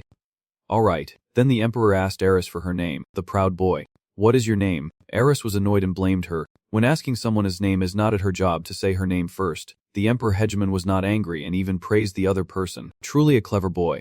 With his inherent arrogance, the Emperor Regemen turned to walk away and said, "So, I will hear your name later." And then she quickly left. After walking a few steps, the Emperor laughed loudly and promised Eris that we might meet again. Eris did not respond, just stood there and watched her shadow for a moment. Meanwhile, a strange feeling arose in Eris's heart. Although she was quite sure this was her first time meeting this person, she kept wondering as she watched their back. Why did she feel like she had seen them somewhere before? In a nearby house filled with chaos, Serena was bandaging a person with a broken leg, and then the injured person coughed loudly, causing the girl beside him to look surprised and turn her head toward her, tears still streaming down her face. Serena took out a gift and said, "Here. Take this." With a gentle smile, she handed it to the girl as pain relief. Furthermore, Serena also advised that using too many could be dangerous, so only take one pill when the pain is severe. The girl received it with both hands and asked, "Is my father okay?" She nodded and smiled, saying it would be difficult to move for about a week, but then he would gradually recover. She was also happy when Serena said that if they could meet the priest, they would handle the aftereffects, so do not worry too much. As she packed her belongings, the girl bowed politely and said thank you. "I thank you very much." And because she was pretending to be a boy to hide her identity, Serena introduced herself. "I just did what I had to do." Moreover, she secretly thought to herself that that was just a minor injury she could handle. Just then, Serena looked confused as the girl hesitated. "I'm sorry, but this is all I have in my hand." Not wanting the girl to feel guilty, she reached out to accept it, but Serena only took one coin and smiled, saying this is enough. But even so, she still felt it was not right and sincerely said, "Huh. But that is still not enough for the medicine money." Serena quickly patted the girl's head and replied it is okay. After all, it is not expensive medicine. She also silently thought that she did not really expect payment for this, but she had no choice but to accept. The girl saw Serena off to the door and waved goodbye before leaving, at which point Serena had a sudden thought. The reason we stay in this slum and the girl cross-dressing is to avoid others' eyes and also because we do not have enough money to buy a house. As for me, I lower my head. Even though we work as pharmacists to earn money, we mainly treat the poor, so we can't save enough to buy a house. Once again I have failed. I could ask my family for money, but I left without permission, so now I can just ask for it. A second later she lowered her head sadly and remembered the channel she thought to herself. Furthermore, Iris guesses that the teacher won't allow it. On the way back, Serena kept muttering to herself, thinking that maybe things would get better in the future. After a moment, she suddenly stopped and looked ahead with a surprised expression, because she had seen Iris. In addition, she sensed that the other person was troubled. Soon after, Serena decided to follow and called out, "Arin." Hearing the familiar voice, she immediately turned back and responded, "Serena, you are back from the checkup?" Serena cheerfully replies, "Yeah. Is it okay if I go shopping?" Iris turned away hesitantly and replied, "Fine." Hearing that, Serena looked confused and thought to herself, something's going on. Her face still looks fine, so it is probably not serious. A second later, she made a suggestion, "So let us go back together." Iris remained silent for a moment before reluctantly replying, Inside the room looks comfortable. There is someone sitting on a chair deep in thought. Going the temple to heal her sister is a normal thing. This is Ken, currently tense and muttering to himself, but a villain would not do that. He considers the possibility that if he is asked how he got injured, he might panic and end up meeting a monk and awkwardly explaining, "It is because I was caught doing something bad and got stabbed by a hero." Hearing this, he could not help but feel guilty. I can't answer like that, or I might be suspected and followed, and then hunted down. In the end, I decided that as a villain with dreams of a long and healthy life, so I had to be able to heal my wounds and illnesses myself. With those skills, I easily infiltrated the city and pretended to be a pharmacist. Then Ken quietly analyzed the pharmacist's income, which mainly came from selling health supplements to the wealthy. He also sells to tourists and explorers, offering items like wound medicine and antidotes.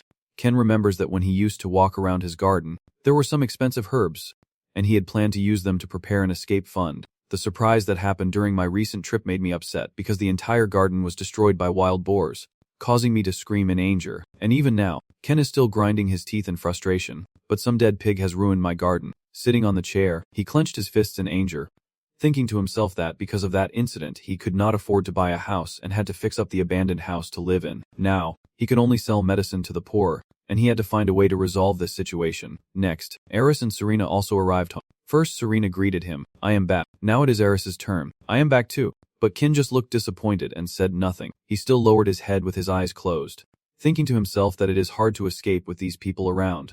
Then, while the two girls each went their separate ways, Kin kept convincing himself that if he were alone, it would be easier to escape. But these two can even attract attention just by their appearance, so how can I easily escape? These guys are the ones causing my suffering. The little one is a hero, but has no money anymore. Ken's silence drew Serena's attention, her worried gaze fixed on him as she silently thought. After the battle with the man-eaters 7 years ago, the guide she found was like a secretary. In the past, there was an ancient book that recorded the secretary writing about an immortal heart, demon spirits, an evil organization that disappeared long ago, which created forbidden spells by breaking taboos. She was quite worried when she saw his reaction, as I burned that secretary to prevent it from being misused by others.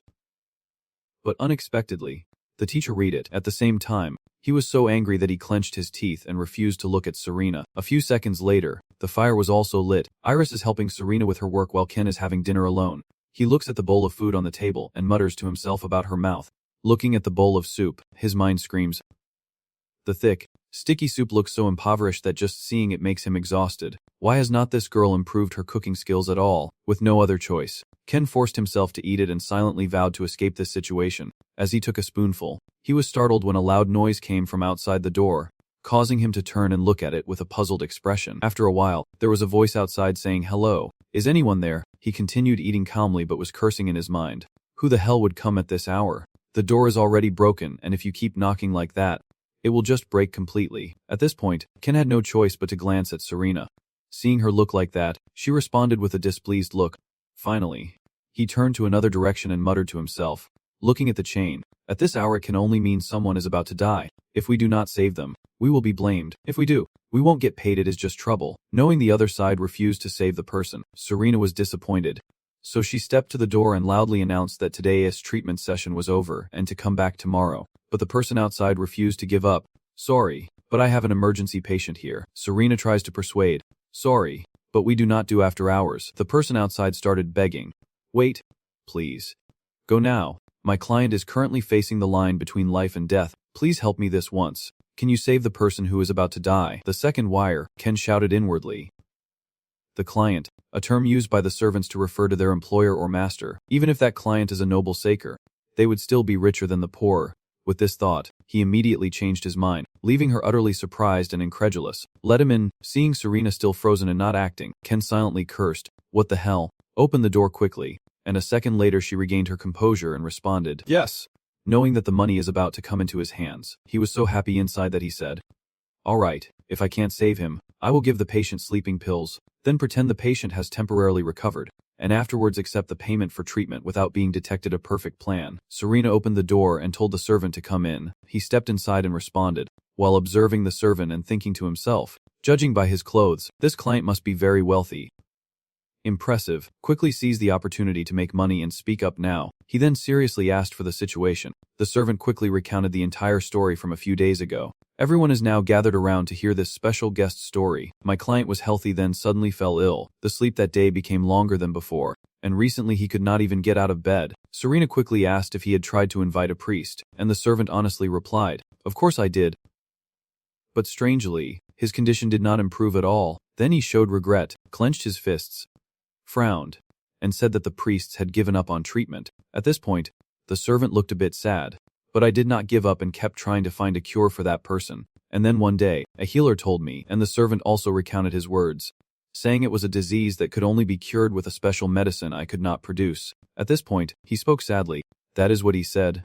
Although there was little hope, you kept trying." So the servant said, "After hearing that, I went to the capital. I asked all the pharmacists, both men and women." But before the servant finished speaking, Serena interrupted.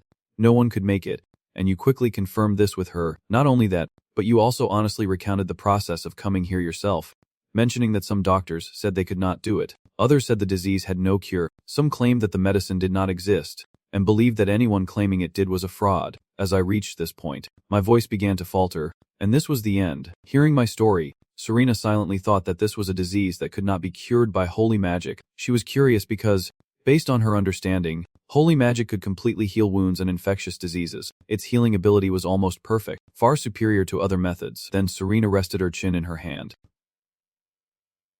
looking contemplative. But even though the temple offers treatment services at low prices, the healer still exists. A medicine capable of curing such a serious disease would be hard to find, even if one had to pay a fortune. So she wondered to herself what she could do, since she only knew how to treat simple injuries. Then she glanced at Kan and thought, but if it were the Master Kan was closing his eyes, and Serena truly wanted to know what his next move would be, quietly asking herself what he would do. At the same time, the channel was carefully contemplating everything in his mind and had begun to understand part of the story, thinking of it as the divine fragrance. One of the symptoms was mental paralysis, causing victims to sleep more, and this poison could be cured with a special medicine. After a while, even the channel itself begins to oppose its own thoughts. But the organization has long tried to dominate the world with poison and disease.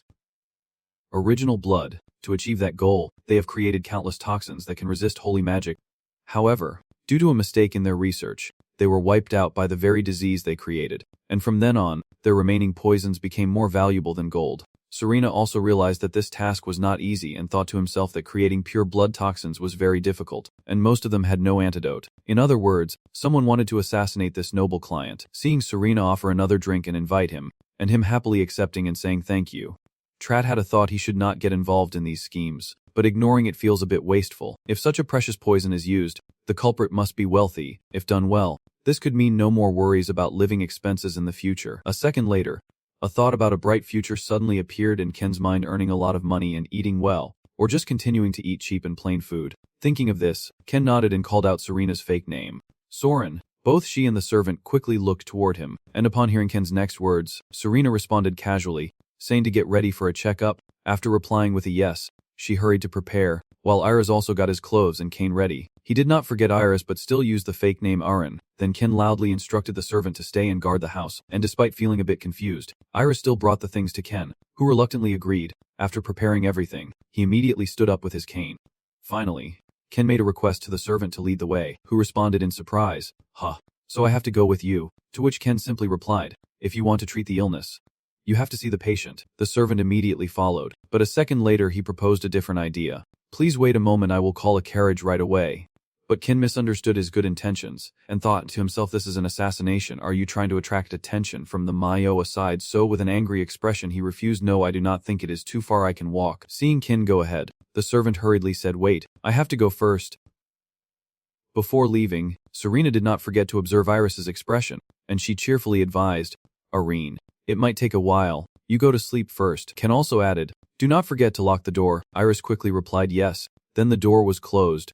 She stood there for a moment, then sighed to herself, worried about both of them, thinking that with such a serious patient, it would be hard to go home today. Irene must have been confident she could heal. That is why she went.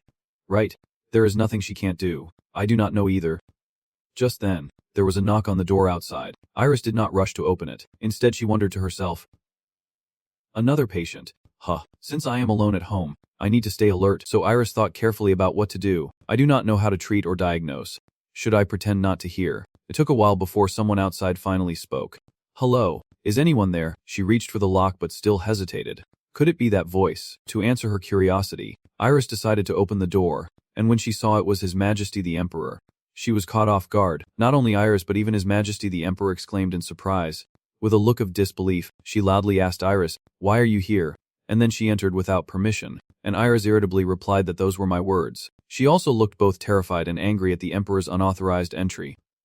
Meanwhile, she also criticized someone else's house, saying it was so shabby, which made Iris see the inside. And when she saw her sit down arrogantly, Iris started scolding herself in her mind. What is this? What kind of arrogant and unreasonable attitude is that? The unreasonable behavior did not stop there. When His Majesty the Emperor ordered Iris, "What are you doing?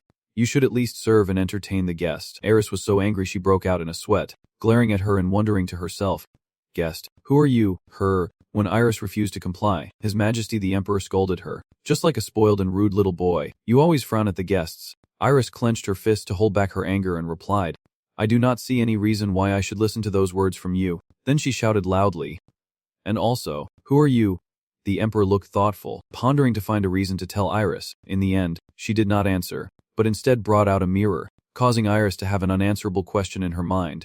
Then the Emperor calmly looked into the mirror and asked, "Tell me the location of the person I am searching for." As soon as he finished speaking, magic emanated from the mirror, making Iris feel incredulous. Furthermore, she whispered to herself, "What is this?" After recognizing the mirror in the guest's hand, Iris felt extremely confused and wondered, how could this be? Furthermore, she quietly muttered about the origin of the mirror, the autumn map, the 28th treasure in the set of 36. Just knowing a person's name and face is enough. Even if they hide at the edge of the continent, they will be found. But the biggest question Iris wants to know now is, who is she looking for? Did she come to the wrong place? So she was mistaken. No. There is no way someone with the autumn map would accidentally come here. Knowing the power of the mirror, Iris began to think to herself that she might exclude herself because she does not know her name. I can't dismiss the possibility that she is looking for Serena or Kin. If she tries to threaten my family, I will stop her here even if it means risking everything. A few seconds later, Iris asked in a calm voice, "Who are you looking for?" The Emperor still hesitated as before and did not reply. Moreover, she quickly changed the subject, making Iris so angry that she clenched her teeth and thought, "I forgot you were here. I only changed my attitude when the Emperor mentioned Serena's name. I came to see Lord Ravel." She did not show it outwardly, but inside Iris was still feeling disappointed. As I expect, after a moment, the Emperor suddenly looked surprised and then said to herself, "It seems I did not come to the wrong place." At this moment, Iris suddenly realized she had fallen into the trap of the Emperor and blamed herself. Damn it. I have been led by the nose. Still, she did not forget to observe and analyze the other person silently. She saw the indifferent attitude of His Majesty the Emperor sitting on the throne, and a thought crossed her mind that even under her murderous aura, she remained unmoved. Then the second time, His Majesty the Emperor calmly said, "Earlier I had quite a trouble because I accidentally entered the house of a poor person with a broken leg." So with a hesitant voice, she whispered. After Ravel started wandering around again, she really enjoyed helping the Kaka people. Since she had not revealed her identity, Iris continued to ask, "Who are you and why do you want to meet Serena?" The Emperor still tried to dodge her question and replied, "He is really a troublesome boy." And her subsequent response made Iris fall into an abyss. Your sister is looking for her sister and even needs a reason. In the end, she looked straight at the Emperor and shouted, "What do you mean?" The red-haired girl took a sip of her tea. Then she looked at the cup in her hand and said, "Is this medicinal tea, detox drink? And it is pretty good." Iris ignored her flowery words and quietly pulled out a chair to sit facing the red-haired girl and said, "The tea is already drunk. You should tell me your story too." The red-haired girl replied, "I only took a sip," but then she put down the teacup and agreed to Iris's request. All right. So, what do you want to hear?" Iris replied, "Start by telling her that she is Serena's sister." After hearing that, the red-haired girl began to tell her story. As far as she knows, Esther Ravel is an only child, and Serena has never mentioned having a sister. She continued, "So I do not believe this person is her sister. They do not even look alike. To be honest, I'm not her biological sister. They spent a night together full of heat and passion in the bedroom, and then they agreed to become half-sisters after sharing a cup of blood." As she spoke, the red-haired girl imagined herself and Serena making love, appearing very calm as if it was just an ordinary day for her. As for Iris, she was completely stunned and panicked. Sister, a hot and fiery night, a blood-sharing ritual. What did I just hear? But then, Iris regained her composure and asked, "I have never heard Serena mention having a sister." The red-haired girl replied, "Of course she has not. What if there are rumors that a strong person has a weak sister who is distant from her? Lord Ravel would not be foolish enough not to know what could happen." Iris replied, "You are right." Then she thought to herself, "Serena is a sword saint. She must have many enemies." Under the warm fire, the red-haired girl continued, "Actually, I find it even harder to believe that Serena and you are family." Iris replied, "What is wrong? Is there a problem?" "No, on the contrary, I feel very grateful," Iris said with a puzzled expression. "Grateful?" The girl with red hair tilted her head back and continued, "The first time I met Lord Ravel, that day was like a sharp sword. I remember that moment when Serena was kneeling before the red-haired girl in a large room." She continued, her sharpness and coldness so intense that it seemed like she could hurt herself, a sword that always felt dangerous and uneasy. Back in the present, she seemed lost in her own story of restoring her family, doing what was right, becoming stronger. As Lord Ravel bore many responsibilities and self-imposed suffering, Iris sat quietly across, understanding that feeling all too well. Just like when I founded the demon race's kingdom and had to fight endlessly, Serena probably also went through many hardships to revive her family. Iris sat in silence, deep in thought. Yes, I understand that feeling too. Just like when I first established the demon race's kingdom and had to fight endlessly, Serena probably went through many hardships to revive the family. While Iris was lost in thought, the red-haired girl continued speaking. and now someone has helped Lord Ravel lighten his burden. She was telling her story with a smile, so how could I not feel grateful? But as I listened, Iris could only remain silent, thinking to herself that she truly had nothing more to say. If she cares so much about Serena, maybe she really is like an older sister. While she was telling her story, the red-haired girl suddenly turned and asked, "But by the way, when will Lord Ravel return? It is already so late and he still has not come back." Iris replied, "Resigned." Immediately after, the red-haired girl closed her eyes and said, "It seems there is no other choice. I will stay here tonight." Hearing this, Iris was startled and tense. "What the heck?" the red-haired girl quietly requested. "I do not want to sleep somewhere without a bed, but for Lord Ravel, I will close my eyes and let it go. So now go prepare a place for me to sleep." As soon as she finished speaking, Iris suddenly sat up and objected unexpectedly. "Huh."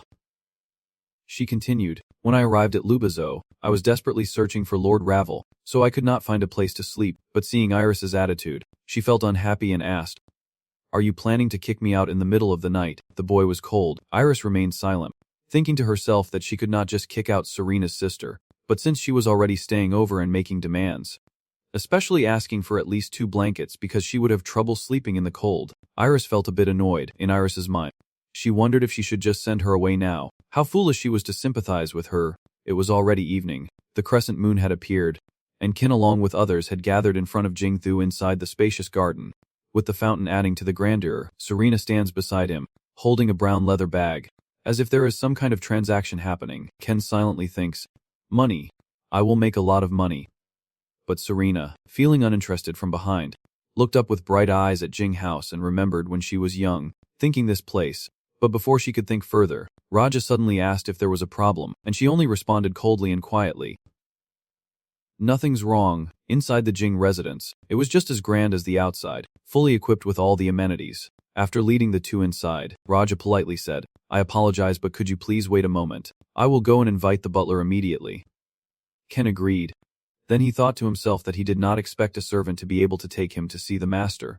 While waiting for the butler to come in, Ken sat silently without saying a word, and Senna did the same. She thought to herself, "Just as I expected." At that moment she still remembered her childhood memories. A blonde boy calling out, "Miss Serena."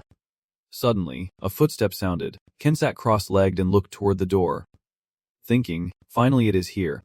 Suddenly, the butler burst open the door and shouted loudly, "Are you all doctors who can heal my master?" Both Ken and Senna were helpless, while she covered her ears in protest. What kind of voice is that? Seeing the butler's attitude, Ken thought to himself that this would not be easy. From his demeanor, he guessed that he had been a butler before and knew this was the strict and hot-tempered type. He will probably make us go through all kinds of procedures and verify our identities before we can meet his master. By then, that master will be close to death, and since we are using fake identities, how can he verify who we really are? First, I need to get the situation under control, he thought. Then he raised his voice, confidently telling him that my skills are top of chop, but the old butler looked suspicious and raised his voice. "What do you mean by that?" Which made Ken feel helpless and exhausted, but he still did not stop and kept shouting, "How dare you show arrogance to the Trevor family? Do you want my anger?" Unlike him, Ken remained very calm and asked, "Why do you keep shouting? What did I do? The Trevor family is nothing special." But then I realized, I was stunned. Wait, he just said the Trevor family. Oh my god! The patient I need to treat is the head of the Trevor family. My mouth. I should have checked who the patient was first. What mistake did I make this time? You are just wasting your words. If you are only going to sell suspicious medicines, then get out quickly. But Ken responded calmly, which was quite rude. The old butler was furious and questioned back, "What did you say?" Ken continued, "The Trevor family is famous. I did not expect them to treat guests like this." Those words made the old man speechless with anger, unable to do anything. While the other, sat cross-legged with a satisfied look.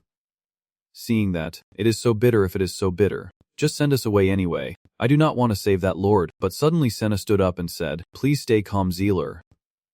The butler made Ken wonder silently, why is she intervening? While the butler was also very surprised. How do you know my name?" When she took off her hat, Ken felt something was wrong. "Do not tell me." After removing her hat, Senna revealed a familiar face. Long time no see, causing Ken to be startled and panicked. This girl is a friend of the Trevor family, Zealer. The butler was very confused to see her Miss Ravel, and Ken was very bitter. "If I had known earlier, I would have brought that girl instead of this one." Zealer looked around and then said, "But why is the young lady Now is not the time. I need to report to the young master. Senna replied. I do not need to. Zealer simply responded. All right, I won't go against the young lady's wishes. Then she politely gestured toward Ken and asked, can you let this person meet the master? Zealer, upon hearing this, asked back, who is this person?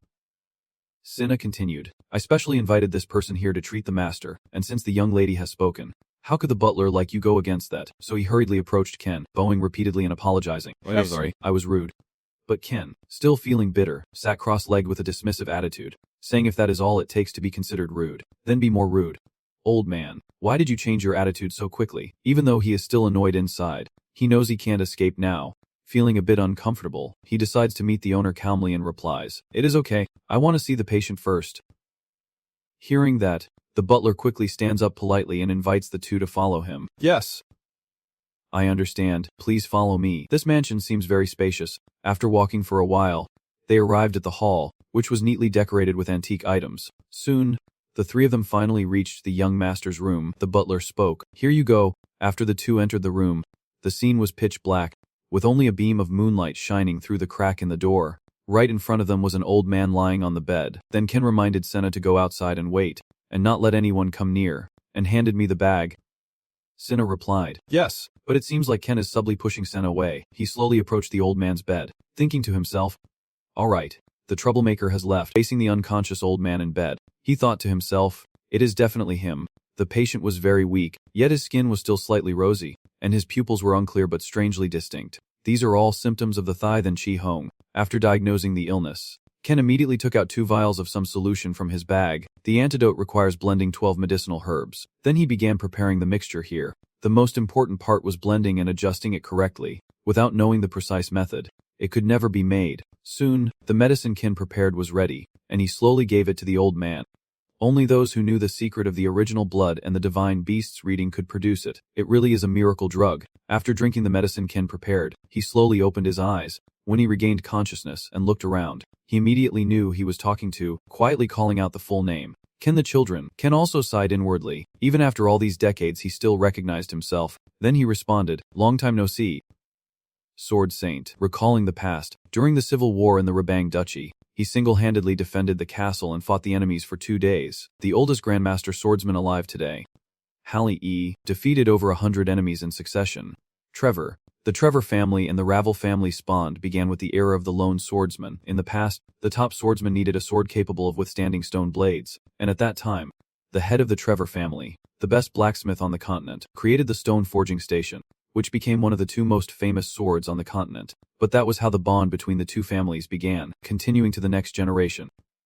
His father, the person who was worried about the Ravel family, which was rapidly declining after his grandfather's death, arranged a marriage as a temporary measure. This marriage was established through the words of adults, plus the fact that I possessed swordsmanship talent. Having traveled everywhere to revive the family, calling him her official fiance became difficult. But as Serena took a sip of tea, even asked, does her father suit her taste?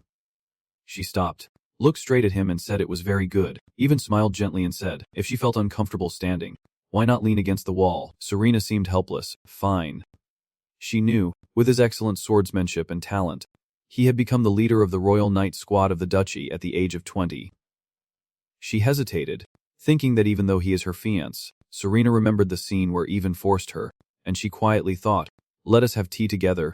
No need, I feel overwhelmed. Standing in the hallway drinking tea. Serena's tea is the one she was forced to accept. Even leans against the wall. It has been 15 years since we have had a conversation like this, she replies succinctly. That is right, he smiled brightly. Thank you for going out of your way to help us. I truly appreciate it. Serena closed her eyes and said, I was just doing what I had to do. She hesitated for a moment before softly calling out, Even sir. She asked, is not it true that you know a lot about the illness your master is suffering from? Hearing that, Even froze, his eyes showing a hint of sadness as he looked down. He glanced at Serena, wondering how she knew. She immediately replied that if Even was searching for medicine for the head of the family, he must know the antidote. Serena lowered her face in sadness. Surely he kept silent to hide the fact that the head of the family was poisoned. The question is how Lord Harley, who has countless experience and is a sword saint, could have been poisoned, she asked curiously. Can you tell me about the situation? He gently agreed. This is something that should not be discussed. But since you are Lady Serena and promised to keep it secret, I will tell you. Serena, I swear on my sword. For a moment, Even fell silent. He spoke, as Lady Serena already knew, that the Rebang Duchy had experienced a civil war in the past. The man sitting at the table looked tired. Even explained, thanks to my grandfather's achievements, the civil war had subsided, but the Duke was always worried it would flare up again. A hand reached out in front, so he used the Principality's information network to monitor the powerful lords and noble families below. With a chessboard showing a knight in the center, even looked at Serena and said, "Remember that the sparks of the civil war have almost disappeared." But recently, the information network has detected suspicious activity. She was a bit stunned, then asked about the activity, and he confirmed yes. In the hallway, Ivan's voice kept echoing. The Duke was worried this was a sign of another civil war, and the servant he trusted most, my grandfather, a sword saint, was asked to investigate. Serena wondered, so what was the result? He fell silent. Ivan's face darkened slightly. The investigation revealed a secret organization behind those suspicious activities. He looked at her sharply, his face pale. An organization with unimaginable power. Serena immediately stood up, guessing that the owner was because Ivan agreed. My grandfather fell ill before he could get close to that organization, and he suspected that organization might be the culprit. After hearing that, she thought to herself, but I do not understand. Back then, it was someone I was not sure I could defeat. Of course, age has made him weaker back then, but for someone who has reached the state of unity between sword and person, age is not a big problem. Serena frowned. Lord Harley is a veteran swordsman, yet there is an organization capable of easily poisoning him back then. She asked directly, "Do you know anything about that organization?" Ivan replied, "Yes." He pondered and said, "I learned two things. First, that they have been operating in secret for a long time." Or Ivan explained that during the royal ball tomorrow, they will attempt to steal an artifact to present to the royal family. You know this, so the palace's security will be heightened.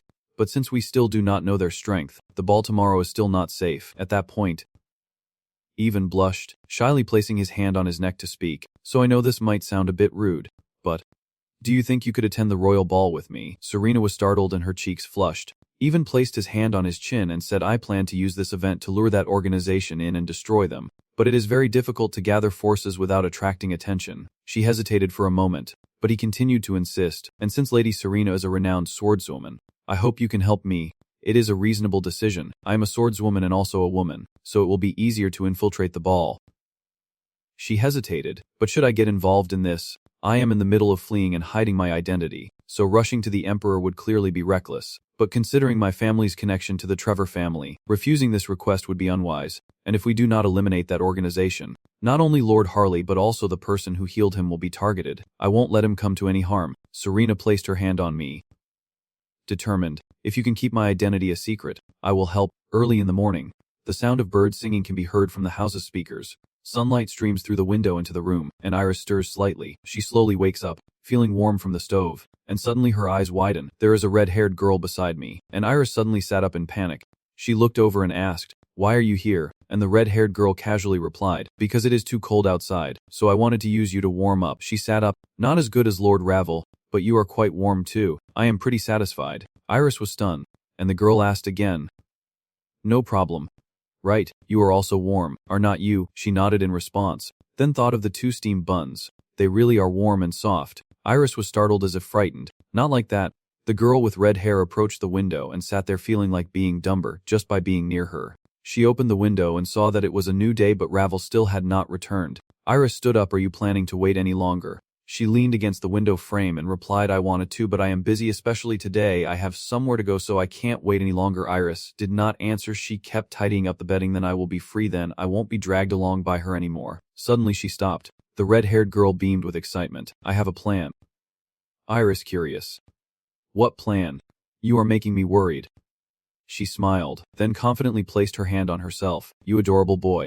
Do you want to go on a date with me today?" Iris was stunned by the question, panting heavily with resentful eyes, while the red-haired girl continued walking calmly, wondering how much longer she still had to go. Iris recalled her half-day journey with the girl, first the clothing store, then jewelry, and finally shoes. Feeling exhausted, more tired than during the war, the red-haired girl turned her head. "The fragile boy. Are you tired already?" Iris was a bit annoyed. Why does she look like she is not tired at all? She immediately asked, "Your physical strength is weaker than I thought. Are you sick?" Iris felt annoyed.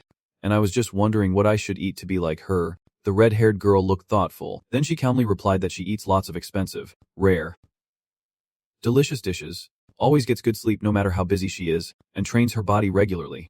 For 20 years straight.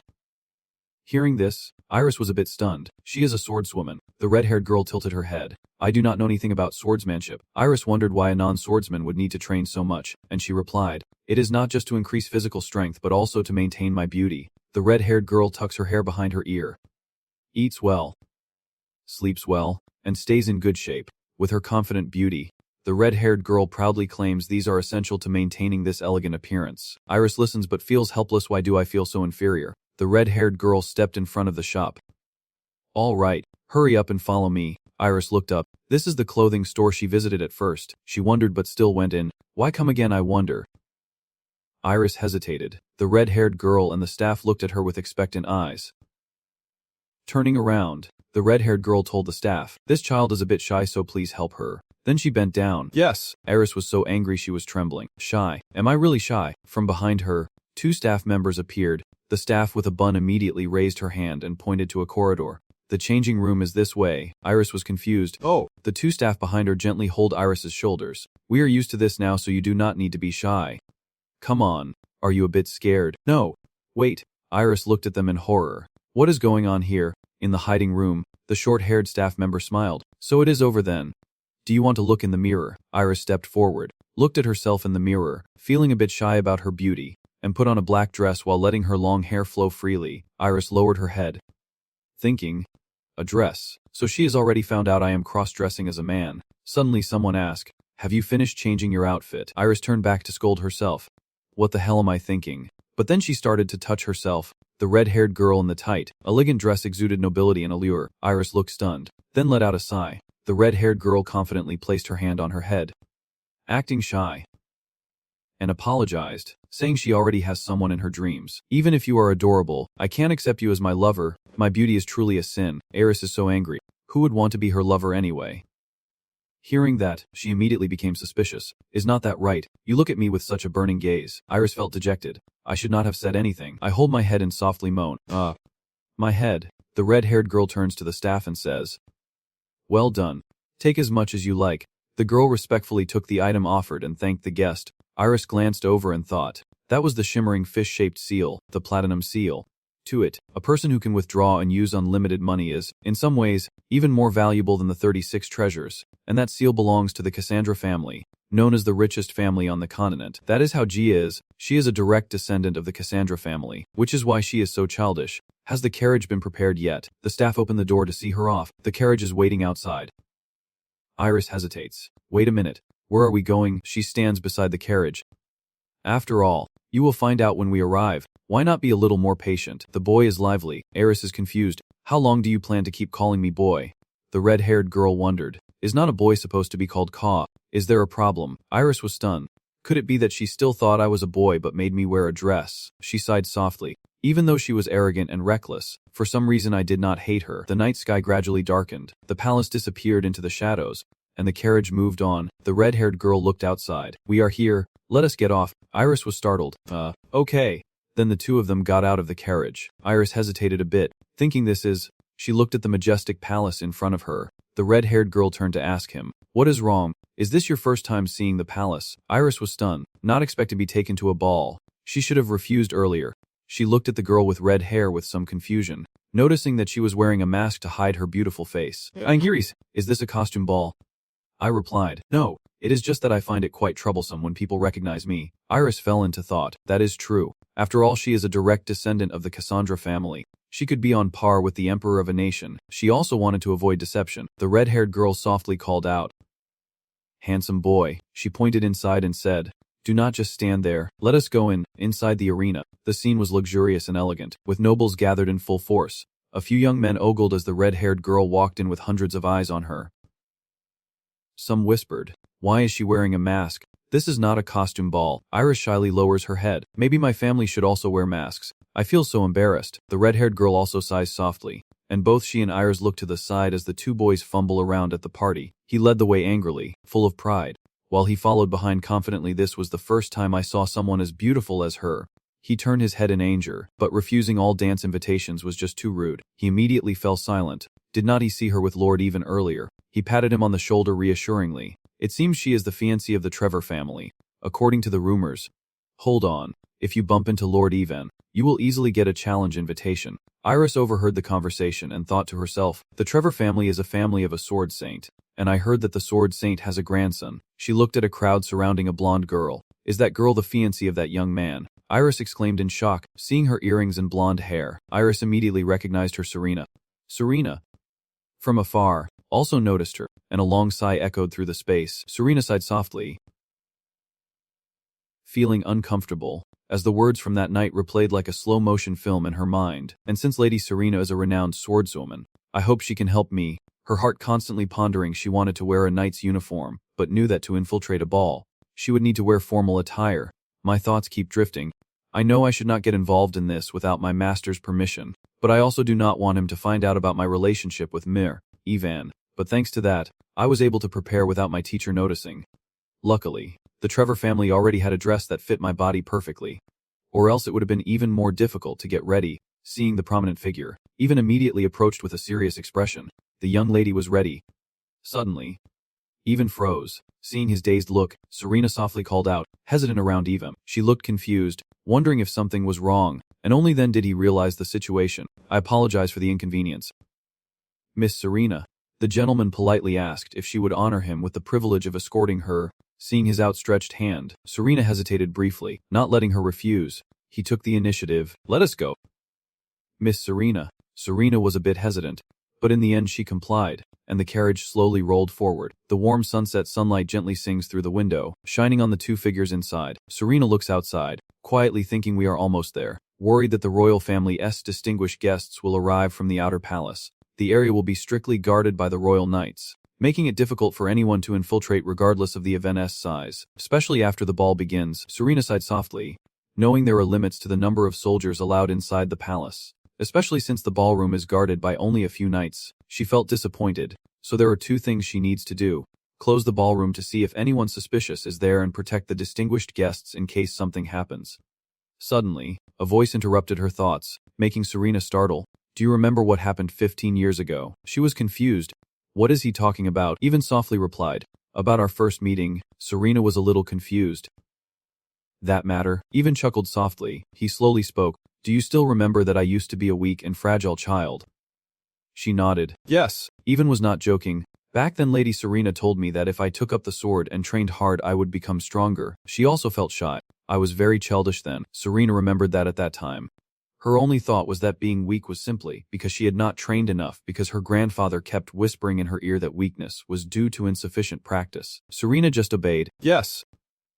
Grandfather. Serena shyly thought that she only wanted to tell him what she had learned from him. So embarrassing. He looked into the distance with a nostalgic voice and said that after hearing those words from the young lady, I started to wield a sword. Ivan was deeply grateful, and through relentless training, I was able to reach the position of head of the royal knights. She was surprised and asked herself, is that really true? Serena opened her mouth wide. The Trevor family was not originally a knightly family.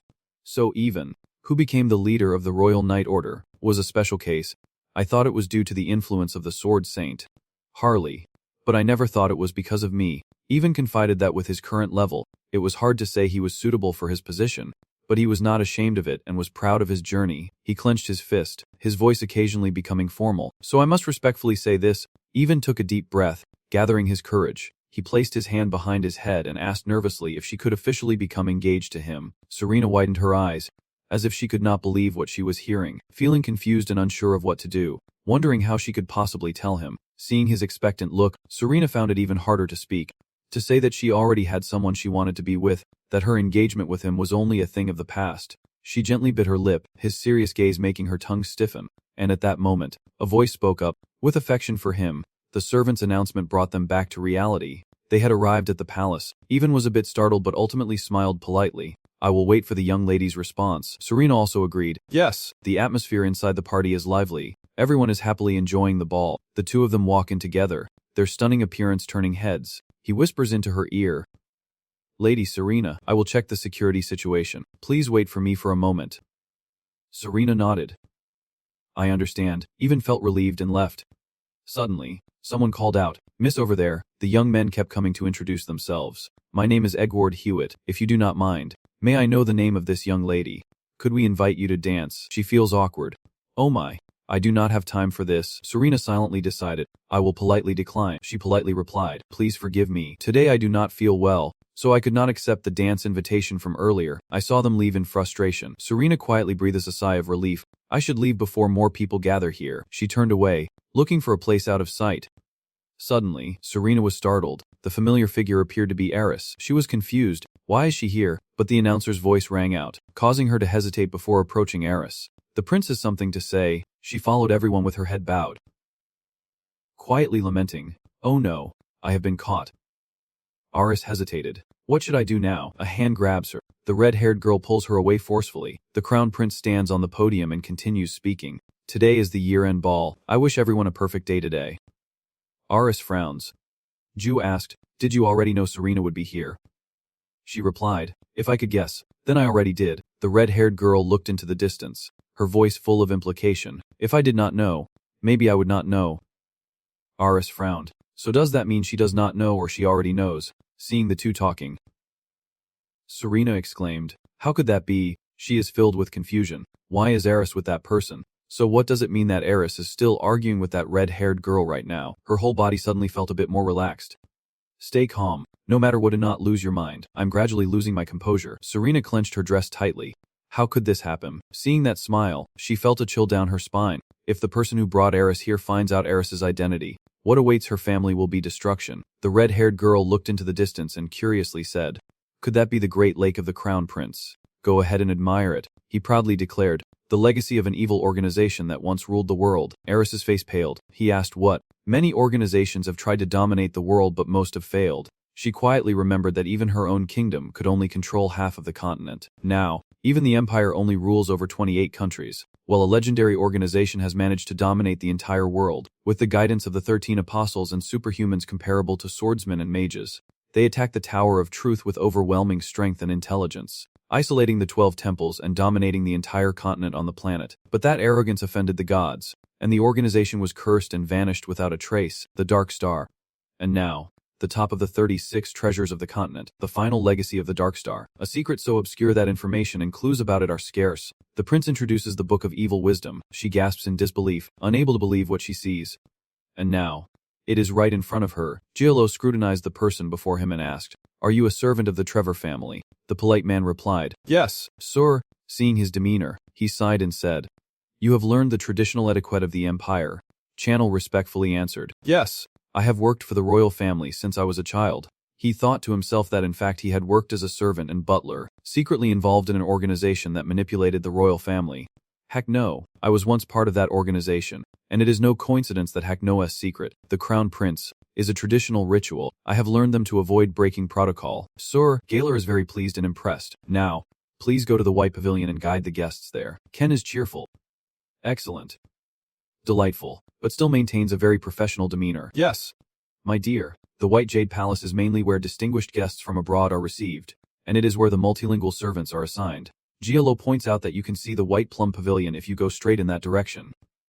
Channel nods. Yes, dear. He turned away, his eyes turning fierce. Mom, if it were not for that old man, I would not have to pretend to be a servant. He remembered that night in Harley's room, when something happened, and he weakly said lying on the bed, after creating it I realized that it was not something I should keep carelessly, so I hid it in the safest place I knew.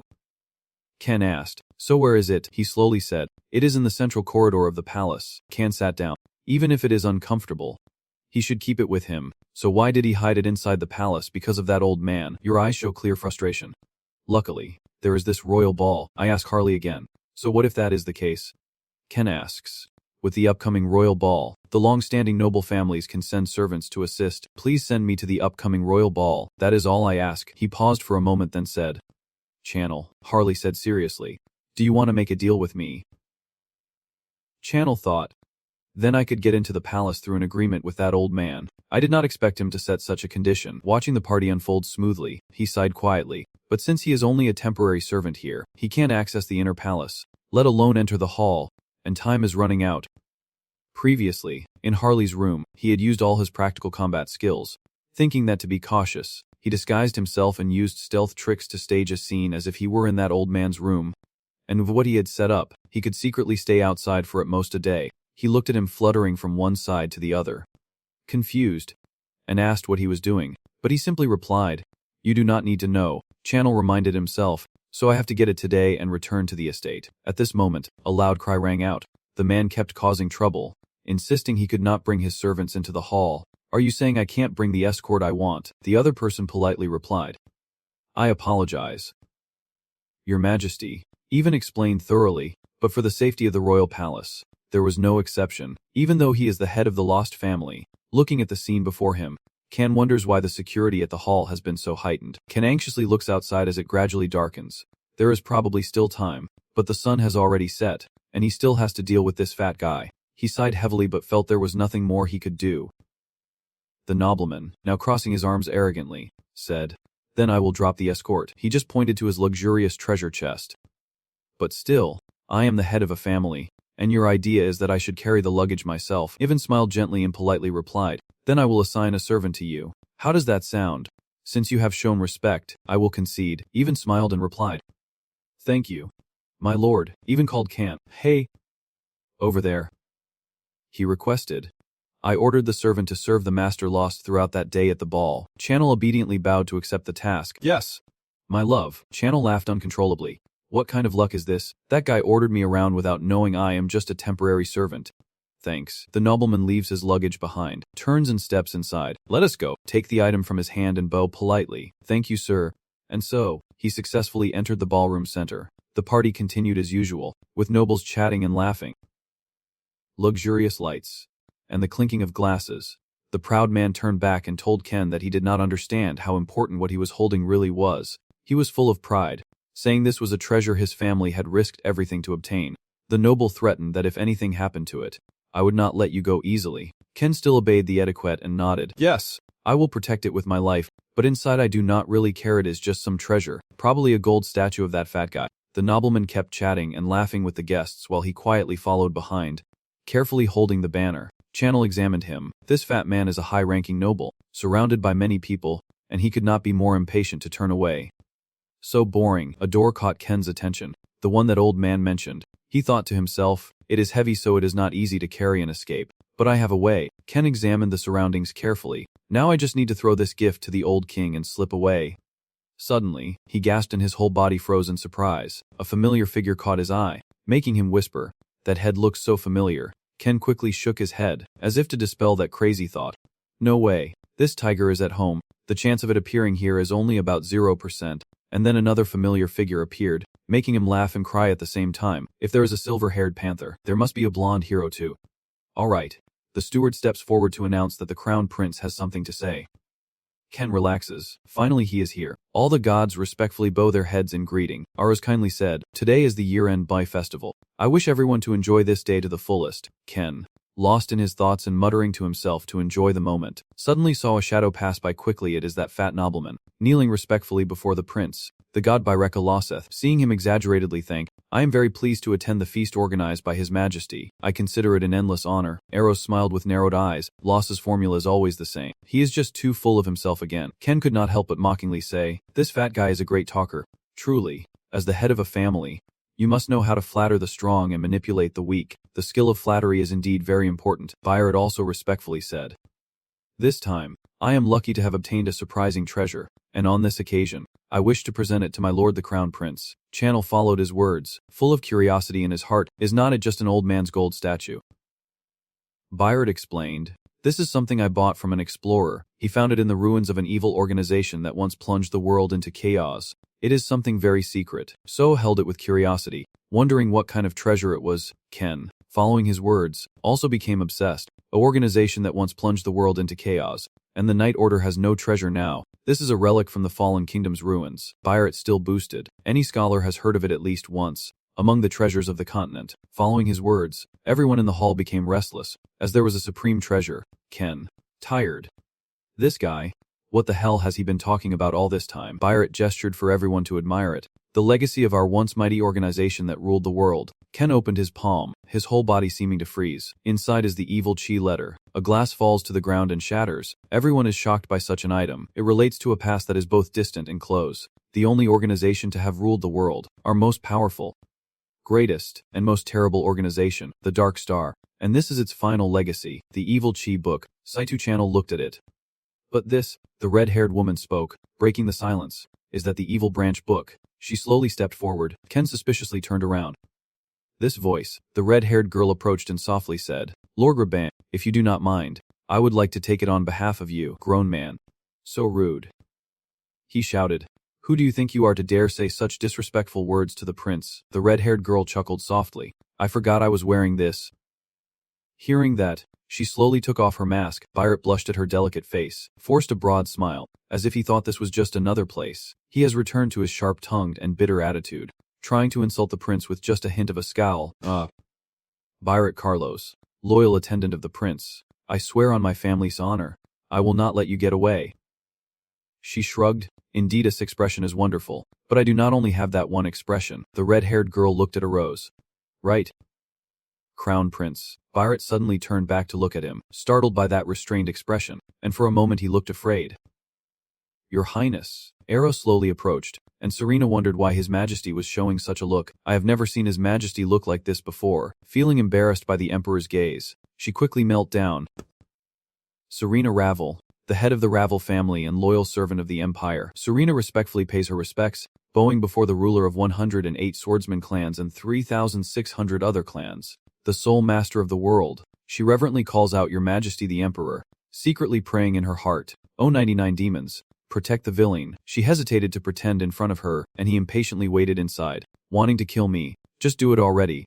I do not want to pray anymore. Channel forced herself to swallow her tears. No matter how talented a villain she was, she would rather join the melee of swordsmen, mages, and holy knights than get involved in this. Does the Emperor need to use such formal words between us? Serena still maintains her stance. Etiquette with the royal family is mandatory. How can a servant like me speak disrespectfully to His Majesty? He sighed inwardly. Judging her.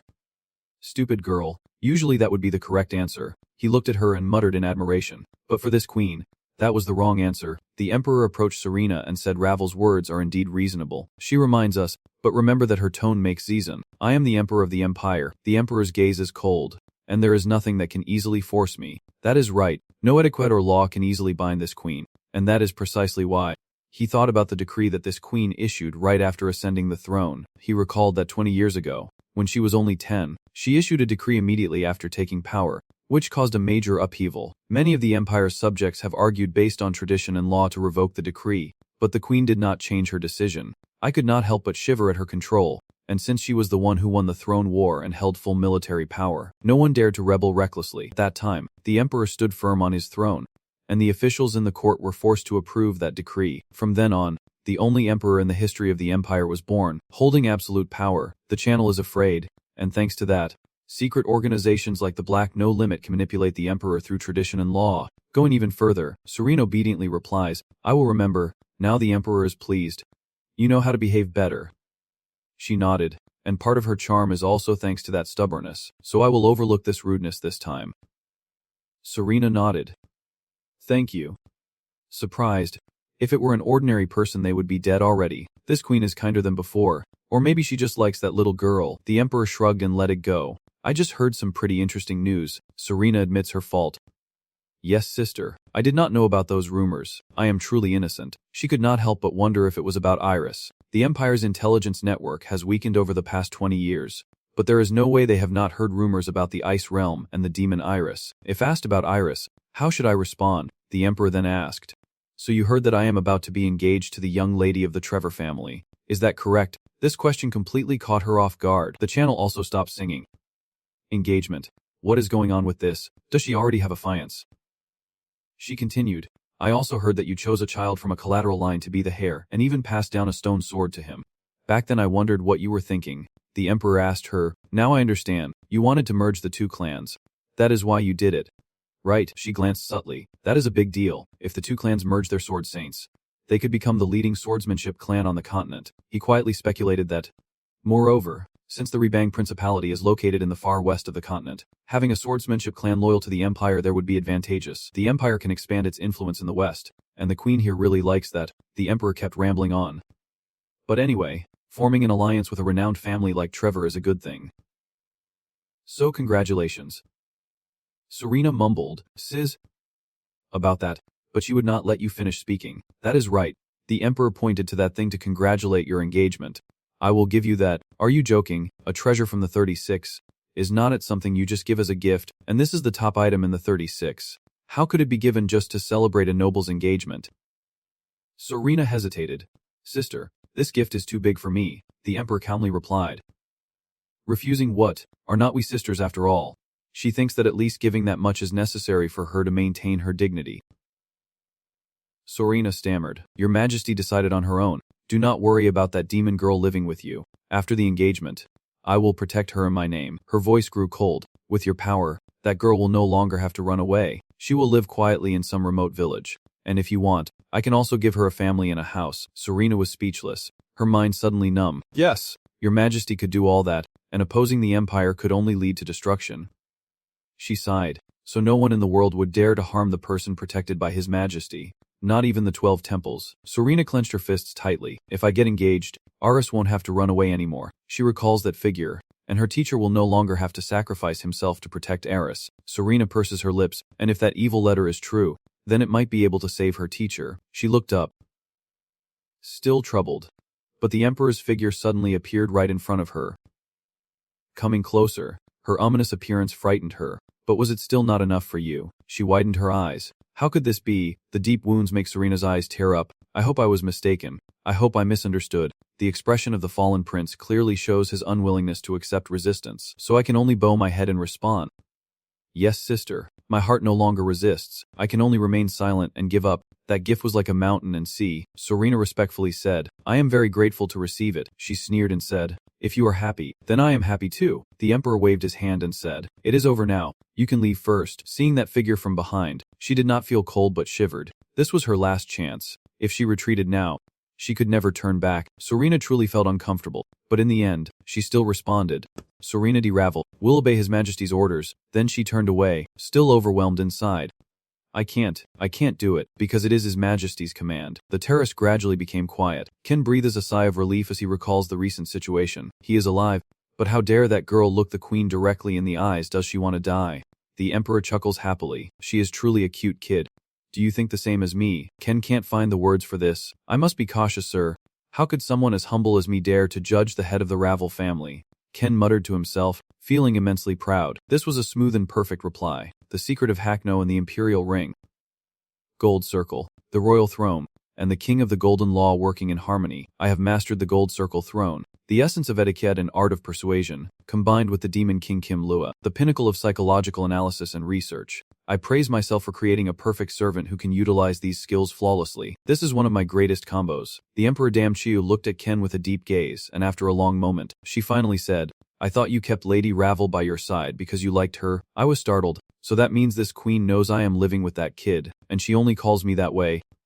She frowns. Is not that right? The Emperor looks straight into my eyes and calls Kiro reservant. He looked at her carefully, worry only when speaking about his true identity. Outside on the balcony, a man spoke. How does His Majesty know? The Emperor glanced at Ken and said, the servant knows the imperial traditional etiquette well, even in the imperial palace. Only a few people are like that, so how could it be in this V-Bang principality? The Emperor continued. Ken's face began to change. And yet there was a perfect servant who knew and could perform the imperial traditional ceremonies. Could such a person really exist? His eyes narrowing with tension. Yes, the imperial traditions are not just rituals. From hand gestures and body movements to every strand of hair, even breathing and gaze must be controlled to match the atmosphere. That is why Hackno's crown in his heart feels shattered. Able to manipulate the emperor solely through tradition and law, until an emperor destroyed that tradition and law, causing the entire organization to collapse. Ken looked at the opponent silently thinking. And now, the person standing in front of me is indeed some emperor. He muttered to himself in his mind as he thought about his list paper, which also made him the second most dangerous person on his list. Everyone faces him, and he thought he was safe because he had been hiding for a long time. But suddenly the deposed emperor spoke up, pointing at the channel, and his face did not change at all. How could I not recognize her? Only the crease on her face. Ken immediately responded with glue. Really? Just a little change. Wait a minute. Does not that mean I was disguising myself to look younger and get caught? He frowned and replied, so it is exactly 22 years. The deposed emperor chuckled softly. Not since the day I left. Her tone was full of implication, which startled the other person. But it was from the moment she mobilized the entire intelligence network of the Empire to find me. He listened but was filled with worry. The Empire's intelligence network is truly formidable. Although its power has weakened recently, no organization on the continent can compare to the Empire's intelligence agency. He looked at the other person and thought to himself, so she mobilized the entire Imperial intelligence force just to find me over the past 20 years. Of course, the fallen emperor spoke. I did not know it was just to find me. That she had to go through countless troubles. She casually dismisses her reasoning, forming an alliance with the Cassandra family, becoming sworn sisters with that Ravel girl, holding secret meetings with the Dark Church. The next words hit him like a thunderbolt, gathering the remnants of the abandoned Knight Order, and that bunch even established a new Knight Order themselves. Can you believe it?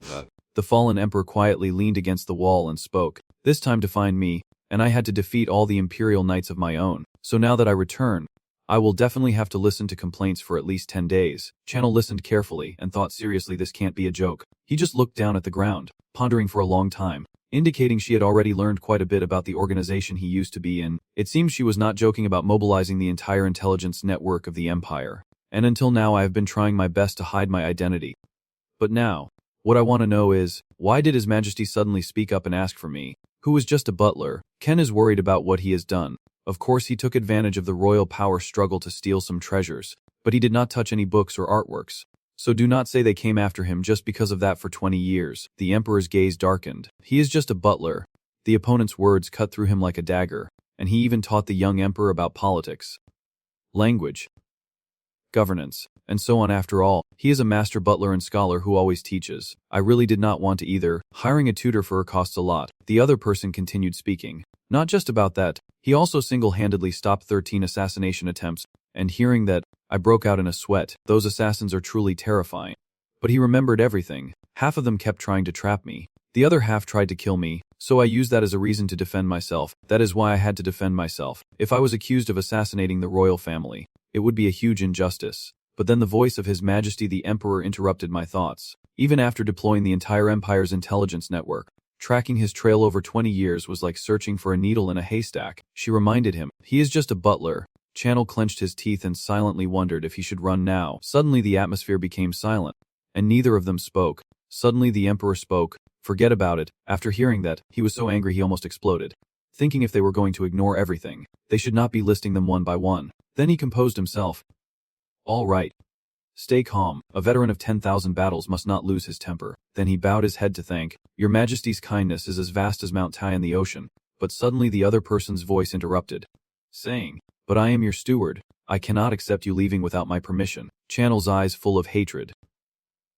Sweating nonstop. Your Majesty the Emperor, do not worry. I won't make you pay extra for stealing, or impose torture on you, or keep you imprisoned forever, or turn you into a slave working in the mines. Can is helplessly wanting to sigh. It is no different from openly threatening.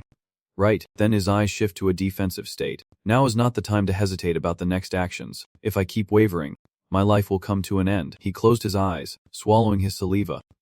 Go ahead. The throne of the co-ruler is fully open. His whole body stood still as if about to endure a beating. The person behind him asked, so what does your Majesty want from me? The Emperor smiled with a hint of mystery, and the answer left him stunned, speechless. She reached out her hand to him and expressed, become mine. His whole body deflated like a balloon. What? Your Majesty the Emperor will continue to offer you countless privileges. I will give you a position above 10,000 people under one. You will not have to kneel before anyone except me, and you will forever be called noble and glorious, enjoying endless wealth and prosperity. Wait. Let me think for a moment. Please give my team some time to consider. The other side continues to express their sincerity. As I told Lady Ravel, there is no need to worry about that kneeling girl. She mentioned that those around her are full of strength, and no matter how powerful the priests are, they would not dare to harm the child she protects. Her voice rang out, each word sinking into his channel. If he truly cares for it, she has no problem letting that child live in the palace. Ken's eyes were full of suspicion. She must have had some ulterior motive. He looked at the opponent thoughtfully. The queen's intentions were clearly visible in her eyes. Then he closed his eyes and sighed. But he still could not understand what her true intentions were. After a moment, he slowly opened his eyes and silently looked at the other person. Ken immediately spoke. Your Majesty, could you grant me some time to think? The Emperor nodded in agreement. All right, I have waited 22 years anyway. Waiting a little longer one tea hurt. The channel quickly turned around. Feeling relieved, I did not even think before saying that. I did not expect her to agree, as I thought. I knelt to pay my respects. I need to get out of here quickly. I speak clearly. Servant Kurov, may I leave now? The Emperor remains silent, watching your figure disappear. Once outside, the channel looks pleased and satisfied. Now just to slip away. Suddenly, His Majesty the Emperor speaks. I hope to get an answer today. I will keep pushing my words at you. Even if you run away again, I won't destroy the Ravel 2 family. I did not intend to execute that kneeling girl, but you also understand what could happen if I get angry, tears streaming down her face. It might be impossible now. The scene shifts to the night sky. A lone figure appears in the courtyard. Eris clenched her fists in her mind, wondering what the Emperor's true purpose was. The thread suddenly loosened. No! More importantly, her eyes subtly furrowed. She remembered the book wrapped in the box. Is that evil letter the real deal? A vague figure flickered in her mind. The relics in the 36 treasures are all timeless artifacts, some of which possess powers or even names that are still unknown. Among these artifacts, the rumors about the evil Chai book are particularly unclear. She recalled the stories passed around about it. Rumors that the book listed the names of the 13 apostles. Rumors that it contained some invincible power. And also rumors that it held records of future events. She stood here. The Dark Star and the 13 apostles had disappeared, so there was no way to know if those rumors were true or false. However, there was one rumor, passed down through many generations. That was very clear. She looked at the brick, clenched her fists, thinking that it was more unbelievable than any other rumor. Because of that rumor, the evil Chi book became the most coveted treasure. But her face lit up. I knew Sebit would recognize it right away. She thought with full determination that no matter what side effects black magic might have, she now had his magic control ring, and she completely forgot about that demon. A whole lot of magic. Then she looked around. Now I remember it. I have to call him out immediately and ask quickly. No one is here right now. Suddenly a voice interrupted her steps.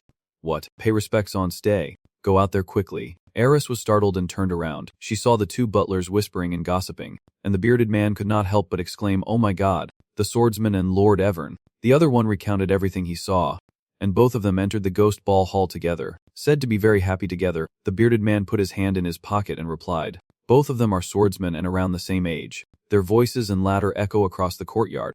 No couple could be happier than them. It is a pity I can't see it with my own eyes, but maybe good news will come soon. Aris Hulan Mating, Chun du that voli, and Mat Ko Trungshom, Sai Nini Sautron, Serena Sikong Din Han Vai, Nuveko Safai Roy Bo Minvako. She thought about Serena, and it seemed Serena did not notice.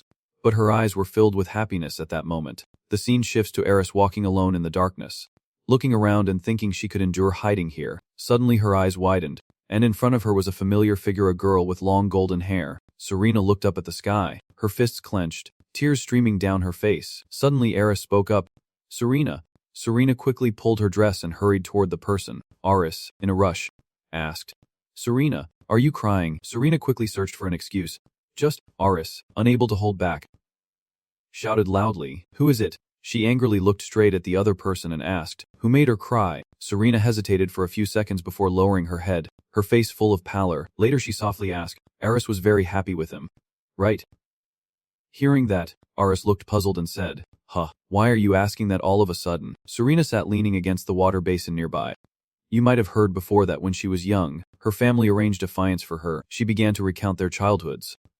Yesterday, the place she visited was the residence of her fiance's family. She started to tell her story gradually, saying she attended the ball as his date by his invitation. After hearing this, Aris immediately asked, you could not refuse. Serena replied that even though the engagement was not official yet, she could not refuse because it would affect the relationship between the two families. Aris asked sharply, So what was your earlier question? Serena bit her lip and remained silent. A moment later, she looked up at the moon and replied that she left earlier to meet His Majesty, who proposed that if she officially became engaged to Lord Even, then His Majesty would protect me and him in his name. Aris spoke up in protest, but Serena did not want to get engaged. She only accepted because of the proposal to protect me and him. Serena's eyes were full of sadness. That does not matter, Aris. The Emperor has made it clear that I must be engaged. She continued to express herself, and Aris's eyes began to show compassion, realizing that the Emperor would never change his order. Aris clenched her fists. Serena. Then she spoke, making the other person stand still. Are not you in love with him? Her complicated gaze at him. Even her sister notices it. The way Serena looks at Cody is completely different from how she looks at others. After hearing this, Serena thinks to herself, I see now. I understand. She reflects on everything. The reason she feels uncomfortable thinking about her teacher knowing she has a fiance. But she also does not want him to know about her relationship with Lord Even. Her face shows the reason she does not want to believe that her teacher's time is running out, and why she was so angry with Aris earlier. She recalled what she had done earlier. Serena gently touched her chest, and also the reason why her heart was hurting so much now. It is all because of him. Aris suddenly spoke up, and now you are about to give up, she shouted loudly, her emotions overflowing. Are you really going to give up like this? After hearing that, Serena's expression grew distant. Her lips pressed tightly, and suddenly she fell silent. Her attitude immediately turned cold and jealous, an angelic demon loved by him. Her reflection shimmered on the water. From the start it was like that. I only pretended to be her family because he wanted me to. How could a hero like me become family with a demon? Serena's words hit Eris like a splash of cold water. Serena smiled painfully. Eris, you know, I am not what you think I am. I am not a kind or just person at all. She continued to express her own views. I also have my ambitions. I am just doing what I want. Eris immediately understood her intention and thought, fool. She is pretending to be the villain. So, Serena's whole body trembled. Forget this evil person and live happily with him. Eris thought silently, with that pained expression. Really, her eyes lowered, her heart filled with uncertainty. Yes, if I do as Serena says, I might find happiness, but that is not what I truly want. She silently thought about her family. A second later she shouted loudly, you fool, and Eris turned around and walked away, leaving Serena sitting there. Eris clenched his teeth. The Emperor. The one who caused all this. Eris ran without looking back, filled with fury. I won't forgive you. On this side, Serena sat silently watching the figures back. She looked up at the sky and silently thought, yes, this is enough. His eyes showed complete satisfaction. As long as his remaining life was peaceful, that was enough. Suddenly a figure appeared. She looked at the footsteps and wondered if Eris was turning back. Suddenly Serena glanced up. It was the coldly indifferent figure who appeared, the person beside the Emperor at that moment. He looked at her with no emotion. Serena quickly stood up, wondering why he was here, her face full of worry. So when the Emperor mentioned her fiance and she accepted his order, Serena stood frozen there. Had he heard everything already? She bowed her head and begged him not to come here, her face showing clear anguish. I can no longer stay by your side. Suddenly Kin reached out his hand. Surprising her, she froze and looked at him, and Ken still calmly waited for her answer. Serena hesitated silently, wondering why, then shyly reached out her hand toward Ken, until suddenly Ken reminded her to straighten up, his face full of coldness. He wrapped his arms around her waist. Ken's suggestion made Serena blush. Lift her head and look at me, gently reminding her to relax. His eyes, though full of coldness, are filled with concern. Let your body drift with the flow. As the sparkling rose petals shimmer under the moonlight, Serena's flowing dress gently brushes past, and the two of them resemble dancing lovers beneath the bright moon. Serena looked at him with a suspicious face, while Ken's eyes remained coldly fixed on her. Suddenly, his mouth contorted. Damn it. He was about to lose control. Tears kept falling. Damn it. Going back a few minutes, Ken's elegant steps appeared, his face full of sorrow as he thought to himself, what am I supposed to do now? He recalled the image of His Majesty the Emperor. Oh no. The Queen has discovered me. Escaping from here now is as hard as reaching the sky. If that Queen mobilizes her military forces, I will be captured within a day. Ken tiredly raised his hand to his neck and entered the garden. But there are still more important issues to deal with. Suddenly he noticed the figure in front of him. He quickly muted the sound and thought to himself, why is that kid here? Ken was deep in thought about what to do next. It seemed like the kid had not recognized him yet. Should I just sneak away now? Ken's face is heavy with concern. There are definitely others here, and it is not just a simple presence. He senses his surroundings, feeling as if he is standing still and imagining someone with a sword pressed against his neck. Ken tries to stay calm and not get agitated, because if he does, his head will fly off, so he just acts naturally and turns around. He quickly leaves but accidentally steps on a leaf, making a loud noise. He sprays glue right there, still with his mouth full. The noise just happened to attract Serena nearby, and his position is now exposed. He looked at Serena and thought to himself, now there is no way to escape, because this loyal guard of the Queen won't let me go anywhere. He clenched his teeth, searching for a way. And besides, the people around are already paying attention to him. The situation is tense, and there is no other option. So he decided to walk over to the nearby Serena, not knowing who those guys were, thinking that if he stayed close to her, they would not dare do anything to him. The opponent's reaction startled him, and Channel broke out in a cold sweat. What is this? I have not done anything for her to look at me like that. I suddenly realize, could it be that she also sensed the presence of those guys? Ken stands with his arms crossed, thinking silently, and it is true. How could she not notice? Unless her mind is unstable. His eyes suddenly narrow, but there is currently an issue. He looks at Serena's trembling body. Not sure if she has a sword, but I do not see any sword within sight. If I get attacked like this, I will use her as a shield and run away. Suddenly he stepped closer and reached out his hand. With the current situation, he could not ask her to cooperate openly. He looked at the opponent coldly, hoping she would understand his request for cooperation.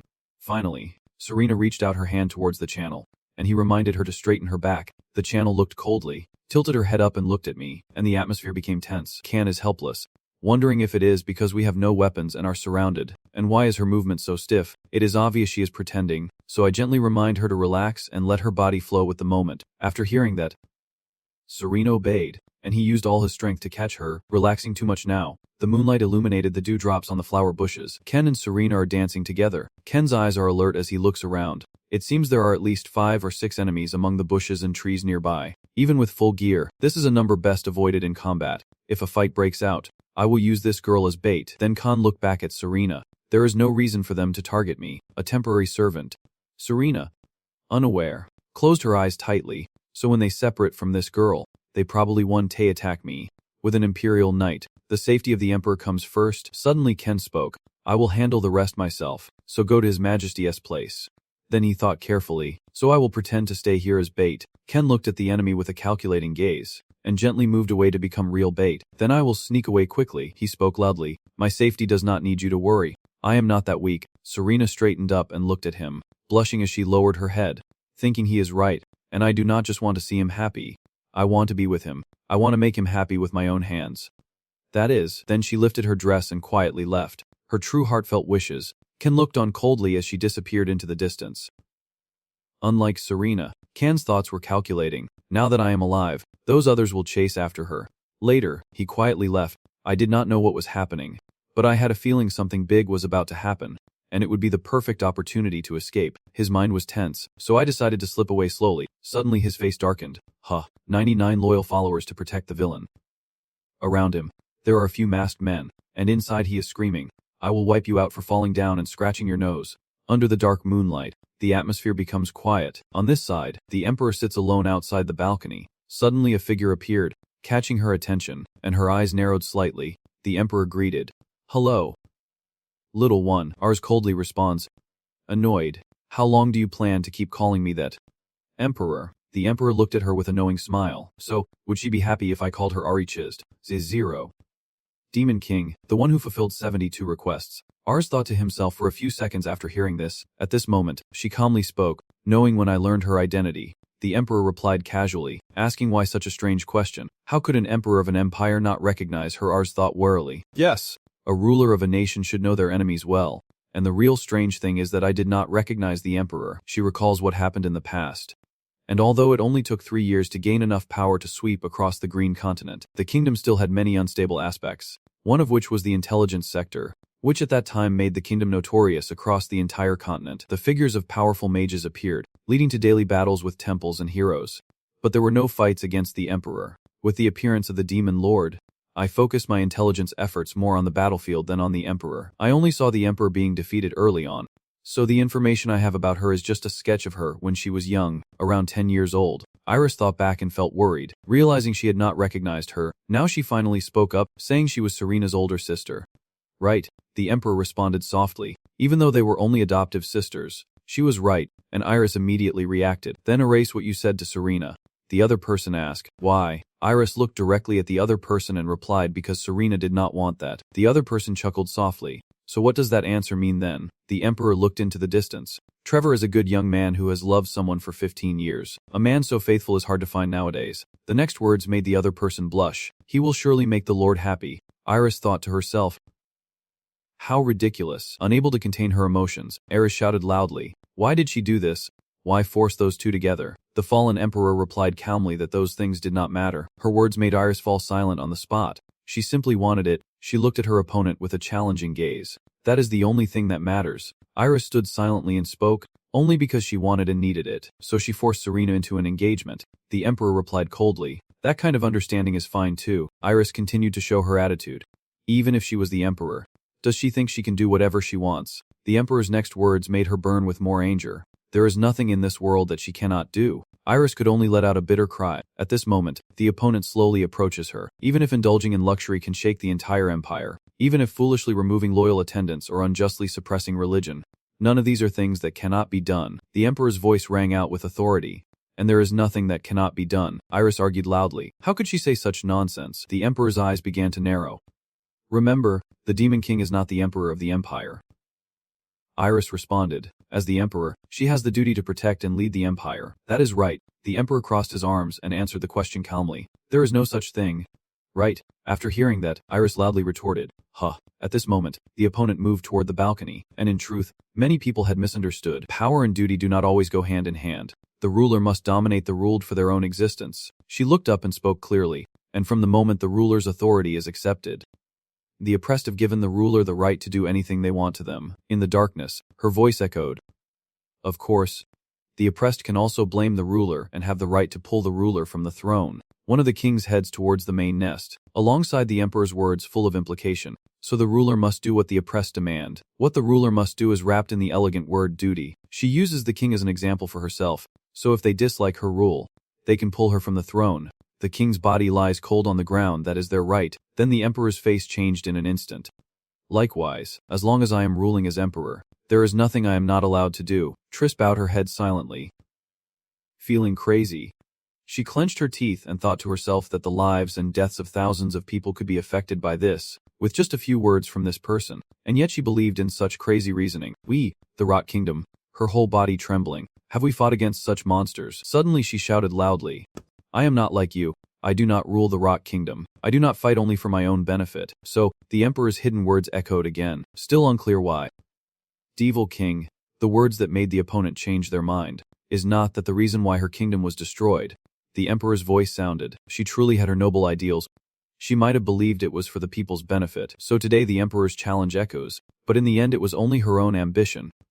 Suddenly, the footsteps of strangers appeared. They looked around and behind a large tree, a shadow appeared, lips pressed tightly in silence.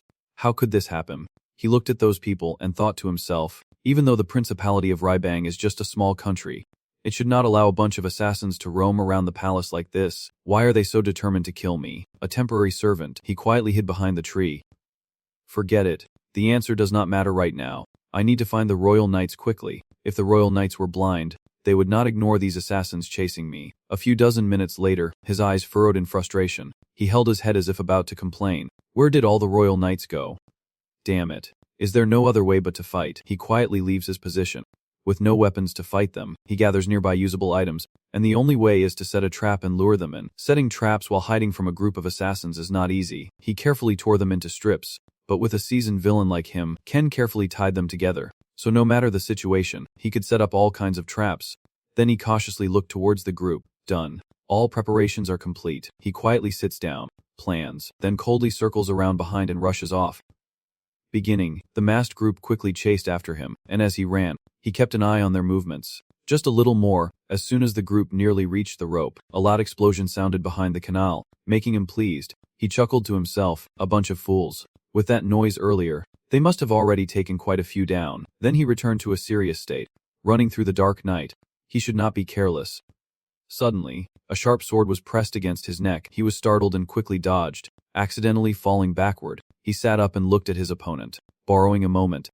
But with little time to think, he quickly ran away, running while looking back curiously. Who is that guy? The swordsmanship he just used, although a bit clumsy, is definitely yours. That guy only managed to open one eye before rushing at me, but two and collapsed 10 years ago. So could this be two ants remaining assassin? I ran as fast as I could to an open space, with no weapons left and all my traps used up. Ken takes a running start and jumps over the building floors. I can't fight this guy right now. He randomly chooses a broken window room to jump into, landing silently in the darkness. His body was covered with cuts from the glass, scattered everywhere.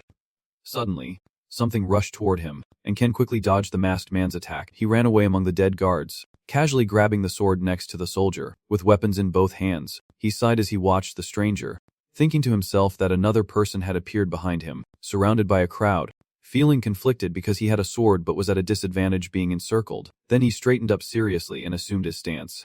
And as if that was not enough, he shot forward like an arrow. Ken immediately launched a series of deadly moves. The crowd behind the river surged forward, and Ken, eyes full of vigilance, spun around to handle two enemies at once. The blood from the artery flowed out through the blade of the sword, causing them to collapse to the ground. The ground was covered with shards of glass and the cold bodies of the two masked men. Ken gasped for breath and rubbed his stomach. Feeling a bit exhausted but having passed the obstacle, he approached a guy and thought to himself, but something felt strange. So he said it was strange. The assassination style of these assassins is not the style of the death image. The stern man sheaths his sword and, thinking about it again, if these guys came from the assassin guild, they are pretty weak. Then he just leaves, ignoring them. Did someone teach these guys swordsmanship? Probably so. He grabs something in his hand. He stands sternly in the corridor judging. After a loud fight, everything remains quiet. Something catches his attention. The assassins are noisy, but the palace is silent. Something feels off. Don't he just stand there silently looking at the corpses on the ground? He put on a contemptuous expression and sneered. Channel calmly put on her shield and walked away. But what is really going on here? Right now, Serena is standing alone in front of the large grounds. Her eyes looked very gentle. At that moment, a voice called out, "Lady Serena." Even approached and asked if the young lady was just sightseeing in the garden. Seeing the person in front of her, Serena happily responded, "Yes, it is a beautiful garden." Even was captivated by her lovely smile. His face started to turn red.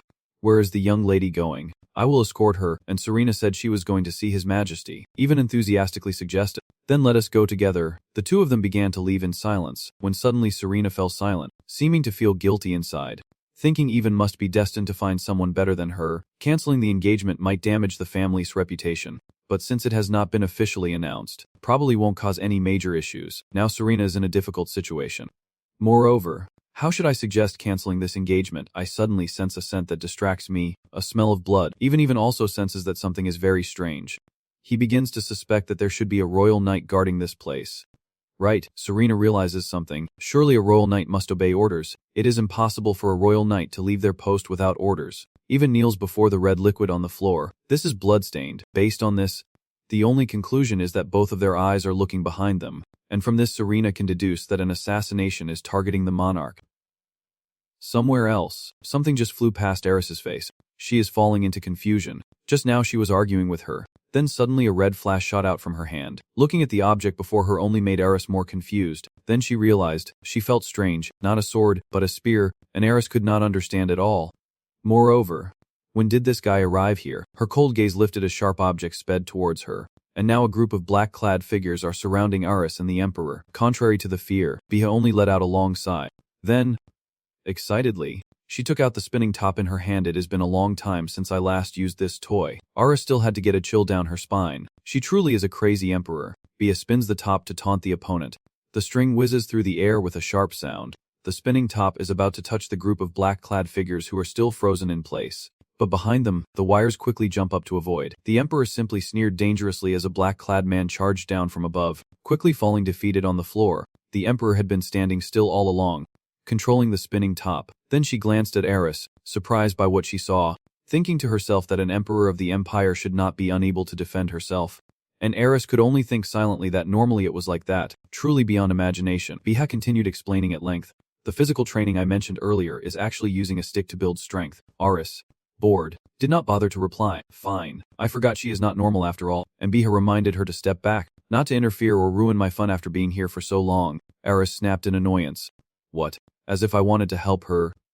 Deep down, I have felt uncomfortable for a long time from forcing Serena to kiss me. To her irrational way of thinking as a ruler, I really do not like her. So Eris decided, I will let her handle it herself. The black-clad men exchange glances, now only surrounding Biha, and she immediately strikes out with her whip again. The black-clad group is now calmer than before. One of them raises their hand to wrap the whip around the wrist, then pulls hard. Yet Biha still manages to smirk. She clenched her grip on the whip tighter, and immediately a large amount of fire surged onto it. In an instant, burned the black-clad man to ashes. Eris was truly surprised by its power. She recognized this object, the whip that moves according to its user's will and can burn enemies. The third sacred treasure, the long chain whip, which had a special feature that caught Eris' attention. But that was not the only thing that surprised me. The strange language the Emperor muttered and the floating letters on the whip. From what I knew, that power was Eris' suspicion, and she was about to explain.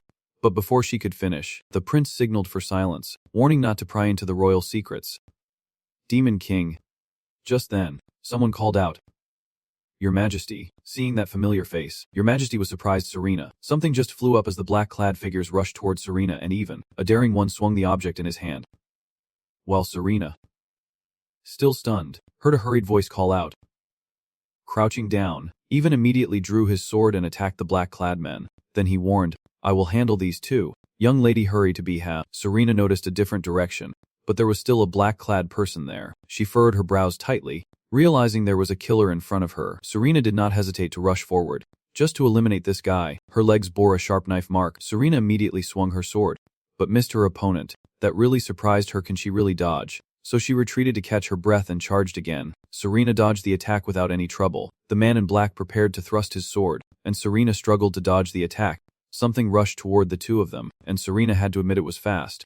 Sharp, with sword strikes aimed at vital points. Her eyes became more serious because of that. Serena suspected that these assassins might be remnants of the Death Shadow. Having fought for a while, she was a bit exhausted. Based on what she knows, the assassins of the Death Image are elite and skilled in shadow cutting, much stronger than ordinary assassins. Notably, even without a sword, Serena is determined to protect the Emperor at all costs. She charged back into the fight against the black-clad enemies, this time striking with much more force than before. But in the end she still had to retreat once more. It is really hard to take this one down with just a dagger. Before I could catch my breath, two black-clad figures charged at Serena at the same time. The flames start to blaze, surrounding Serena with a desperate scream. Serena smiles at her savior. Ours? While Even quickly rushes over after dealing with the others. Is everyone alright? Now the group of black-clad men has been defeated and is lying on the ground. Only one remains alive. That person's eyes show no trace of emotion. Knowing she could not fight back, Serena was surprised could it be, and she guessed that he was about to commit suicide. Serena runs to the balcony where the black-clad figure just jumped down and quickly notices something strange, a group of assassins from the Shadow Killers trying to assassinate the Emperor. Something's not right. Then he turned to ask, "Your Majesty, are you alright?" Yet she quickly replied that thanks to your Majesty and this girl, everything is fine. Even suggested, "Your Majesty, I request permission to escort you to a safe place." Then everyone followed him, but the Emperor's gaze was a bit scrutinizing. Suddenly, he blurted out, "Your acting is really bad. You have seen through the mortal world. Brought the assassins here, so why not stage an even better act? And you even called out that name." Lord Even looked confused when his name was mentioned. What is the Emperor talking about? The Emperor gets straight to the point. So what is the first question? You asked a profound question. With all this commotion, why have not the royal knights and guards appeared yet? Even immediately responded that your Majesty wanted to rest peacefully. So he ordered them to strengthen security in the outer palace. This was my mistake for allocating too few personnel in the inner palace. Your Majesty continued. Question 2. How could so many assassins have bypassed the security in the outer palace? Of course, this question can't catch Even off guard. It is quite embarrassing to tell him that there seems to be a spy within the security forces. This time, His Majesty is taking it seriously. The last question is, where are the royal knights who were nearby just now? Even asked. I think they were probably killed and their bodies hidden by the assassins. Eris quietly worried. Is not there anyone among the royal knights here who can stop these assassins? Clearly this could not have happened without an insider, but she felt a bit uneasy, because if an insider could do this, Your Majesty smiled softly, and from my perspective, she just pointed out that it must be a royal official.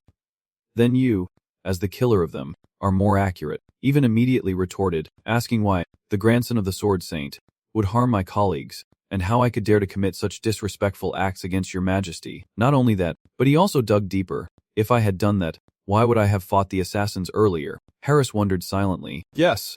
What would be the benefit of assassinating the Emperor? His Majesty calmly replied, if we are acting, we have to do it this way. Sacrifice a few assassins so you can gain the trust of the target. Then Harris suddenly remembered a few things. Yes, those assassins were very strange. They did not use poison or magic, so if they were waiting for this person, everything makes sense. Even kept trying to justify himself.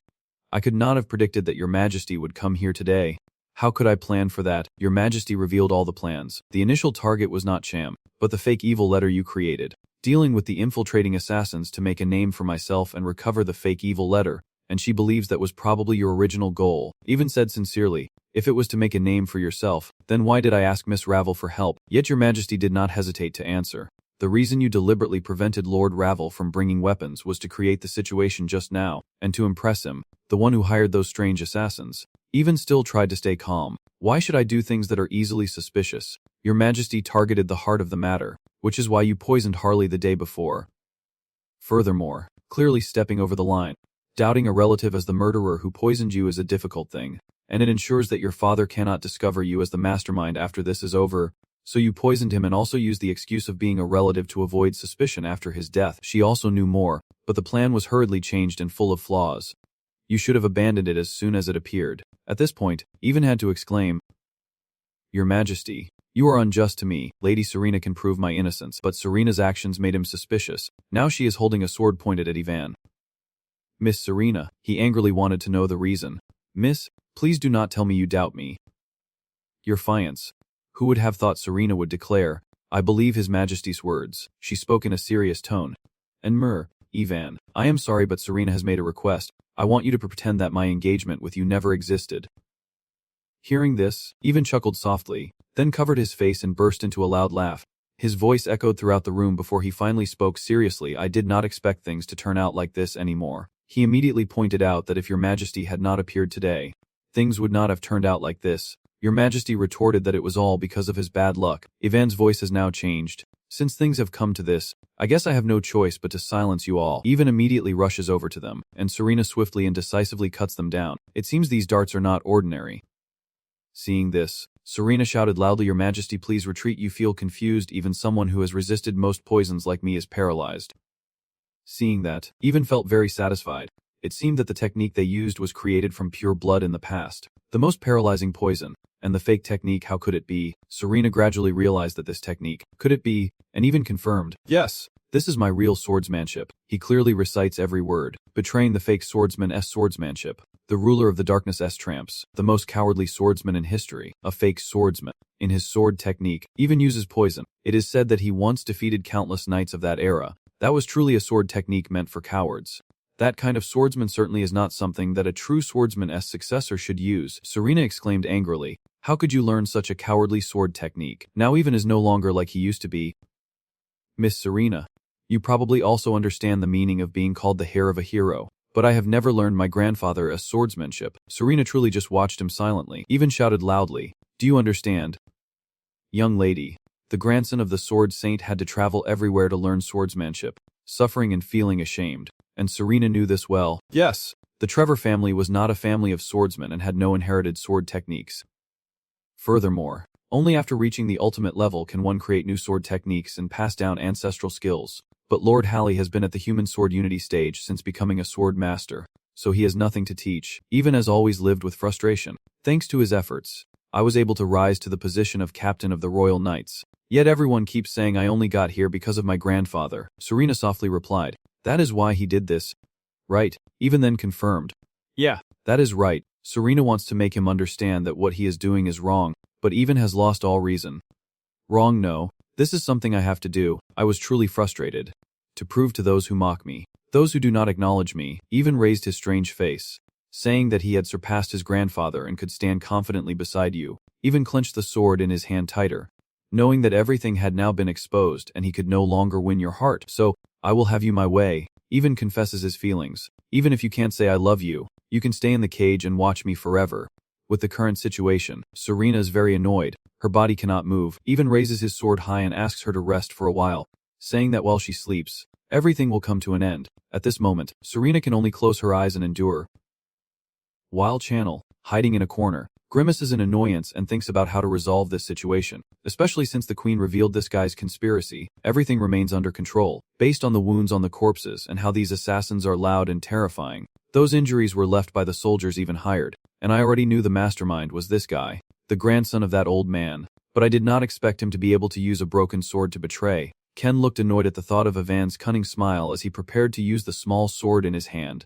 Although he did not want to care about the life or death of the Queen, if she died, the Empire might see him as the culprit. Ivan's voice sounded like it came from hell, asking her to sleep for a while, and while she slept, everything would end. Ken stands ready to fight, sword in hand, thinking is there no other way. Then, he lunges directly at Even with his sword. Even quickly reacted, raising the spear in his hand to block Ken's attack, struggling to defend against the direct strike. The powerful and sudden blow caused his sword to fly out of his hand and fall to the ground, along with the three emperors. Iris and Senna both looked surprised and happy when Ken came to help them, while Ken was angry and helpless, thinking I did not help because I did not want to. "Alright. Do not look at me like that." Even irritably cut in, "It is you, right?" Ken looked up at Even seriously, thinking this damn dog. As expected, this guy already knows who I am. Even glared irritably at the Channel. The Channel thought to himself, no wonder I was lucky enough to get into the hall. He must know that his grandfather helped me get in here, so at that moment, he probably intended to deal with me or blame me. I suddenly said, "Do not think that locking the bird in the cage means you own it." Even cut in and replied, "That is not important." He kindly smiled and said that even if he could not own the bird, it would only be able to look at him. Ken was annoyed and corrected him, saying that what the bird inside the cage sees is only outside the cage. "No, if I kill the people and the crowd around right now, the bird will definitely only be able to look at me." "You bastard. This is really it. How did that old man raise such a thing?" Now Ken speaks up. Does anyone still want to become a hero? Even replied that I caused this to become a hero. So even without a kind heart, I still have wings to fly with her. Ken laughs with a crooked smile. Even if he has wings, he can't fly with the birds. Even is so angry that if this succeeds, I will become a hero and be loved by Lady Serena. Ken calmly replies no. You will never become a hero, Ivan. Surprised, Ken continues. If you do not have wings, can you walk on your own feet instead of creating wings?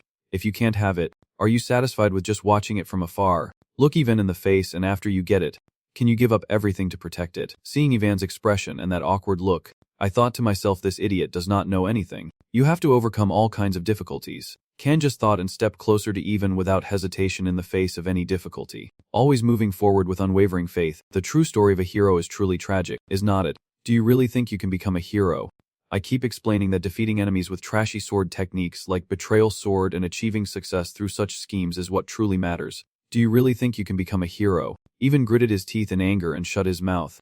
Ken continued to say that these are the reasons why you cannot become a hero. Ivan gritted his teeth in anger, releasing small darts from his hands in all directions, shouting, "Shut up!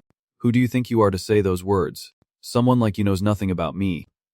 Meanwhile, Ken also held the sword in his hand to block the incoming daggers. Ivan lunged forward and shouted loudly, "What do you know that you dare say those words?" Ken leans back to dodge the attack, pondering if this is just a cutscene or a screenshot. It does not matter what techniques this guy can use. Losing my composure right now is impossible. Ivan continued to strike out with his hand, and Ken kept his voice, saying he had no intention of knowing more about the person but wanted to send this to him. Gripping the sword and shield tightly, he put all his strength into his legs, fixed his knees, kept his back straight, pushed his shoulders forward, and shoved Ivan as if throwing a punch. Ivan was hit and immediately flew backward, crashing into the wall and creating a dent with a loud crash. His eyes no longer in his mouth, he spat out a stream of bright red blood. Serena, sitting behind, stunned with her mouth agape, glanced at the channel, considering that Ivan was still wearing armor, yet he was knocked away by such a simple move. Use basic and simple movements to maximize the body's inherent strength, eliminate unnecessary actions that waste force, and achieve peak power. Serena stands majestically, emanating a strong aura. Ivan struggled to stand up, muttering to himself, what the hell is going on? His face was surprise mixed with fear, his whole body trembling. No way. He angrily throws the small knives at Ken and shouts that it can't go on like this. Sen remains calmly standing in place, closing his eyes to think while the sharp blades continue heading toward him, ignoring the pain from the earlier hit. Forget the tension and primal fear. He slowly opens his eyes, and in that moment, he begins to fight against everything within himself, as the small knives suddenly flew straight toward him, silent and emotionless. He tightly gripped his shield, calmly blocking the incoming objects, while the tiny knives fell to the ground, and he remained standing firm and fearless. Serena sat in shock, her eyes wide open, thinking that those movements were basic shield techniques found in any training manual, but even she could not imitate them. Ivan stood there awkwardly, his head tilted, wondering how someone could use the soul forging technique. He angrily shouted, "How could someone use something I can't learn?" But Ken's face remained cold as ice, emotionless, blending himself with his weapon. That is the secret of a sword technique that can unleash the full power of a weapon, the divine soul, which only the head of the Trevor family, a geneticist, could master to become a sword saint. Serena sat behind, hesitant, wondering how he could possibly learn the divine soul. Serena suddenly widened her eyes as Ken spoke, saying that no matter what the secret is, it is just a technique created by humans. She looked at Ken, who stood there calmly maintaining his stance. Because not learning it does not mean others can learn. Serena is truly amazed and troubled because, except for the state of emptiness, all other levels of the swordsman focus on the form of the sword, making it almost impossible to learn the secrets of other sword techniques. That means when reaching the state of non-existence, a swordsman has broken through the form and understood the essence of the sword, allowing them to create new sword techniques and see through the secrets of others. The soul forge is a sword technique that, once learned, nearly achieves the unity of man and sword, making it very difficult to teach to those of lower realms and not suitable for someone like Ivan. But he said it was a simple matter. Ken still stood there calmly. Only those who spend their entire lives pursuing evil can know about the sacred land of evil, where the primordial turtle god resides. And there, I received the blessing of kneeling, a blessing that allows one to learn and use any technique. But specifically, with the soul forge, I do not even need that blessing. Ken looks at Ivan, whose voice is harmonious, and it must start with calming oneself. If you accept, let go. If you have desire, destroy it. Ivan stopped and looked at Ken calmly, listening. If there is arrogance, discard it. If there is longing, give it up. All three stand behind the emperor, Aris and Senna are surprised and wide-eyed as they look at Kan speaking. Having let go of everything himself, Kan calmly continues to speak, now completely detached, as the soul will remain inside. Senna suddenly trembled deeply as he looked into those eyes, feeling that deep within them was an abyss of utter despair. His sword trembled in his hand. What has he been through? I cannot see the bottom of that despairing abyss. Even frantically shouted in madness. It is ridiculous. No one in this world would dare to give up everything like that. Channel stood silently, thinking that is right. You would not understand. Giving up everything to follow a single path. I myself gradually wear down and fade away, constantly experiencing failure, defeat, and despair until only uncertainty and hopelessness remain. Then that defeated person can finally reach that ultimate point. He closed his eyes into deep thought, then slowly opened them with determination, merging his spirit, even hesitated and gritted his teeth, following Ken's line of thought: love, honor, pride, swordsmanship. An idiot like you can't let go of those attachments will never see even a small corner of the shield's head. Suddenly even shouted loudly and threw those sharp darts at the channel. Shouting, the channel calmly turned to dodge and blocked all the darts with his sword, continuing to ponder. Of course, I cannot give up my final obsession, so I can't fully merge. I can only use the soul shield to protect myself. Meanwhile, Even jumps up forcefully, and I think that even though I can't fully merge with the many shield techniques used by that old man, I can use the blessing to imitate his shield technique. So these two shields are treasures.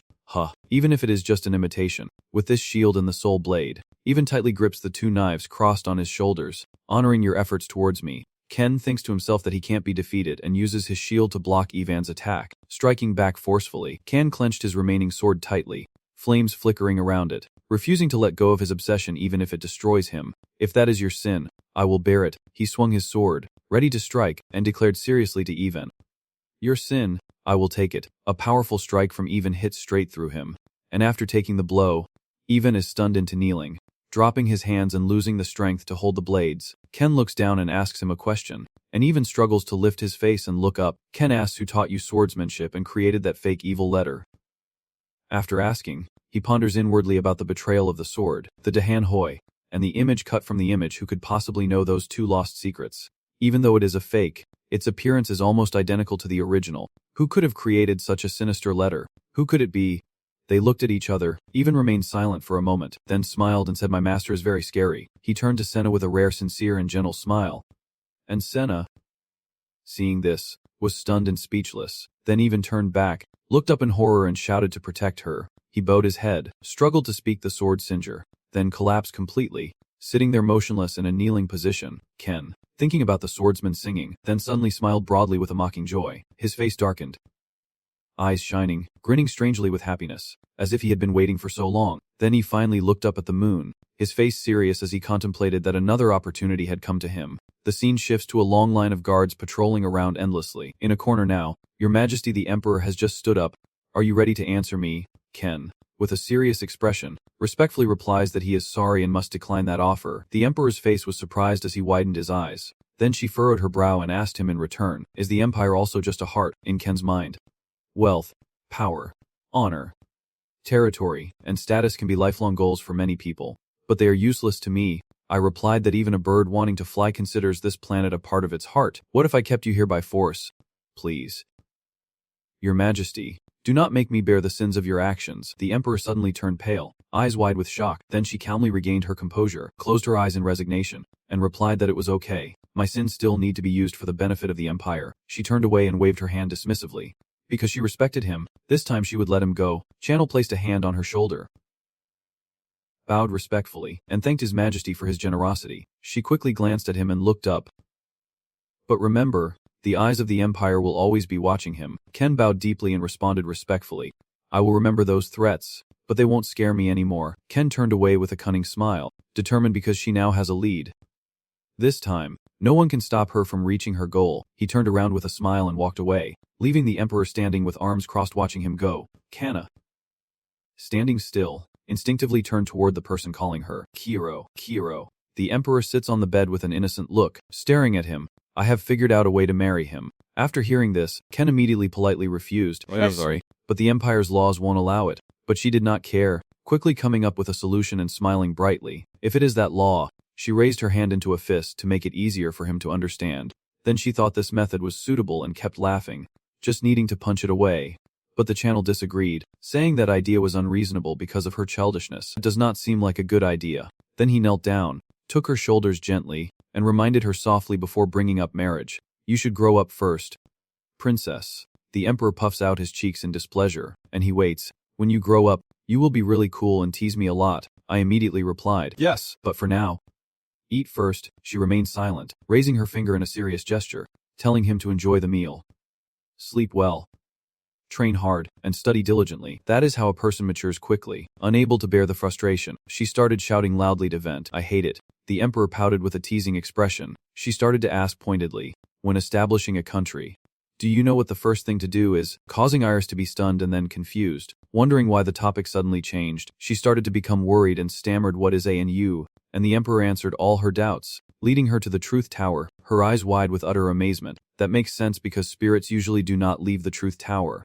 So when we get there we can ask for advice from many spirits, the emperor added, and the first advice spirits always give is to create your own language and writing system for your new country. Hearing that, she suddenly looked up, surprise rising again.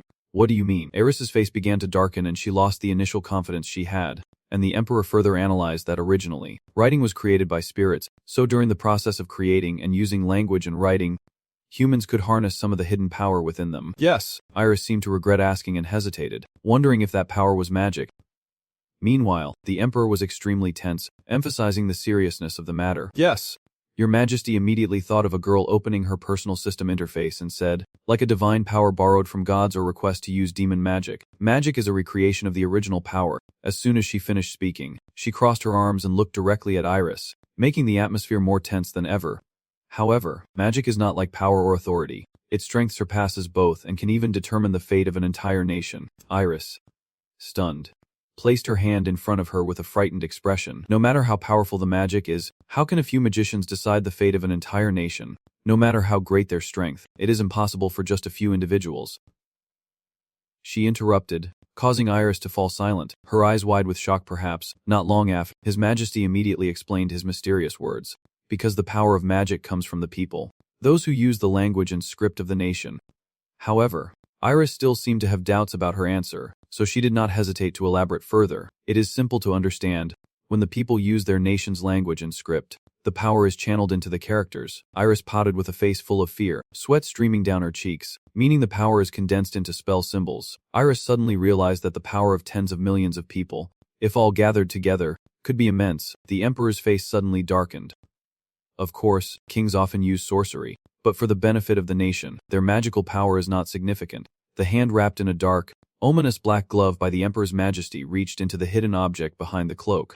But with only the remaining strength, it was enough to create something similar to the legendary 36 treasures or 28 famous swords. She continued, but that was only a story of the past, an era when every nation on the continent had at least one sorcerer, so Iris's anxiety and fear doubled.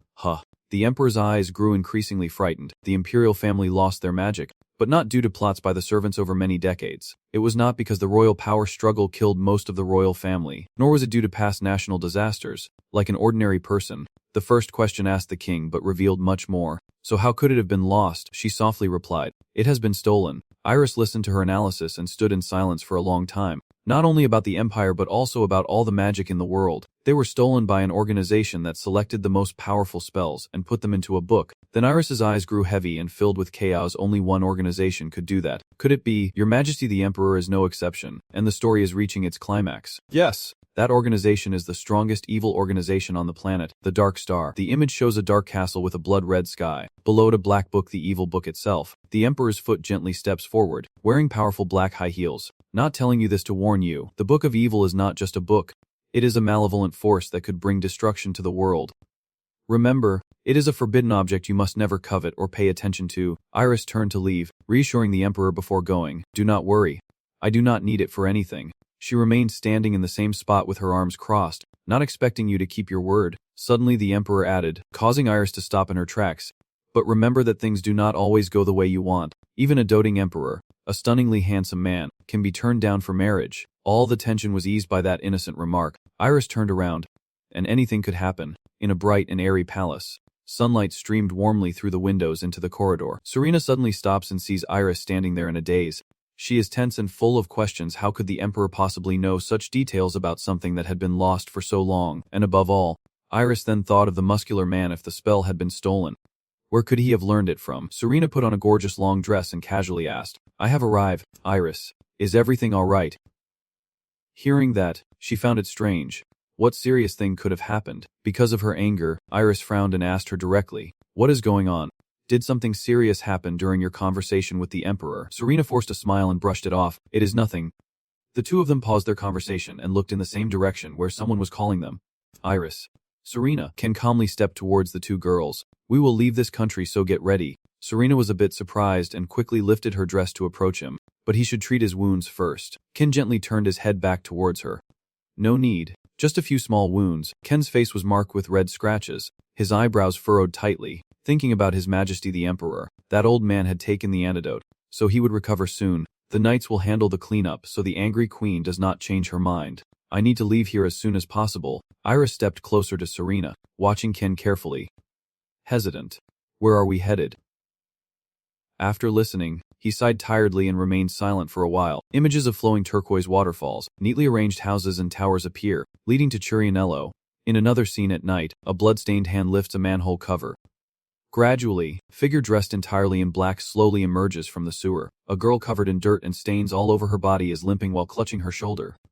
And nearby, someone who has been waiting here for a long time catches sight of her and bursts into loud laughter. Everything on her is dressed in black with blue eyes. Look at that person. It is really a mess. The man sitting on the chair with a dark appearance from head to toe, only revealing his white teeth as he smiles. All right. How does it feel to meet your friend again? She stood silently listening to him. That stupid kid must have already completed his mission. Right. After saying that, he quickly sat down. Understood. A red bag resembling blood was thrown onto the ground. Hurry and recover because the invitation has already been sent, so we need to prepare to welcome the guests. As she just opened it, her hands and feet began to curl up tightly. She glared at him with a furious expression mixed with intense hatred. Seeing that, he gently stood up with his sword in hand, remembering to recover fully soon. Number 23. She stood lost in thought for a while he quickly moved his sword in hand. Revenge time was not far away anymore. She began to hold her mask and looked ahead. Then she walked forward, her cloak billowing, as the blood-stained ground beneath her trembled. The image of the map being stamped in the past shows 3 nations, including the Duchy of Vibang, clashing over the Niv River. When a tribe seized the opportunity along with excellent negotiation skills and immense resources to successfully claim ownership of the Nev River, another part of the map, similar to the Niv River territory, seems to have the support of the royal family, allowing them to carry out a project on the Nev River. Images of many gold coins falling down. They gathered materials on a small island in the river and built a city independent of the 3 nations. The wealthiest city on the continent, a bustling trade city rising from the river. The vast sky and refreshing breeze accompany the stunning scenery here as Churianello City, founded by the Churian people, comes into view. Then surely something must have happened. But inside a large, beautiful house, Rung loudly exclaimed.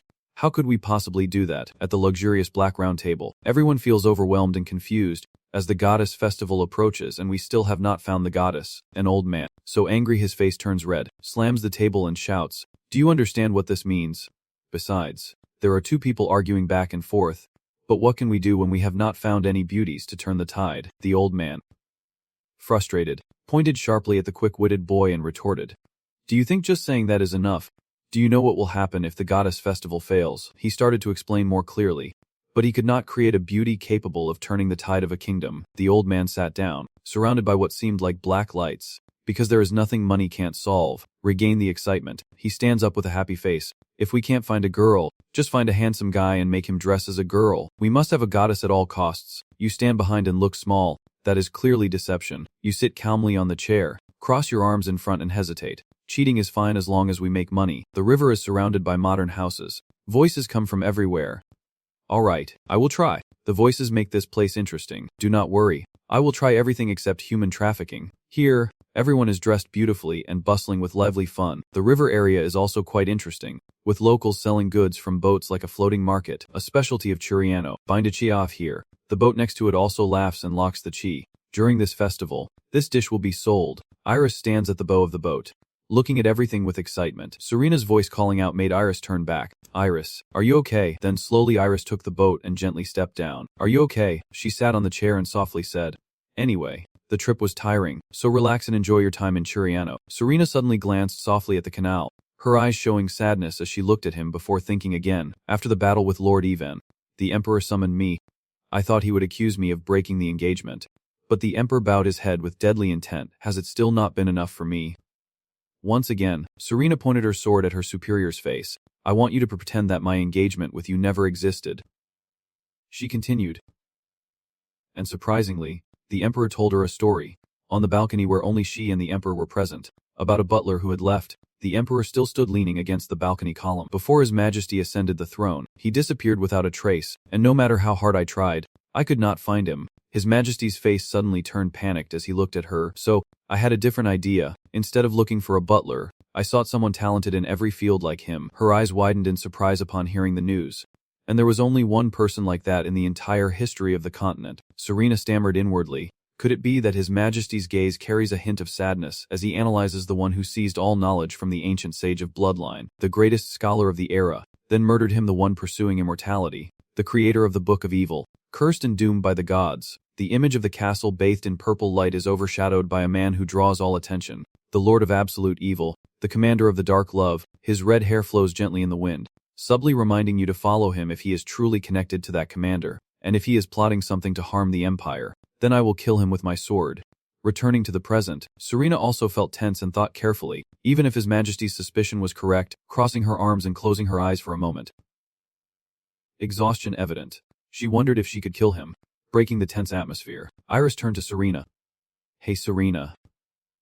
Hearing that, she responded quickly without hesitation. What is wrong? Iris pointed with her finger behind her. The decorations look special. Could there be a festival happening? Serena replied with a bright smile, saying there will be a goddess festival soon. Takes place every January in Churiano. Iris's mood starts to change. She seems a little scared. The goddess festival. Are there priests? Serena chuckled at her innocence and said do not worry, then reassured her by explaining clearly that there is no temple in Churiano. But this festival also does not particularly invite priests. Inviting priests for the festival is very expensive. Iris also felt a bit relieved and then thought to herself, that is right, the Churiano merchants would not waste their money.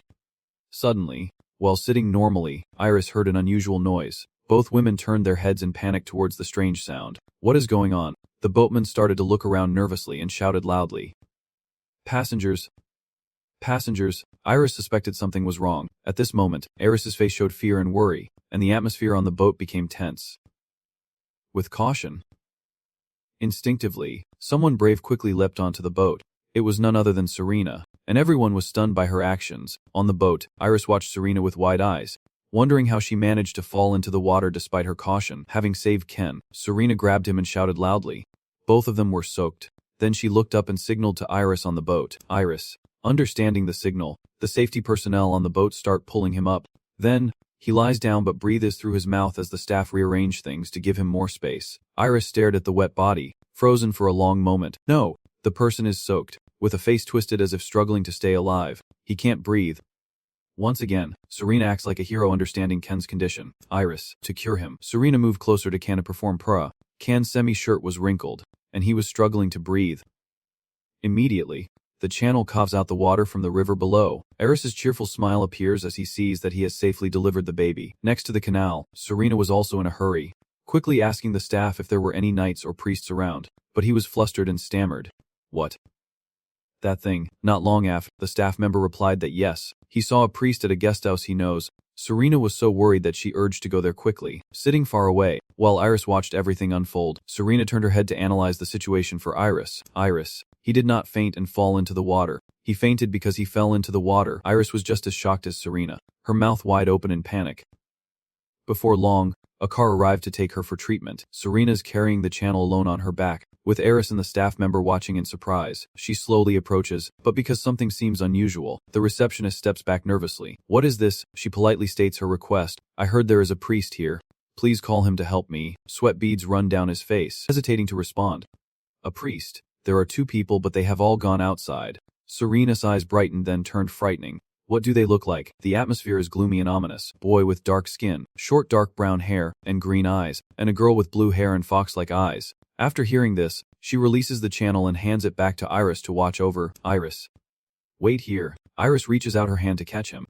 All right. She runs hurriedly, as if her feet can't keep contact with the ground. Standing behind Iris, I also cooperate with Serena. To be safe, I will also look for Ruxai. The fresh air and blue sky with a few wispy white clouds. Serena runs unconsciously. As she ran, She thought to herself that a mage would not be able to solve this. I need a priest.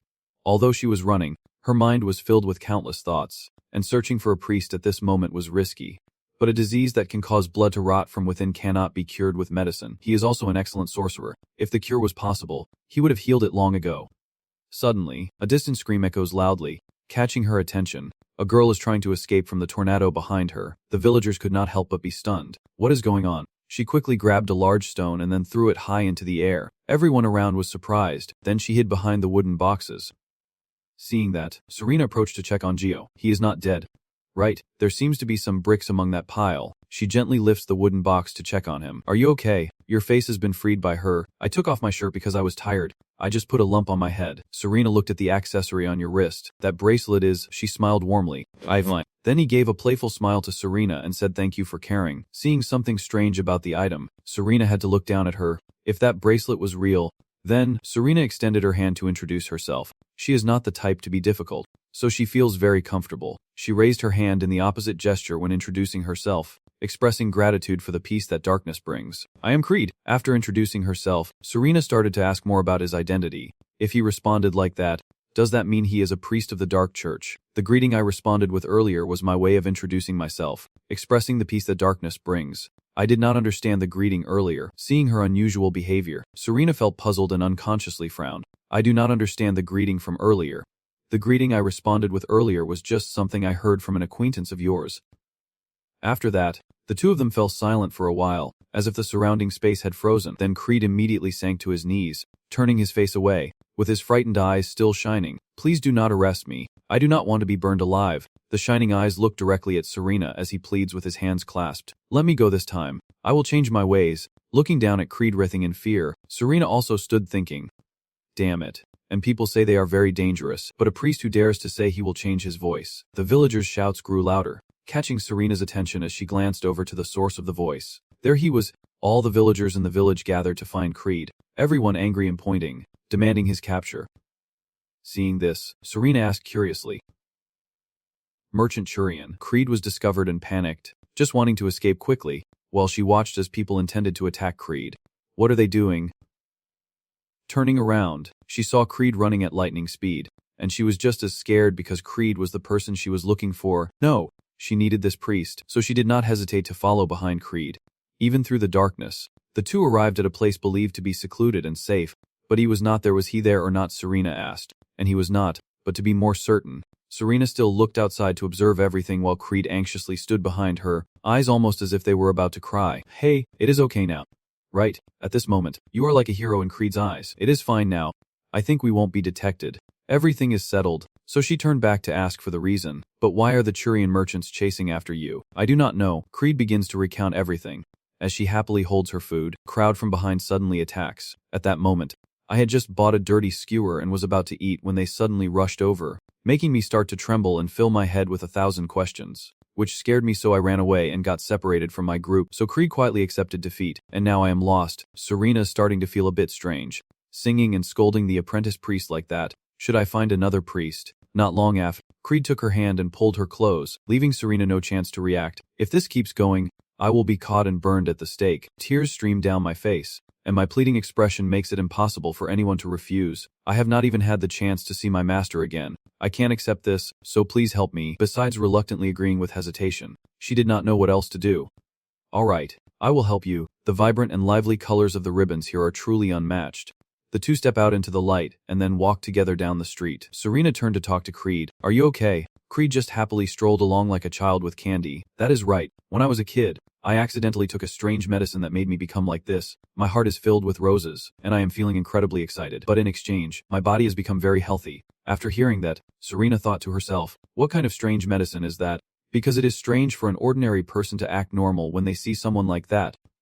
She asked, so how do you understand what I am saying? Creed answered without hesitation. My master taught me how to read lips. Serena remained silent, looking at Creed with a mysterious gaze. So she was reading lips. Then it makes sense that this conversation is proceeding normally. The chat has not ended yet.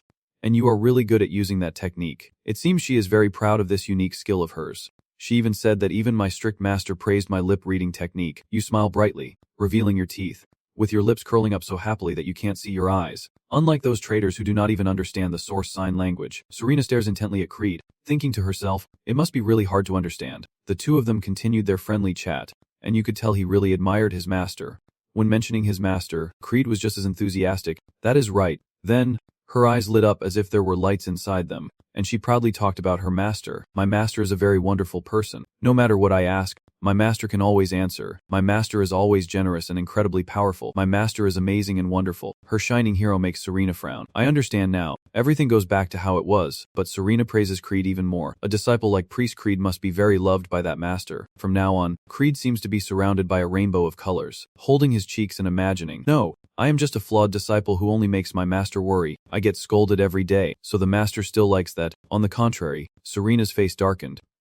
Of course, that is proof he cares about you a lot. It seems Creed is now quite dreamy about her compliment, so he still keeps a smile on his face.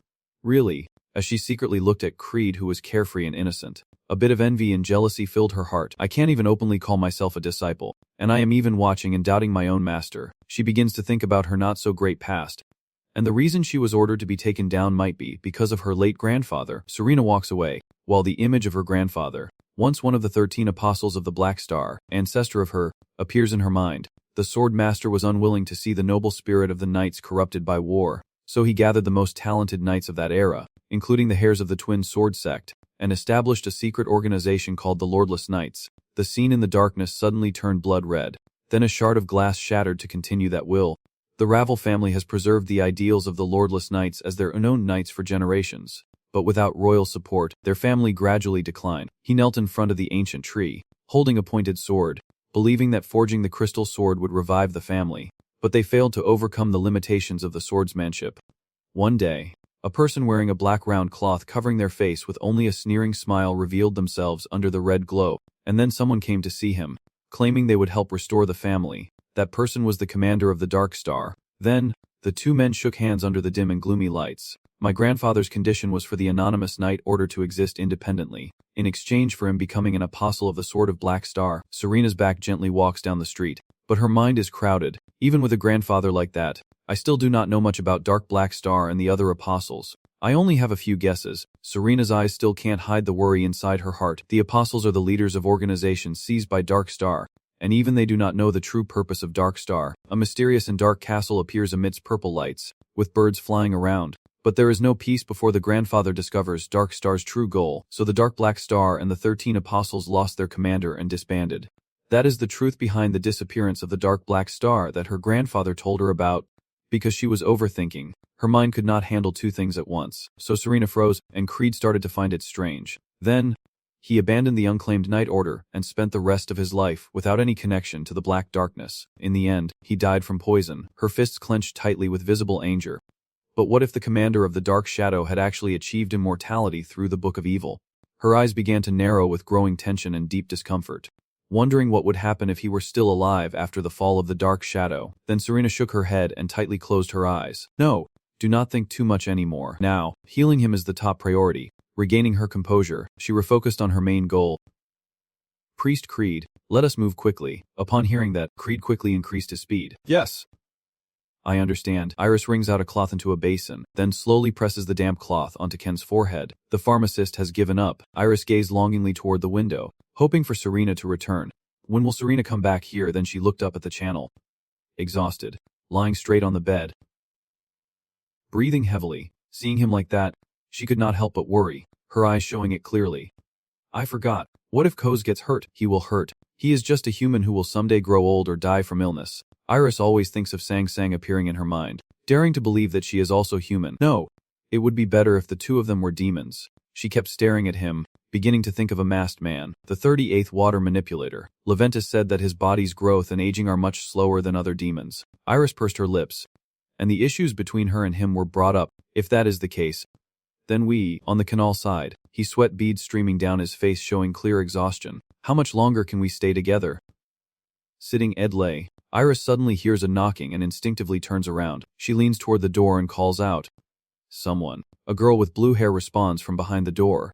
I heard a message from a young girl saying there was a patient here in need of a priest, so I came. After a while, the girl did not hear any response, and I realized I had come to the wrong place. Immediately, Iris quickly stepped out the door. Serena had found a priest. Iris hurriedly opened the door, revealing the person behind it. Seeing that, Iris was surprised and looked away, probably quite taken aback by this priest. It was none other than Ren, who clasped her hands together, bowed her head slightly, and smiled softly. She looked up at Iris with an indescribable smile, thinking to herself that this cute girl was my patient. After opening the door for Ren, Iris was surprised by her appearance. So this little girl is a priest. She looks even younger than me, but I still asked directly, "Are you really a priest?" We exchanged answers.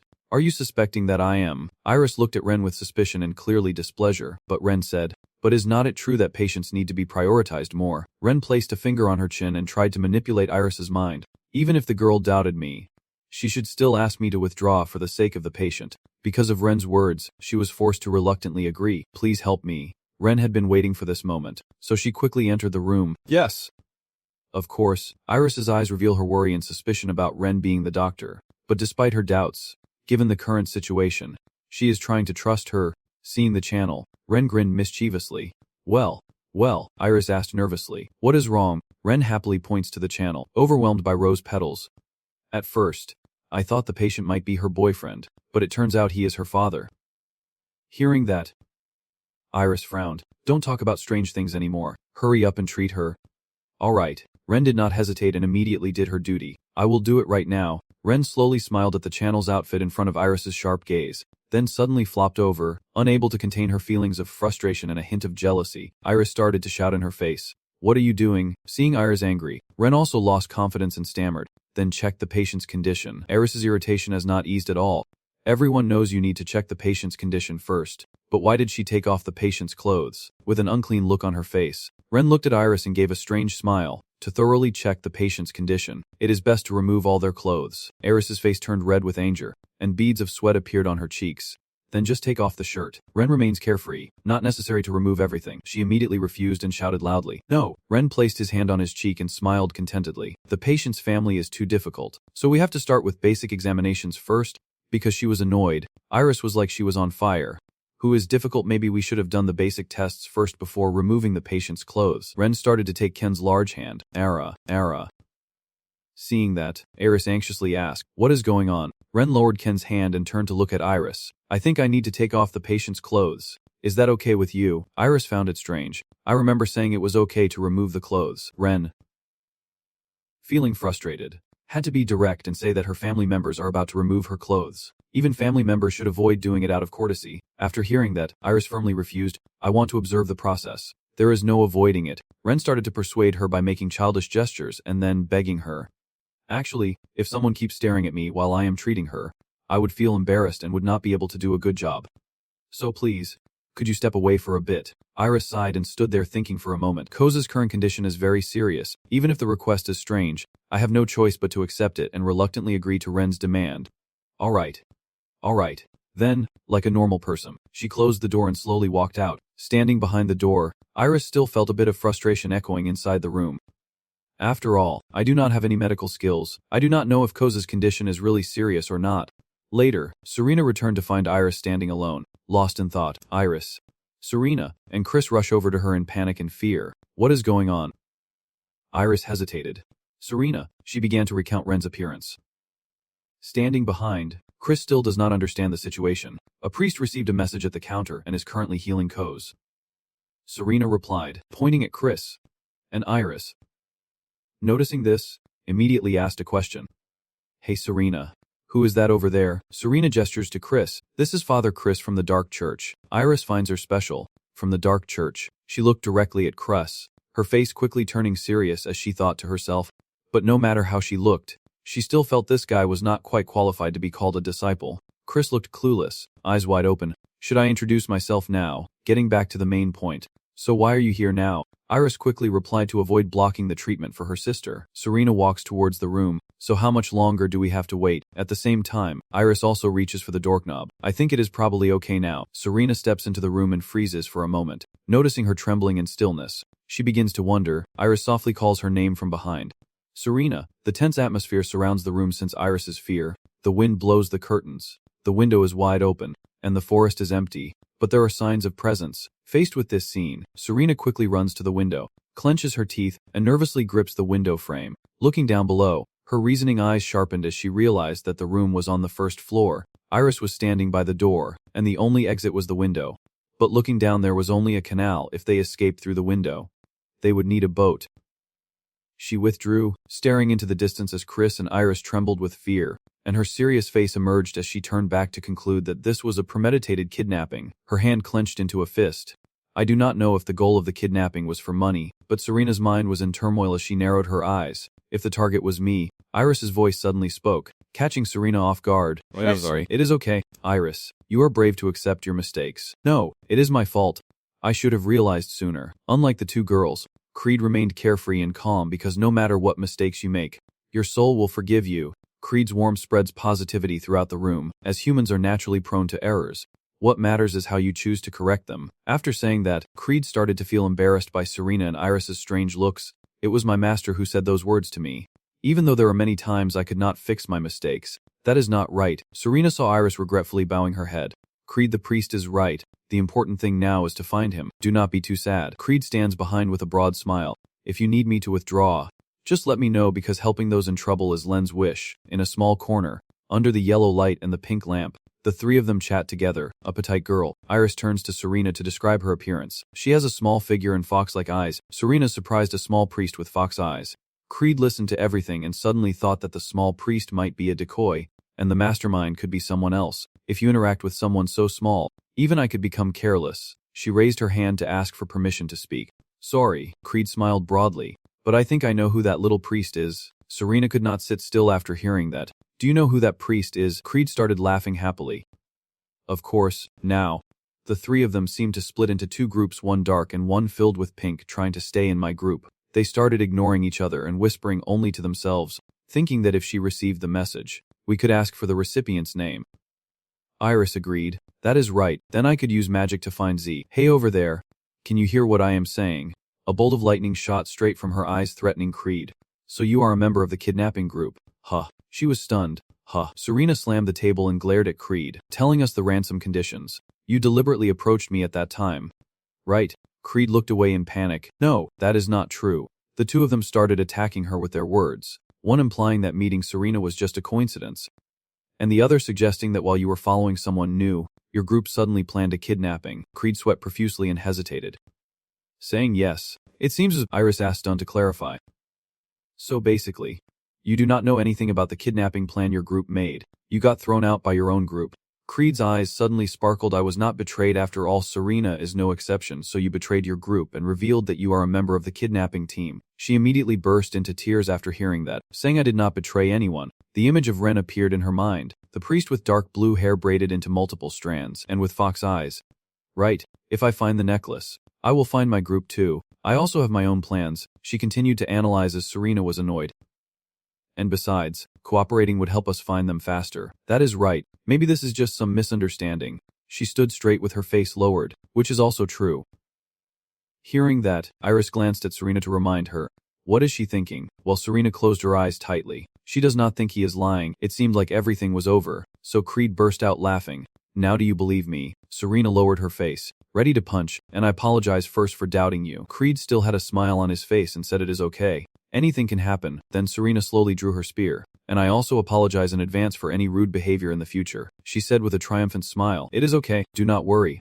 It seems she has figured out something from that mysterious statement. What do you mean by rude behavior in the future? Then the two of them stood up boldly declaring, each wielding their own weapon. Fellow accomplice of the kidnapper, we request your cooperation for a moment. Creed wrapped himself in a circle of blue light cast by Eris, then a shadow covered half of Creed's face. Come on, we can talk slowly. The scream inside the room gradually grew louder throughout the apartment. Ken raised his hand to his forehead and sighed, helplessly cursing, then opened it. Around him, a heap of skulls wriggled and shifted. He frowned, thinking that he had pushed himself too hard trying to leave Vibang Duchy as quickly as possible. Ken clenched his fists and ran his fingers through his messy hair, thinking that was the best choice, but his body could not keep up. Lately I have been getting more wounds and can't wait for them to heal completely. So this is only natural. In the end, Ken carefully considered but had no choice but to go, to avoid being captured by the Empire. He needed to go somewhere outside their influence, so he had to reach Chirianello as soon as possible, suddenly realizing something. He frowned. It seems to be that rain again. Footsteps approached Ken, and he angrily gritted his teeth. Open it. In front of Ken was a tiny bloodied figure. and he spoke out, starting with the clouds. Then a series of angry, furious words poured down on him. Iris remembered that this rule had remained unchanged for thousands of years, since the age of myth. The leader of the Dark Cathedral was not only someone with extraordinary divine power, and the image of the building amidst the snow appeared again, the cathedral's influence expanding to many small villages and experiencing explosive growth in recent decades, enough to rival the Winter Temple as it is now. Thanks to that leader, Iris looked at Creed, recalling that during the war she also received some intelligence about her, but she never thought that she looked so small. She clenched her magic tightly. Creed cleared his throat. Iris thought to herself, thanks to that leader's talent, the kingdom of Rot has paid a heavy price many times over for the dark chanting church. Creed's eyes welled with tears. Hey, could you loosen this a bit? I think it is a little too tight. Both Serena and Iris insisted. No. Creed remained indifferent. Too much? Iris asked. But why did the high priest leave the temple to come here? Creed excitedly replied. It is to meet my master. Iris responded in surprise. Master. Creed cheerfully said. Yes, my amazing master. No matter what I ask, he can always answer. Iris frowned. Does this guy realize what situation he is in? Serena asked. So where is that master?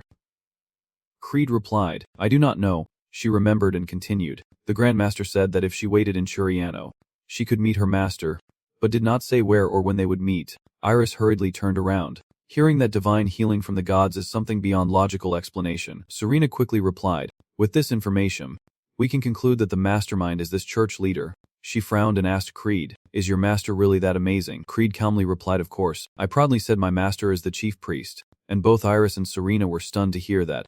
Iris silently thought, so that is it, the chief priest is the representative of the divine teachings and can be considered the grand master of the entire sect, so it is reasonable for the leader to come here personally to find him. She wondered, but how could this fool become a disciple of the chief priest? Creed Jr. cried and said, you are too much.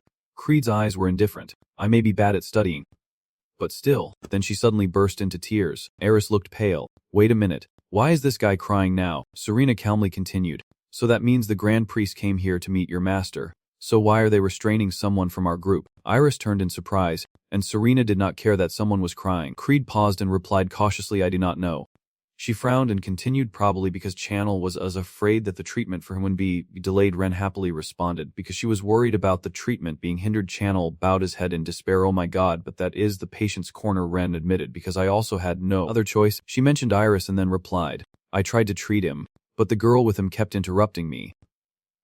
Ren continued, if the treatment keeps going there, I might get kicked out before it is finished. Channel sighed and said that is not true. He continued and asked, by the way, how did she take me away? Ren cheerfully replied, at that moment a ship happened to pass by the window, so I asked the crew on board to help take my beloved brother away. Ken wondered how they were willing to help her like that. Ren replied, I told them please help me, my brother and I are being held hostage here, and they just helped me. She smiled brightly and said, then I gave them a gold bar, and they gave me this ship. Ken understood. So that is how it was. He thought to himself, a single gold bar is enough to buy a dozen ships like this, so of course I have to help. He advised her, money should not be spent so carelessly. I have not told you that yet. Ren quickly said, that is not carelessness at all.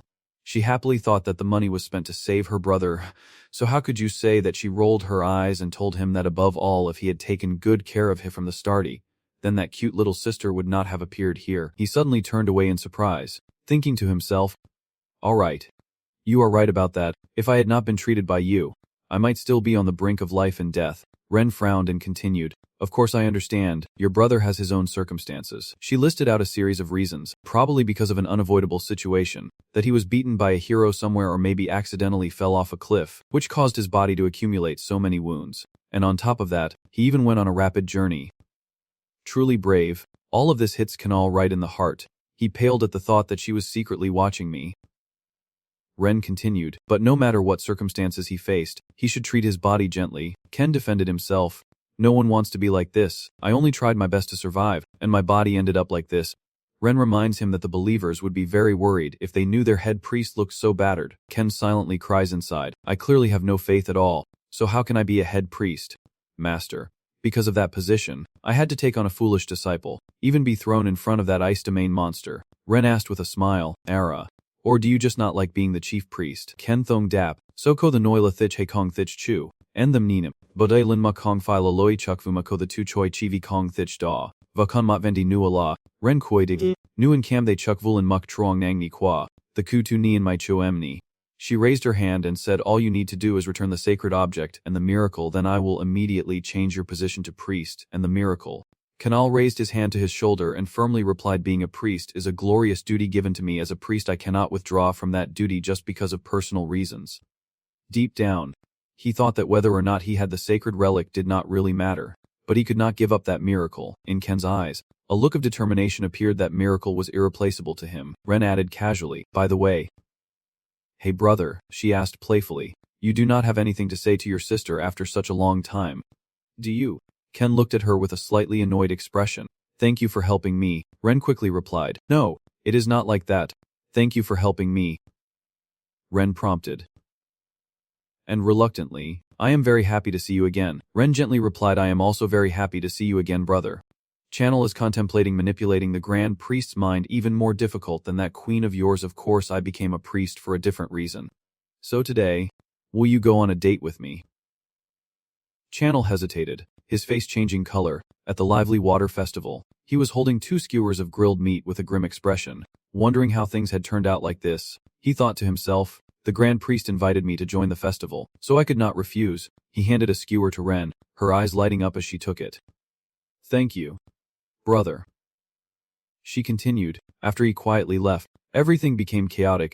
He looked at her and thought to himself, there is a reason behind all this. He frowned as he recalled that at that time, besides being appointed as the chief priest, he also faced accusations of embezzling donation funds and accepting bribes, and the Ice Realm and Dangayat Realm also tried to kill him, so he secretly fled.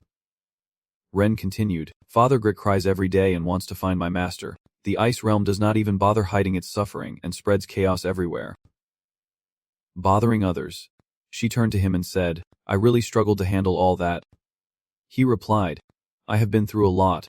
And as he bit into the meat, he thought to himself, so I did a good job escaping. Actually, those 2 kids are the main reason I ran away. He stayed up all night remembering that every time he called his disciple, she would worry about him and accidentally break a bone, and when cooking she would mistakenly put poison, nearly killing him several times. Damn that girl, he clenched his teeth and thought, and dang guy, it kept going crazy because she could not catch him, and on top of that, this church had failed him several times. No, I will go out in front of the Ice Realm again, and the Ice Realm is also the head priest. Ren asked him, brother, can you return to the church? Ken replied sadly, apologizing, saying he had something urgent to do so it would be difficult. Ren sighed and said, that was a really cold response. She let go of his hand and asked softly, is it really that you have to do this? Or is it because you are afraid that your sister will find out your true identity? Hey, Ken suddenly paused, then Ren turned around, or maybe she should not be far from him. Returning to the church would make it hard for him to do what he wants. She looked at him and continued, the apostates of the dark spirit have all disappeared. The revenge is over, so you do not need to keep wasting your life on it anymore. He replied, that does not matter. Ren nodded softly and looked on. The channel usually responds. After all, my life will just be wasted, and there is only one thing I want to do. He looked at her. Nothing more than that. Ren forced a smile. She knew that better than anyone. The scene shifts to 3 days later, where colorful fireworks streak across the sky and explode in bursts of light. Seeing this, Creed pulls Serena's sleeve and points excitedly at the sky, saying, look, she was a bit curious. Those fireworks are really beautiful. How did they do that? Seeing Creed's exaggerated attitude, she nervously said, I do not know. Suddenly, something caught her eye. Creed quickly rushed to the ice cream stand and exclaimed, ice cream, she humorously told the shop owner. Give me a vanilla cone. Seeing that, Iris hesitated and asked, Serena, should we trust this fool? Serena helplessly replied, fine then. Seeing Creed act so carefree, she irritably asked, we have already caught someone, and he is just going to go enjoy the festival as if nothing's wrong. Does that make sense? Her gaze at Creed was hard to read. After all, there are all kinds of people in this world. Serena thought to herself, it is possible that Creed's foolish priest personality is fake, but maybe he is just not very smart. Seeing that Iris was very annoyed, she quickly changed the subject. Besides, she had already checked their room but found nothing, so this festival seemed to be the last plausible place. She hesitated and said, what if he is just pretending to be clueless? But when she saw her eyes shining as she took the ice cream, Iris had a different thought. Maybe she has multiple personalities. Serena interrupted her doubts, saying, Iris, the best option now is to spread out and search. Startled, Iris replied, yes, and the 2 of them began to split up and look for her. She chose a direction, said, I will go this way. See you later. Serena reminded her to be careful too. Iris started to move through the crowd, but she could not stop doubting Creed. That fool said the Grand Priest might take him to treat him, but it just did not sound right. Iris frowned and thought, a church leader who can't treat patients in front of their families just to make the patient listen. Does that sound reasonable? She remembered when Ren awkwardly explained. Actually, if someone kept staring at me while I was treating, I would feel embarrassed and not do a good job. So please. Little girl, step away for a moment. Iris propped her chin and pondered. I think the real reason for the treatment was just an excuse. The true goal was to get close to Cozy. She suddenly fell into deep thought and remembered something the guy even said, that the Archbishop's target was the head priest. The sect leader and that fool have come to Chirianello to wait for the head priest. And we only arrived here after meeting those two. Could all of this be just coincidence? She continued to ponder, using the blessing of the Dark Knight, of the Dark Church. Cozy. Could it be that he is also the head priest like the Ice Realm? Suddenly, Eris's eyes widened in surprise. Huh. Over there, she saw Kin buying skewers for Rena's. Curious. Iris exclaimed. Cozy. What the hell is he doing? She clenched her teeth, so angry that just looking at him made her itch. Muttering, after being kidnapped, he is out having fun at the festival with the kidnapper, and to think he even shared a skewer and held hands. Iris tried to calm herself, despite her body unconsciously emanating a deadly aura that made those around her wary. No. Stay calm. Maybe Cozy just wanted to talk to that archbishop. She is trying to find an excuse for his unacceptable actions. Maybe he has taken on a mission from the Dark Church, or he is just looking for us, so he is tagging along with her. Iris clenched her fists, forcing a strained smile that was full of bitterness. Yes, that is probably it. He is not just out celebrating the festival. She kept her eyes fixed on the channel, thinking to herself, I need to keep observing for now. Suddenly, a careless man bumped into Iris, and he even snapped at her. Kid, what are you standing in the way for? Hearing that, she muttered confusedly, is there something wrong with these humans? I am just trying to follow him. Iris shouted, get out of the way. Hearing that, the man got even angrier and shouted, huh, why are you so rude? Did your parents not teach you how to speak? Seeing Ken and Ren gradually out of her sight, she frowned and thought, this damn guy will make me lose track of him. Iris suddenly spoke a spell. Cenis, the embodiment of storm and despair. A blue tornado sphere appears in her hand. Iris decisively launches it at him, shouting I want, a gust from Kratos, cry of rage. The man screams in agony as the tornado from her sphere blows him up into the sky. On this side, he suddenly spoke, that does not matter. Ken hesitated and told Ren that anyway. My life will just be wasted. The only thing I want to do is one thing.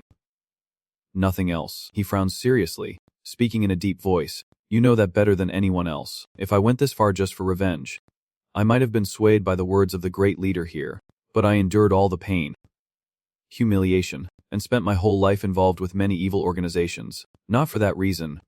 Suddenly, he heard a loud scream from behind and instinctively turned around. A drunken man came flying from somewhere. Seeing him flying toward her, he quickly put down the skewered meat in his hand. Ken ran swiftly to Ren, hugging her to protect her from the drunken man. He clicked his tongue in confusion. Who is this drunkard? And everyone around started murmuring. Where did he come from? Ken anxiously turned to ask, are you okay? She happily replied, of course I am fine. Ren felt very happy and said, it is all thanks to my kind big brother. And he knelt down with a relieved breath, then go down immediately. A kind-hearted citizen approached the drunken man who had just fallen, asking if he was okay. Ken saw her suddenly hugging him tightly and called out confusedly, the sect leader. Ren suddenly whispered, actually my brother's little sister also knows. Like a confession, she revealed her feelings, saying that no matter how stubborn she is, her brother will never stop. And even if he does, things can never go back to how they used to be. Ren said sadly, this is just each of your regrets. Right. I know the leader here wants me to deny it, but, and he simply replied softly, yes, that is the undeniable truth. It is not because I am the head priest. Even if I really am the brother of the church leader, I would not lie. She stepped down with a slightly sarcastic tone and said, how could I not know? From the first time I met you, when you woke me up, I already knew then. Yes. Right now the leader here is the only person I can't hide or hide anything from. The only person I can talk to comfortably. The only one who knows everything about me.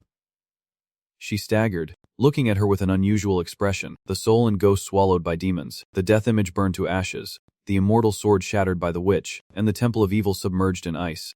While Creed was still humming, Serena suddenly ran over, and the dark star disappeared without a trace. 13 people had fled, and now only one remained. While she was lost in singing, she suddenly grabbed Creed's shoulder and pulled him back forcefully. He is the most timid and helpless person, forever living in endless guilt. Serena's face suddenly became extremely tense as she asked in a deep voice, where did you hear that song from? Her expression changed slightly, and she hesitated before replying. This song, it is the one the head priest often sings. That priest, singing this song, this definitely is not a coincidence. The opening line of the song, in a world where gods have abandoned and demons are sealed, with the 13 strongest demons conquering the world, surely refers to the 13 apostles of the Dark Star. The unclaimed sword refers to the unaligned knights, and the 12 short lines in the song likely allude to the organizations of the 13 apostles. I can only guess some organizations like the Crimson, Demon Spirit, Black Cloud, and the Evil Temple in the 12th line probably refer to the Dark Church. If that is the case, then could that church leader also be a descendant of one of the 13 apostles? And furthermore, in the penultimate line, the Black Knight refers to the Dark Star and the 13 who fled represent the 13 apostles. Serena clenched her fists and asked who is it, so that means after decades, one apostle is still alive, and she is eager to know who it is, and who is the remaining one among the 13 who fled.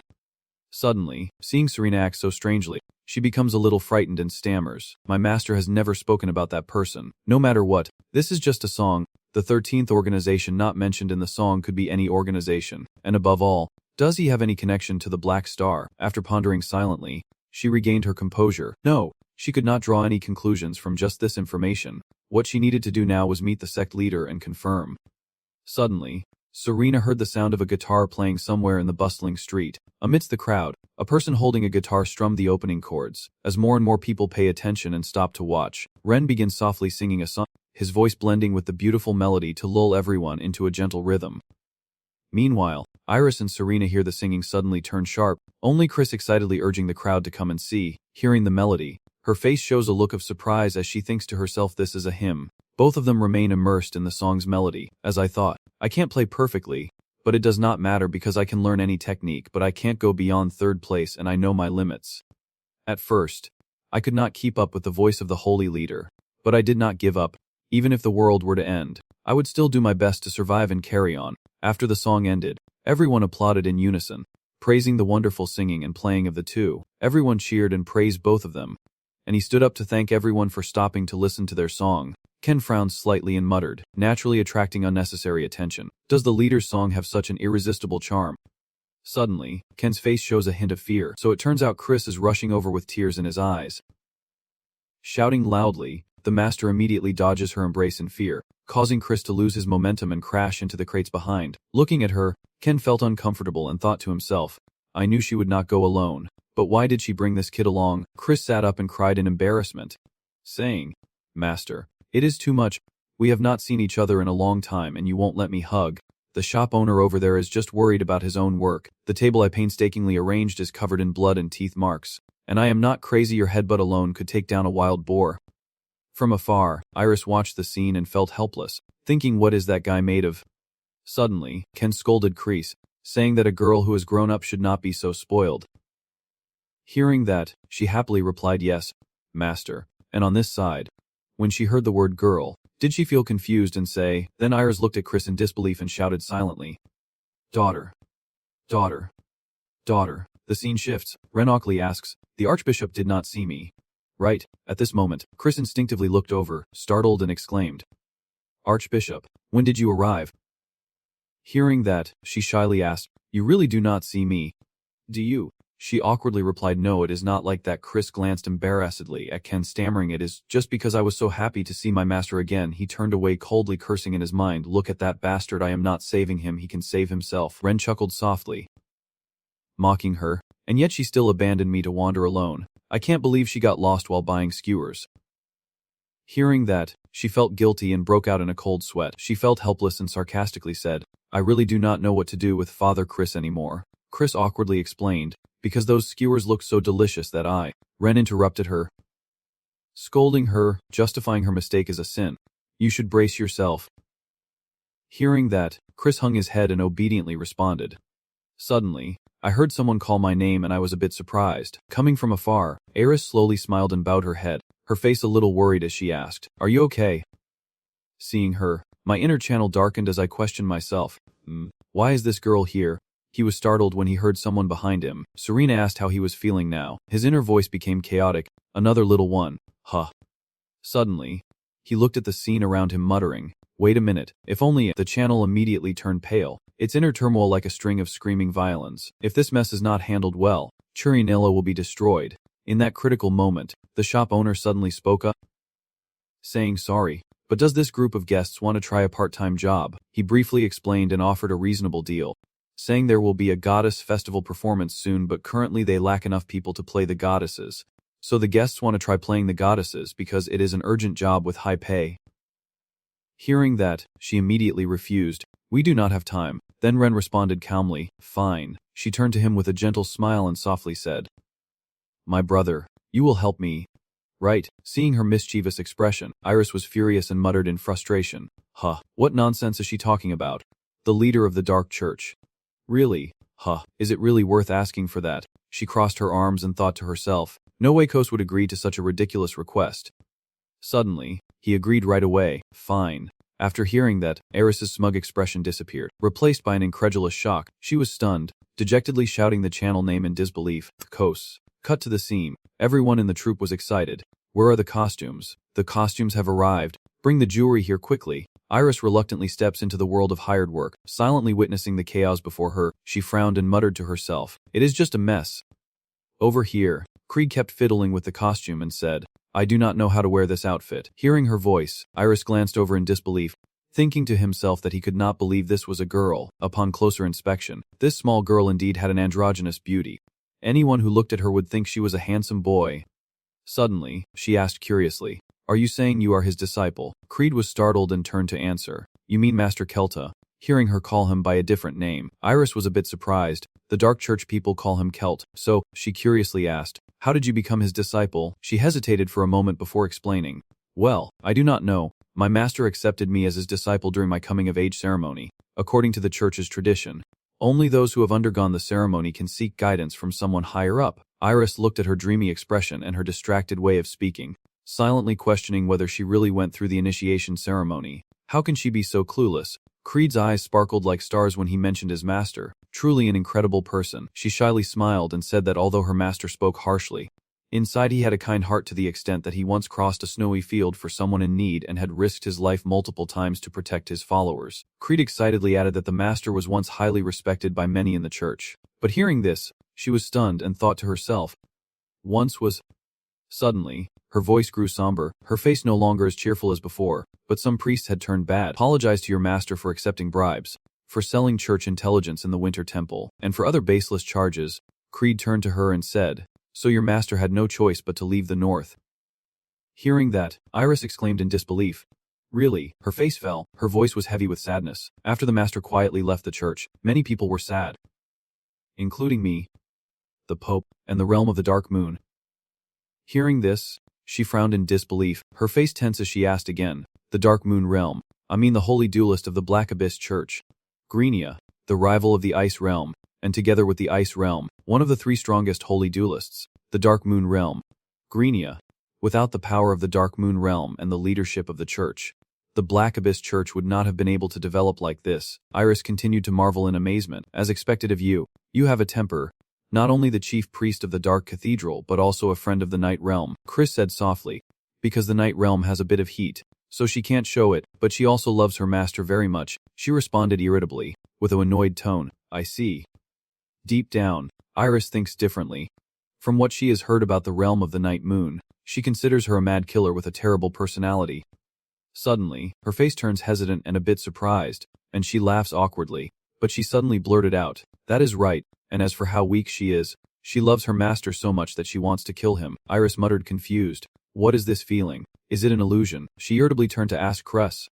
What do you mean when you say loving someone to the point of wanting to kill them? She calmly replied with a straight face, is not that strange? Iris felt something was off and questioned normally, who would want to kill the person they love? But Chris just responded softly, yet in the realm of the moonlit night.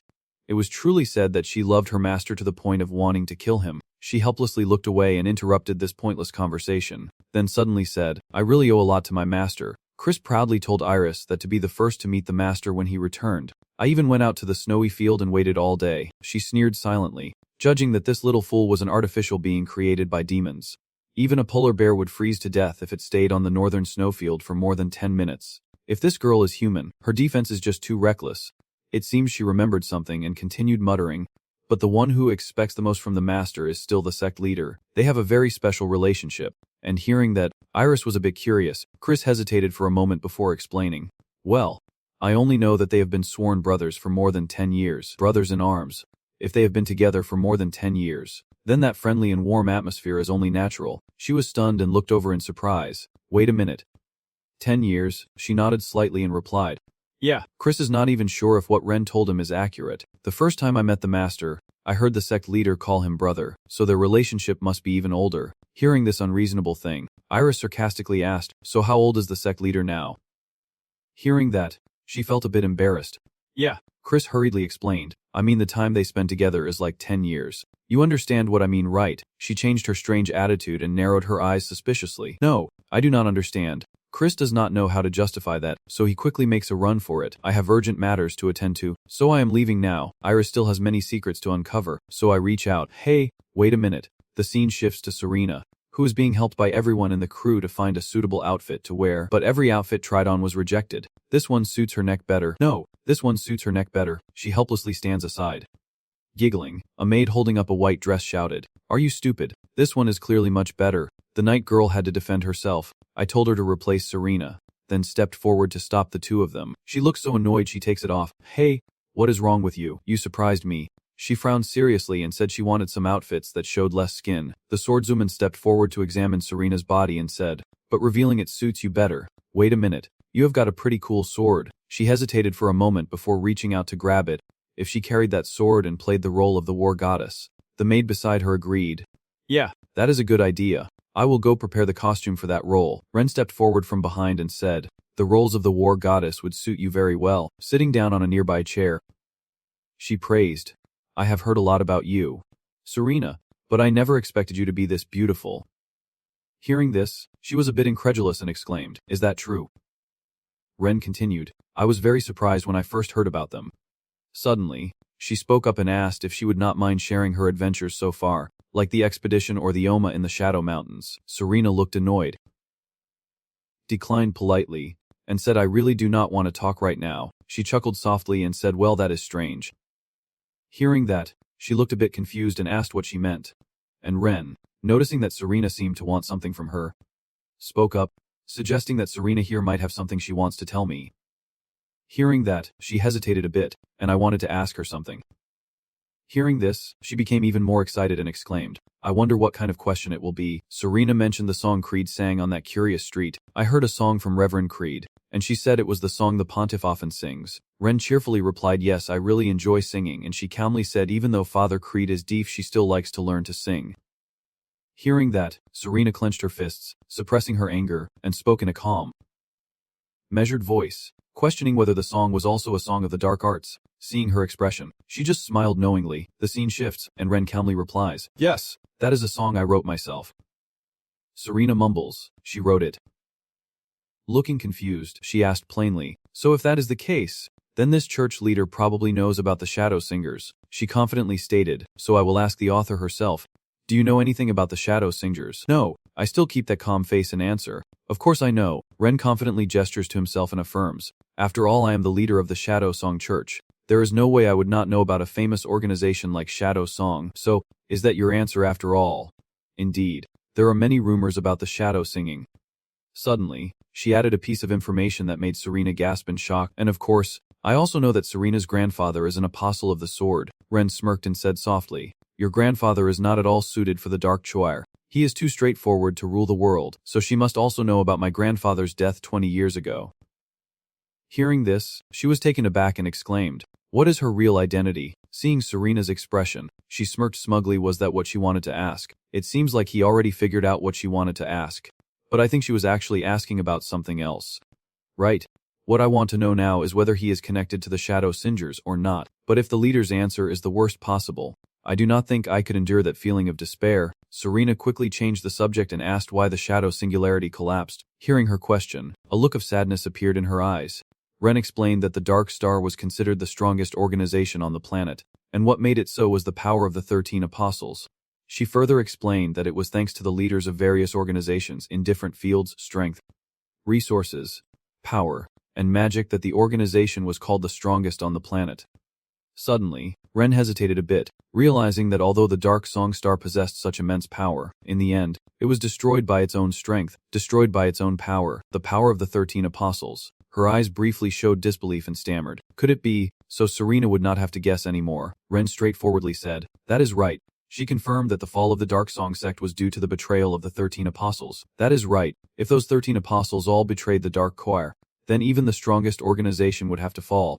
Moreover, since the 13 apostles disbanded afterward, it is no surprise that the truth was buried. To clear the doubts in her heart, Ren spoke up to explain everything. Of course, not all apostles betrayed the commander of the Shadow Spirit. Some apostles were loyal, and others fled. She slightly frowns and mutters, "Perhaps that is why he never told the family about it." Ren spoke further about the past, saying the apostles had destroyed the Dark Star with betrayal. Then they disbanded and returned to their organization.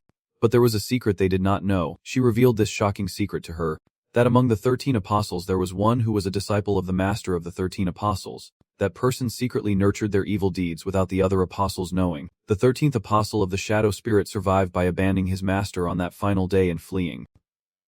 Hearing this, Dong's eyes narrowed. A look of disbelief appeared on his face, and Serena silently thought, the commander of the Shadow Spirit. There is a disciple, the true leader of the Shadow Star, the Lord of Absolute Evil, the only one who can conquer the world. He has uncovered 90 secrets, something no one else has achieved. The greatest evil on the planet, the commander-in-chief of the Shadow Star. Suddenly her body tensed up, muttering to herself, so what would that person's disciple be like 40 years ago? During the battle with the wind, when the shining swordsman cut off the flow of fire warfare, the fighter's secret, the cannibal group and forbidden techniques, the immortal heart, the death, the ghost spirit, the soul steel, and Harley's secrets, the secret of the long sword master, as well as Long Then Ho from the era of the great mythology. Clearly, one person cannot know so many secrets, as if they were the disciple of the commander. Suddenly, Ren interrupted Serena's thoughts, but that was already a thing of the past. She sighed and said, the betrayers of the Dark Star in the past are long dead or gone. And now, even their organizations no longer exist. Hearing that, she still felt a bit doubtful, but was the ending really like that? Only 50 years after the disappearance of the Shadow Star, the top organizations in the world collapsed one after another. That certainly was not a coincidence. Serena clenched her hand into a fist, questioning herself whether the 13th apostle had destroyed those organizations to avenge her master. Suddenly, Ren warned her not to trust my brother too much. She automatically badmouthed him in front of her, saying he was a wicked and deceitful person. If he really is the 13th apostle and has truly avenged the other 12, then he is also the one who poisoned my grandfather. Cut to a scene of him walking somewhere in town, suddenly stopping, with a look on his face as he walks, thinking to himself, why is everything like this, while those kids are working part-time every day to prepare for the goddess festival? I have packed my things and tried to find a boat to escape. Uncle and that kid? Absolutely. Even if I have to die, I will not go with them. Tearfully, I remember being refused by the boat owner, but why can't they let the boat leave until the festival is over? I just finished preparing the food, walking down the street with my bag behind me. I still feel bitter about what happened earlier. I can't believe I am stuck here just because of the festival. Suddenly, he heard a perverted laugh echoing, and gave up. Another guy followed with a warning. That is right, there is no way out now.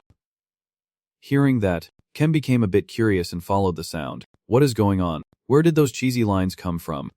Suddenly, he realized this and quickly restrained his curiosity. Muttering to himself, I should not get involved in this. Channel hurriedly walked away quickly, thinking to himself just ignore and slip away fast. Suddenly, someone passing by saw the unconscious girl and asked, Miss, what is wrong with you? The man in the brown shirt asked sharply what he had done, but the man in white immediately denied it. While inside his mind he kept repeating to himself, do not care, do not care, do not care. He quickly glanced at No. 23's condition and said, I think she might have a chronic illness. First, let us take her to see a doctor. Hearing that, the guy next to him responded immediately. Got it, let us go faster. The man in the brown shirt turned to the canal and shouted loudly, Hey! Over here, I need help. Hearing that, he still pretended not to hear and kept walking. I guess it is because I am getting older. I did not hear anything at all. He tries to hold people back and calls out behind the channel. There is an urgent patient but we can't carry her. Please help. The blood-sweating man pretends not to hear anything, thinking to himself, oh my waist, at my age, it is hard to carry heavy things. Suddenly, the man in brown used the power of money to speak up, saying he would pay in full if someone helped him. Hearing that, Ken immediately fell into the trap. Turned around, and looked back, agreeing to pay in full. He turned to the two people and asked, Can I help carry the patient? They hurriedly responded, Yes. Please. As soon as possible. If she dies it will be a huge loss. I do not know what my face looked like then to make those two people stare in horror. I asked again, so all I have to do is take the patient away. Right, after I finished my part, I made a condition. If you give me a boat to leave Chirinello tomorrow and 100 gold, I will help. After hearing the condition, both of them hesitated and shouted loudly. Are you joking with me? Ken calmly explained. If the patient is in critical condition, their remaining time should be measured in hours, so my condition prioritizes the patient's life. Right? Hearing that, both felt it was not wrong, but with the condition you set, they were a bit hesitant. Well, both agreed and made a deal with Ken. Fine. But only if the patient survives and is healthy. If anything happens to her, no gold will be given to you. After hearing the agreement, he smirked confidently and said, Deal. Ken chuckled silently to himself. What kind of luck is this? He walks into the alley where she is lying, thinking to himself, let us settle this quickly. But after seeing No. 23's condition, Ken is a bit surprised and mutters, This girl. Scene change. After seeing the body covered in wounds and the pale face of number 23, he looked worried and muttered, Why is she so pale? Is she really in critical condition? Ken turned around, glaring at the two with a deadly look and muttered, So this is their plan to avoid paying me? He asked. What are they doing to her neck? The two of them hurriedly explained. Nothing much. We are just trying to introduce her to a part-time job. It is an order directly from the Merchant Guild. If you find someone with outstanding looks, you must persuade them to take the job at all costs. Ken clenched his jaw, frowned in annoyance, and thought to himself, is this another one of those goddess dog festival things? He walks over to her, constantly complaining about what kind of cursed festival causes so much trouble for others. Channel puts down the bag, gently checks her pulse, thinking to himself, she won die on the way. If she does it will be a real hassle. Suddenly, his eyes turned unusual, and the person in white nervously stepped forward to ask what he was doing, saying we should take her away quickly. But his face suddenly became serious and warned that forcing the patient to move could worsen her condition rapidly. But according to the initial agreement, Can still asked for their opinions. So do you still want me to take her away? Not knowing a better way, he asked. So what should we do then? Taking advantage of the chaos. I have already spent all my money on helping. If you pay me 200 gold, I will treat the patient right here. What do you think? Hearing this, the man in white was surprised and exclaimed, Are you a pharmacist? The brown-clad person turned to the hesitant man and said, No, 200 gold is a bit much, he muttered reluctantly. Well then, both of them agreed to that condition, and he, with a not very satisfied look, turned to Can and said, All right then. Hearing that, he replied excitedly, That is the right decision. Then, he rummaged through his pocket and took out something. He took out a bottle of medicine and gently lifted her chin so that number 23 could swallow it. After giving her the medicine, Can stood up and announced that she would wake up soon.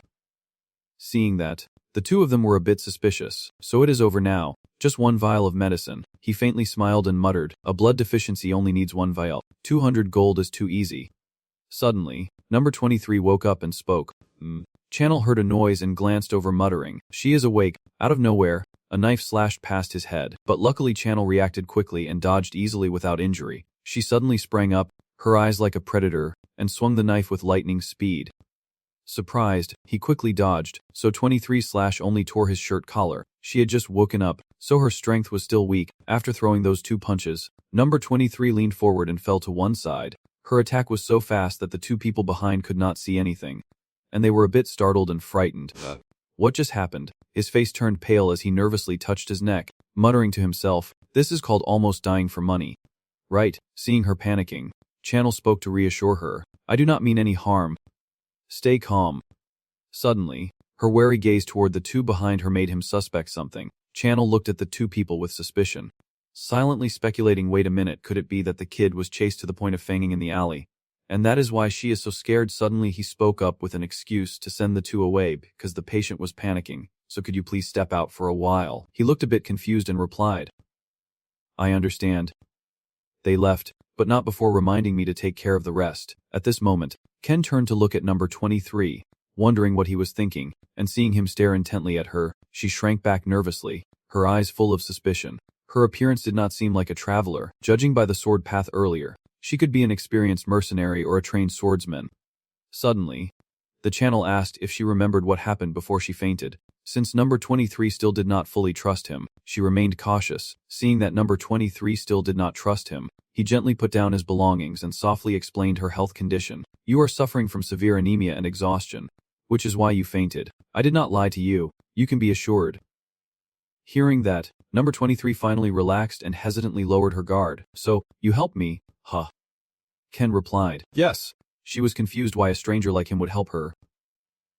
Whispering softly, why help me? I was just thinking that if I do this, I will get paid, but I can't say it outright. So I just said I helped because you needed it and I could, that is all. Hearing that, she still had a bit of disbelief and asked, is that all? He said something that made number 23's heart feel warm. Is there anything else needed? She lowered her guard, still not entirely convinced and hesitated. Is he the kind of person who is kind to everyone? Channel replied without hesitation. Not exactly. Deep down he was praying, I'm not crazy. Who would go heal his sister? Who would treat my sister for free? Suddenly, number 23 looked at Ken and softly asked, so if I encounter danger again, you will still save me? Hearing that, he thought to himself that since he and her would not be going together anyway, it did not matter. Seeing no harm to himself, he agreed to help, saying that if he could help, he definitely would. He turned around and took a bottle of medicine from his leather bag, thinking to himself that she seemed to have calmed down now, so he would give her some medicine and then leave. Ken stepped forward and handed her the medicine, not forgetting to advise, if she fainted again, she should use this medicine, and it would be better if she rested for a few days to recover and regain her strength. Number 23 was very grateful and thanked him. After finishing, he grabbed his bag and turned to leave, and just then, I suddenly called out, sorry. Number 23 shyly asked, can I go with you? Hearing that, Ken's face froze. Internally shouting, what did you just say? The scene shifts to the sunset streaming through the window as Chris, after changing clothes, calls out loudly, Master. Master. She runs humorously to ask him, what do you think of me? Chris excitedly hugs Ken and boasts, I will play the role of the spring goddess. His face shows annoyance as he mutters, who gave this idiot that role? Do not they feel sorry for the spring goddess? She looks up at Ken with a bright expression and asks, I look very beautiful. Right, he helplessly patted her head like a compliment, thinking to himself if he did not praise this kid, she would cry and make a fuss again. The two of them instinctively looked toward the door as a line of beautiful women stepped out in stunning outfits. Channel glanced at Iris and thought to himself, so the tribe is playing the role of the winter goddess. What kind of farce is this? She saw Chris constantly hugging him, then sharply glared at Ken with a piercing look and shouted, do not say anything. Suddenly, he looked at Serena, making her startle. Serena gently combed her hair and asked if this outfit suited her. Ken glanced over and muttered, is this girl playing the goddess of war? This merchant has quite an eye for detail. Suddenly, Ren spoke up to break the tense atmosphere and said, if you keep looking at other girls like that, I will be very sad. Big brother. Seeing Ren play the villain, he thought to himself, perfect role, the sect leader, truly the best fit for the goddess of the Dark Night. Then, he turned his gaze to number 23. Suddenly, Chris spoke up, just as I thought, the master is still the kindest person, taking care of the sick person and even bringing them along. She shyly asked, hey, are you free? Hearing that, Channel felt a bit annoyed and thought, why does this girl keep sticking to me like that? Just now, I tried to shake her off when she insisted on following, but then those two merchants' colleagues showed up. The newcomers realized they were part of this group, so they took advantage of the little one insisting on following me to propose this job to the group, and thus she was brought here. Of course I asked for extra brokerage fees. Ren smirked mockingly, saying with a faint smile that it is unbelievable he could win over more girls just by strolling around, truly living up to being your older brother. And she, clueless, said proudly that he is worthy of being a master. Iris helplessly admitted she is resigned to him, while Serena simply sighed and stayed silent. Seeing their expressions, he felt a surge of frustration and muttered to himself, what did I do to deserve such reactions from them? Sen sighed heavily, resigned to whatever was coming, and decided to let it happen. He spoke softly, saying he would go watch the performance, and everyone quickly went outside, responding in unison, yes, okay. Scene change. Outside the stage, the first guests are beginning to arrive, and in a hidden corner of the building, someone is standing by the window, so that is Can. He is standing there looking out at the stage quietly. It is really crowded. Seeing that everyone has settled in, Can ponders to himself, it is about to start soon. The stage lights suddenly went out, revealing the gentle glow of stars in the sky, and below the stage, the audience's faces showed surprise. When the stage lights shone on Creed, she appeared with pure beauty to open tonight's performance. Creed gently raises her arm, and immediately the lights of the others also turn on. On this side, Ken softly smiles and mumbles, is this what the goddess festival is like? Soft music begins to play as the warrior goddess Serena steps forward with determined strides. Long ago when gods and demons still roamed this land, 108 demons became 99 demons. 100 gods became 13 gods, all because of the war between gods and demons. In that world of war, death never stopped. And then, after a long time, When the last demon was sealed, the war ended and the gods gradually left this land. Winter passed, spring arrived again, and the world welcomed eternal peace. However, after the gods left, a goddess was left behind. The goddess left behind is an evil goddess. She is lonely. Extremely lonely. She is the goddess of darkness. As soon as the play ended, the audience below stood up and applauded. They were satisfied. Cut to the... Seeing that the performance was a complete success, Kenal turned around and left with peace of mind. He yawned tiredly and muttered, "Now only the goddess gondola parade remains." Suddenly, someone grabbed his shirt, making him startle and tense up. Channel slowly turned around and saw that it was number 23. She looked a bit nervous, but he still muttered dismissively, "What does this little one really want?" Number 23 softly spoke, but suddenly was interrupted by Ren's voice. "Are you here?" She slowly walks over and smiles like a poem. Ken sighs bitterly to himself, thinking, "I really am unlucky." "So unlucky," Ren chuckled softly. Teasingly, "What a great atmosphere. Did you interrupt my secret date?" Hearing that, he frowned in annoyance and thought to himself, "What the hell is this? What does he want?" Suddenly, Channel noticed that number 23 was showing some strange behavior. She said nothing more, then turned around and ran away, leaving him with a puzzled expression. Ren glanced at number 23 fleeing and then smiled mischievously. Ken, with a resigned expression, asked, "Do you have something to say to me?" She turned to him with a bright smile and said, "Yes. My brother, you understand me, right?" She looked a bit embarrassed and said it was a bit awkward to talk about here. "I have prepared a place for us to be alone and discuss it. Can you follow me for a moment?" Hearing such a suggestion, he was a bit confused and thought it must be an important matter to discuss. Channel knows well that Ren would not do anything without benefit to himself. This sect master would not play meaningless tricks. He responded, "All right." Scene change. Chris in the dressing room suddenly shouts loudly, "My master will go with me." Serena tries to explain to her that this is not something that can be forced. Chris is too upset. "No, I do not want to. It has been a long time since I last saw my master." Instead of her childish pouting, Iris silently thought, "She is not a kid anymore." She firmly declared, "But he has to go with me." Over here, she nodded in agreement, thinking to herself, "Yes, the goat must go with Serena." Suddenly, Iris's face became anxious as she asked, "Serena, has he made a decision about this yet?" Serena calmly replied, "I have not asked him yet. This is my unilateral wish." Hearing that, she became even angrier and shouted loudly, "No, I told you the master will go with me." Despite her crying loudly, Serena calmly said, "I will still go with him." Chris begged desperately, "I told you the master will go with me. Please listen to me." She tearfully insisted that the master would go with her. Suddenly, Chris instinctively looked up towards the door. She tilted her head in confusion and asked herself, "Why is the master so late?" Hearing that, she got angry and quickly intervened, telling her to leave. Iris looked around but could not see Randall, so she asked, "Where is your leader?" Chris pointed up and tried to recall, then suddenly remembered she had left earlier that day saying she had urgent business to attend to. Suddenly, the three of them heard the sound of someone closing the door and turned to look. Number 23 saw that all three were staring at her, and she was a bit startled, looking at them with a shy expression. Serena then stepped forward and asked, "Excuse me, but have you seen the person playing the Black Knight goddess from our group?" Number 23 shyly turned away and stammered, "I saw her outside earlier." Seeing her expression, Iris frowned in annoyance, thinking that this girl also seems to be after Cozy. Suddenly, the actor from the troupe came to announce that it was time for the parade. She urged those still here to say that the actress playing the Dark Knight goddess had already started. "Hurry out." Serena responded, "I understand." Scene transfer. After all the boats were ready for the parade, Chris stepped onto a nearby boat, still crying and insisting, "I want to go with my master." She turned back and said to her, "See you later." Serena nervously warned, "Be careful not to fall into the water." After everyone was in position, the boats set off, and the people on both sides of the river gathered to watch the river parade. The water below the river reflected the starry sky, and the first boat in the parade was Iris's. She saw the people around her happily waving and thought to herself, "This is not so bad after all." As the boat reached a certain point, Iris suddenly felt uneasy and thought this part was too dark. Suddenly, she saw a shadow reflected beneath the river, and Iris immediately recited a spell, summoning Sinus to fly. After dodging the attack, Iris questioned, "Who are you watching?" Suddenly, something rushed at her, making her startle and quickly turn around in alert. Iris was stunned to see thousands of sharp arrows falling from the sky. Immediately, she activated her protective barrier.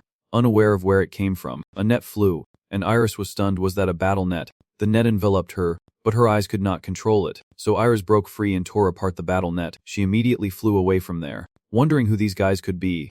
The rain of arrows and the nets flying through the air had all been prepared in advance, clearly indicating a planned attack. Iris lands on a nearby building and begins casting a spell to strengthen her magic shield when suddenly a shadow appears behind her. Hearing the footsteps, Iris cautiously turned around and muttered to herself, "Who is this guy?" Ong Yu-zi stepped out of the shadows and spoke, "Long time no see."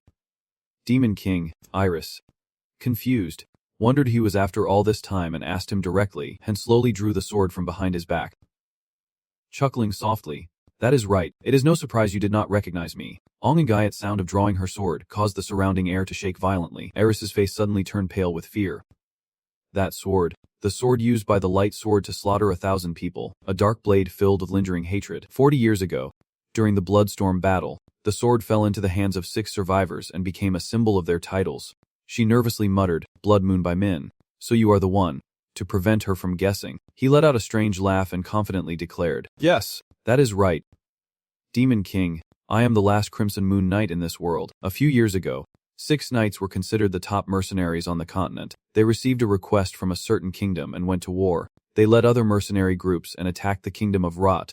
And I, the Demon King, fought fiercely against them, because Blood Moon by Min was able to cut through magic shields. That battle was not easy, but in the end, I defeated them all except for one knight who used Blood Moon by Min. Recalling the past, she remembered that at that time, because her magic power was depleted, she drank the blood of the defeated knights. Because she drank the blood, she did not pursue him, and she could not believe he survived with so many wounds. But what is with that appearance? The 6 knights of Red Moon were all over 60 at that time, but this one looks too young. But it is not impossible, because this guy looks very much like him. Seeing his youthful appearance and the unchanged look of Hong Guyat, Eris asked sharply, "What trick did you finally use?" He burst into a strange laugh and said it was all thanks to that person. Demon King. Then he was accidentally overlooked by her, recounting the days of suffering and hardship. After losing everything because of her, I wandered aimlessly, filled with pain, fear, and despair, driving me to the brink of madness. The more I speak, the stranger my tone becomes. I only know to hold this sword tightly, wandering through nightmares and hell, lost in endless madness heading toward death, like a miracle, he said with gratitude. And then I met that person. Hearing that, she muttered incomprehensibly. That person. Ong and Guyat laughed maniacally and exclaimed that he was given the power of absolute evil, and with it he regained his youth and vitality. He kept rambling, and within that great and powerful evil, I escaped madness and regained my mind. Hearing this, Eris's face was filled with astonishment. Ong and Guyat clenched her fists tightly, laughing maniacally, shouting loudly, "No, I should say I have conquered the mind." He turned to her, raising his hand, and said, "So I am truly grateful to that person, even though they once destroyed me. But because of that, I was able to be reborn as the Crimson Sword Master. If the power of the absolute evil can help this guy regain his youth, could it be the power of the evil letter?" After everything Hong Guyat just said, Iris secretly deduces that if the power of the evil letter truly can control the mind and restore youth, she could not believe it and tightly grasped the edge of her dress, muttering to herself, "So the person this guy mentioned is the owner of the evil chai book?" Eris asked curiously, "So, is this person here to avenge the past?" He waved his hand and replied, "No, I already said I am very grateful for that past thing." Hong Guyat sneered, and said, "Do you think I am so shallow that I came here to seek revenge on you?" She asked confused, "So why are you telling me that?" He smiled and said, "Yes, because it was necessary." Ong and Guyat straightened her face and said loudly, "Someone like me, I would never do unnecessary things." Suddenly, he raised his hand to do something and then spoke, like telling the time with nonsense like this. Suddenly, a dark magic circle appeared beneath Iris's feet. Although her body was protected by a barrier, this unexpected event caught her off guard, and the magic circle. Suddenly, she saw a group of people on the other side, thinking to herself, "Do they also have mages?" From the magic circle, many chains of death floated up, flying to tighten around the barrier she created. At this moment, Eris's strength began to fade and she collapsed. Could it be that Hong Guyat is approaching her, mocking her? What does the aura of the wind-bound chains feel like? Iris's eyes showed fear, her body trembling, sweat pouring down her forehead. She exclaimed in shock, "This technique should have disappeared long ago. How is that possible?" The Blood-Wind Curse, a sealing technique for demonic energy, is the nemesis of demons, those with magic in their bodies, and dark magic. He tightened the deadly chains further. Sneering, "Why so sudden?" Ong Guyat slowly bows her head and whispers to herself, "To catch someone you have to prepare like this." Demon King, the one who set the 72 demands. He laughs maniacally and screams, "No, it must be a product of the evil organization that destroyed the demon spirit, the artifact that has been engraved, inherited, and perfected the ultimate biological weapon." Iris cheats day. She remains silent, her lips pressed tightly together. Transition scene. On another river branch of the parade, Serena is being taken around the city by the red driver. Does that girl know who I am? The way she looks at me, with fear and worry, and also some suspicion that is hard to read. Serena frowned in annoyance, but she could not remember who she was. She sighed softly, muttering to herself, maybe if I went with him I would feel less troubled. The gondola used for this festival only fits the boatman and the goddess, and it is also the only chance to be with him without being disturbed. Serena's eyes showed sadness, and she could not help but feel disappointed. She wanted to be close to him, but at the same time, she doubted that he was the enemy of the family she had been searching for all along. It would be better if I could stay with him until his time is up. Maybe I should just keep hiding the truth like this. But what if he really is that apostle of the Dark Star? There is also the matter of his remaining time. Even knowing my identity, he still teaches me swordsmanship. She recalls the past when she made a promise with him, to achieve our goals together. Why do not we improve each other's sword skills? But what if that is part of his plan to destroy the Shadow and the Wandering Knight Order? Serena quickly grabs her torn dress, thinking that with him, she is just a useful tool. Suddenly, she hears a hissing sound and smells something familiar. This scent is, out of nowhere, the boat shakes violently, and she swiftly jumps into the river. In just a few seconds, the boat was blown into many pieces. Seeing the scene before her, Serena underwater thought to herself, after all, it is just as I expected. Suddenly, sharp arrows flew from behind, and she quickly turned to dodge. Before she could catch her breath, more black-clad figures swam in to surround Serena.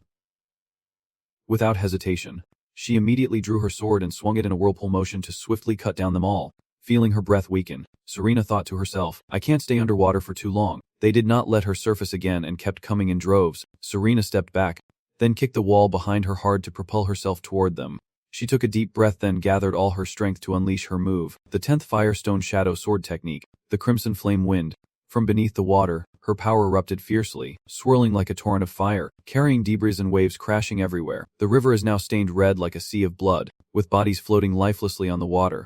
Taking advantage of the chaos, Serena desperately pushes herself out of the water, gasping for air as if she just escaped from hell.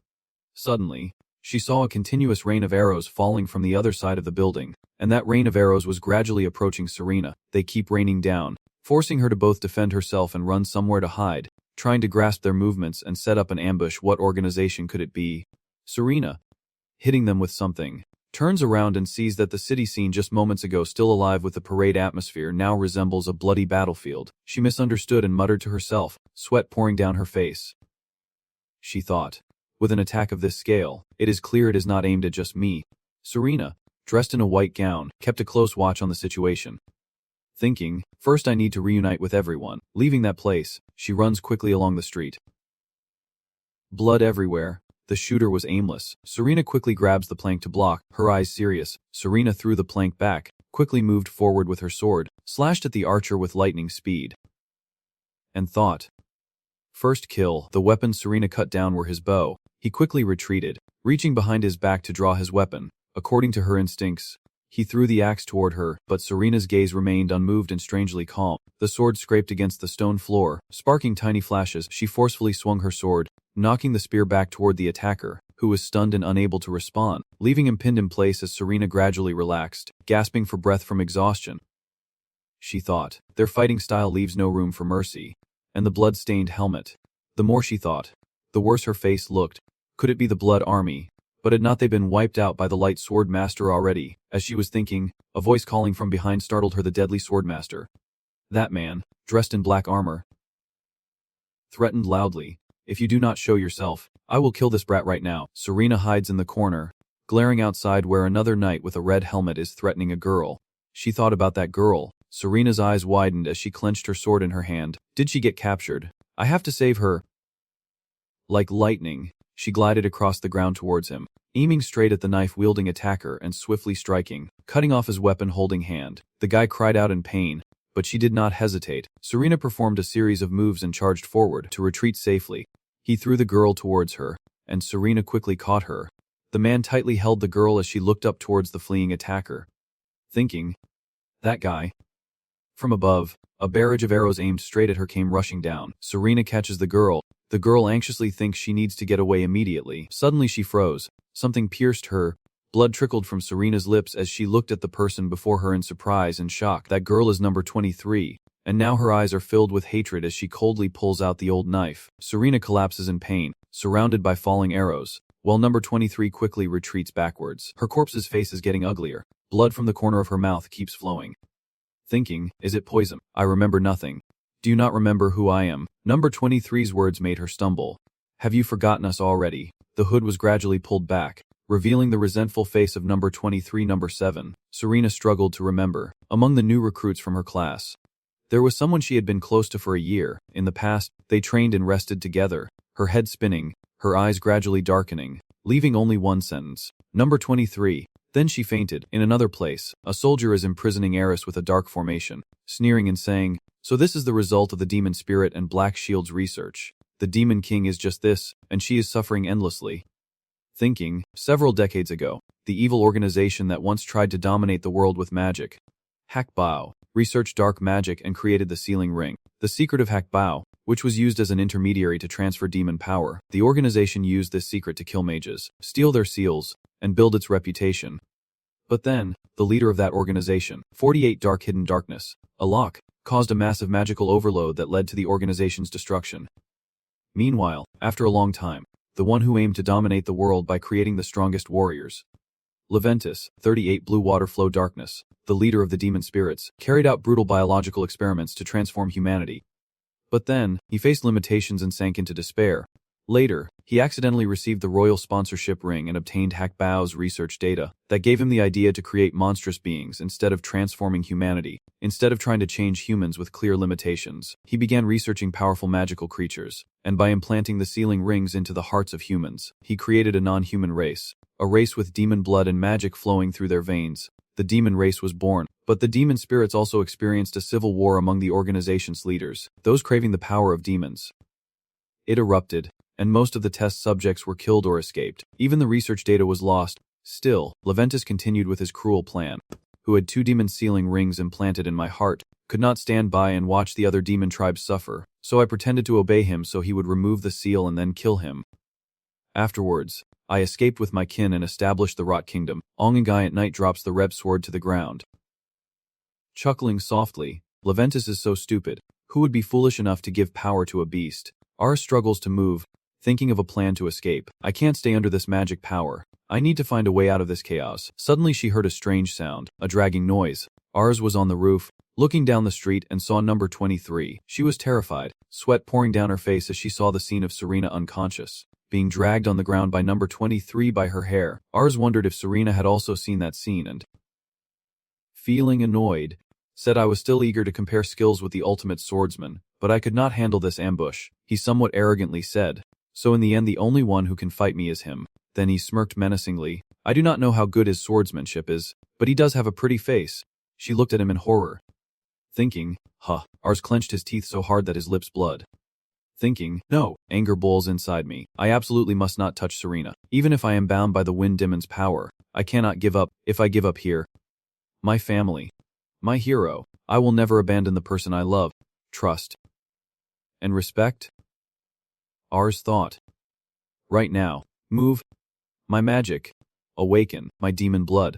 I am the one who defies fate, the ruler of demons. I am the overlord of the 81 requests. Her power erupts, breaking the chains that bind her, causing him to panic and shout stop right there. Then she raises her sword, while Ars continues to mutter, Cenas, the embodiment of storm and despair. He tries to strike but all his attacks are useless against the leaf shield. She turns her back to him and begins to recite the spell.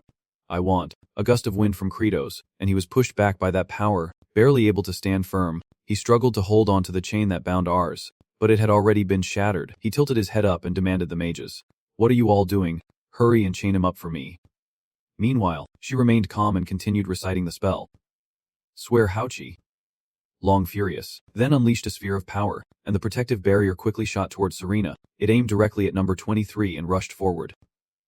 Surprising her, number 23 hurriedly leaves Serena behind. Stepping back as the gentle wind sphere settles onto her, number 23 is overwhelmed by the scene. As the wind sphere softly touches her hair, the protective wind sphere expands to enclose Serena and shield her. It swiftly soars into the sky, prompting number 23 to quickly launch his sword at the sphere. The sword pierced the sphere but did not shatter it, instead knocking it away. Serena slowly woke up amidst the falling mist. She inside the sphere looks down and sees Aris and the Crimson Moon Knight on the roof. Speaking out, Aris. In response, Serena receives a reassuring look and a smile from Eris. Serena anxiously watches Eris, her lips still bleeding. Eris is suddenly attacked, stabbed in the stomach with the hilt of a sword, and cries out in pain. She frantically pounds on the sphere, shouting Eris, Eris, and angrily points at Serena while Eris nearby has already collapsed to the ground. Everyone, chase her now. Quickly. Behind, some subordinates are coming to bind Eris, and she is breathing heavily and weakly. Before losing consciousness, Eris smiled brightly, closed her eyes, and thought, Cozy, please take care of Serena. Meanwhile, Serena was in pain, screaming inside the sphere, pounding at hard Eris. She bitterly resents her own helplessness, her painful eyes looking at Eris. Why am I so powerless? The wind barrier gradually fades, and her speed slows down. Then Serena suddenly falls to the ground with a loud thud. She struggled to hold her wound at her waist, grimacing in pain, and reached out to grab the drumstick in front of her. Struggling, she managed to stand up, knowing she had to return to Aris. Before she could step forward, the sound of approaching footsteps came closer, and a group of black-clad figures surrounded Serena. Despite the pain, she had to fight, entering a combat stance because she could not leave Eris behind. They all charged at once, and she could not fight them off alone. A frontline fighter swings his sword down but is blocked by her. Behind her, she is surrounded by another enemy, making it hard to fight back. Serena spins around to face the attack from behind, and leaps powerfully, delivering a strike that breaks her staff and injures Serena's shoulder. And they quickly move in. I almost accept my fate, she thinks.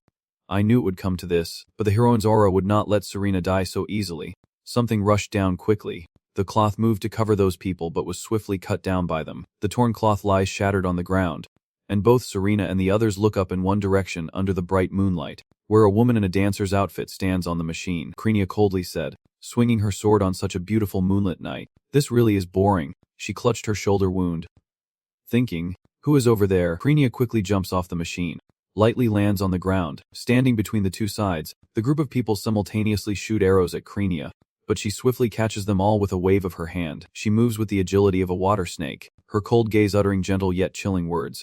If you want to see the dance of this young girl, sending so many invitations like this, I will show you as much as I can. Then she quickly shot an arrow back at those people. The weaker ones were pierced in the chest with darts, while the survivors were caught off guard as Krenia charged forward, grabbing both of their arms tightly. He forcefully grabbed their arms. The strength was truly terrifying. Serena sat there silently thinking that it was more about destruction than slaughter. A soft martial art like a dance, the blessing of darkness, as it differs from the blessing of darkness he uses. His movements at that moment looked like self-defense and control, and right now, it looks like a dance of death. I see. I understand now. The person who is as strong as Lenin's ice realm, no, even surpasses him in martial arts, the holy warrior of the Dark Cathedral, in the realm of the night moon. Krenia, with her blood-stained dress covering her entire body, looks both beautiful and crazy, and says the dance of the little girl has not even begun. Yet you all are already asleep. Serena stares intently at this crazy woman, thinking that being able to use martial arts at this level clearly means her strength is something to be acknowledged. But is this person really the holy warrior? Krenia turned to look at Serena, stepped towards her, and asked casually, Swordmaster, can you still move? Serena, confused, stood up and replied, no problem. Krenia kept talking, showing more of her madness, saying, no problem at all. And besides, with such a lively night like this, you did not bring your sword to join the slaughter. Serena was confused, thinking was not she the one just saying that killing on a beautiful moonlit night was pointless. Krenia suddenly clasped her hands together in front of her, praying sincerely, and stepped forward to heal her wound. The grace of darkness always with us, and Serena's wound on her waist gradually healed. She was stunned and could not believe it, looking at the wound and thinking she could not believe it. Although becoming a warrior also grants healing abilities, this level could rival that of a high priest. Krenia spoke first in response to her amazement, because her strength was still lacking. This was the limit for the young lady, and she sincerely apologized. Serena looked at the woman in front of her and thought, is this really the realm of the lunar phase? Then footsteps sounded behind her. Krenia's eyes darkened with a sharp intent, saying, I really am quite unlucky. The one approaching is the Crimson Moon swordsman with a red sword in hand, followed by his subordinates. He walks toward the two, smirking and saying, is this the moon realm? He is also carrying Serena's silver sword on his side. She angrily thought, so they took my sword. Moreover, just a quick glance is enough to tell that this leader is a top-tier swordsman, and there is also a blood corpse group. Well, I do not even have a sword, and he shamelessly spoke up, claiming I was blessed by heaven, a swordsman and a duelist. This is truly a chance to kill two birds with one stone. Krenia suddenly spoke up, surprising Serena. As her role here came to an end, he sneered contemptuously and said, are you scared now? Krenia replied confidently that she was sure she could take his head, but as a swordswoman, she needed to know where to buy her weapons. Unfortunately, it seems his opponent is not her. Meanwhile, by the river, a hand was reaching out of the water. He laughed maniacally. And who else could be my opponent but you? The Demon King has fallen into my hands. Or is it that the only weapon the Sword Saint has is this staff? In front of Serena's fury, suddenly someone spoke, making her stop. It was the person with white hair, carrying 2 swords and a shield on his back. Stepping out of the water, his body was soaked, revealing muscular, firm abs. And the one swimming up from below was Kren in his rugged appearance. A few minutes ago, you were hanging the boat in the river, biting your lip in anger, with the sound of the boat creaking all around. I wonder how it ended up like this. Kren thought back to what Ren said, and immediately thought, is this really the place for a secret conversation? She said it then, but it is a bit difficult to talk about that here. I have prepared a place for us to talk in secret. Can you follow me for a bit? You are hanging the boat but your eyes are fixed on the person ahead. I kind of understand what the sect leader is about to say, but Ren smiled and said, if it were me, I would have known too that there is an organization collecting relics and the remains of the 13 apostles. He sighed and replied, so it really is true. Up until now it was just his guess. Her eyes were cold but serious as she turned to look at him and said, they are the ones I have been searching for all this time, the ones who possess the Book of Evil. I fell into deep thought. Yes, from the moment I saw the fake Book of Evil, I was certain, an organization that can evade the gaze of an experienced villain like me, and that is also the biggest reason I came to Churianello. Ren in the black dress stood up, smiling softly. But hey, their power far exceeds what you imagine. Despite her small stature but with long hair, she stands facing him and says, they have recovered most of the power of the 13 clans. If they had a few more years, they would become a powerful organization like the Dark Star of old. Hearing that, he fell into deep thought again. I think the same way because they have taken over all the organizations I used to join. Moreover, if they truly possess the Book of Evil and can wield half of its power, ruling the world would be no different from a game. Ren confidently smiled, pointing out that unlike other organizations, they know about the 2 of us, so they won't be careless. The surrounding scene is romantic, but they are saying things that are not very beautiful, she said seriously, so please be careful. Brother. Channel thinks, but he replied seriously, I will be careful. Ren looked seriously at Ken, silent with a strained expression. He thought, if I had been afraid and given up at this point, I would not have started in the first place. However, now I know the location of the evil branch master. Ken suddenly realizes something, quickly hugs her with a surprised look, and jumps into the river in a flash. He quickly puffs out his cheeks and keeps thinking. The 72 survival techniques of the veteran villain. Underwater survival technique. Holding Ren with one arm. Swimming fast with the other. Frog kick with both legs. Moving forward. Frog-style diving technique. Ken stops at a wall, thinking this distance should be enough. Then he started to stay alert and surfaced. Helpless in front of her, on the shore, many black-clad guards were standing watch. As this was an autonomous trading city unaffected by the Empire, its military strength very weak, it is very easy to infiltrate here, especially during the busy festival season with many tourists. From above, the city looks beautiful and poetic, but I never expected that their attack would cover the entire city of Churiano. Ren hesitated and then whispered in his ear, they look like the Blood Army. Right?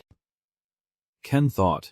The Blood Army is made up of war-loving mercenaries who are well-trained and are elite members of Sikat, a force of elite mercenaries from the war-torn era. They are the strongest mercenary unit in the 6 kingdoms. They do not face enemies head-on like knights, although they often use dirty tricks, but they are not weak in direct combat like assassins, nor do they possess the mercy of paladins. That is why they are called the monsters of the battlefield. Of course, 40 years ago, that title should have been given to that monster. She closed her eyes in helplessness and asked what he was planning to do. Ken replied, I think we should retreat now. Ken plans in his head, guessing that the troops here are just to buy time. This gathering is a waste of time, and in this situation, even if we fight, we won't gain anything. Ren points up and makes a guess. This way is a bit difficult. Is there a better route?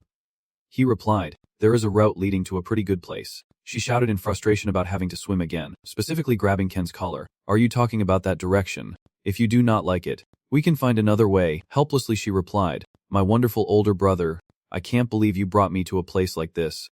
He said, you are too kind, then quickly swam to the drain. In the dark tunnel, eyes wide with vigilance, the sewer leads to a city drain. He lifts the cover and climbs up first, looking around cautiously before helping Ren up, thinking it is lucky no one is around. But if they really are the Blood Legion, there is no way they would leave an escape route like this. Moreover, even if they are connected to the Book of Evil, I will not back down. I have waited for 50 years and I can't miss the clues here because I do not have time to wait anymore. After putting on the weapon, Channel told her to wait for him here. Ren asked back, "Are you planning to abandon me?" Canal, helpless in her teasing. "I knew I would not do that," she straightforwardly replied. "I do not understand what you are saying at all." The leader said, "We do not have time to rest now." Ren smiled insincerely. "Exactly. So we need to hurry." Her eyes narrowed dangerously. He won't ask his sister to watch her brother put himself in danger and then abandon her again. Right, he helplessly agrees.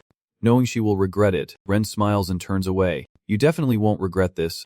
Outside, the sound of hurried footsteps. Ken and Ren jumped into the river again, quietly observing the situation on the ground. He wondered where they were rushing to. His body froze when he saw the blonde-haired person on the shore. Ren chuckled softly, the situation quite serious. Ken frowned and asked, "Do you have anything else to say?" She replied, "Do I have anything else to say? I feel helpless and think, yeah, this situation in front of me is truly crazy, like a head-on fight scene." Ken turns to ask Ren, "Why did you hide this from me?" She casually replies, "If I had told you earlier, you would definitely have run away." He looked up at the ground, thinking what to do next. "I did not expect so many holy warriors to persuade the young hero. If I keep delaying like this, only I will be at a disadvantage. So I have no choice but to move forward." Just as Krenia was speaking, he hung up. "Unfortunately, it seems your opponent is not this young lady after all." He smiled and replied, "Who else could be my opponent but you? The Demon King has fallen into my hands." And the camera turned back to tell Ren to stay here. He kicked the wall and jumped up. He was saying maybe the sword master only has this staff, then jumped down with a proud stance and said, "Yeah." Ken the last to bid farewell to Krenia, praying that the peace of darkness always be with her. "It has been a long time since we last met. In the realm of the night moon." Krenia also responded, wishing that the peace of darkness always be with him. Line Muckiut. Krenia smiled behind her face mask, truly happy to see Lin Muckit again after such a long time. He coldly thought to himself, "No, not me." Krenia glanced at him with a fiery look. "I have a lot to tell you. But right now there is something that needs to be dealt with, so let us save it for later." Ken helplessly replied, "Thank you for understanding me." Then he turned to ask Serena, "What happened to Iris?" She tearfully answered, "I'm sorry." Ken pondered deeply. "Is it too late now?" Then he turned to ask him, "You are the Crimson Moon Knight, right?" Him chuckled and replied, "If possible, I would rather be called the Crimson Swordsman." He asked, "Iris is your target, is not she?" Him replied casually, "Of course, what else could it be?" Ken thought, indeed, and learned that secret from the evil scroll, then continued speaking, "So if you have achieved your goal, what are you doing here?" And sneered contemptuously, "Are you asking because you really do not know? A great villain like me, how could I miss the chance to deal with the one who bears the title of Ultimate Swordsman?" Yin Jiang thought, "Oh, is that all?" His face turned icy as he looked at him. "You bastard, you are crazy." Hearing that, even he and the people behind him were stunned. He was angry, his face twisted, then chuckled softly, "That is right, others might not, but if it is you, no. It has to be only you who has the right to say that. Don't face him. Do you know who I am?" And laughed out loud. "Of course I know. There is no way I would not know. How could I not know you? In the past, the one who gathered the 13 apostles to rule this world, the leader of the Dark Star, the most powerful evil organization, the one who recovered a lost secret and passed it on to the Ultimate Swordsman, the one who collected all the spells in the world and created the evil scripture. Is not that your true identity? The commander of the Dark Black Star." Hearing this, Canal did not seem too surprised. The Crimson Moon Knight spoke. "Everyone thought you were dead, but that is not the truth. On the day the Dark Star collapsed, you survived the betrayal of the 13 apostles and escaped, and to recover the evil spellbook stolen by the apostles, you spent decades searching through their organizations." Channel sneered dismissively. "You thought I was the commander of the Dark Star, yet you dared to bring these trash with you to face me." He shouted, pointing his sword at him, "I already knew you have lost most of your strength, and even if you had not, you still could not kill the Radiant Swordsman. You think you can beat me?"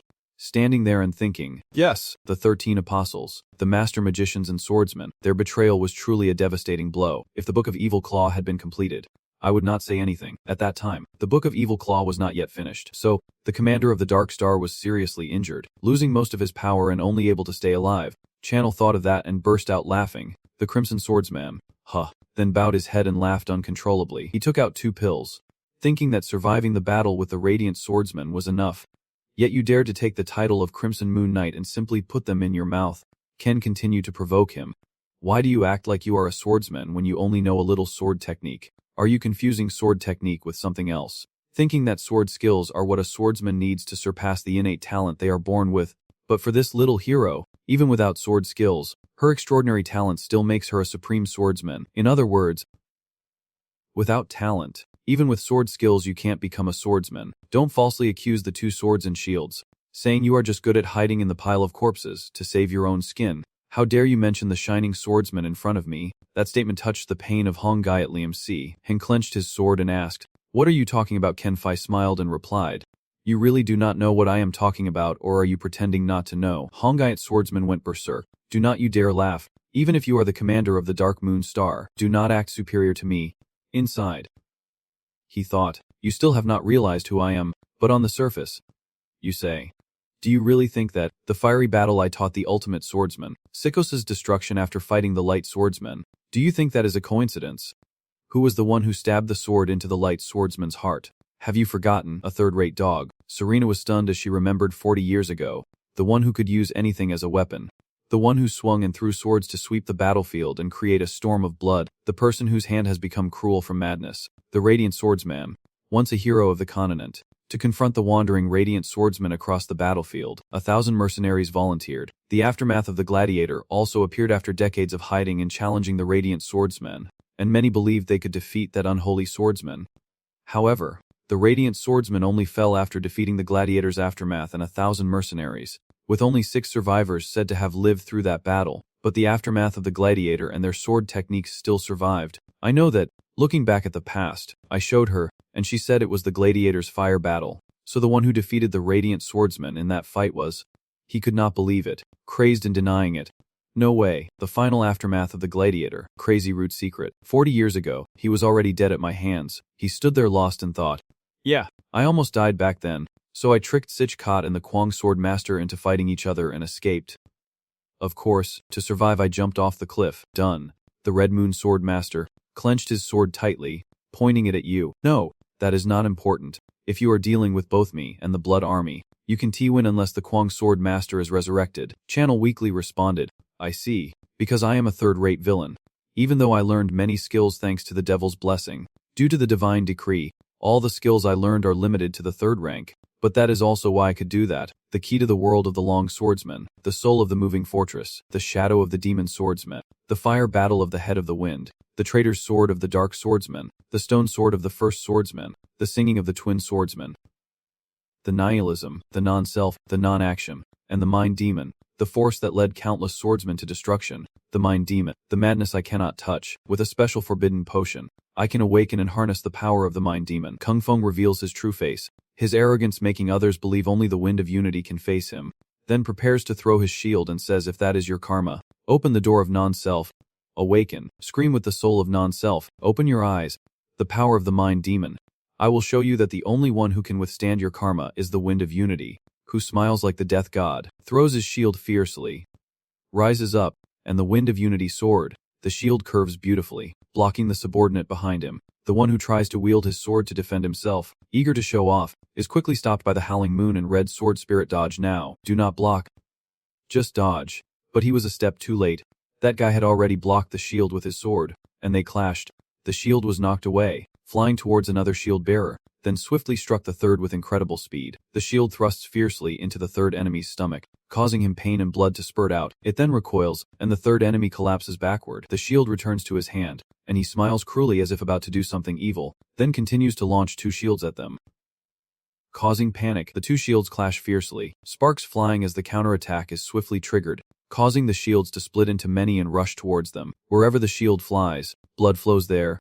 It strikes their bodies hard, knocking them back each time. He is causing chaos, so stay busy dodging, and you just stand there laughing mockingly. "Kid, no matter how hard you try, it is useless. Unlike the metal shards used by the light sword master, those 2 shields are ultimate weapons made from all 7 secrets of E. Yunha is protected by that old sword master." The Crimson Moon swordsman quickly orders an attack, half defending with shields, the other half, "Shoot those arrows. Hurry up." A barrage of arrows flies toward him as he draws 2 swords from his back, a blue one and a red one, chanting a spell, kneeling in defiance of all odds. On the blue sword engraved with those words, he swung both swords to send arrows flying everywhere, then continued chanting. This time the red sword flashed brightly, promising absolute victory. The spot where he stood was dented. He quickly slipped past the crowd, and before they could recover, they had already been killed. Hen was furious, filled with hatred. Damn it. He explained in his mind that the twin swords had created a legendary winning streak for the sword master, always victorious and undefeated. And when I use this pair of swords, Even without infinite strength or swordsmanship, I can still wield the Windstorm sword. The beginning of the Windstorm sword is fire warfare, which can amplify force from punches and stances with stored energy in the body. And of course there is a limit to the amount of force that can be stored in the human body. So what if I could store force into a weapon instead of my body? The Betrayer's sword can store force and launch it, and due to the amplification ability of fire warfare, weapons will gradually become harder to control. But the soul of the weapon and the truth of the human will solve that problem. When entering the state of no self, the truth of the human will no longer be limited, based on perfect predictions. Combined with the movements of the Dark Blessing, to perfectly reinforce the two shields, use the King of Coins to control the heartbeat, stay calm to control the weapons. Then, use the Demon King Gold Law and the Key of the World to perfectly read the movements and 5 senses of the opponent, applying sword techniques to handle multiple weapons at once, and adding cut images to increase weapon speed. And the result was a deadly blow, wielded by the Shining Swordsman with the Wind Sword, the strongest and most terrible sword technique since the Age of Myth. And it was the tragic death of the arrogant. The Hong Moon Swordmaster realized she could not defeat the person before her and reluctantly dropped her sword to the ground. Ken looked at him with a contemptuous gaze. Still alive, Huv, truly a top-tier swordsman. I guess. The Storm Sword does not rely on the user's strength but on the overwhelming power of the opponent to defeat them. I just used this guy's and the mercenaries' overwhelming strength to defeat them, and then returned it to them. Ongigip asked curiously. The secret technique of the Light Sword Master is something that cannot be passed down. So how could you possibly use that secret technique? The same style of sword, right? Ken explained. Do not you know, the style of sword is a technique, not a secret technique that makes him hard to understand. What are you talking about? I do not care and keep talking, and the Light Sword Master is a mind illusion swordsman. The channel raises a vague question about him. So where did the Guang Sword Master learn the Tongfeng sword? And hearing this, Hongi's mood became extremely agitated. Deep down, he believed that a swordsman who does not understand the essence of Wu Wei cannot create sword techniques. So, someone created the same style sword and taught it to the luminous swordsman. To preserve the exclusive inheritance tradition, the master tried to kill his disciple, and to survive, the disciple drove his master into a state of inner demon. Ken involuntarily smiled and continued, saying that the Wu Wei sword saint had created that sword technique by now. Do you think you know who it is? Then look him in the eye. Hong Yip nervously stood up, a suspicion rising in his heart. Who is this person helping? But Can still refused to reveal his identity, thinking you already knew. However, Hong Young still does not know, his eyes wide open waiting for the truth about the person in front of him. The channel avoids eye contact and looks away. I am just a third-rate villain. This ridiculous answer made Hong Ungip burst into laughter in the middle of the market, laughing loudly like a madman. Then he drew the remaining sword from his waist. All right. Congratulations, Commander of the Dark Star. I admit I underestimated you. But remember, I am only a low-ranking general. Even if you are the commander of the Dark Star, you can't defeat the one holding the evil scripture, he muttered on, and even if you kill me, you won't be able to take my evil karma. I will wait for you in hell, Commander of the Dark Stars, Kota. Without hesitation, he drew his dagger and stabbed it straight into his heart, blood pouring out like a stream. Then he collapsed, pulling his hand back, and Serena and the channel were surprised by his self-destructive act. When they heard the red robe mention Kota, she could not help but wonder. The Red Swordsman is someone from the organization that possesses the evil Chai book. No. More importantly, Serena looked up at the channel. Why is the name Kota being mentioned here? The spider lover whom Serena herself granted the right to live. Now Channel looks at the corpse before him. He raises his eyes to the sky and thinks, Kota, the mouth of the Buk-Giek people. Right. How could you possibly know? Because it is a secret known only to 2 of the 13 apostles of the Dark Spirit. Who could have guessed that the commander of the Dark Spirit, the leader of the 13 apostles, the one who once ruled the world, is also an apostle of darkness? And the truth is, the owner of the 13 apostles hid behind the Dark Star commander, and when the Dark Star fell, the owner of the 13 apostles used their top apostle as bait to survive, Korra, Lord of the Shadow Mountains, who accepted destruction because she trusted humanity. I show no mercy for her death. But Korra, I will not give you any sadness or regret. I am someone who pursues evil for my own purpose. I will even exploit demons. Even my master, I will betray. No matter how petty or cowardly I am, I will continue to live as a third-rate villain. Before they could be consumed by negative thoughts, a huge explosion suddenly erupted behind them. Ken turned instinctively to look, and to avoid being tracked, they planned to burn down the entire port. Ken chuckled happily, just as he expected. That guy had done a good job cleaning up. He certainly would not be an ordinary enemy. Just by possessing the Book of Evil, it was enough to make him more dangerous than anyone else. He thought as he approached the corpse of Hong Neep. Then he drew his sword, and Channel believed that the reason he created the Evil Chi book was not for immortality or magic. Inside it lies the desire I have pursued my entire life, the thing that 1,000 years ago caused the last descendants to disappear and forced the monks to seal themselves. Even the gods had to flee from this planet because of it. It is an absolute power capable of deciding the fate of the entire world. But even after collecting all the spells, I still could not complete the Book of Evil. And then Ken was betrayed and had to wander the world. He turned to hand the sword to Serena, then took it himself. He still could not escape the tangled thoughts in his mind at that moment. But that does not mean there is no way to complete it now. Maybe the one who possesses the evil spell book already knows. The final step to complete the evil letter is the demon race. At the same time, Serena is standing above, observing everything. She gazes longingly at the channel. My beloved Sue, how can you be so adorable that it makes me want to kill you? To talk about this sick woman. In the past, somewhere, a monster woman with a human body was born. Nothing in the world brought her happiness. And only when she killed or destroyed something could she feel joy. Her parents were afraid of her, so they sold her into slavery. And that was how she entered the demon realm as a test subject. One day, while undergoing various biological experiments in the demon realm, an internal conflict erupted. She should have died in that conflict. But a man saved her and brought her to an orphanage. At that time, to expand its power, the Dark Church took in many orphans, including her, but even after becoming a holy warrior, she still lived a dull life with nothing but killing and destruction, until the day she met the man who saved her. Everything from his name to his scent had changed, but she recognized him at first glance. She loves him so much that she wants to kill him. She considers him a revered master.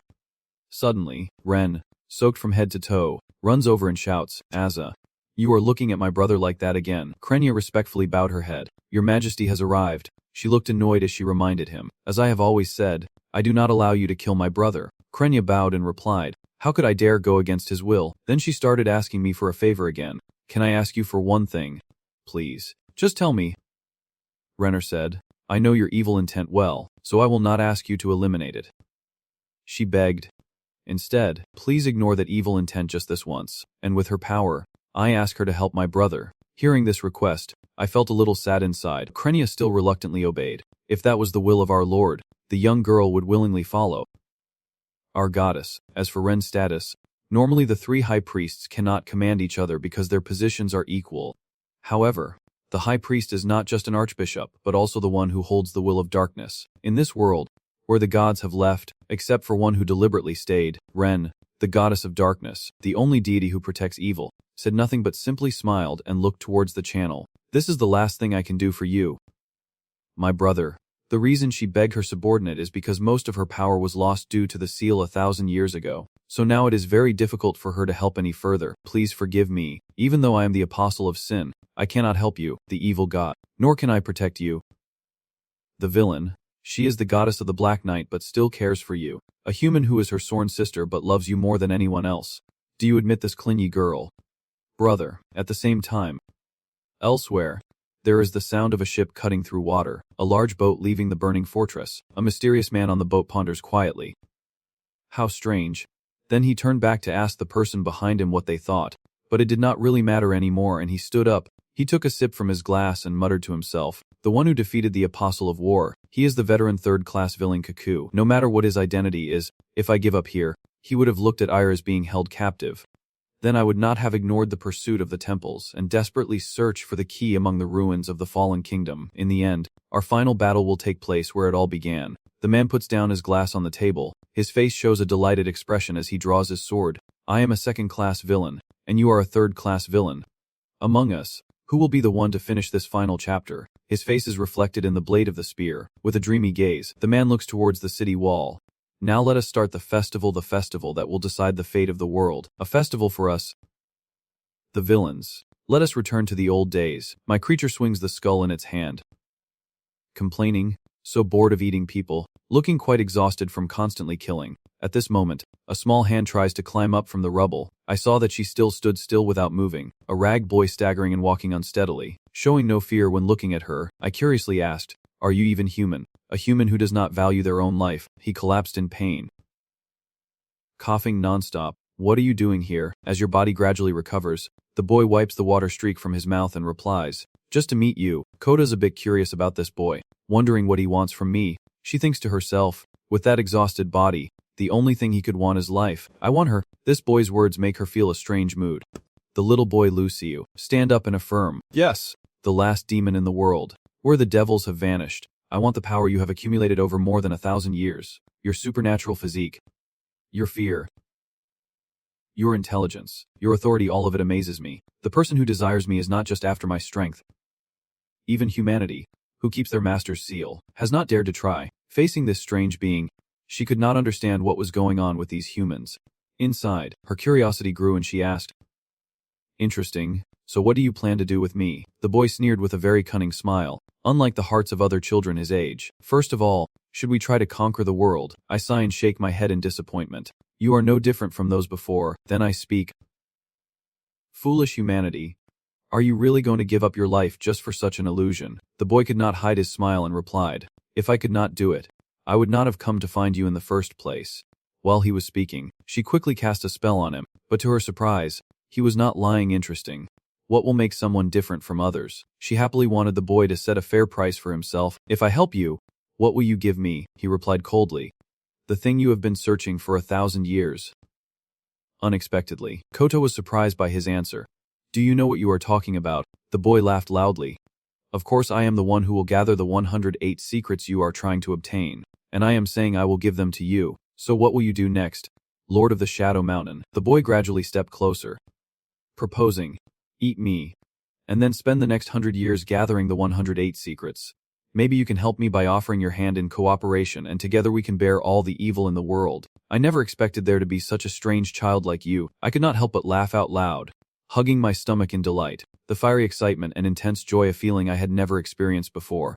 Trust me, a demon corrupted by evil, truly a villain. I stand up from the pile of corpses. Accept your offer.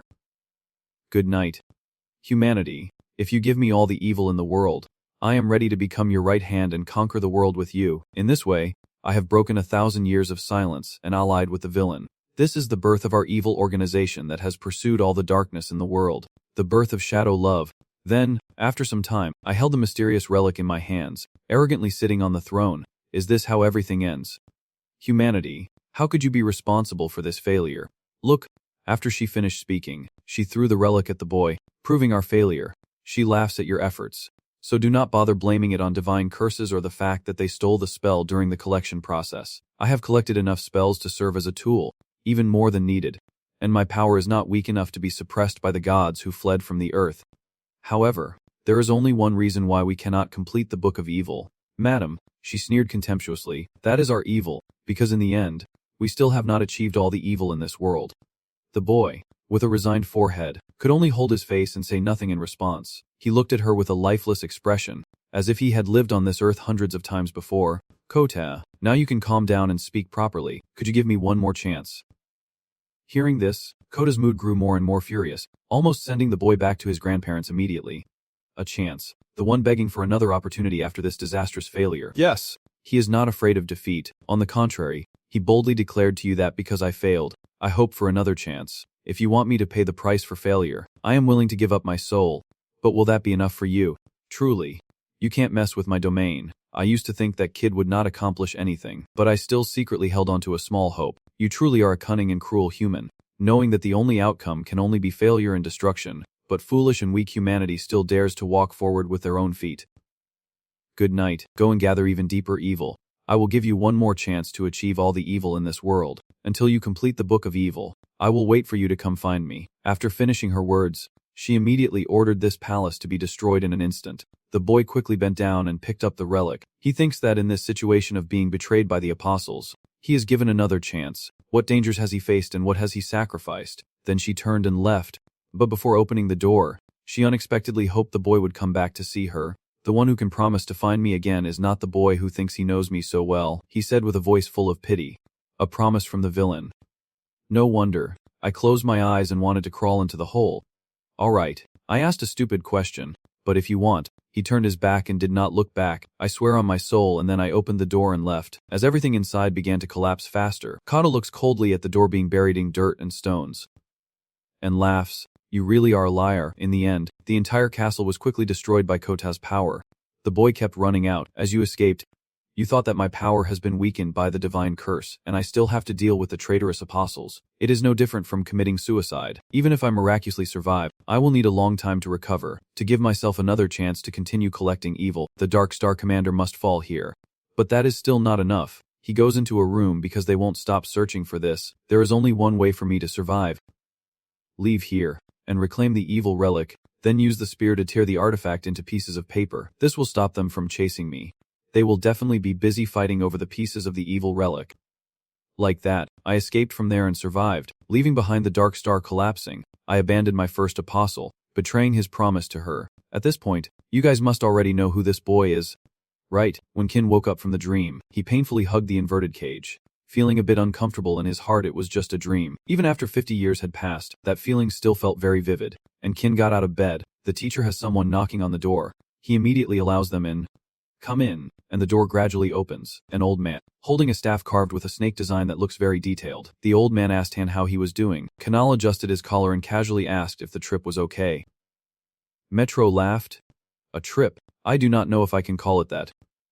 But anyway, thanks to you I had a good time. He still joked, making him feel chills, and even threats to his life felt like a good experience. Kan's expression turned grim as he stared at him. Exhausted, he is the owner of 16 treasures. Metro Nkama, at the same time, he is the most powerful mage and the only one capable of using spatial teleportation. Metro turned his back and left. After all, the young lady is looking for you, so hurry up. He also got up from the bed and responded yes, then hesitantly followed. Ken followed behind him, glancing around at the scenery. Always cautious, this house is really spacious. Soon Metro led him to the place, stopping and gesturing for Ken to act on his own. He stepped up a few stairs to get a clear view of the person sitting there, bowing politely and saying, I hope you had a good dream. Young lady, but Cassandra coldly replied, I did not dream. After hearing that, Ken felt really annoyed, thinking to himself that this damn kid had not changed at all in 20 years. Outside, he softly chuckled to himself, pretending to be polite. It is just a way of greeting. Ken approached, and Cassandra asked, so the second request is done? Right. He sat down in the chair opposite her and simply replied, yes. Not sure what he saw in her, her glasses suddenly gleamed, and she asked disappointedly, so now there is only one request left. Ken could not stand her expression anymore and felt annoyed. What is with that look? After all, I am her benefactor. Ken quietly recalled that the Cassandra family, the richest family on the continent, has the right to make any request 3 times. A story from 20 years ago. Hong Vong wanted to conquer the continent with wealth, so he planned to kidnap this wealthy girl. At that moment, as a member of the organization, infiltrated the Cassandra family disguised as a bodyguard. Just as I was about to complete the kidnapping mission when I discovered that I would be executed afterward. Upon learning the truth, I ran away with the girl, and this is the reward the young master gave for saving the kid. He thought carefully and decided how to use this final request. Ken looked at her straight back, his tone confident and unwavering. My final request is that Metro will take me to a certain place. Metro was startled. Feeling uneasy. Huh. Where are we going this time? Are you asking me to take you to Dragonia? Ken always assures you, do not worry. This time it is not that dangerous, but a female voice immediately responds. No way. The channel was once again taken aback, wondering what this meant. This kid did not say anything when funding the demon spirit during his first request. Did he? I really hope so. Besides, that request for this old man is not really that difficult. Just use a handkerchief to wipe away tears of emotion. Miss, are you thinking about this old man? Cassandra asked again. Is this another request related to the dark forces? I will consider this an extension of the second request. The channel speaks quickly. This is not a favor that benefits you. Cassandra immediately rejected. This is not a favor. It is a debt on my honor, so you can stay silent and accept it. He sighed inwardly. Alright, this kid still talks annoyingly like always. Then he accepted. Fine. Do as you wish. He asked again. When will you leave? Glancing behind. If possible, I want to go right now. But Metro seems tired today. So maybe tomorrow then. Metro's stomach is really upset. But there is nothing I can do. Oh, your consideration moves me to tears. The sunset turned the sky fairy red. The channel had already been enough. With 2 swords hanging at the hips, a carrying pole on the back, and wearing light gloves, he politely thanks Cassandra for helping me this far. But she is always so indifferent. This is not just a simple transaction. Is it? I really hate her, Mom. This girl. Metro there chuckled. Now I will begin, so get ready. He quickly raised his hand, recited the spell, and shouted the incantation. O Avino, ruler of the blue heart and treasure, what I want is a pair of golden wings carved from dragon wings, allowing me to transcend time and space in an instant. The shadow like a black hole immediately engulfed his feet. Bright light flashes quickly. Cassandra and Metro watch intently. A halo of light surrounds him. Then the channel closes his eyes. The scene shifts to flames erupting. Serena panting heavily as she rushes toward the fire, calling out the girl trapped inside the blaze. Iris. Iris slowly turns her face back, Serena almost catching her. She smiles brightly at Serena's effort, but then disappears, leaving Serena's hand grasping at empty air in vain. She could not bear to watch the fire die down, leaving only a few scraps from her white dress. At this moment, the channel's voice asked Ada if she wanted to save Iris. He is right in front of Serena, standing behind Ada, but she just purses her lips in silence, and you can't even tell who he is. She tries to piece together everything from her past with this man. He is the instructor of the death image. Her teacher, the supporter of the gladiator, the one who defeated the sword saint, the head priest of the dark church, the commander of the Black Star Army, or perhaps the one who poisoned her grandfather. But right now, rescuing Iris is the top priority.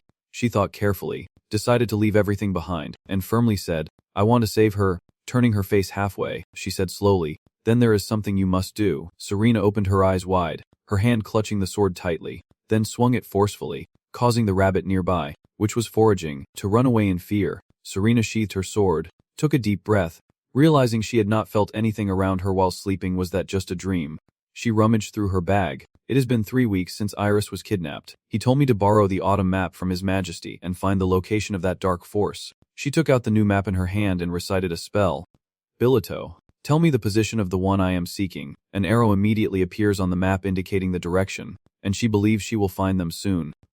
Suddenly, a noise startles Serena, and she quickly draws her sword, swiftly slashing away the shards of ice rushing toward her. Serena looked at this magic with a familiar feeling, but she could not understand the motives of the attacker just now, as this person slowly approached her and asked why she was here. Serena, standing before Serena, spoke out, feeling sad that they met again like this. The swordmaster. This woman is one of the 9 greatest mages of the continent, a former hero tired of the world, now living in hiding in the Snow Valley. Serena looked at her cautiously, recalling that she had fought Serena before and did not expect her to attack me over that incident. Serena was startled. Wait a minute. Serena suddenly appeared here, close to the Dark Force's location. To settle the score, she decided to ask if she was supporting the Dark Force. How could someone who was once a hero do that? Seven just smirked and said, Hero. How stupid can you not to realize it yet? She continued to gather magic in her hand, recited the spell, and shot out ice shards like before. Iberio, the embodiment of snow and ice, endless ice storm. A lot of ice shards rush towards Serena like a swarm of bees, forcing her to dodge constantly. Seven raises his hand to control the magic, and where Serena is holding the autumn map, ice fragments immediately shoot up. Then it grew into a wall of ice, stabbing Serena and blocking her path before knocking her back, the map slipping from her grip and falling to the ground. Serena desperately tried to stop herself in pain, glaring at the figure still channeling magic with no sign of stopping Iberio. The snowstorm. Serena just got up, as the wind and snow called forth by Seven swirl around, dust and cold making her instinctively cover her eyes and try to stand firm. Why is this happening? She was not this strong before. Has she become stronger? This time, Serena stands firm, sword in hand, determined to face this artificial snowstorm. But she can't keep taking hits. She immediately rushes forward to Seven, swinging her sword, but Seven vanishes instantly. Seven suddenly teleported behind her, summoning another creature, Iberio, and unleashed a fierce snowstorm, lifting Serena in the direction Seven's hand was controlling before throwing her into a nearby tree, causing her to stumble and feel dizzy. But she still had to hear Seven ask, so you asked me earlier why I opposed the dark forces. Right. Before she could regain her composure, Seven surrounded her with sharp ice spikes like a trap, pinning her down. Seven then replied that the reason was simple, because I hate humanity. Serena thought she misheard and exclaimed, what the hell? Seven's face now shows a hint of sadness as she recounts that she used to be a hero like others and had comrades.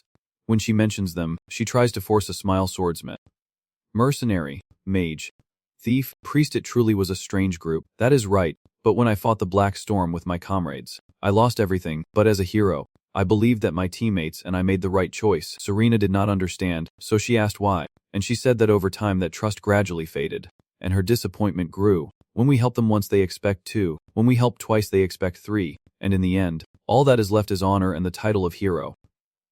Nothing else. Serena painfully asked the swordsman in front of her why we have to help them. She quickly replied, because it is our duty. Those of us who possess strength. She once again sneered, disdainful and responsible. Because of that responsibility the mobile fortress lost its child, and I lost my comrades and friends. What else do we have to sacrifice this time? Serena could only stand still, listening as she continued to complain. If I were the same as I was in the past, I would still keep enduring. If I did not know the truth, I could only live my whole life and mock the world. Serena carried a cold breath. She wanted to know what the truth meant. Seven then listed some seemingly unrelated things, saying that someone had won and never lost in 10 years. That is right, but that record was broken by a loss caused by even a Kevert and another loss by number 23. Right. Has anyone ever thought that something was very strange? The one who has defeated many strong opponents must also face bitter defeat at some point. Serena frowned thoughtfully. That is right, not only even and number 23, but also the snowfield. Li 9. Even I was accidentally encountered on the mountain, threatening my life, but are all those events connected somehow? She instinctively raised her hand to cover her face. The enemies she had defeated earlier were not weak. Even the words claiming I have given up my craft after hanging up my sword can't explain those events, because I gained enlightenment in swordsmanship after meeting him. So then, what is the cause? Serena added. Once you understand the reason, you will understand me. She continued to cast her spell, having to act out a play in the hands of the gods, putting on a hero's facade. She creates an ice arrow. Serena fears it will strike, so she tries to pry the ice holding her with her sword.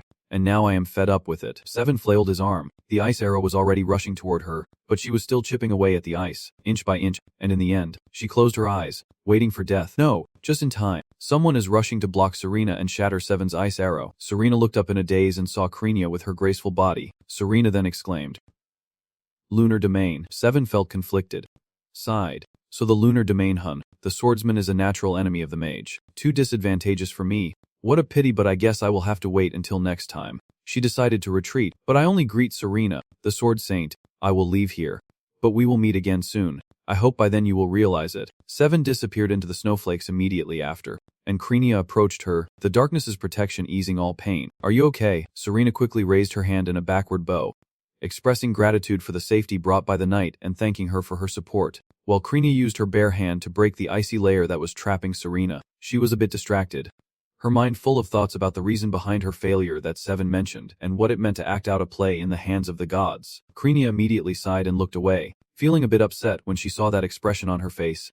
It had been a month since the last time we talked, but she was so lost in thought that she forgot about the little girl who had worked hard to break the ice. Serena quickly gasped in surprise. Sorry. She crawled up and asked Krenia, but how did she get here? Krenia said very calmly, we have been together from the very beginning. Serena was stunned. As she'd been following me since Churianello, Krenia has no intention of hiding anything. You could say that. She just can't understand it. Why is that? Krenia honestly says that her duty is to record the path taken by the young lady swordsman and relay it to the church. Serena can only sigh and accept. All right. I think the reason they did not tell me is probably to help me focus on tracking them, fix my mistakes, and support me during this crisis. Serena picks up the autumn map and asks her, do you know where the chief priest is right now? Krenia lowered her head. Unfortunately, even the young lady does not know. Serena had to suggest an idea. Then let us focus on finding the hideout of that dark force. She agrees. Let us go ahead like this. The snow-covered ground contrasts with the orange hue of the setting sun. Serena and Krenia searched along the entire path. Serena led the way, her eyes wide with discovery. That is, then Tri has disappeared along with the collapse of our dark evil organization, the Shadow City. Serena could not help but panic. I never thought that dark forces would use this place. Is Iris somewhere inside? Her finger unconsciously scratches the tree trunk. I want to attack now, but I have to be patient until he arrives. She promised. Just wait a moment, Iris. I will definitely save you. Iris is lying in a dark room. She slowly opens her eyes now. Iris woke up and looked around. This place is... She saw her wrists chained together. Everything was dark except for the large window casting light into the room. Prison. I am... Iris clutching her head in pain, unsure how long she has been unconscious. Suddenly she hears the sound of chains rattling from her wrists. Looking down, she sees a dark mist enveloping them. Iris remembered. What is the power of the wind demon chain? Who are those guys anyway? That man sneered and showed his teeth, asking and answering himself. So why are you telling me that story? That is right, because it is necessary. She suddenly shivered. He cornered her because, is it necessary? Do they want my magic power? The iron door suddenly opens, and someone steps inside. Seeing this person, Iris immediately became alert. So you are number 23. She was still holding a bunch of large keys. Iris saw her walking straight past. Angrily asked, what are you doing here? Number 23 just unlocks Iris's handcuffs without saying a word. She simply held the rope she just removed and stood up. Confused, he does not bother asking her anymore. Thinking so you won't tell me anything. Footsteps echo in the hallway. Number 23 leads Iris to a place and opens the door. Iris froze upon seeing the scene inside because it was actually the bathroom. Number 23 just led her inside then left, closing the door behind him. Iris was left behind. Confused. No more questions. What is going on here? She looked around. Making a guess, you have clothes to change into too. Are you saying I should take a shower? Number 23 is actually waiting outside. Iris finally finished her shower. Wearing the black dress, she prepared to go out. Number 23 turned away as she stepped out. Iris understood and followed. Glancing around, wondering, this is a castle, maybe it is a fortress. Iris looked up at the next place she was led to. The large door slowly opened, and number 23 led her inside to a long table already set with many dishes. Someone had been waiting earlier and spoke up when they saw Iris enter. It is a pleasure to meet you. Demon King. Iris involuntarily swallowed her saliva when she saw this person but still had to ask clearly.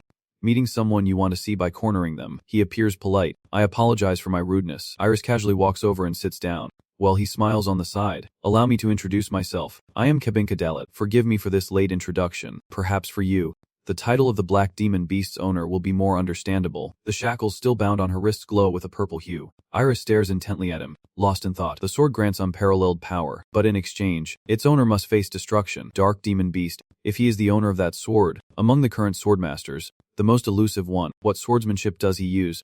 What does he look like? And even his name has never been known, as if he only exists in stories.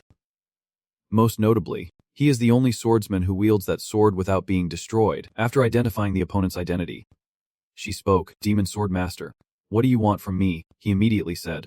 I want to make a proposal. Iris, curious, asked. What kind of proposal? Cabin immediately said. Among the 13 apostles, I will give you the first position, the Apostle of Darkness. In return, you will cooperate with us. What do you think? He continued, if you accept it, you will enjoy power. Iris sneered. Is that all you have to tempt me with? But Cabin was prepared and said something that left her speechless.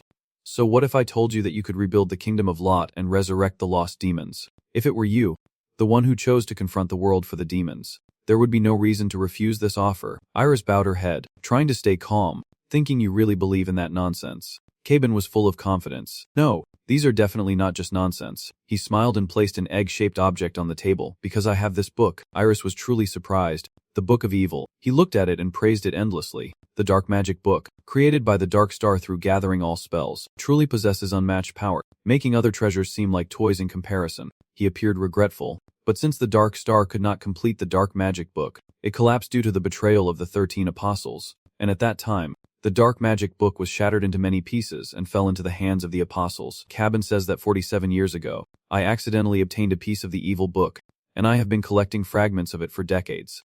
However, even when I managed to restore it, I still could not complete it. Iris wondered why. He answered metaphorically, because the most important key to completing the evil scripture cannot be obtained. Iris anxiously wondered.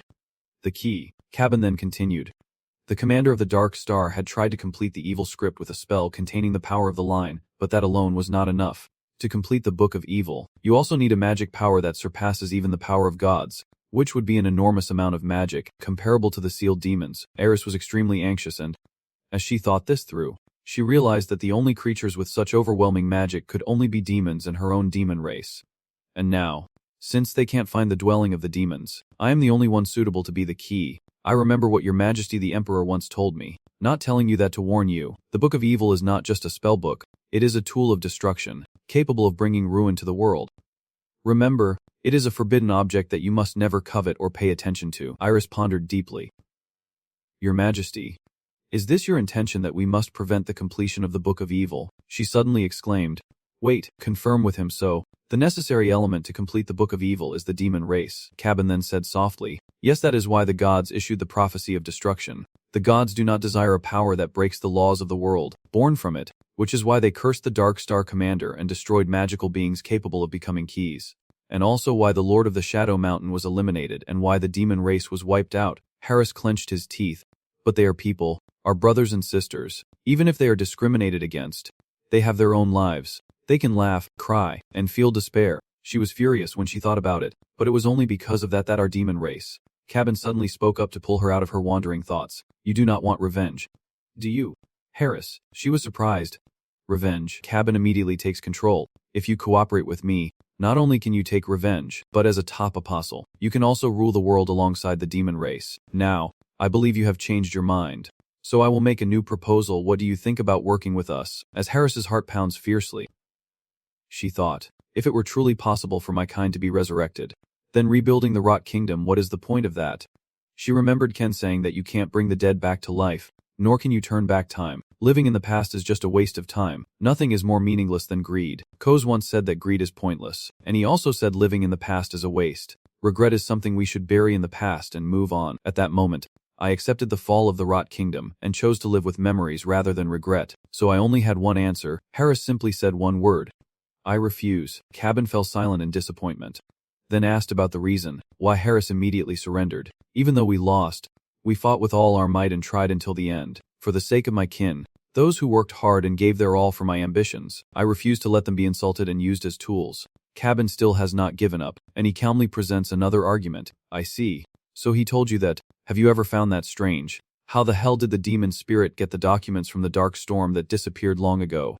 And how the hell did they acquire such a large amount of wealth right after the Imperial Ring collapsed? Harris did not understand. What you mean is that Cabin prepared this story in advance to persuade her. In the past, when the Dark Star collapsed, the commander of the Dark Star was still alive.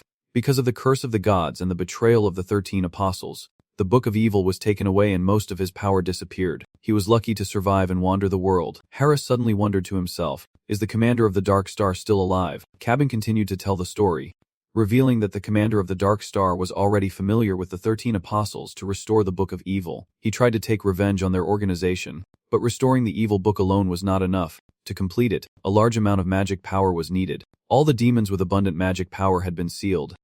And Alma, the beings born to serve the demons, were not enough to finish the evil book. So he sent the huge amount of money obtained from the collapse of the royal ring to the spirit of the demon through the Cassandra family, and also sent the research documents stolen earlier from the Black Panther to the spirit of the demon, the lowest ranked demon among the 99 demons, the embodiment of greed, a mage who possesses the seal of that demon. Castor S. Levin. He is the one behind the plan to create the key for the evil branch. Harris clenched his teeth and muttered to himself, I know who that is. Castor S. Levin. Leventus's loyal subordinate, the leader of the spirit demon, the one who created our demon race. Cabin still had not finished his story and added, that is right. From the very beginning, the demon race was created to complete the Book of Evil. Harris was stunned trying to understand these words. We were not created to become weapons but tools. Cabin kept refining it, and after completing the key, he caused internal conflicts, then seized the opportunity to try to steal the demon race. But he could not take the demon race from Leventus, who had never trusted him from the start, so he burned the research documents on the demon race and fled with a few test subjects, ultimately creating the key but failing to obtain it. He set a new goal and started wandering everywhere to recover the Book of Evil. Cabin picked up the book again and said, but he could not do it because 10 years ago I had already recovered the Book of Evil. But 3 years ago, an event happened. Iris is the one who knows the most about that event. She muttered Rot Kingdom. Cabin immediately confirmed. Yes. At that time he thought this way. If someone managed to restore the Book of Evil, they would definitely seek out the demons. Cabin left the book on the table and continued to recount that he had joined an organization in contact with demons and was monitoring their movements. He waited for a chance to obtain both the demon race and the evil chi scroll at the same time, and knowing this, I kept my distance from the Rot Kingdom discreetly, and as a result, the gods those who feared the power of the evil branch destroyed the Rot Kingdom first. And he, who had been watching the Rot Kingdom from the very beginning, did not miss his final opportunity. Iris raised her hand to her aching head and wondered if, as the demon swordsman said, he had been watching from the very beginning, then he could have arrived there faster than anyone else. In that moment, she hesitated and asked herself. A shadow appeared in her mind. After the Rot Kingdom was destroyed and nothing remained, so who was the first to come to me? Cabin added that he had succeeded in obtaining the key from the ruins of the Rot Kingdom, and then they fled to avoid the divine envoy destroying the key. Iris quickly denied it in her heart. No. Cabin is still talking. He even tried to lure me to take the key by using the name Kos Lesvin. The more she clenched her hand on the edge of the chair, the more she felt disappointed. Even though she knew she was a demon, he still accepted her as family. So was that also part of his plan to complete the evil spell? Cabin finished his last words. So you still believe him? Right. Iris is overwhelmed. Have I been too foolish to trust Kos all along? No. Iris still wants to believe in him. He was so warm. Even in her muddy state, he still patted her head and trusted her, no matter what others say. To him, I am human. And the truth that he, Serena, and I, our family will never change. Determined to remember the beauty that belongs to him, Iris softly speaks out. Yes. Everything may be as he said, but he has not seen. That is right. The way they see me as a person and accept me as family. Even when Kos, covered in blood and on the brink of death, risking everything and fighting for his family. At this point she shouted out loud, voicing her only conviction. I believe in Kos. I believe in his words and what I see from him. Iris's hand was no longer clenched but stretched out straight, slamming hard on the table. Our family. It is not a toy that can be controlled just by a few words. She stood up and clearly said so. Time kept passing. The disappointed cabin said she failed in negotiations. Iris rebutted his words. Negotiations are just an illusion for fools. His eyes still lacked any trace of life. Order number 23, take her away. Number 23 immediately appeared behind her, straightforwardly grabbing Iris's arm and dragging her out forcefully. When they arrived, they pushed her in, and Iris looked up at the scene before her in shock. A chain coffin surrounded by people in black. This is truly impressive. They have modified the sealing curse. Now it can not only seal magic, but also force the use of magic, as expected from a knight who kneels with a sword. Did you prepare for a situation like this? Seeing Iris being dragged in by a person in black, number 23 suddenly asked, "Are you not afraid?" She looked at number 23 without knowing what to say, coldly saying that it would take a few days to fully control her magic with this magic circle. Number 23 continued to probe, but with only that much time. She also believed that someone would come to save her, but she firmly believed in her faith and kept waiting because our family would definitely come. Then they placed Iris into that coffin. Iris wanted to believe and trust that Kos and Serena, you both would come to save me. In that room, within a magic circle emanating a mesmerizing purple glow, a person is bound and fixed on a greenish surface at its center. It is none other than Iris. The chains extend from all four directions like a spider's web, catching the prey.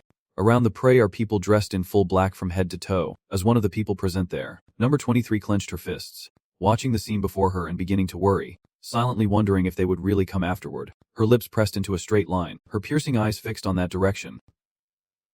Silently comparing, the dark organization we belong to can rival the dark faction.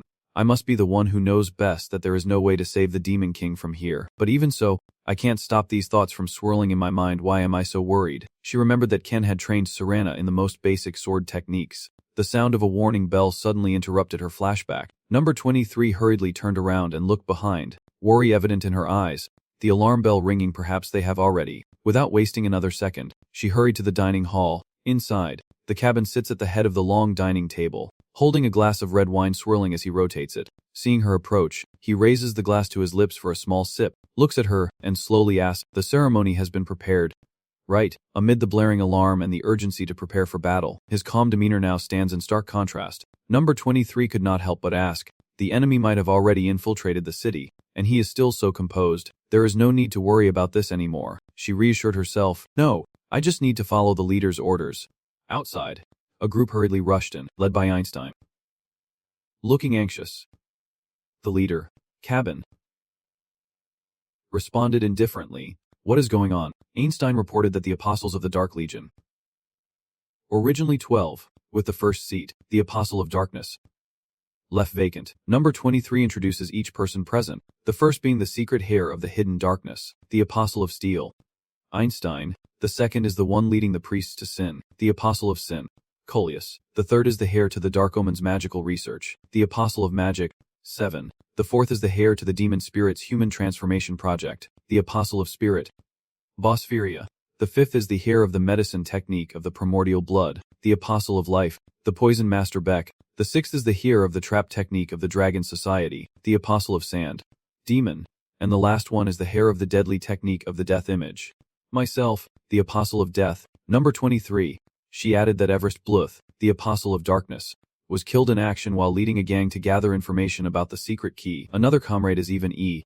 Trevor, the Apostle of the Sword, who died in the Rebang Principality. Another comrade is the Red Sword Saint, Apostle of War, who died in Chiriano. The other two apostles, of Domination and of the Golden Crown, are currently absent due to other missions. The 7 people here are all the apostles we can summon. Kabin looked at the person closest to him. 7. The Apostle of Magic, he asked in a deep voice. 7. Did you go outside just now?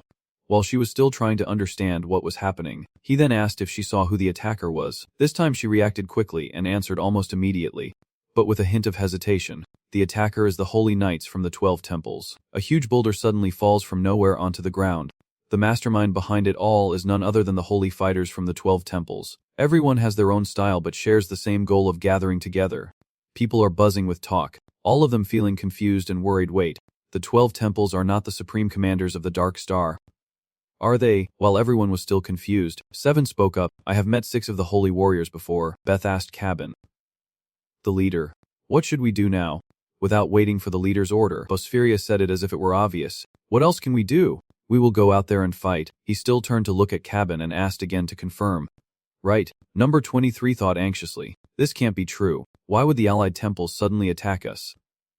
Immediately, a suspicion flashed through her mind that they wanted to take advantage of the chaos to infiltrate here. As the leader, Caben showed a strong mental resilience.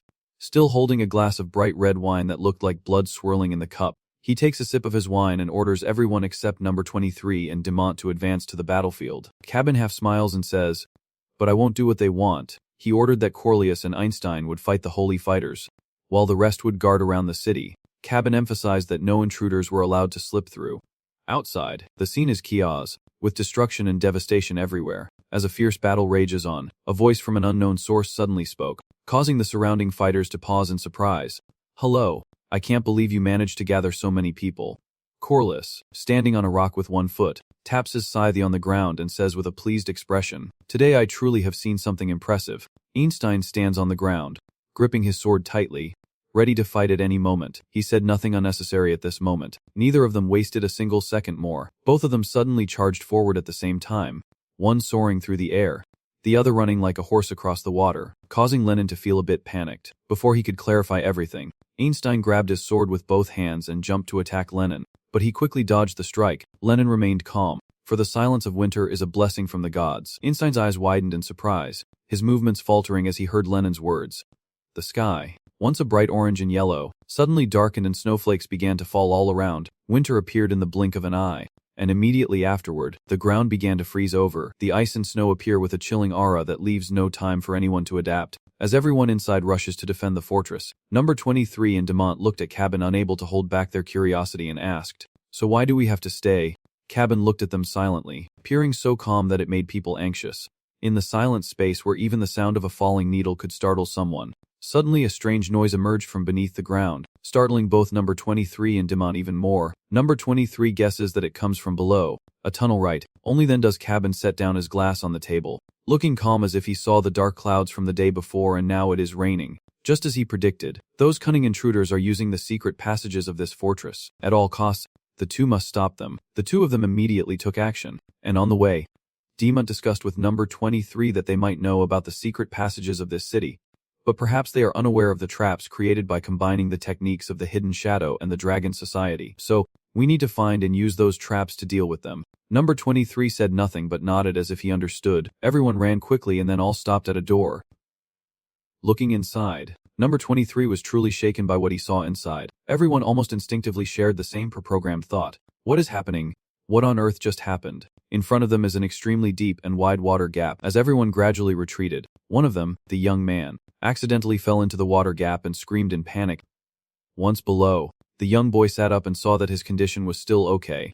Above, someone asked if he was alright, and the young boy replied, "I'm fine." But right after that, the young boy could no longer laugh. Something suddenly threw him into the air, shocking and terrifying everyone there. The young boy desperately called for help. "No! Save him."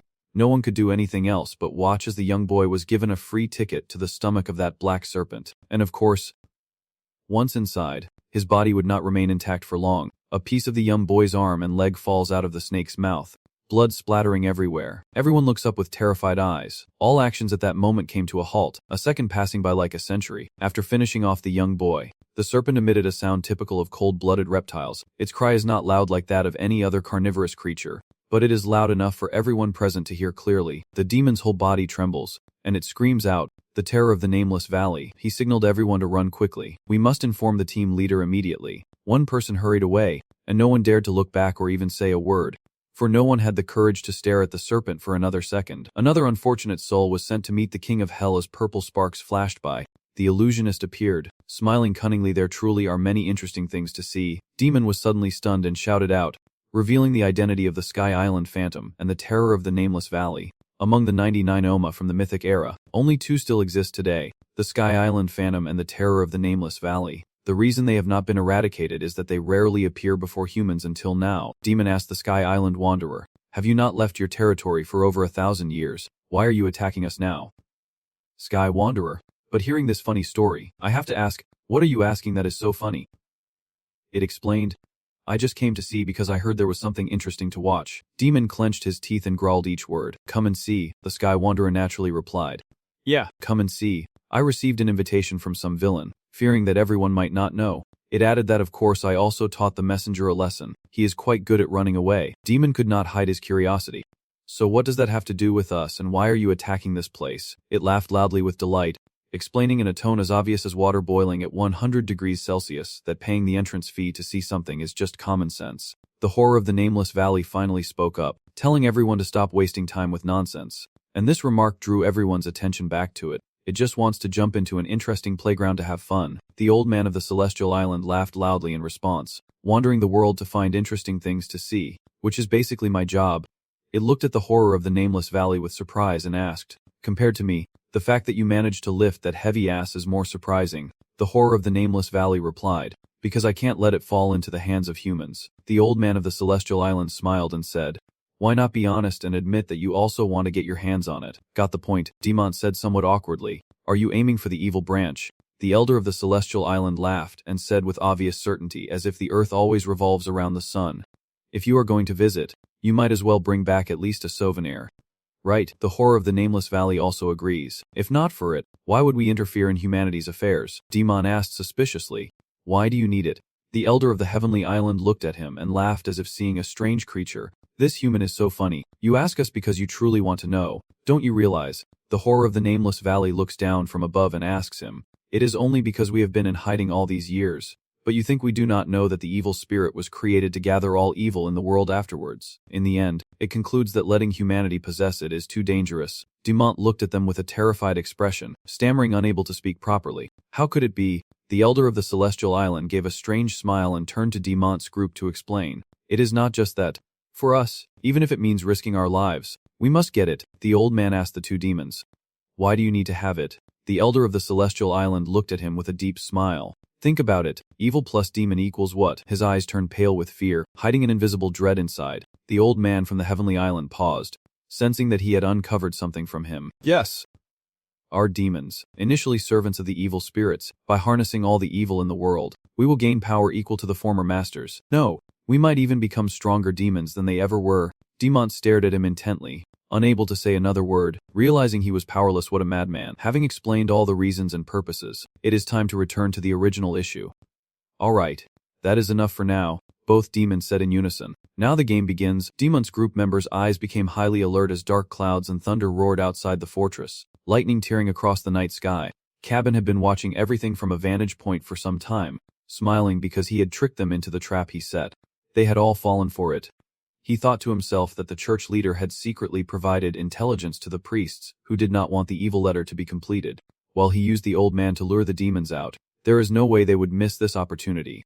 But if the evil letter falls into the hands of the priests or demons, it would be a headache. So I came up with this plan to take advantage of the chaos. Cabin figures out that the knave priests will attack head-on, while the cunning demons will strike from the hidden, safe passages of the fortress. No matter how strong this dark army is, it can't maintain effective vigilance in a divided power structure like this. I just need to wait for the right moment. After planning everything carefully, he speaks. Let us go. Serena's been waiting behind for his command, and she immediately responds. Yes. Krenia replied immediately.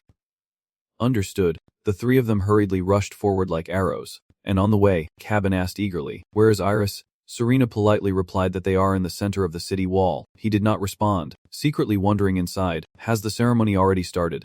He remembered once when Seven asked him if he had ever thought that something was very strange. He asked him, the one who had defeated many strong enemies but had to suffer a bitter defeat at some point. Cabin wondered about the deeper meaning behind her words that day, what Seven said back then, and what it truly signified. He was confused and uncertain about everything, but one thing was clear: he started losing after laying down his sword and swearing loyalty to him. Cabin could not understand.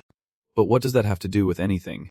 The three of them suddenly stopped when they saw the scene before their eyes. In the distance, there is a snowfield where Einstein, Coleus, and Seven are fighting. Cabin immediately recognizes that these are apostles of righteousness and apostles of sin. Just by looking at their skills, standing at the foot of the fortress, Cabin signals back, and Serena immediately responds as if ready to follow any order. Yes. There is a silent understanding between them. No need for many words. Serena throws the prey-prepared rope up to where they are guarding, and they panic. Enemy spotted. Cut the rope now. Cabin half smiled. Go ahead. You are not the only ones who know how to use the Dark Organization's techniques. After the rope was secured, Serena took a running start and swung up, causing the enemies to panic and shout at each other. Hurry, stop the intruder. When Serena reached the top, She did not hesitate for a second and attacked all the guards alone. The guards panicked, shouting for monsters. While Reina clears the way, Cabin grabs the rope to climb up. At the same time, Serena hears a flying object from somewhere and immediately uses her shield to deflect the obstacle. When she looked up, the person in front of Serena made her momentarily confused, and she softly called out Seven. Seven stood before them, surrounded by floating shards of ice, and politely greeted, "Hello, mighty swordsman." All her actions froze for a moment as she looked at the person beside Serena. And she also did not forget to greet this special person and the commander of the Dark Star. Seven looked into Cabin's eyes and asked, "Are you a mage?" "Huh, quite special indeed." "Stop for a moment," she said, "but if you recite that spell again, do not blame me if your head gets blown off, you little brat." That is all of Seven's memory of the last time she saw Cabin. At that moment, she pressed the gam sword against his neck but ultimately let him go. This time, upon seeing him again, she scowled and snarled fiercely, "Did you do this?" Seven, sending countless ice shards like spears toward Cabin. Serena blocked them all with her sword to prevent Cabin from being hurt. Seeing that, Seven shouted fiercely at Serena, "Move aside. I have to kill that bastard here." In this situation, the Cabin secretly thought there were some things he needed to confirm with Seven, but he did not want to say them in front of him. He also felt very conflicted inside. Holding his sword tightly in both hands, Serena did not turn around and said to Cabin, "You go ahead. I will hold them off here." He immediately agreed. Nodding as if he understood, he told Serena, "See you again at the inner city gate when you go up." He looked down and could not help but feel super unlucky to have met her again in this situation. He recalled the past, when he was a low-ranking officer at Black Panther, part of a hero team that included a swordsman, mercenaries, hunters, mages, and assassins, dedicated to destroying evil organizations, and Seven was the assassin in that team. At that time, I might have had to use my network to compensate for the mistake I caused, so I lured those heroes in, and while they attacked the headquarters, I took the opportunity to escape. Later, Alok did what a villainous mage would do. He self-destructed with a surge of magic energy. Actually, I also touched his demon seal a little. All the members of the team except Seven were caught in the explosion and died, so it is understandable that she was so angry. Back in the present, he signaled to Krina that we would enter the city, so she should hurry. Although still fighting, Krina nodded back to him, showing she heard and understood, but when she was distracted, a soldier seized the opportunity to strike with his sword. Without giving him a chance, Krina turned around and quickly took down 3 soldiers. With no one blocking her way, she swiftly ran back to where Ken was waiting, and the two quickly entered the city gate. Once inside, both of them paused briefly as they looked at the scene before them. From above, an ambush had been set, and as soon as they saw someone approaching, countless arrows shot toward the city gate to greet the uninvited guest. While Ken used his spear to block the arrows and protect himself, Krina quickly rushed forward at a speed only visible as a blur to the naked eye. Unable to let her risk her life pointlessly, Ken shouted loudly to signal her to turn back. "Come back immediately." Krina heard, was startled, hesitated for a moment but still chose not to look back and moved forward to fight the ambushing soldiers. Ken, standing below, was a bit surprised and thought to himself, "I can't believe they set up this kind of trap in Mekong. I wonder, this is Hanha's work." Ken looks at the gaps in front of him and calculates carefully. Moreover, he can't be sure if they have set up any other traps, so climbing over the wall, interrupting his thoughts, was a powerful attack from an enemy force. Kenal quickly reacted by raising his shield to block, but the force was too strong, pushing him back several steps, his right arm trembling continuously. From afar, a calm voice echoed, "Long time no see." Kressler Swan, the owner of the recent attack, slowly stepped forward. Approaching him, looking up at the opponent, Channel clenched his teeth and muttered, "Round Table Knight." The two sides stared at each other for a long time in a silence so deep that even the sound of a falling clock was startling. After a moment of stillness, they clashed, with the Round Table Knight charging first, and he managed to block the attack. The clashing of metal created a deafening noise that made my head spin. I quietly wondered, why is it the unaligned knight's order? According to my understanding, the strongest knights among the Nameless Knights and the Round Table Knights. Although their numbers have decreased due to internal conflicts, each Round Table Knight still possesses strength comparable to Korzel Svin, so they cannot be underestimated. I appear to be in a dilemma, unsure how to handle this, panicking inside. What should I do? If I use the same sword style, I can break through this encirclement. But if I do, the next few moves will be a headache. As he hesitated, a voice rang out from behind, seeming to say I arrived just in time. The voice successfully caught my attention. I turned around and looked behind, where a shadow was standing on a floating platform in the sky, resembling the fairy tale which children hear about every night before bed. No one else. That person is Mecher. Surprised, the Channel asked why he was here, And Mecha replied, I do not plan to do anything big, I am only here to give you a few things.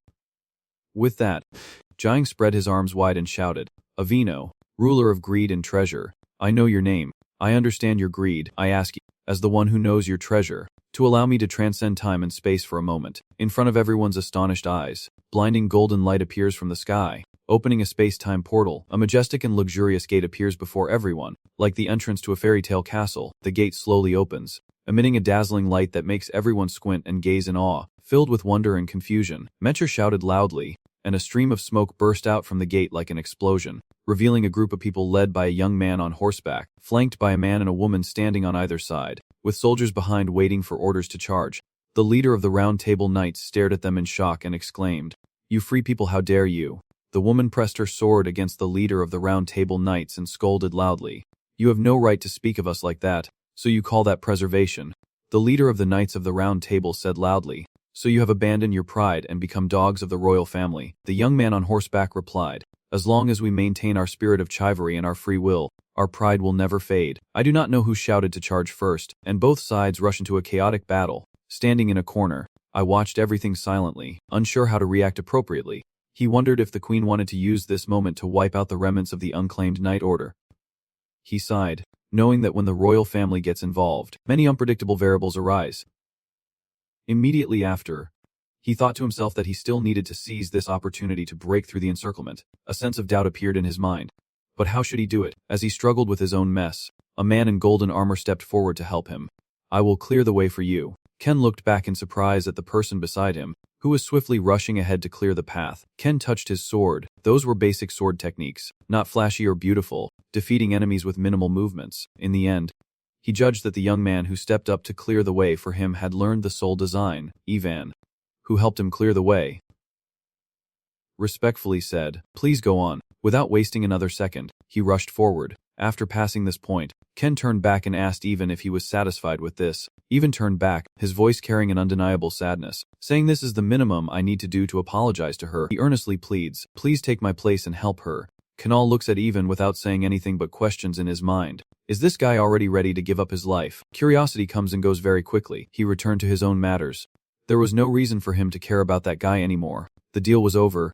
Still, he could not help but remember that conversation from that day. Hall lying on the bed, looking at him and asking if he wanted to make a deal with her. He thought to himself that because of the agreement with the Holy Sword Master, he only spared that guy with a quick stab to the vital point. Passing through the chaos, lost in thought, he muttered a curse. You fool, then quickly rushed forward. At the foot of the city wall, the fallen leaves covered the road, filling the space with a dark aura. Seven asked Serena angrily, Do you know what kind of person he is to protect him? It seems Serena really does not care much about that. She replied, It does not matter because I have sworn to follow my master, seeing it as a joke. Seven sneered, So heroes and villains are on the same side. How funny. It seems you have already lost your blessing from the gods. Serena, losing patience, asked what that had to do with anything. Seven reveals a harsh truth. Those who abandon the title of ultimate swordsman, forget the sword city, live in hiding, and still choose to protect evil. Serena pauses, momentarily unable to comprehend what she just heard. Seven added that from the moment someone abandons their hero's role, they lose the blessing from the gods. Sensing Seven's implication, she asked again uncertainly, meaning the blessing from the gods. Seven immediately corrected herself. No, it is the blessing from the gods. It is very different from a simple blessing. She explained the blessing bestowed by the gods on heroes is a form of unchangeable fate. The one who is not a hero because they win, but wins because they are a hero. And when the blessing disappears, your winning streak also ends. Serena's hand trembled as if struck by lightning, gripping the sword she had just drawn. Now relaxed as if drained of all strength, she clenched her teeth and thought to herself if those words were true. Her mind recalled what Ken once said, I have laid down my sword and retreated long ago. And inwardly she thought about him. Seven looked at her and concluded that in the end, whether we win or lose depends on the blessing. So it is no different from saying that the death of my comrades is just a play in the eyes of the gods. When did my rage turn into such fury? Seven begins to form ice arrows, ready to shoot at Serena. Now do you understand? The fate of our heroes is truly cruel. Firing sharp arrows at her, Seven painfully shares a hard-earned lesson. We all chase after a glory that does not exist. Just as Serena is unsure how to defend herself, a wall of ice suddenly appears, shielding her and leaving her bewildered. Immediately after, she turned around to the other side, where someone was approaching, none other than the ice realm. Lean, seeing that person, 7 asked. What are Aston and Cullius doing? Is that what you are talking about? Those guys. As she spoke, Lennon swung her arm, revealing Aston and Cullis's weapons buried in the snow, battered like ancient relics thousands of years old. Serena silently thought, this is it. Lennon turned to look at her. Go on. Great swordsman. I will handle this myself. Serena was startled, her mind too slow to react. The ice arrows rained down on her once again. 7 shouted. Do you think I will let you go? Upin reacted just in time, raising his hand to shield Serena. She looked at him in confusion and asked why, and Upin replied immediately without hesitation. Because she was defending her justice. Tell him this for me, and remember to keep your promise to the Demon King. Serena's mind wanders back to the past and she wonders, was it then that she made the promise? Placing her hand over her chest, she bows respectfully. Winter is not an end but a preparation for a new beginning. We promised to keep our word that day. So she climbed the rope toward the city gate, with Seven's fury below shouting, where are you going? Stop right there. Ignoring everything behind her, she ran forward as fast as she could. The scene returns to the inner city gate, and Serena laments, oh, I really am lucky. With her hands covered in fresh blood, step by step, she approaches the frightened soldiers retreating to the wall, and she calmly says, killing everyone would be exhausting. So could you step back a little? One of the panicked soldiers shouts, how dare you? Another orders to fire, and countless arrows rain down towards Serena. She prays for the goddess's blessing to be with her. Darkness is her sanctuary, and the night is her resting place. All the arrows aimed at her seemed to be pushed away by an invisible force, ensuring her safety through that moment. She was in a position with no retreat, only a dead end behind her, as the soldiers seized the opportunity to rush forward and attack Serena. One of the soldiers rushing forward tripped over a stone and fell, causing a domino effect that knocked down his nearby comrade as well. The other soldier looked on in confusion as his teammate unexpectedly fell. Something whizzed past, making him panic, and immediately after, a large splash of red syrup spilled out, causing them to freeze in fear and not dare to move. Their screams of agony echoed across the sky. Meanwhile, Serena still had time to be distracted. The powers granted to other holy warriors by the gods were mighty, but the power she received from the goddess was the ultimate, also the most unique among all divine powers controlling luck. A blinding white-yellow light like a divine figure shines before her as Serena slowly approaches the soldiers, speaking lazily and listlessly, but it still makes them shiver in fear. How boring, they all screamed in fear. You monster. Immediately after, a green smoke appeared in the air from somewhere, causing Serena's previously determined gaze to flicker. She quickly stepped back, covering her nose and mouth with her hand to prevent breathing in the toxic smoke. The soldiers could not react that fast, they inhaled it, and the entire group of soldiers seemed to be controlled. They all reached out and forcefully applied pressure to their own necks, depriving themselves of breath. In just a moment, they all returned to their ancestral roots. From afar, a figure with a cane slowly approached, and Grina stared at him in surprise. Bet slowly approached, looking at the breathless soldiers as if they were piles of trash. He spoke disdainfully. These guys are truly useless. Grina looked at him and asked, confirming that it was a temptation from the death person. That is right, Bet was surprised, and he did not answer directly but asked back, do you recognize this type of poison? He generously praised Grina, saying you are more remarkable than I had heard. In the realm of the night moon, Grina politely replied, how honored I am to receive such praise from someone like you. Bet was surprised. Do you know who I am? Grina speaks of her knowledge. The poison of the death person is a type of toxin that only 3 alchemists in the original bloodline can use. You want a confirmation from the man himself. The young lady says you are the one who used this poison, the poison master. Bet nodded in agreement. That is right, but those 2 are dead now, so I am the only one left. Bet asked, puzzled. I can't understand. The realm of the night moon. Why are you helping him? Grina replied, what is strange about a young girl helping her church's leader? Bet nodded. That is right. The Dark Cathedral was the only organization among the 13 apostolic groups that did not betray the Supreme Commander.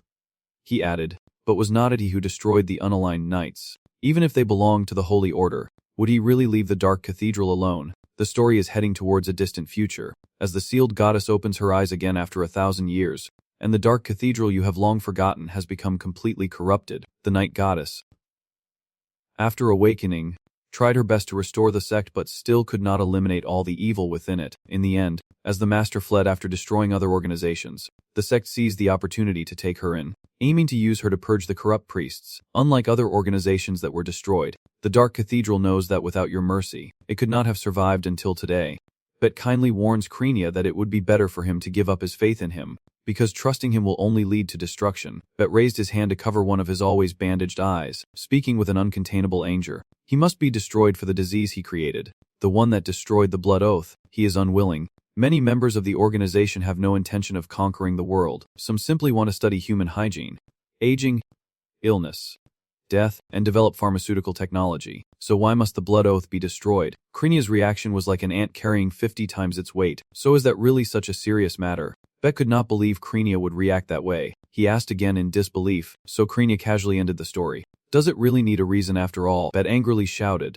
How dare you say that in front of me? Krinia calmly ignored Bet and asked, so I will ask you, why did you betray the Apostle of the Sword? He stroked his chin for a moment, then tried to recall in his memory an answer. Serena. Well, he is also very remarkable. That was because 20 years ago, he discovered the existence of the dark core of the Daban and tried to inform the Emperor, which was an act of betrayal. Krinia hit the nail on the head. So you used to be a subordinate of the traitorous Apostle of the Dark Song, yet you still pretend not to forgive the traitor. Truly a selfish person who always thinks he is right. Before Bet could explain, Krinia continued, you can stop talking nonsense now. He cleared his throat and asked softly, why the fuss? Krinia hit Bet's sore spot. Simply because you do not want to miss out on the evil deeds within other organizations and the chance to take over them. She smiled and asked him, that is right, and she added, and you also know very well what Yuan Hai has done. Krinia asked him, do you deserve forgiveness for using civilians as test subjects and conducting experiments on people under the pretense of researching diseases? Bet replied that it was obvious that these were noble sacrifices necessary for medical progress. Krinia retorted, is that how you justify your ambitions? She continued, you do not need a grand reason to kill just to kill, and that is enough. Krinia narrowed her eyes, and most importantly, do not let those villains spout nonsense about their goals. Bet looked at her for a long moment before finally saying one word, you. Then he charged forward, not forgetting to throw his prepared poison vials. The bottles of poison flew everywhere, and Krinia rushed forward, her speed creating a terrifying gust of wind. The bottles shattered under the force of the wind, scattering all over the ground. As Krinia rushed forward, Bet threw a vial of something that flew past her, almost touching Bet. Krinia triumphantly said, it is over, like the joy of victory that never arrived. It quickly left as crap passed through your life. Possibly poisoned. Krinia staggered back, trembling all over, completely exhausted. She wondered, since when? Remembering the moment Bet reached out his hand. Krinia guessed, it was then. Bet, from above with his cane, looked down at her. Does he think he is a saintly warrior who can escape my poison? Sitting on the ground, Krinia prayed, hoping for the protection of the darkness within us, so I might receive the blessing from the goddess. Bet extinguished her hope. It was useless. Bet proudly boasts, the ultimate technique I created through my crazy dragon tears. Once they are connected, no one can survive. As he finished speaking, Krinia reached out and placed her hand on his neck, applying a force that was neither too heavy nor too light but enough to lift him up with a sudden jolt. Struggling for breath, Bet coughed violently, tears streaming down his face in disbelief. How could this be? Seeing his shock, Krinia looked at him. No need to say a word. Following her words, a gentle movement of hers successfully distorted Bet's windpipe, producing a crisp cracking sound. When he was no longer breathing, Krinia threw him aside and sincerely praised him. Only regretful that he could not hear it, he truly was a great poison master. Krinia leans against the wall, catching her breath, grateful that her monstrous body has held out this long. It seems she will have to thank the demon spirit this time. As she reflects on her unique physique, Krinia can't help but recall that the demon race is one of the worst failed experiments created by the demon spirit. Unlike flesh-eating demons, which have endless vitality and regenerative abilities, although the demon spawn have strong physiques and powerful resistance thanks to their core, a failed experiment slaughtered all the other experiments, making it be regarded as a failure, for no reason at all, and with no reason not to kill them. Among the suffering experiments, I have gradually materialized the question of existence since I was born. If living is suffering, then why should not I kill people? Krinia suddenly realized a profound truth. I suddenly understood that this painful life is no different from hell, and death is actually a blessing granted to humans. In this moment, leaning against the wall, she laments whether she will die without fulfilling her wish. From afar, a worried voice asked, are you okay? Yea, you. But perhaps she did not hear. Krinia was praying, my goddess, I am very grateful for the last bit of luck you have given me. Please grant me this final strength to be able to kill my master. My last wish. Before she could finish her wish, Kren knelt before her, a fleeting look of surprise in his eyes as he removed his mask with one hand, while the other took Krinia's hand and pressed a kiss upon it. Kren feeds her medicine. A few drops not yet swallowed slip from the corner of her mouth down her chin. After administering it all, Kren releases her and says, the antidote. Right after that, Kren looks at her and guesses. If it were her, then that would be enough to neutralize and detoxify. Krinia lowered her head, her expression unreadable. Then she whispered to herself, yes, that is right. How could I forget? My master is truly like this. She recalled what Kren had done in the past, saving her from the demon spirit, accepting her as a disciple during the coming-of-age ceremony, and also forgiving the fools of the winter night and the moments that stir the young girl's heart. The master is truly unpredictable, but I can't help but not dislike him. Krinia's smooth hand gently caresses her skin. Can you lend her a hand, please? Ken advises her not to get up so quickly, and Krinia softly asks him, do you think I, her, can't take care of myself? Ken looked at her without saying anything. Finally he relented and reached out to help Krinia up. Once she was standing, she smiled and said to him, you really are so foolish. You can't give up your mercy, even knowing that this mercy could kill you. She continued, even in this state, I can still break your arm and then your neck. Seeing that he remained silent, she finally dropped the subject and said to him, I will follow you later. You can go ahead, but seeing how fragile Krinia looks, I can't help but worry it might be dangerous. Ken looked at her without saying anything but finally turned his back and left. Before leaving, they performed a prayer together, and Ken said, may the rest of the darkness be with her. Krinia responded, praying for the protection of the darkness to be with you. I will follow you soon. After Ken had gone, weakly leaning on the wall, she moved slowly as if she had no strength left. Krinia chuckled at her own foolishness. She could have just laid down and hidden among the corpses, but a dancer must keep dancing on stage until the end. That is courtesy to the goddess watching, and also her way of repaying her master, who taught her to dance. She sent a message to Ken, but he could not hear it. He must survive. Master, because your life belongs to me. The soldiers of Then Gate found Krinia, and they rushed to attack her. Serena climbed up to the inner city wall and hurriedly searched for Ken. Seeing him, she quickly asked if he was okay. Ken replied indifferently, worry flashing as he saw snow swirling into a tornado on the other side. He asked Serena if the snowfield had arrived, and she replied yes, and he also sent a message asking you to keep your promise to Iris. Ken nodded as if he understood. He signaled to go, then looked around but could not see Krinia anywhere. She asked Ken where the moon-shaped realm was, and Ken replied that she would be with me soon. Still feeling worried, Serena bit her lip and remained silent. The two quickly moved forward, and upon arrival, the scene was a devastated wasteland as if a terrible battle had just taken place. In front of them was a giant humanoid figure so enormous that Ken and Serena seemed like two tiny ants. Serena was slightly surprised. After observing for a while, Ken was not sure. This must be the giant divine weapon of the second spirit realm. Serena whispered, who defeated this?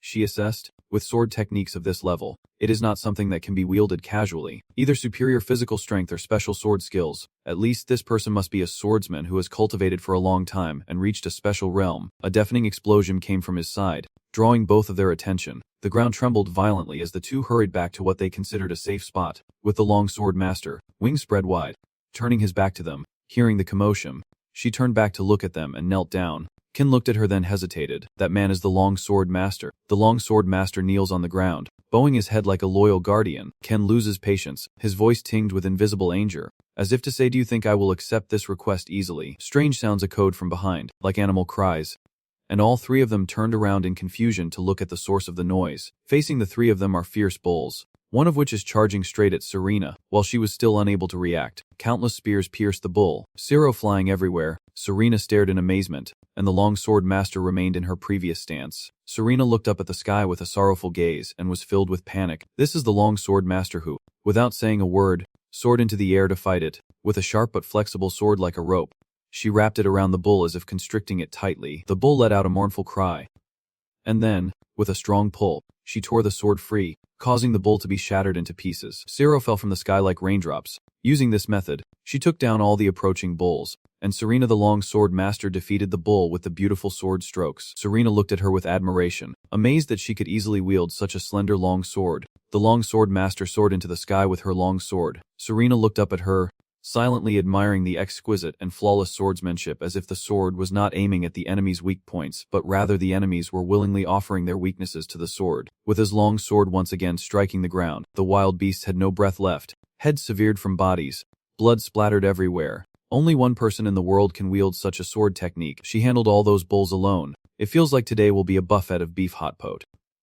Ken asked, was that meant as malice? The long sword master nodded silently, helplessly sighed and turned away, doing as the stubborn person wished. Long sword master gently smiled upon hearing this. Ken and Serena turned their backs and walked away. Before leaving this place, Serena sincerely thanks the long sword master.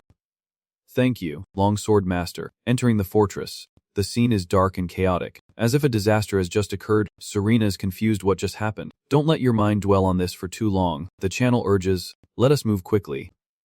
Serena responds, yes. A sound from behind drew Serena's attention, and from the second-floor corridor, a black-clad soldier charged at her, but she quickly swung her sword to block. The force of impact was so strong that the two swords clashed with sparks flying. Serena gained the upper hand, pushing the black-clad soldier back against the wall. The black soldier panicked and, before he could adapt, she kept swinging her sword at him repeatedly. He was momentarily able to react and froze like a statue. A voice echoes from afar, saying he won't be able to move anymore. Serena turns to look at him, raising her eyebrows slightly. Silently suspicious, her immortal heart. Immediately after, a black-clad army surrounded the channel and Serena. The channel looked at them and then told Serena that they were the false practitioners of the Shadow Corps. He added that to avoid repeating the mistakes of the Dark Abyss, which was destroyed due to the betrayal of the 13 apostles. A group of elites was formed to oversee the apostles. 3 of the false practitioners. From the shadows, the black-clad figure slowly steps forward. When Serena sees his face clearly, she is momentarily surprised. Number 23 also saw them and showed no emotion on her face. She raised her sword and pointed at them. This is probably a subtle provocation. Channel asks number 23, do you want to fight me? Serena clenched her teeth and thought that apart from the apostles who had fallen, Number 23 and the other practitioners were probably the last forces of the dark sect. If I can stop them, no one will be able to hold him back anymore. Clenching her sword tightly, she turned to Kanal with determination and said, go ahead, master. I will handle this. Can you confirm? Are you sure?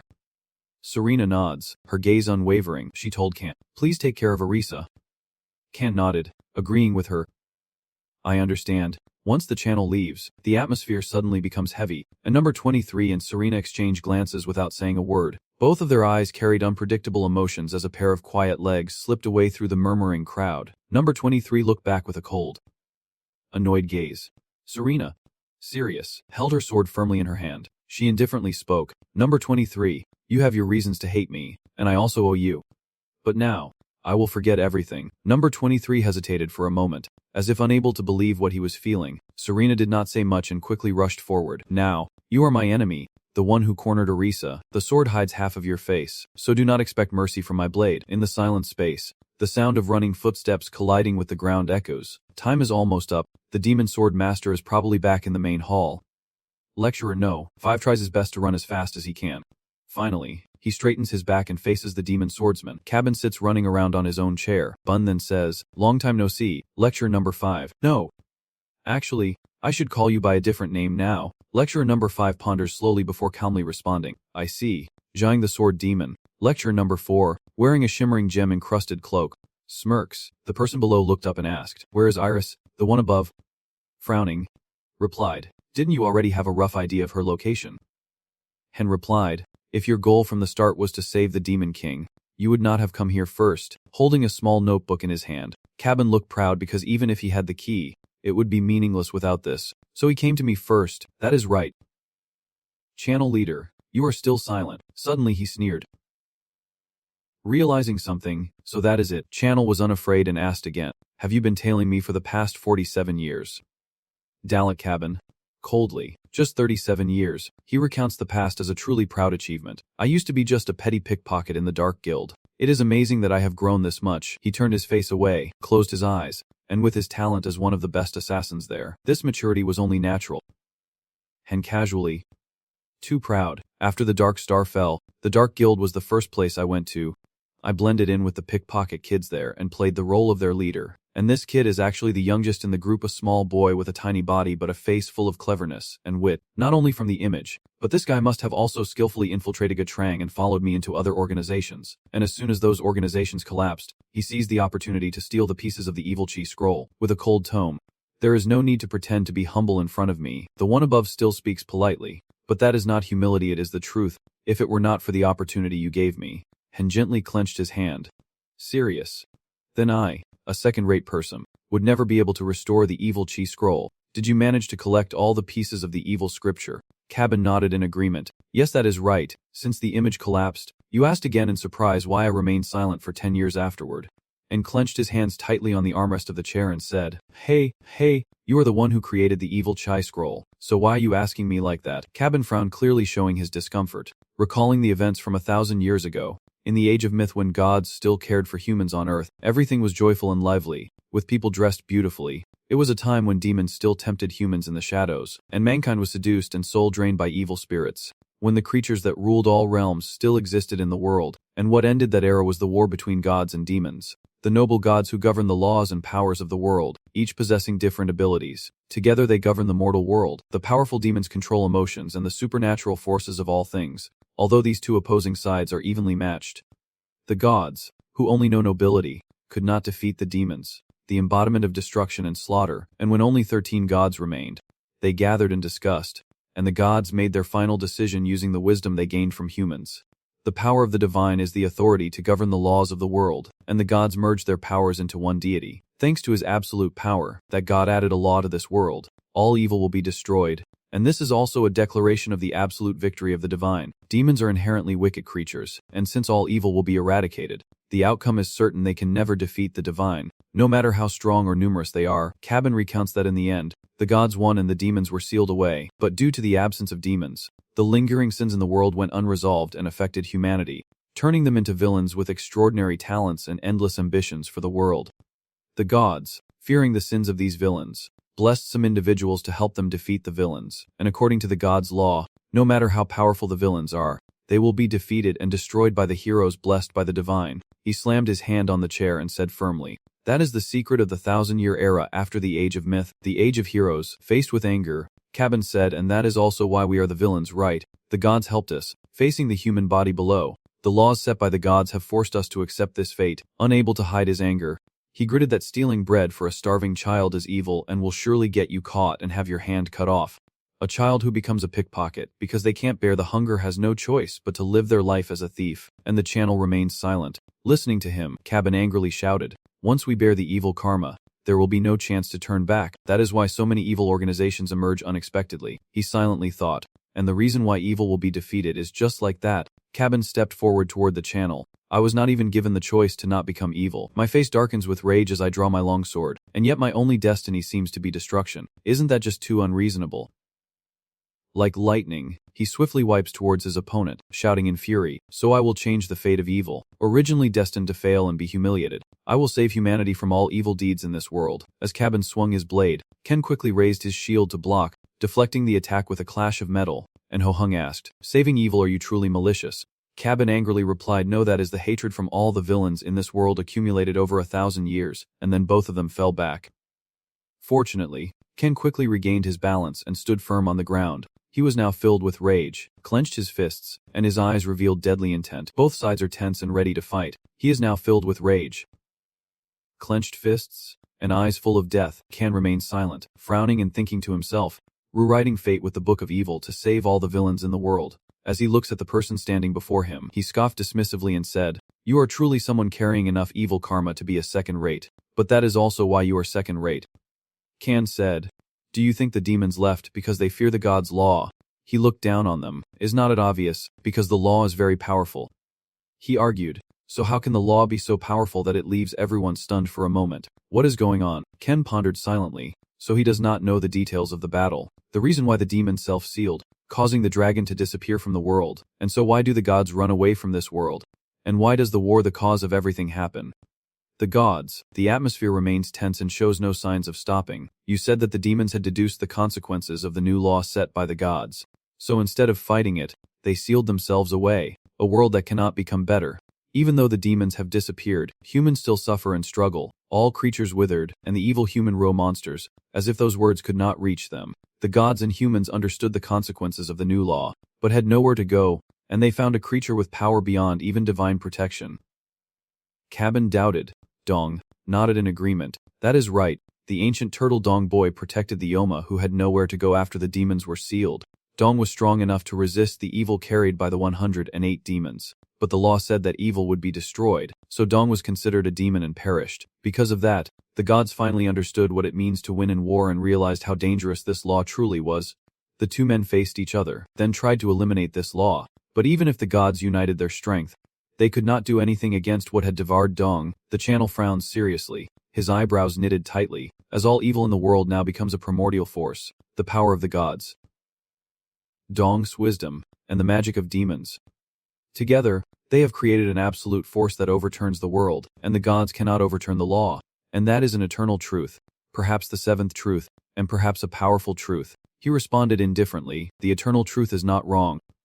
Therefore, the gods became sinners, and then the noble gods had no choice but to run away from all evil in the world irresponsibly. He thought to himself that some goddess had embraced evil karma and sealed herself, which is why all the evil in the world became a powerful primordial force. He responded indifferently, the primordial truth is not wrong.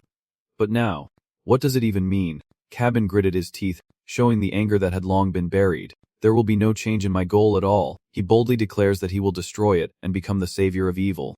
While the channel remains silent and deep in thought, the sword in his hand glints. What a noble ideal, pointing forward with a serious face. You do not understand the true purpose of the Book of Evil. You have misunderstood. Cabin burst into loud laughter, as if the words of that person were just a joke. Useless because you cannot defeat me. He looked down on you, because you were cursed by the primordial gods, forcing you to survive as a third-rate villain until now, out of arrogance. He said, do you think I do not know? Because that law of the gods behind all evil in this world means the stronger the evil, the more intense the destruction it faces. Cabin kept talking nonstop, but if you think about it differently, if it is just a third-rate villain, it would not matter much, meaning the destruction brought by the curse could be minimized. You, the one who knows the secret of the gods, were marked by the primordial turtle gods on the day the dark star collapsed. Perhaps you chose to become a third-rate villain to avoid the curse of the second-tier gods. He seemed to see the channel not as an enemy, mockingly saying, even if it is humiliation, failure, misfortune, and resentment, it is the only way to survive. That is why no hero can defeat you, but also no one can be defeated by you. No villain can be manipulated by you, but they also can't kill you. But that is a matter for other villains. The channel does not say it out loud but secretly agrees with what he is saying. That is right. When a villain faces another villain, the weaker one will be eliminated. If two equally strong villains face off, the one with more experience will survive. You drift into your thoughts, realizing that it is because I have become a seasoned third-rate villain that I have managed to survive until now. His face briefly shows fear. He tightens his lips and thinks, so it can be said that this second-rate villain can defeat me but cannot kill me. Kabine, with a grim face, but he possesses something that can reverse the curse. He looks down on me and shows dominance as long as I still have the protection of the evil Chai scroll. You, a third-rate, can never defeat me, a second-rate punk. He raises his hand to hold his nose. Because in this place controlled by the evil Chai book, the only thing that determines victory or defeat is one's own skill. Swallowing hard, he calculates that if he keeps fighting him like this, he has a 99.99% chance of losing. Then he ran quickly toward him, his eyes suddenly shining, as the space ahead was now covered in a golden aura shimmering with glittering threads. Kabin said, very well, the commander of the Dark Star, if you wish, I will indulge you. I will be the one to decide the fate of this world. He throws the shield directly at him. Sword clenched in his hand, another shield flies out, rushing through the air before clashing with the first shield. The clash of shields produced a loud sound. Then they flew in different directions, sparks flying brightly. The shields scraped against the ground, sending shards scattering across the surface. Cabin grabbed the corner of his shirt and swung his arm back, sending the two shields flying and landing behind him. He silently thought, so he is also prepared with the Black Dragon banner, a treasure mainly for defense, especially thanks to the unique elasticity of the fabric, can absorb all attacks smoothly, almost completely countering the wind sword. His cloak billows in the air, creating a scene full of excitement, with two swords in each hand. You consider that as long as he still has the Black Dragon emblem, ranged attacks are useless. Your eyes reveal a fierce determination to fight to the death. So then, Ken immediately charged at him without saying a word, only a close combat attack remaining. Cabin also refused to lose and quickly went on the defensive. Gripping the heavy sword, the dark demon Cardia swings it forward and shouts loudly, swallow the heavens and earth with your darkness. Catching Ken off guard and unable to react in time, he stepped back, covering his face with both hands, as the surrounding area was completely enveloped by his power. Suddenly, he staggered and both legs buckled, staring at the other's sword. Unable to hide his shock, a single sword strike was swung, causing him to fall backward and slide across the ground. He completely collapsed, with no strength left to resist. Cabin arrogantly said, I told you so, you can't defeat me. His body covered in scratches. He tensed his muscles but could not stand up, combining the dark demon beast with Cardias' seal, the top-tier demon. Has their research been completed? He thought silently. If that is true, then this person's magic power won't be less than a lox. Looking at the struggling figure on the ground, he mocked, you are more pathetic than I thought. The sword in the sky. Cabin looked displeased. If I had known it would turn out like this, I would not have bothered to recover this complicated thing. Now I realize, I thought to myself, the blood moon by men of the red swordsman. Then I asked, How did you manage to take it from Hong that? And boasted about how when Huang Qi arrived to handle the Chirinello case, they had already recovered this item. Upon hearing the news, I sent 2 apostles, Len Lutz, to infiltrate and retrieve it. Although losing the Crimson Swordsman was quite unfortunate, it allowed us to gauge your true strength. I sweat and pondered. As I suspected, they deliberately sent the Red Sword Master. If I were not a seasoned third-rate villain, I would have lost to an inexperienced third-rate villain, the Red Sword Master. And even if I won, I would not be a match for the one wielding the Book of Evil. He cleared his throat softly, and he paused. The potion you used was a product of combining demon spirit techniques and primordial blood, a drug that enhances senses and physical strength. Impressive but ultimately still forbidden. Kabin sneered. There will be side effects on the body and mind. He ties the knot very gently. Is not that right? But it makes him furrow his brow and secretly admit that yes, I am still struggling to deal with the side effects from before. Yet now, I am using more. The sword in his hand gently swayed, trying to win in this situation.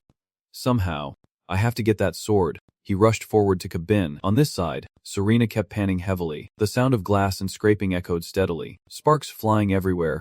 She looked disheveled. In a very tense situation, a slash of the sword cuts through, causing small blood streams to spray from her neck onto her delicate face. Serena quickly covers her neck with her hand. Knowing that enemies who keep respawning can't be defeated like this, she gasped for breath, refusing to accept the truth. Just like that, number 23, holding a blood-stained sword, stepped forward with heavy footsteps on the floor. Serena gritted her teeth, annoyed by the continuous bleeding wound.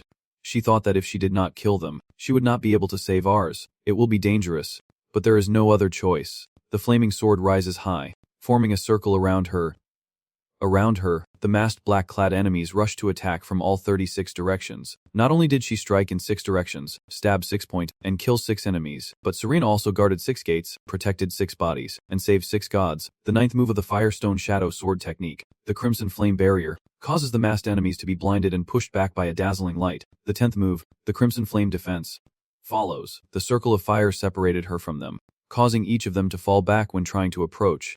Suddenly they were held back, and despite her struggling fiercely, she could not break free. As number 23 quickly ran over to her, Serena's body is covered in dirt and blood, her mouth bleeding, but her Firestone Shadow Sword technique can surpass number 23's sword skills. She wipes away the blood with her hand, her gaze determined right. Then, Serena immediately grasped her sword firmly. No, it has to be like that. Number 23 and she clash in battle. With the 11th Fire Crystal Shadow Sword technique, the Crimson Radiance technique, Serena's sword flashes brightly, even causing number 23 to pause in shock, and then a loud explosion erupts, rocks flying everywhere, and she collapses to the ground, gasping for breath, her body trembling and covered in dirt. She thought to herself that she was exhausted.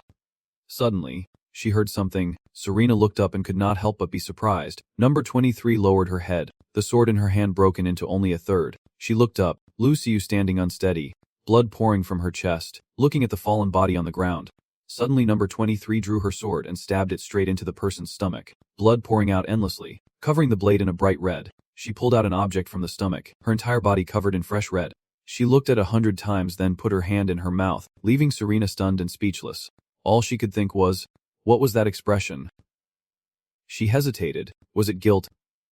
Serena mumbles, wanting to live so badly that she had to do this. Right. Number 23 turns to speak in a calm tone. You would not understand. She questioned herself why only she was saved and why we, who asked and begged, could not be saved.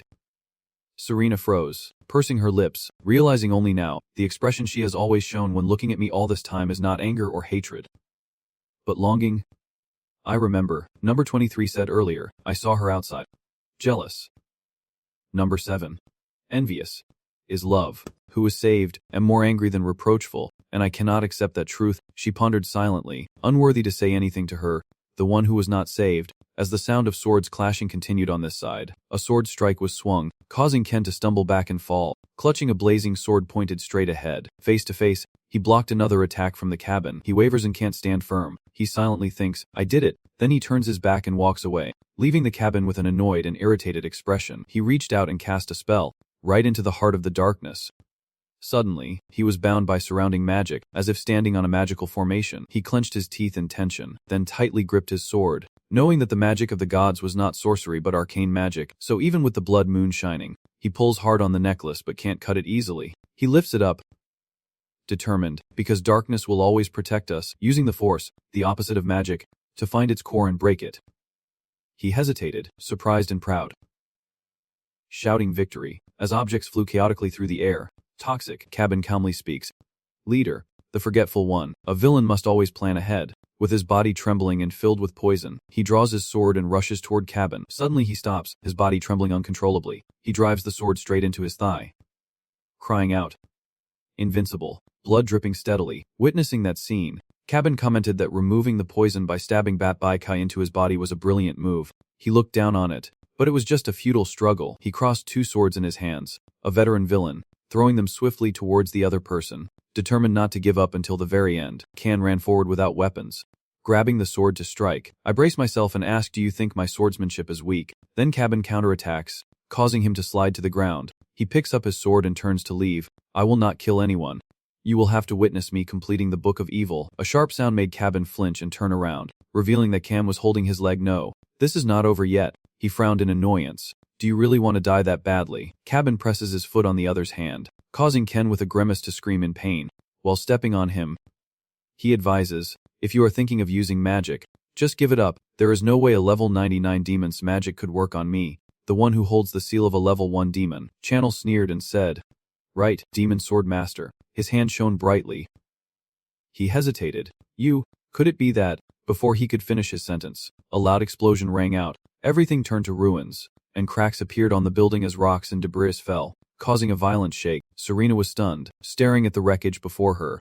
Watching number 23, the floor beneath them was cracking into larger pieces, a rumbling sound, huge rocks falling right above their heads. Number 23 hurriedly turned back. Serena also widened her eyes in shock. What is happening? Is something happening over there? Before I could understand what was going on, number 23 hurriedly rushed away without saying a word. She shouted loudly, reaching out to stop her. Hey, stop, hey. Suddenly she froze, realizing she did not even know her name. Clinging to her sword, Serena slowly staggered, doing her best to stand up, ignoring the danger.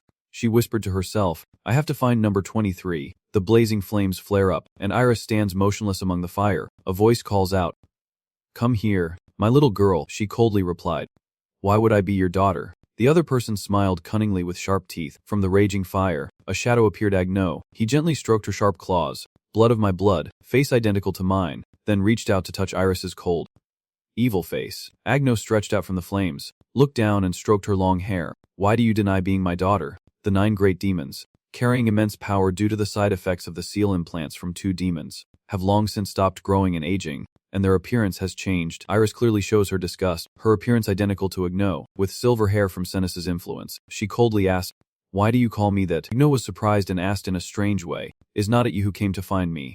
She could not believe it. How about me? Agno slowly says, the ones who created the sealing water are those fake ones, but you came here yourself, no one else. It is you. No, to be precise, I snapped my fingers. You should call it your evil, and the flames burn even fiercer. Fragments of childhood memories come rushing back, recreated and wrapped in flames. Iris frowns in annoyance. What do you want to show me with these scenes? Agno pointed straight at the person opposite. This is not something I created for you to see. But what is in your heart? She pursed her lips, recalling each memory, the joyful and happy moments Iris had when she was with them. The happiest time of her life. So you must have thought. Agno continued, as long as I can stay with them like a family, I will be satisfied. Right, she turned her face away to avoid eye contact. What are you talking about? But I think I understand very well what Iris is thinking. Lying in front of me is useless. My child, her face always remained proud, without a hint of a smile. You are not human but a demon. Have not you been afraid that someone who never ages won't be able to stay with them forever? You, who cannot grow up, felt alienated from the 2 who are growing older. Right, Iris was silent for a moment then justified. I do not care if they grow old. But what about their thoughts? Which immediately made her fall silent. Agno flew up and said casually, of course, thanks to the hardships they faced together before. She must have believed that she would be happy again as long as she was with them. I am indifferent. But is that really the case? The sounds from the past still echo. Iris, let us go for a walk. Iris, I have something for you. Memories unfold like slow-moving film, and Agno patiently explains. You can still live peacefully with us as a family now, but after a few decades, will you and we still be a family like before? The warm sunshine, the fresh air, and the gentle rays filtering through the leaves shining into every corner. Iris shyly asked, Serena, can I buy this? She was immediately scolded and yelled at by the shopkeeper. Hey, even if you are family, how can you speak like that? Why are you shouting at your grandparents? Which made her feel uneasy and guilty. You should not do that. A gentle woman stepped up behind her. I will buy it. Iris looked up as she was handed the cake. All right, here it is for you. Iris quickly took it and thanked her, although she turned her back and walked away. Iris still looked back at the stall from earlier with a proud expression. She was dazed, staring at Dimon's back, and the fire inside her immediately flared up. That means Iris shouted angrily. Immediately change for me. She looked at Agno standing calmly with his arms crossed, and slowly asked, what do you want? Then Iris, unable to bear it any longer, closed her eyes and shouted, what do you want when showing me these things? I already told you, kid. Her gentle voice suddenly made her snap out of it. Agno gently says, I am only showing you what is inside your heart. Iris clenched her fist tightly, thinking to herself, so in the end, I still can't become a perfect family with them. She started to feel indifferent. Choking up, thinking that I am the strange thing caught between the two of them, Iris turned away, leaving Agno still smiling gently. Do not be sad anymore, my little girl. A hand reaches out to touch her cheek. And even if you are a demon, there is no need to be sad or afraid of being abandoned.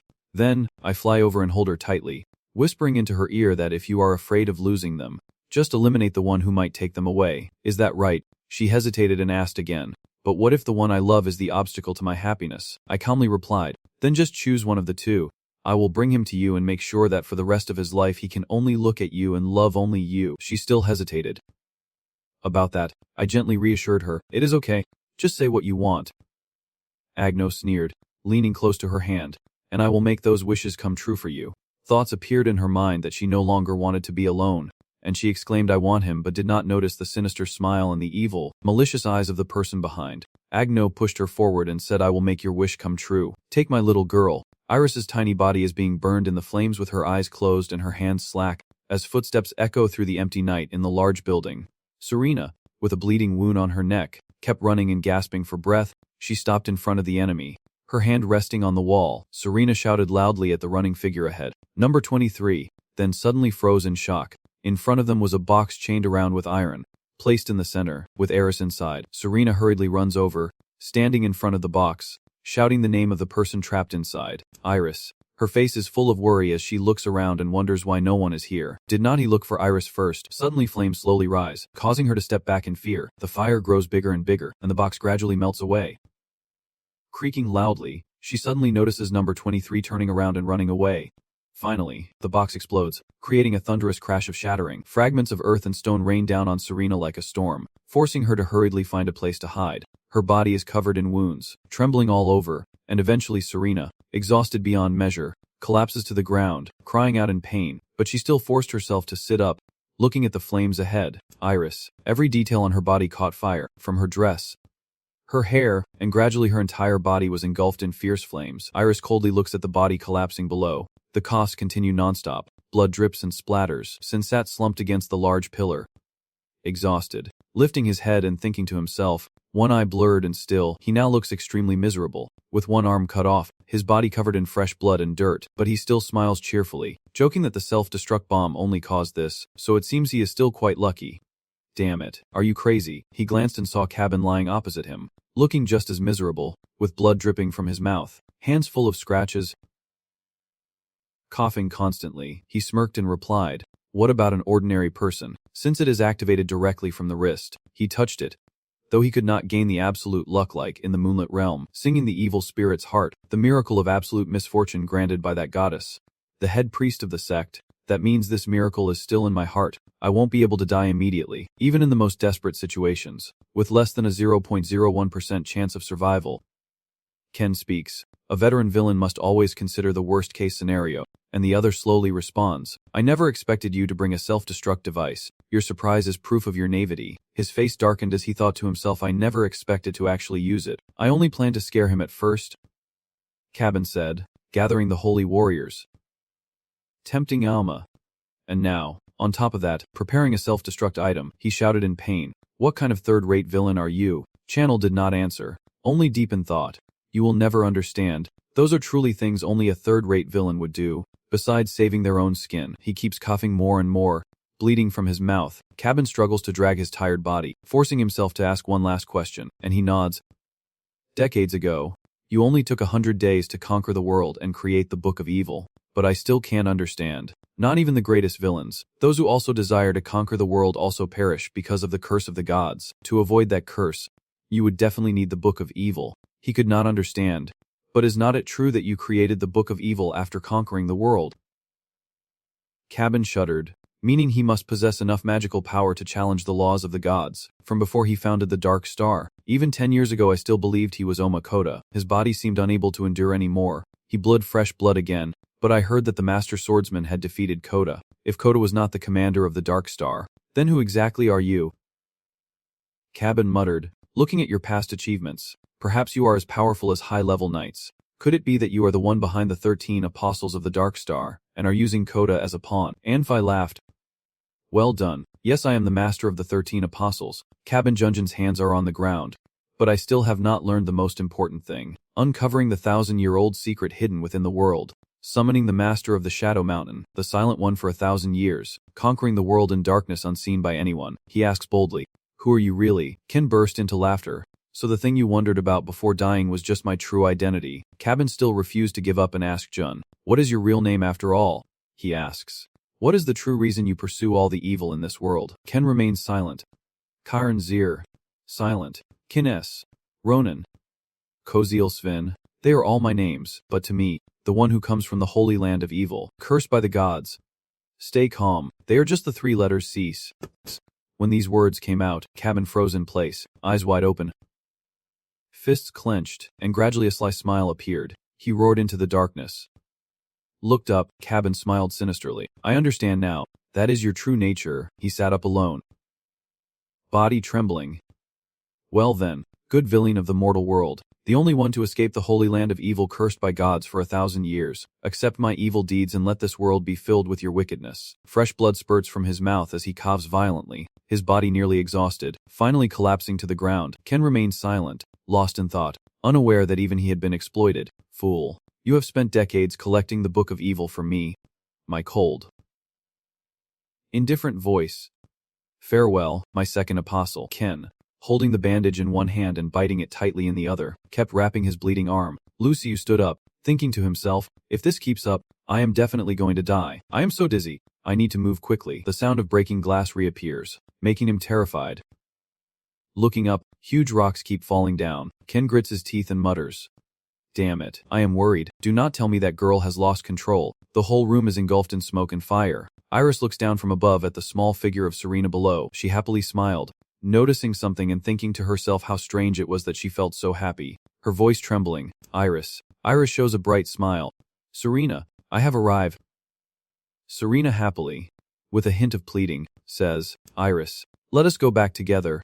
Serena, causing you a bit of confusion, Iris innocently asked, do you love me? Serena replied calmly, of course, we are family, right? We are family, so Serena then. Iris reaches out her hand, the flame curling in her palm, and says, die for me. I want to die happy rather than in pain. She pushed it forward forcefully, causing Serena to startle and step aside. Softly crying out, Serena stood up in panic, unable to believe what she was seeing, her voice trembling with worry. Iris, what is wrong? If I look, you will be able to be happy without worrying about anything. Of course you will be a little sad when I die. The sounds coming from Iris's own mouth left Serena speechless. A sly smile gradually appears. You will understand me. Right, Ken is quietly hiding behind the pillar, listening to everything. Yinjiang is furious. Just as expected, the consequences of dark magic have arrived. Dark magic is forbidden because those who use it are easily possessed by demons and become their incarnations. I rushed over because I was afraid this would happen, but I did not expect that guy to keep me waiting for so long. When a mage is completely possessed by dark magic, their power increases exponentially. Moreover, this is a demon, truly a disaster. A large stone falls, causing cracks to appear on the ground.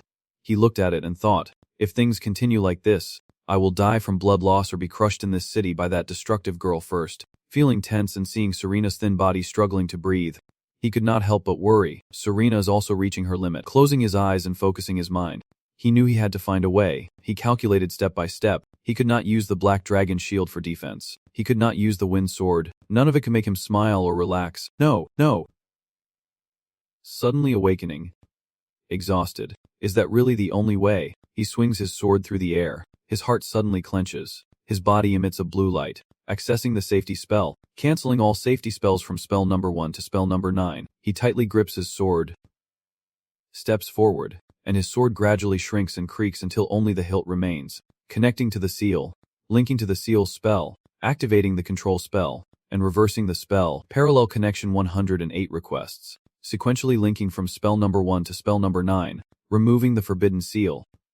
The sword, the fire blazes fiercely. Serena sits on the ground, while Eris stands silently watching. She raised her hand, and the fiery flame from her palm burst out. Farewell. Suddenly someone called her name, Aris. She turned around in surprise and saw a figure approaching. Eris smiled broadly. Here he is, she said. Wait for me a moment. I will be done soon. He spoke. Gods and demons are two equal beings. But when 108 war demons fought against the divine, why did the demons dominate and only 9 of them die? Aris replied. Of course, because demons are much stronger than them. Sen asked again. So does anyone remember how those 9 demons died? She touched her head in confusion, feeling this uncomfortable sensation. What is this? In that battle, there was not a single demon. Only one reason why there are now only 99 demons. He explained that those 9 demons had been devoured by other demons. This makes her unable to believe. Trembling slightly, what is going on? As if he is looking at something other than her. He continues, the fire-eating demon, the wrath demon, the ice-eating demon, the loneliness demon, the greed demon, the envy demon. Kenji explains that originally, demons could use a type of power or desire as magic, but when demons eat other demons like this, they can control both desire and power, and thus the 9 great demons, beings with powers beyond ordinary demons, were born. Eris's face paled slightly. She guessed that this uncomfortable feeling was like her secret being exposed, just like the power of the 9 great demons. The demon faction had gained the upper hand in the battle against the gods. As he spoke, according to demonology, 108 is the perfect number representing Chuki, while 99 is an imperfect number representing infinity, because it can only be approached but never reached. Therefore, even if demons harmonize with magic and achieve sorcery, they still cannot control it and thus lose their demonic path. That is why they did not even consider dealing with the law created by the 13 gods and then sealed away. Iris felt uneasy and interrupted. Enough, I get it, so can you stop mentioning those damn gods? His eyes cold. Have you forgotten? The channel speaks with a calm yet sharp tone, recalling that moment when you devoured other demons. Did someone intervene back then? Do you remember? Iris suddenly recalls that hero. Because of their loyalty to their insatiable greed, some demon had stepped back and turned a blind eye to the crimes of the great demons. And when you devoured those 9 evil demons, he mixed in the pleasure of that moment, the mysterious dark figure of the great demons, the one who fell to the ground after exhausting too much power. Demon number 99. I told you. He raised his hand, unleashing a powerful wave of dark magic on the raging flames, and Iris quickly panicked. She asked, the essence of greed, the lowest demon among all demons, who ultimately devoured his own body out of insatiable hunger. He is the embodiment of greed. Could it be that her essence has been devouring magic for decades and has accumulated this much power? I grit my teeth in anger, but this is clearly not magic or sorcery. It is something even greater. She fell into silence, quietly looking at the man in front of her, his face full of scars and wounds.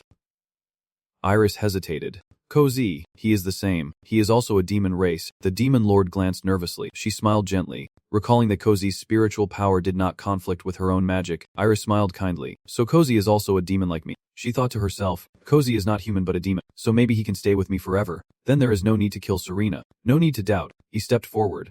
Long Li, Brisen's deep magic turned into a snowstorm, and she stared in confusion. Not understanding, as he spoke, a cold aura spread across the north, and his hands began to cast a spell. In an instant, the flames in her were pushed back by his magic. Iris was so surprised. What is he doing? Cozy, step by step. Muttering, Ava's joy as fast as lightning, the dragon shield piercing the sky, transforming into a fierce heart. She shouted his name again. Cozy. Perhaps Iris is now truly furious, her whole body blazing with raging fire. How dare he extinguish the flames like her own body? As the imperial fire rises with her breath, burning fiercely like divine wrath, she quickly spat out a swirling stream of fire, hot enough to burn others. As the flames rushed toward him, the dragon's scales shining brightly, a golden dragon transforming into a blazing heart that illuminated rare treasures, suddenly appearing to block the fierce flames, and Iris was stunned. She hesitated. Does he really want to fight? She then spread her hands, gathering all her energy. Here comes Agnita's fire, Longli's mighty roar. Hamio steadfastly transforms the earth into a strong shield to hold the mountain. Iris shrank back in fear. What she hesitated to use is not the magic originating from the 99 demands. He is not a mage but demonic path master, a power that disappeared when 108 demons became 99 demons. She thought. The revenge for the massacre also possessed the strength of 9 demons that I and the other 8 had consumed. Suddenly she seemed to realize something, her eyes wide with amazement. But she wondered if just that was enough to restore the demonic path. To me, that is impossible. And besides, if we talk about strength, this side is also quite powerful. Iris quickly casts a spell, gathering a dark purple energy stream and throwing it directly at Ken. The blood of the dragon surges. deep as the river of life, transforming sorrow into the vast ocean. All her power turns into water. Koz, if you die, I will bring you back to life with dark magic. Before she could finish speaking, she froze, fear clearly visible on her face. Kunal stepped forward. Eris was surprised and hesitated, then stopped, knife in hand. Ano could not hold back anymore and shouted loudly, asking what kind of person could gather so much evil karma that even a demon like me could not handle it. Ken remained calm, so overwhelmed by pain that he lost himself. He reaches out his hand. If that is your karma, I will take it. Her heart pounding loudly, Iris opens her eyes in surprise. Ken gently places his hand on her head and softly says, "Go ahead, Iris. What has caused you so much pain?" This made her feel guilty and hesitant, unable to speak. Koz, you, just like before. A flashback appears, and he gently strokes her head and forgives her mistakes. When he stopped the snowfield, he said that to soothe your pain, even if he had to oppose the whole world, he would not hesitate. Looking at the tall man, Koz, who has always treated me like family and still does now, she turns to look at Serena. And because of that fear, I have done this to my own family. Serena still smiles forgivingly. Things should not have turned out like this. This is not what I wanted. Iris burst into tears streaming down her face, and she said, "I'm sorry. I truly am sorry." Sen kneels on one knee, speaking softly. There is no need to apologize. One arm holds her close, his heart strong and fierce, his lungs wild and unruly. He said that the fury of evil turns into red flames. Sinus' despair becomes a raging storm. Merging together to support life, it is just a spell of salvation, a tragic result of bending three demands. But the will within it, Iris could not stop feeling regretful, strong and warm. He continued, and when wrapped in the dragon's scale, the disappointment of Langua Dalam, she suddenly awakened, taking life to protect all living things, nurturing everything.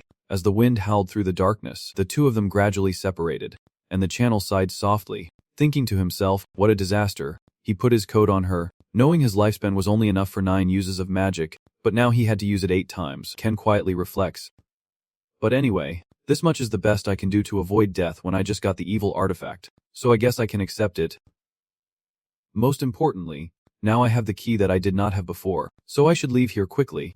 Suddenly, a sound rang out. He was startled, turned around, and was shocked to see. Wide-eyed, number 23 rushed over from somewhere, questioning, why am I the only one not to be saved? She stared fiercely at him and shouted, why? The channel paused, gradually understanding, the poor girl with a look of despair and tears streaming down her face. Too sad to be called hatred, too pitiful to be called resentment. He grabs her hand, presses it against himself. Our sins.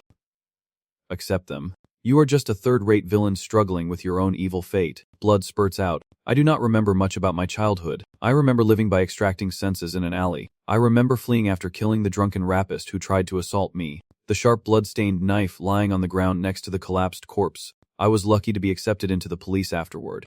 But I was not happy because I knew I would become an enemy.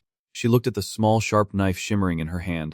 Not because of murder but because of the death brought by missions. That is why I tried my best, swinging my sword tirelessly, exhausted from studying the instructor's teachings. Maybe that is why I started to like instructor number 5, as number 23's gaze towards her gradually changed along with his feelings. That always cold and straightforward person taught us how to survive, even though we would become enemies. And it was also here at Training Center 5 that I met number 7. She is a mysterious, talented, and exceptionally intelligent person. She is someone all students admire for her brilliance. Number 23 looks at Serena with admiration, just wanting to see number 7. I also felt fulfilled and admired her, but that admiration of mine was shattered too easily. Student number 7 has escaped after killing instructor number 3. Instructor number 5 has been chasing student number 7 after hearing the news. The remaining instructors also chased after them, which confused us, and I also chased after number 7. But only because I wanted to know what happened to him. While chasing after number 7 in the quiet late night, through the dense forest, I witnessed the scene. She held her breath, hiding behind a tree corner, silently observing what was happening. For me, instructor number 5 is not just a teacher. If number 7 is the sun that cannot be touched, then instructor number 5 is the moon quietly illuminating my darkest life. He is the kind of person who will definitely survive, no matter the circumstances. She clenched her fists tightly. Number 23 is so confusing. I do not understand why Lecturer 5 sacrificed himself for number 7. She trembles in fear. Where is number 7? Where is number 7? But when I found number 7, she was no longer the person I admired but a monster. Serena ruthlessly swung her knife, blood spraying everywhere. No longer the shining person from my memories but a beast slaughtering all the members of the tiny force. I did not dare move because I felt that if I did, number 7 would notice and cut my throat. I just wanted to live. I only wanted to survive. So even though my whole body was trembling and tears were streaming down my face. Number 23 kept trying to keep her mouth shut so she would not be discovered. I do not know how long it has been, but the sound rang out, making her startle and fall back. Cabin stood in front of her, parting ways, saying if you want, follow me. The missing instructor number 4 appeared and was talking to me. He bowed, and if you become my disciple, I will grant you eternal life. I was very afraid. I just wanted to live. So she chose to trust him and reached out her hand to hand. The day that hero Serena R. When Ravel was born, I became an apostle of the death of the Shadow Corpse, and the next 10 years were truly dark and gloomy. Forced to crave others' lives for immortality, I swallowed countless hearts, but I was still fine. Number 23 held the heart and devoured it, because I thought this pain would end when Instructor 4's wish was fulfilled, but there was no salvation for me. Instructor 4 was killed in action, and the evil letter was taken away, after witnessing number 7 and the Demon King being saved. Unlike me, it made me feel hollow, and by the time I realized it, my sword had pierced deep into lecturer number 5's heart. She breaks down, hesitating and crying. Why am I the only one not to be saved? Why is that? Even a hero like number 7 was saved. Even the Demon King was saved, just as I believed. She angrily, tears streaming down her face, questions why I can't be saved. If I could help, I definitely would. Why did not you save me? The question keeps ringing in my ears. Why? The dark red blood flows out. Do you want to leave me alive as a villain like this? Suddenly Serena runs from behind and stabs the sword straight through her. Everything happened so suddenly, blood drips down, forming a bloody pool. She quickly became dazed, her strength fading. Muttering to herself, I admire number 7, I respect that teacher. Serena drew her sword, blood gushing from her body. I do not want to live by taking others' lives and hearts. Anyone, please save me, even if it costs me everything. Number 23 collapsed, voice filled with desperation. A life of suffering is fine. I just want to live. She turns around and looks at Serena, the person she once admired. The fear and pain from 10 years ago are gone now. She smiles softly. Truly wonderful, she saved me. Number 23's voice echoes. Remember my name. It is not number 23, not the apostle of death, but Whitem. Things here are also not good. He vomited fresh blood. He staggered as if he would fall. Iris quickly ran over to help. Serena asked him if he was okay, and he replied that he was fine. Did he manage to protect the vital point? She looked back and thought to herself. Number 23 inside her was crying like a child. She longed for salvation to the point of despair. They looked at number 23 collapsing on the ground. Maybe I have known all along but never realized it. She had to fight her own karma alone, with no one to reach out and save her. The one who became evil had to sink into despair all alone. This could have been me if I had not met him in the afterlife. Serena clenched her lips tightly, lost in thought, even though she had used the fire crystal to search. But I can't make her die right away. Maybe it is because of her feelings. She spoke up, saying we have to leave now. Sin nodded in agreement, and although she had chosen to leave, Serena hesitated and looked back. Then she decisively turned away, thinking to herself, I am truly sorry, but I will not regret. My sin is killing her to save my precious person. I will live with that guilt. Serena and Iris together support Sin's fragile body. Above her head, in the ground, in the ground, in the ground, she, who died instantly, then became the villain. She, who died instantly, then became the villain. He coughed up blood again. Iris worried. There is a vehicle. Hold on. Just a little more. Suddenly Serena felt a bit scared, her face turning pale, looking at the exit blocked by large rocks. She hesitated. The exit. He whispered that there is another exit nearby. She asked, where is it? He replied, based on what I read earlier, I said there is an exit. I saw that. And there is another nearby. I see it. There is another nearby way. I said it is an underground passage leading out of the city. And this is a door 3 meters thick containing a special magic force that can only be opened from the inside. Serena and Iris nodded to each other, as if understanding each other's intentions. Sin spoke, thanking you both for your efforts until now. Suddenly he pushed both of them forward, causing them to fall painfully. Serena slowly sat up, confused. Why did he? The door slowly closes. She screams. Why? Watching the shadowy figure fade away. Enfikue, do tho san jioi den da kung sabai bat vabayan that, jiode chi kandung truok buk tong kia, he silently thought. Idiot. Remember that heroes should not imitate villains. Then he fell back, leaning against the wall, and took out the Book of Evil, the Book of Darkness, a collection of the scholar's writings. Among them, only the text define evil, which is assembled together. Evil is never giving up. Evil always exists in every situation. Evil is certain to have unparalleled survival ability, creating an indestructible evil. He bit his hand until it bled. This is a guidebook containing all methods to survive against divine power. The dragon's head holds everything. Fresh blood covers the channel. transforming the dark heart to envelop the world, the terror of RS. Ruined snack and harbors the fake evil within, containing all accumulated sins over 50 years through observation, learning, and theft. With a cunning smile and sharp gaze, it finally achieved its goal: fear, love, desire, despair, loneliness, and peace, embodiments of all evil in the world that cannot be defined. I wish to see, reflect, kneel before the swordsman who does not understand that from the beginning, what villains pursue is victory and glory. When the hero disappears, Serena hears crying and knocking on the door in despair, and all the evil in the world will spread across the globe. Even protected by gods, everything in the world will still be tainted with sin. He laughs cruelly. The world will be preserved through the destruction of evil. How can the gods be both hideous and beautiful? The cruel and fleeting world, let it head towards destruction. What kind of destruction? Ares' gaze slowly reveals. Ares, you are awake. Ares, her eyes gradually revealed a shadowy figure. Serena. Ares recalls the memory before losing consciousness. That is right, Serena came to save me. And then I attacked her. I hesitated and apologized in the collapsing basement. Serena, I am sorry for attacking you earlier. Serena was surprised, gasping, while Ares was so worried she stammered. You were not conscious at that time. Is Serena okay? So just rest assured. Ares looked around with a confused gaze. But why did I feel like I had forgotten something? I think the exit was blocked, and then we found a secret passage. She remembers that when she was collapsed on the floor, a man's shadow appeared, and after going inside, Ares' face briefly showed fear, and she asked from Serena's back, Serena, where did she go? Seeing that she did not answer, Ares grabbed her by the shoulders and shouted, Turn around. Serena, she helplessly replied, There is no way to open that iron door from this side. Ares grabbed her shoulders and shouted, Keep moving, I will handle that iron door. Hurry up. Serena's foot froze. Ares, she said coldly, our top priority now is to get out of here. Ares, on her back, asked in panic, What are you talking about? Ares clenched his fists and kept punching her armor. Are you really going to leave him behind? Ares punched Serena's shoulder while blaming her. How could you say something like that? She bit her lip, holding back her accusations. How could she say she would leave him behind? Serena lets Ares go to the ground. Ares is shocked when he sees Serena's face. Her face and expression show signs of suffering. Ares breaks out in a sweat. That is right. Serena's desire to leave him behind is unreasonable. Ares makes this choice again. Serena knelt hesitantly and said that his lifespan had already been very limited from the beginning. Ares looked down and asked, What do you mean? She gently explained, because of an incurable disease, his body was in a state beyond saving. Ares' whole body trembled after hearing it. That can't be true. How could he die because of such things? She shouted loudly. Ares felt guilty. That. Serena asked softly, Do you know what his last words were? She held her head in pain, silently praying, Please stop. I do not want to hear any more. A single sentence that makes Ares' heart race.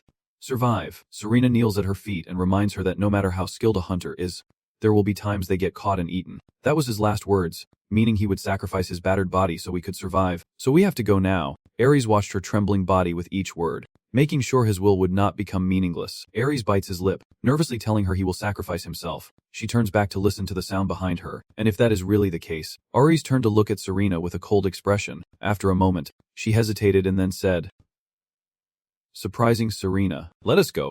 Serena. Ares rushes to hug her and says, she pushes Ares away and looks surprised. Ares, relax your face and look at Serena. Then nods. She stands up, faces Ares, and reaches out her hand to Serena with a loving gaze. The two of them holding hands. A familiar pain tearing at our hearts so much that we wanted to cry. They looked at each other and smiled softly. But we had to hold back. Now is not the time to cry. The two of them continued walking hand in hand through the ruined tunnel, so we left Cody behind and kept moving forward. Fighting sounds echo from the maze, with two figures battling a large group. Lennon gasps for breath, and behind her, someone says, You are tired already, and Lennon looks annoyed. She secretly challenged Krenya, saying she is better in the realm of dark wishes. Hearing that, she provocatively asked who wanted to test who was stronger, and Lennon replied, If you want to compare, I will indulge you. The two strong men charged forward, and the two also fought back fiercely. The man's shadow suddenly disappeared, startling both of them. A figure with wings appears to handle the familiar soldiers, slowly rising to stand. Long Kimchi eyes the two people in danger, while Lennon quickly avoids, unable to put personal matters before the will of the divine. I will deal with this with you another time. Krenya nodded in agreement. Well done. The three of us watched as the commander ordered the attack, pouring everything into it until they ran out of strength. Then the soldiers charged forward, and we all rushed up the hill together. Soon Long Kim defeated a few of them. Krenya also did the same, exhausted and breathless. Krenya rubs her wrist and complains, Why does my last teammate in this short life have to be someone like him? I just want to complain. Lenin replied immediately. Then why do not you try leaving here right now? Krenia glanced up sharply. You too. If you want to destroy the Book of Evil, would not it be better to storm that city right now? Seeing Long Kim's fierce expression, the two of them fell silent. Long Kim carefully observed. A deadly footstep approaches. I still have not avenged him. That is why I am here. Krenia walks over with a gentle smile. Sorry, but I want to kill him before the battle. The two of them stare intently ahead. The one commanding the subordinates shouts, What are you doing? Attack now. An explosion startled both the soldiers and her, as her subordinates behind her looked on in fear. And the piercing sound of wind howling accompanied the appearance of the ancient light. A cuff of blood echoes as Ken clutches the book in his hand and collapses onto the floor. Gasping for breath, he softly smiles in satisfaction. So it is finally over. Who would have thought I could endure the god's curse for so long? My lifespan should have ended 50 years ago, when I left the sanctuary of evil, cursed by the gods. Not only my demonic power, which prevents my blood from necrosis, but also the magic seals that prolong my life, have all been exhausted by battles and festering wounds. I only have 1 year left to live. Ken gently smiled, realizing how natural that lie sounded. There is no way I only have a year left. The sound of footsteps startles him. Has it really been 50 years? How late I am. He quietly looks up. That voice. Ken stared in surprise, thinking to himself, is this an illusion, and softly said, Is she still alive? He called out to the woman in front of him. Kota. She looked and smiled. If we are talking about the one the hero killed at Ray Mountain of Darkness, then that was only my clone. Ken helplessly laughed. So that is it. I forgot this dark city was originally created together with the Shadow Mountain by my magic. The demon swordsman did not rebuild the dark city. He only found it, and did not realize this place was a trap set by some cunning demon. Ken, exhausted, looked at her and praised. I really did not expect you to leave a clone in the Shadow Mountain. No wonder you are the leader among the great demons. He threw the book in his hand towards her. Fine. Take it. He caught the book and looked at him intently. The book was burned into pieces by her flames, and Kota sat down on Ken's lap. She reached out to him and asked, Do not you still want to live? He forced himself to answer. What are you talking about? I secretly thought if I did not long to live I would not have endured this pain from the necrotic blood anymore. Kota, hearing Ken's answer, became curious. So why do not people use evil to extend their lives? He lowered his face and asked back, You really do not know? Do you? She hesitated and said, You mean that? Ken gasped for breath, then asked, So let me ask you. Hearing your question made her hesitate for a long time. What is life? Seeing her silent, Ken immediately said, Life is always pursuing your own evil and carrying out that evil. If you cannot do that, how can you be considered alive? I do not quite understand. So is not it said that animals are not considered alive? No, animals are the same. Even plants and grass are still alive. Ken gently explained to her. They breathe and can breathe. Eat because they can eat, and grow because they can grow. They have desires, and that is evil. Even if they cannot commit evil like humans, by carrying out their own evil, they are alive. That is the life of animals. So I have lived as an antagonist, a villain, carrying out the evil within me and pursuing the evil I can do. After hearing this, she laughed. The one who frees evil will abandon rules, dig up and destroy everything, all to carry out their own evil. Ken calmly replied, That is right. He let out a cough and continued, surprising her, That is why I won't let the evil and what I have spent my whole life doing be lost just for a trivial desire to live. He raised his hand and looked at her with a determined gaze. Even if my life ends like this, my evil will live on forever in this world. Ken smirked. Above all, leaned against the wall behind him with a satisfied smile. I want to rest. Kota sat on his lap and softly asked, Even though the only place you will go is hell? He looked at her and replied, I already know that hell is the only place I have to go, even if the outcome is pure hell. It is proof of the karma I have accumulated. That is the only reward I deserve, and I will never let anything stop me, not even my own life. Kota looked at the reminder channel. Those who love someone would be very sad. He looked at her confused. Hey, Kota, are you sane? Ken smiled. How could a villain like me be loved by anyone? Kota looked at him confused, then suddenly burst out laughing. She stroked Kunal's cheek and said, You have not acted like a villain at all. Yet you still believe in that. Huh. She leaned towards him. From the beginning, you did not know that child was a demon race. Right, he replied casually. Because I need a servant. She continued to be curious about Serena. So why did you teach swordsmanship to Senna's granddaughter? He replied, Because I want to deal with that girl secretly. She kept asking about Krenia. So why did you save the demon spirits test subjects? I planned to use them as bait, but then it became unnecessary. So I left them at the orphanage. She continued to ask about His Majesty the Emperor. So why do you still support the Emperor? I needed a discreet identity to infiltrate the royal palace. She continued asking about the Dragon Sword Master. So why did you help that young Dragon Clan child? I only used her to deal with the treasure hunters. Then she asked about Cassandra. Why did I save Lady Cassandra? I keep asking about Lenin. So why did you help that apprentice priest from the Winter Temple?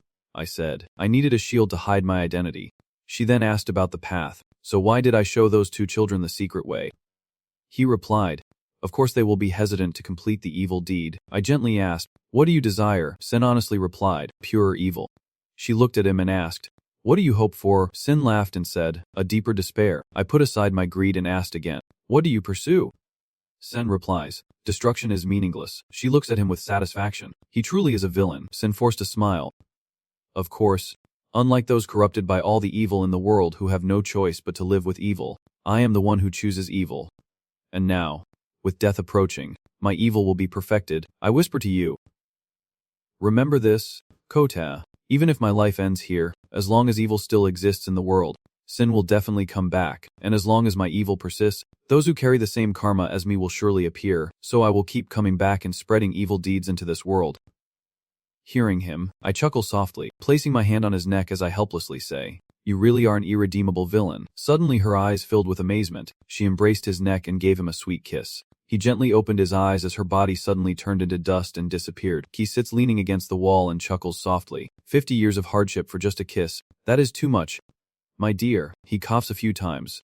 But it is also because of that she is worthy of becoming the demon king, the ruler of all demons. My body has reached its limit. I am someone no one will understand and no one can trust. I will never become a great hero, nor will I ever be an ordinary kind person. I am a third-rate loser who does not know victory and does not seek success. I am a villain who does not care about justice, only pursuing evil. I am a sinner.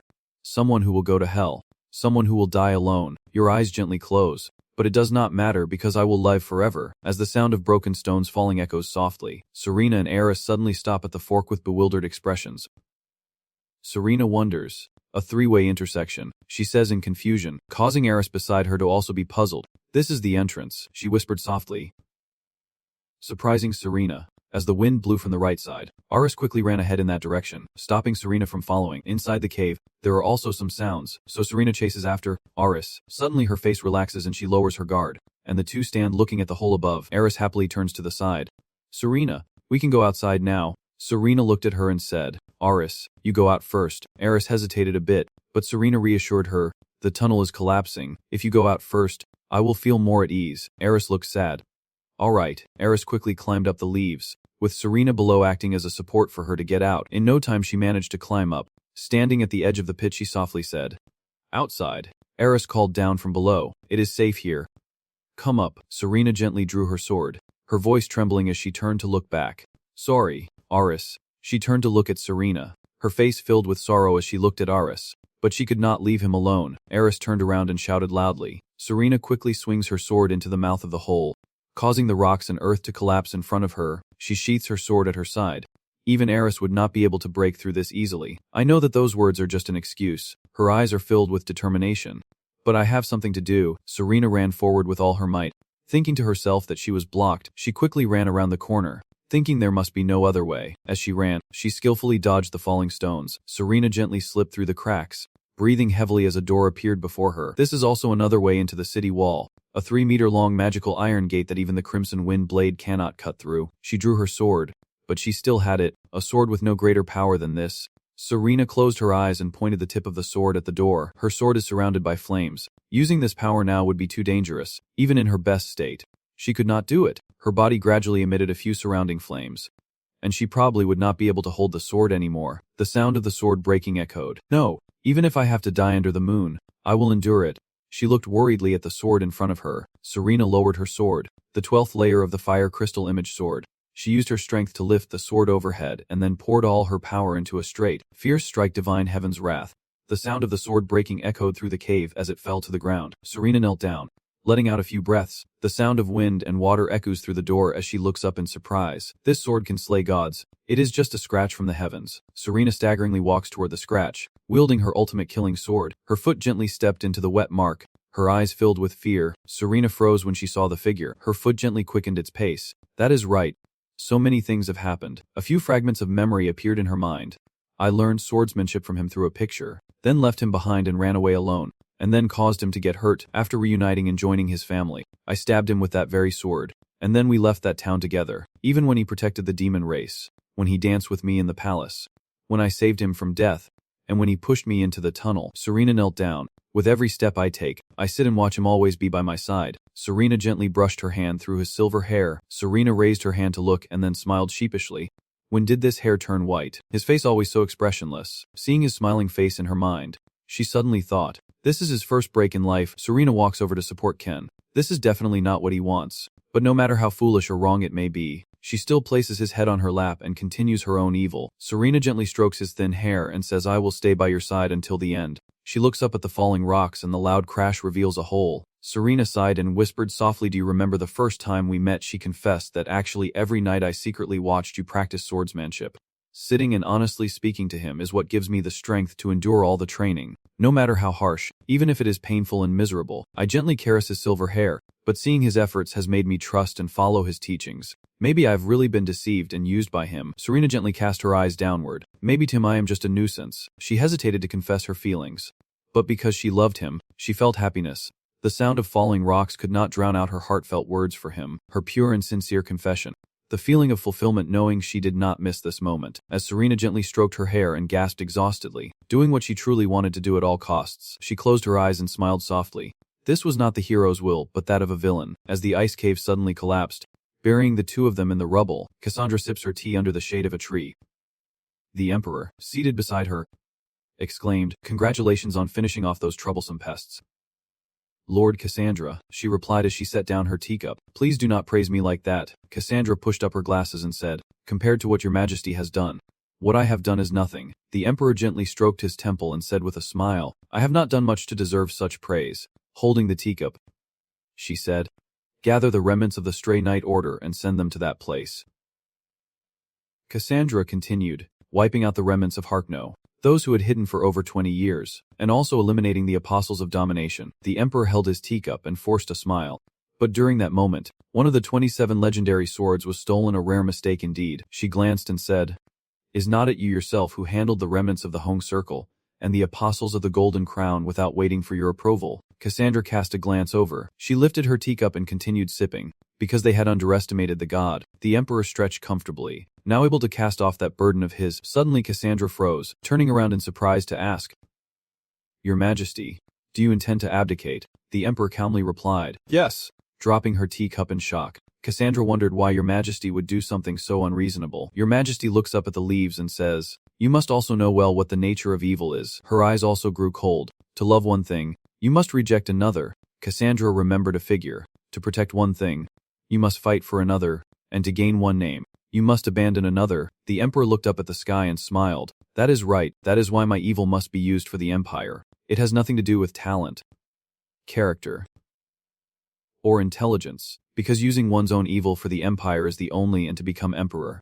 Under the blue moon, the Emperor said so, but I could no longer hold on to it. So Your Majesty sent Ravel to follow him because you are convinced that, even if she ordered to monitor him, the one who could be the commander of the Dark Star, she would not harm him. Cassandra listened carefully to the words of His Majesty, and Cham did not do so for that reason. The Emperor looked at the tree trunk in front of him and said, he is a strange person. The coldly dismissive woman made a layered, rotten assessment. Looking at the apple on the tree, she offers it to Cham to fill his stomach. Then she looks at the branches, giving leaves for him to wear as clothes, cutting branches to burn as firewood, and finally sacrificing her entirely. Looking at the withered tree in front of the Emperor, she coldly concluded that it would be cut down to support Cham's house. She held her teacup and spoke with a chilling tone. But he, even if only a root remains, will never stop. He will keep running until he wears himself out and disappears. Cassandra listened intently to what the Emperor said. He desires nothing, asks for nothing in return, but gives everything, even what she cannot stop. Looking at the green leaf above, she said that is why Cham hopes Ravel can help him. The Emperor said regretfully, no, even if it is not her, it does not matter. Cham only hopes that someone can come to him. She remembers when she was young, and even if it was just once, it could save him. A figure of a man appears, because it is the Emperor recalling a joyful moment from when she was a child. The only fruit she could not share with him. A call echoes through the wreckage. Serena. Aris digs through the stones with her hands. Serena, she sobs and scolds.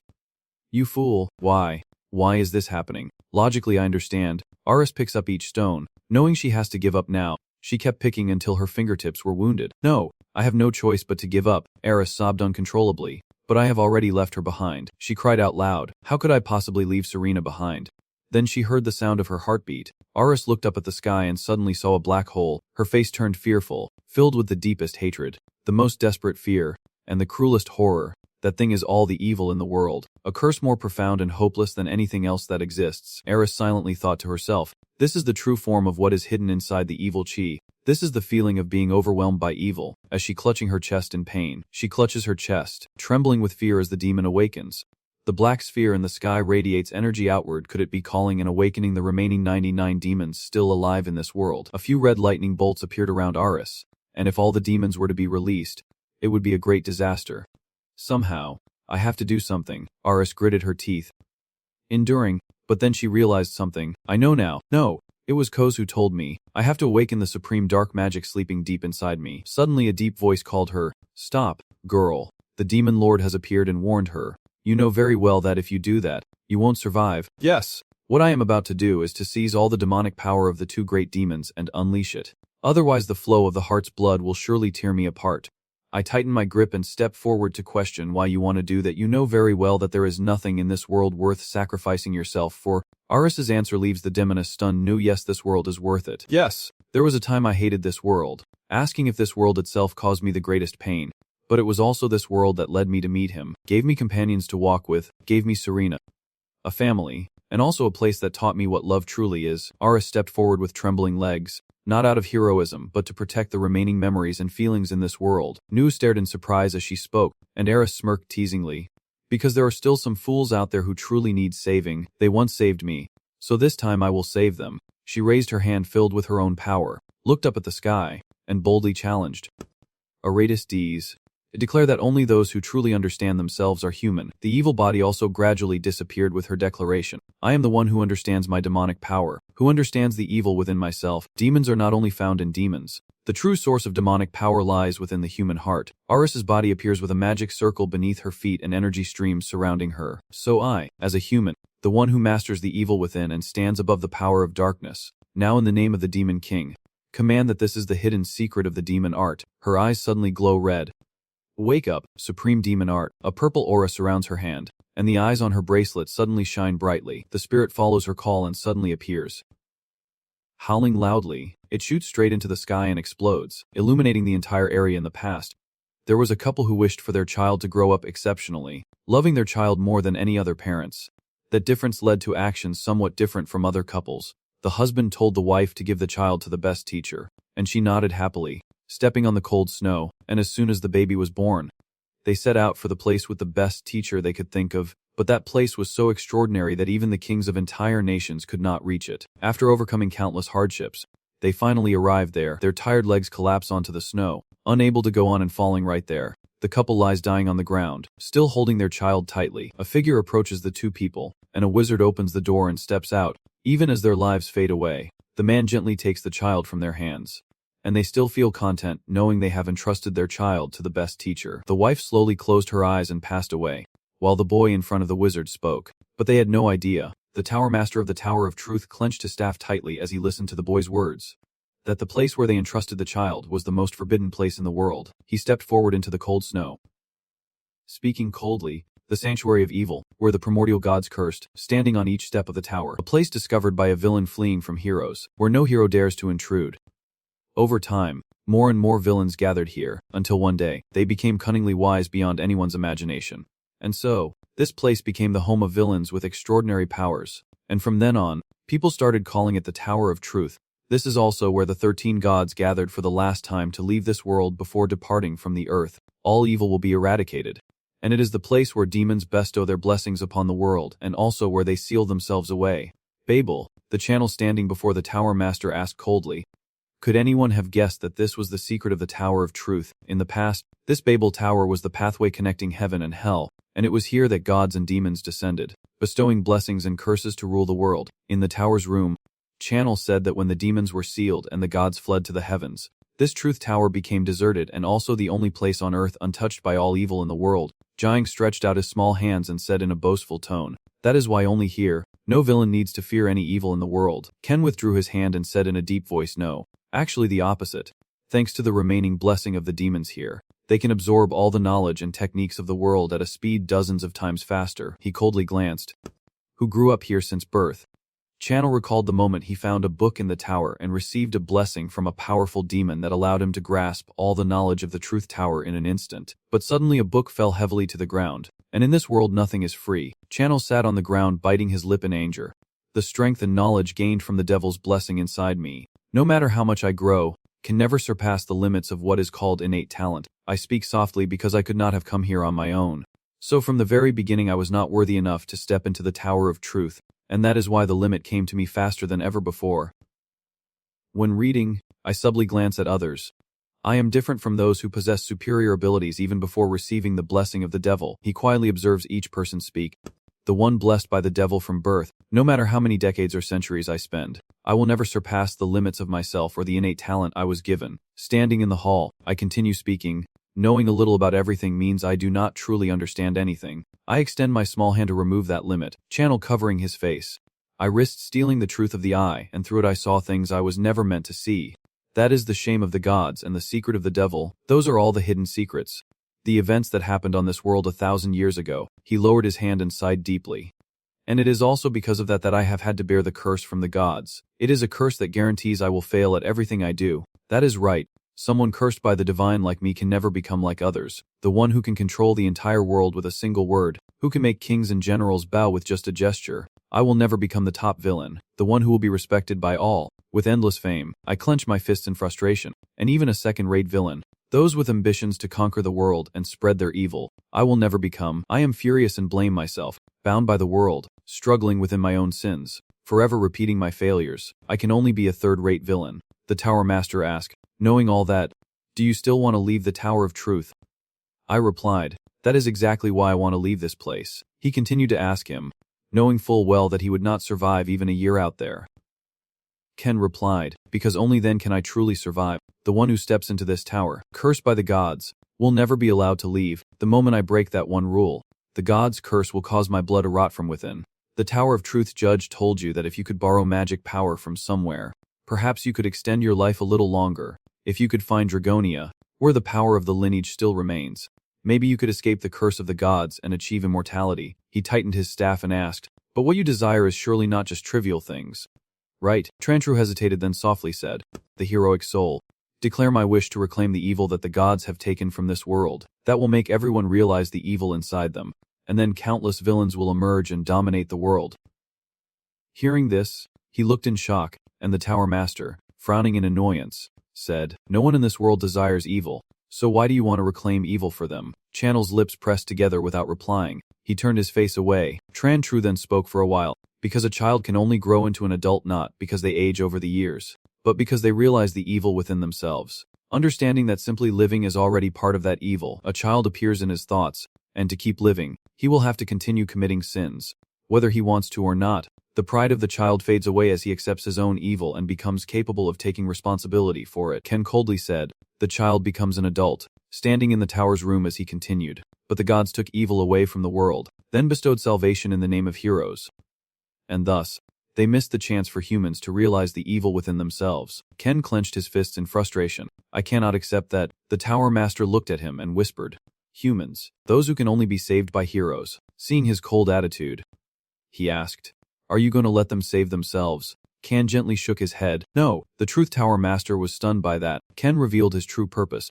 I simply took away their salvation so they would drown in despair and suffering. He clenched his fists tightly and said, just like that, forcing them to struggle, to torment, to tear themselves apart inside. Kanal looked at him with a determined gaze. And then they would have to admit their evil, live with it, and pay the price for the sins they committed. The true Tower of Truth asked him if even the world's destruction would matter, and Kanal coldly replied with a hand gesture. Yeah. He turned to look at the snowy sky and said, if humans do not take responsibility for their evil and keep ignoring it. Channel's eyes show a coldness that only exists to watch others' evil. After thousands of years, the evil they ignored will return and devour them, destroying the world itself. He steps forward. But even if the end is destruction, humans must have the right to walk that path themselves. The true Tower of Truth asks, is it only those who dare to pay the price for their evil who can control it? Channel responds, those who cannot take responsibility for their evil have no right to commit it. He looked at him and asked, do you love humans? Ken looked at the Truth Tower Master and answered, I love human evil. He helplessly advised that there is no need for him to do it. Someone else can do it instead. Channel firmly replied, but no one has dared to do it for 1,000 years. He reminds him that it does not mean the responsibility belongs to him. He closes his eyes and replies, "But I have the right to take it." The Tower of Truth judge reached out and said, "Just because there is a box in front of you does not mean you have to open it." He then fell silent, saying nothing more. Ken's response made the elder step back. "If there are 10 treasure chests, humans will open all 10. That is human nature." Ken spreads his small hand as if to perform a dance. "That is greed, curiosity, or a desire to explore, and it does not matter." He looked at his palm and said, "The moment a person touches a treasure that does not belong to them, they carry sin." A hand gently opened the lid of the treasure, and no matter if inside there is despair, decay, or destruction, people will still open it. After a while of trying to persuade him without success, he sighed and said, "Fine, only those who open all the dongs and reach the depths of evil can grasp hope." He looked at him and asked, "But in the end, who can truly understand?" The Tower Master speaks of honest people who only hope for treasure in the phallus. Only think of what they will lose without looking at what they have gained. Talking about the joys created for him to hear, and only believe what they want to believe. They will never understand him. The answer hit him like a cold splash of water, making him startle. "I do not seek to be understood." Channel stepped forward and confidently told him, "I do not need anyone to understand. I crave solitude and yearn for a deeper, more tragic despair than anyone else." Ken says that even in each moment of despair, even if my malice fades and wears away, the outside wind blows and makes your cloak flutter gently, I still long to stay, with evil to the very end of the end. Only those who pursue evil their whole lives can reach the holy land of evil, where the gods curse. The judge of truth was powerless and had nothing left to say. Only those more fallen than anyone else present here, who take shame as their pride. The Truth Tower suddenly burst into excited laughter. He looked at him and said with a smile, "A dragon has been born in the holy land of evil, where the gods curse. All right. Go ahead, the one eager to walk a more brutal path than anyone else." He looked at you and said, "The wise one who has grown beyond countless others." The judge of the Tower of Truth raises his hand with the staff in hand. "As long as people do not forget the malice bestowed from this cursed holy land, our Tower of Truth will never step aside." He split the gem above the staff towards him.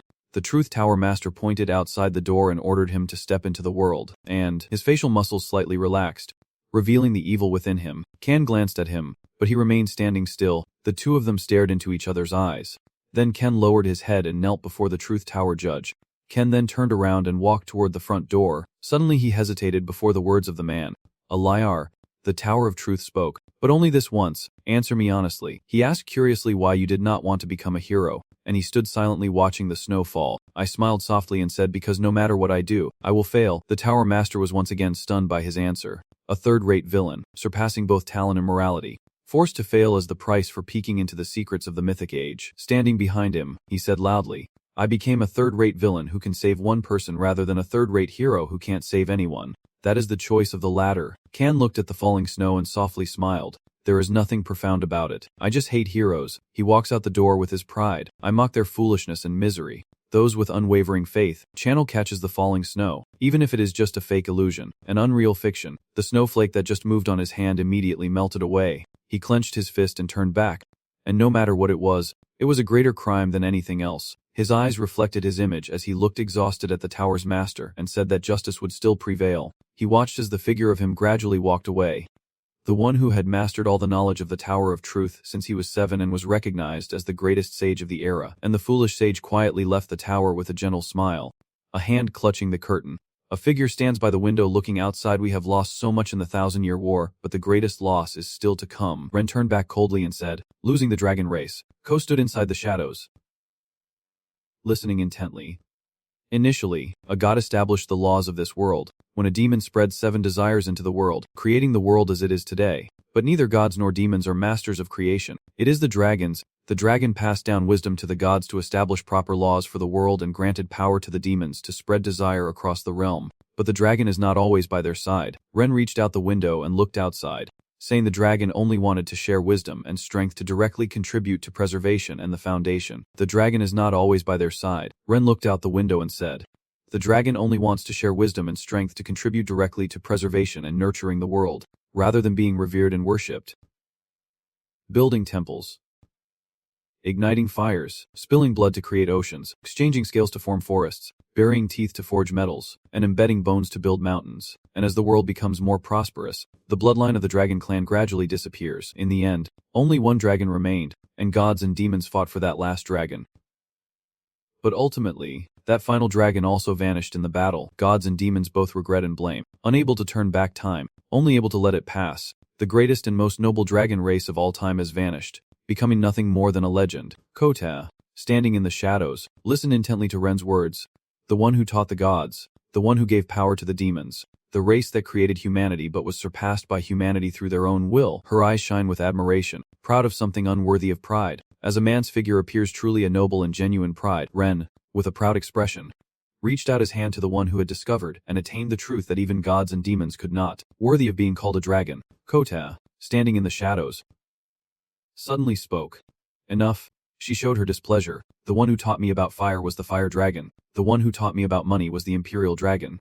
And the one who taught me about words has now become the black dragon. Kota looked at Ren with annoyance. Since the creation of the world, many have become dragons, and the white dragon, which has never appeared before, has now shown up. I am annoyed as I look at Ren. She smiles and asks, is it like finding a pearl in the mud? I reply, no, only in the mud can you find a pearl. Ren, with a mysterious look, says, exactly, that is why only humans can become dragons. And that is also why you helped my brother. Kota, I crossed my arms and replied to Ren. Was not the original role of the demon to protect the villain? Ren clasped his hands together and tilted his head, asking, are you deliberately ignoring the evil guardian god right in front of you? Are you trying to steal my contract holder? Ren scoffs and replies, oh no, I did not mean that. Stop talking nonsense. Are you saying that the fate of my contract holder's destiny is just a coincidence? Ren chuckled softly. I would not know. If my older brother had romantic feelings for me, that pointless fate might have been resolved already. I crossed my arms and looked down at Ren. I won't let anyone else touch my Mia, she replied confidently. Ren laughed mockingly, just as expected from a cunning spider. She really likes those dirty little descriptions. I was so angry my face turned red and veins bulged. Those are not words I should hear from a clever fox who only knows how to steal someone else's scent. Ren, annoyed but angry inside, the two of them exchanged deadly sparks. The sound of hurried footsteps approached. Creed pushed the door open excitedly. Ren, let us go eat. She froze in place before the tense atmosphere. Ren sneered and smirked. Let us see who will win. My gaze on Ren is full of contempt. Fine. Since the winner has already been decided anyway. Creed suddenly spoke up. What is going on? Why am I being fed butter? The sound of a plate being set down on the meat.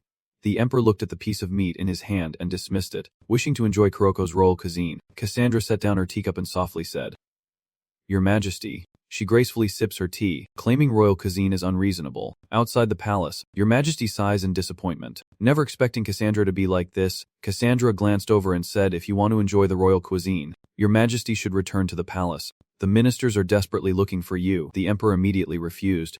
Sorry, but I am currently on vacation and have no plans to return to the palace. She turned around in surprise and asked why he was here. Cassandra put down her teacup and softly replied, I am only here to settle some debts. The Emperor's casual remark immediately dampened Cassandra's mood as she sipped her tea, so he has already refused his 29th request. She blushed and coughed. The deity simply refused because it was an unreasonable request. Kret stood with arms crossed, warning her not to boast about her cooking skills, to which Lenin replied, No, not at all. Kret angrily pointed at Lenin and warned him not to boast about saving the master from that collapsing city with divine spirit protection, then proudly placed his hand on his chest and declared loudly that he himself was the one who found the master. It was thanks to being buried underground and my holy power that the master was saved. Though there are still some issues, Lenin pointed again and loudly rebutted, leaving her speechless. Not her, but the evil spirit. Kret rolled his eyes and dodged. Of course the evil spirit's help also increased the chances of saving the master. But still, I needed my divine power to be enough to rescue him. Lenin frowned and replied with a lie, which made Kret furious. So you want to fight? Lenin immediately challenged back fiercely. Kret refused to back down either. If you want it, then go ahead. The long-sword knight outside was helpless and could not intervene. The loud noise annoyed Iris. How many more times do they plan to destroy our house? Serena sat beside her, softly smiling as she gently stroked her wine. Maybe this time they will only be like this for 10 days. Iris tore a piece of bread and sighed helplessly, truly hoping so. Suddenly, she cast her gaze towards Serena. Serena, come to think of it. She was surprised and looked at Iris. Huh, Iris asked curiously. I have not seen that wild cat lately. Do you have any news about it? Iris. Serena turned away and pretended not to know. Then suddenly Iris said, I see. And just remembered. Iris excitedly recalled Serena's threatening look. It is admirable how you dared to take our Iris without permission and show up in front of me. She looked at Serena then teased her. Was not it you who said that? Serena replied. Was not it Iris who also chased Ivan out of the house when he came to visit? Suddenly Serena's gaze fixed intently, and Iris looked on too. The two of them could not help but smile at each other. As the lively dinner was filled with laughter and cheer, a hand gently clenched. I thought things would be a little easier, but as if that was not bad enough, I still have to keep dealing with these guys. Zhang Yan, full of anger and frustration. 99 demons. No, 100 demons. The ones who protect the villains. I sincerely pray that if necessary, I will offer my very soul. The man then looked out the window. Please, I beg you. The annoying voice inside me pleaded. Save me from this hell. So the villain fell into an unavoidable misfortune, while the hero lived happily ever after, and the demon king disappeared from this world. This is a story about one father. A story about one father and one son. In the end, it is just a story about some ordinary people. So now let us go back to ancient times. This is a story that happened a long time ago. A group of them had to eat dust while camping in the forest, eating whatever they could find, so they looked very pitiful and the food was terrible. Seeing you all complain and whine, the canal snapped angrily, making them jump in fright. These weaklings, hang in there until this is over, and then I will treat you. They heard that and their eyes immediately lit up like car headlights. No way. I could see that look of anticipation so intense it was choking the meat in their throats. If this keeps up, how long will it take for you to become great villains? Even this you can't handle. Suddenly, someone appears from behind the bushes near the canal, making me jump and spray water out of my nose. It is here. Kentuck too reminded his companions to quickly pull up their masks and move fast, because if he abandoned them now, he would have to work overtime. As for his identity back then, the organization aimed to dominate the world with magic. Black Panther. We are low-level members of the Black Panther organization, and our mission is to deal with the organization's enemies. Seeing the heroes in front of him, the channel quickly hid behind the bushes, checked their faces, and confirmed the targets. Alright, the targets are clear. He signals his comrades behind to prepare to fire. Ken signals with his fingers, noticing they were gradually getting closer. Keep counting, too. Before the leader could take his third step, he was caught in the trap they had set. What is wrong? At the same time, Cheese Channel ordered his men to shoot arrows at the heroes, and each one was wounded either in the shoulder or the chest. The channel signals the underlings. Don't let your guard down, he quietly plans. Good, I am sure I will get more rewards from this. Now I need to make sure their weapons won't be reused. Then I mutter the incantation. Bansat. Bansat. From my hands, after seeing the heroes all fall, he ordered us to advance and seize their weapons. Upon hearing the command, Bansat quickly slipped past them and then took all the expensive weapons. Ken chuckled happily. I look just like a real mage. The henchmen all looked at him with admiration as he performed magic. While Ken, holding the prize in his hand, hesitated. I do not know what to do with the prize money. Saving it all the time gets boring. Maybe I should buy a new face mask. At that moment, a woman's voice suddenly came from behind Ken. Your uncle is a mage. That is quite special. He had no idea. A smile of delight on his face. There are only 99 mages on this continent. This high-level profession is very rare. Haha. At this moment, the young man finally realized something was off. Wait, among his subordinates, there are women too. Suddenly her hand was on his shoulder, and she smiled softly. Then she leaned in close, her face almost touching his. But if you dare to recite the prayer again, do not blame me if your head gets blown off. Do you believe me? It turns out it is the hero's child who escaped. The channel just screams in fear. Oh my god, this is exactly the situation. Before I could think, the kid started giving orders to him. Alright, now tell your people to put down those ugly things. Am I becoming a hostage here? If this gets reported to the higher-ups, I won't just lose my bonus but also get my salary cut. I feel frustrated inside. Losing your salary can't happen. I am only worried about losing my pay, not my life. Kid, the channel shouts loudly. Fire. Fire quickly. Azatoth shouted. Uncle, if you shoot me now, you will also hit that arrow, because you are right behind me. You see, the channel was not afraid at all. On the contrary, it challenged her. Dad's not afraid at all. Just shoot. Those guys, she wanted to cry her eyes out back then. You are crazy, man. Keep your teeth clenched and stay alert. Yeah, I'm crazy. You are really crazy. What do you know about heroes who never go to work? Dad would rather let me die than have my salary cut. Immediately, the arrows kept firing at him. They thought he was joking, but they were shooting for real. Ken is so scared his face turns pale. I do not want to die. Are you really shooting at me? You guys, stop right now. Brother Vin. Suddenly, a stern voice from someone else rang out. It seems this is a larger organization than I thought, and all the arrows aimed at the canal are frozen mid-air. The footsteps of that man gradually approached, a leader who is unafraid of death, and the subordinates execute orders without hesitation. Turns out they are the new heroes who were lying there earlier. The leader looked at the front, shouting through Ken's arms. The blade of the glutton, the 99th demon. The demon can swallow anything. Ken all sneered as he glanced at the old woman's staff. Damn it. Just look at that tree. That is the seal of the 63rd demon, the essence of plants. It also means they were not even injured from the start. He angrily scolds inwardly. Those tricks are only allowed for villains like me. The wizard smiled brightly, thinking that luckily everything was stopped in time. We almost missed the chance to find out who was behind them. The woman, annoyed, asked, not because she was trying to save me, but because they were letting their guard down. Although we have the advantage in numbers, we lack individual combat skills, so at that moment, everything Channel acted on surprised the whole group and made them too afraid to act. He gripped her wrist tightly and broke free from her grasp, then quietly approached the warning allies and told them not to interfere in our affairs anymore. I have warned you, but Channel still glared at them. The one who needs to be warned is the rookie warrior in combat. Ken does not hesitate and orders his followers to shoot arrows at them. Fire. At this moment, the wizard raised his magical artifact to recite a spell, praying for Litos to protect his people, while the surrounding rocks also lifted into the air on his command.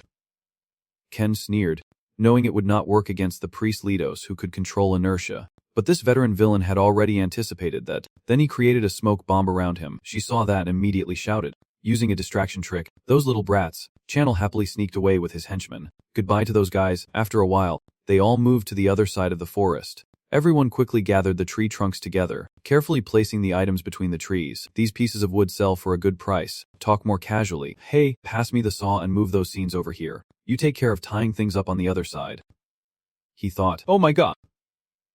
These chickens. Then speak up, with just enough enthusiasm. We are operating secretly as lumberjacks. Yes. Frustrated inside.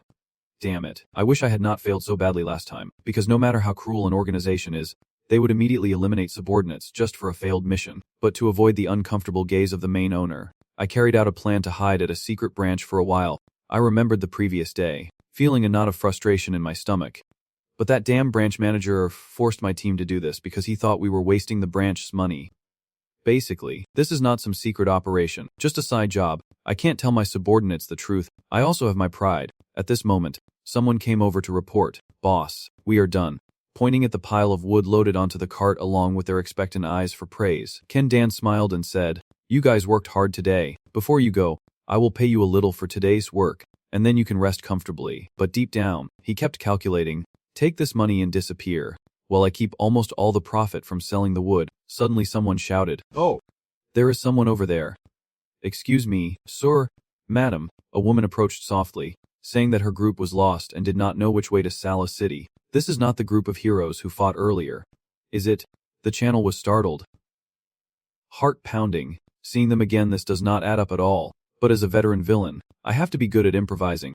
Inside, my mind is like turbulent waves crashing, but I keep a cold, fake smile. I calmly point to the left. If it is Sala, just head in that direction. If walking, you will probably see the city in about an hour.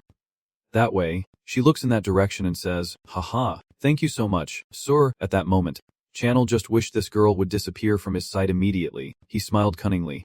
Perfect. And quickly changed tactics. Now, if he returns to the branch and reports about these kids, he might be able to save some face. She had only taken a few steps when she still felt confused about the direction the channel indicated.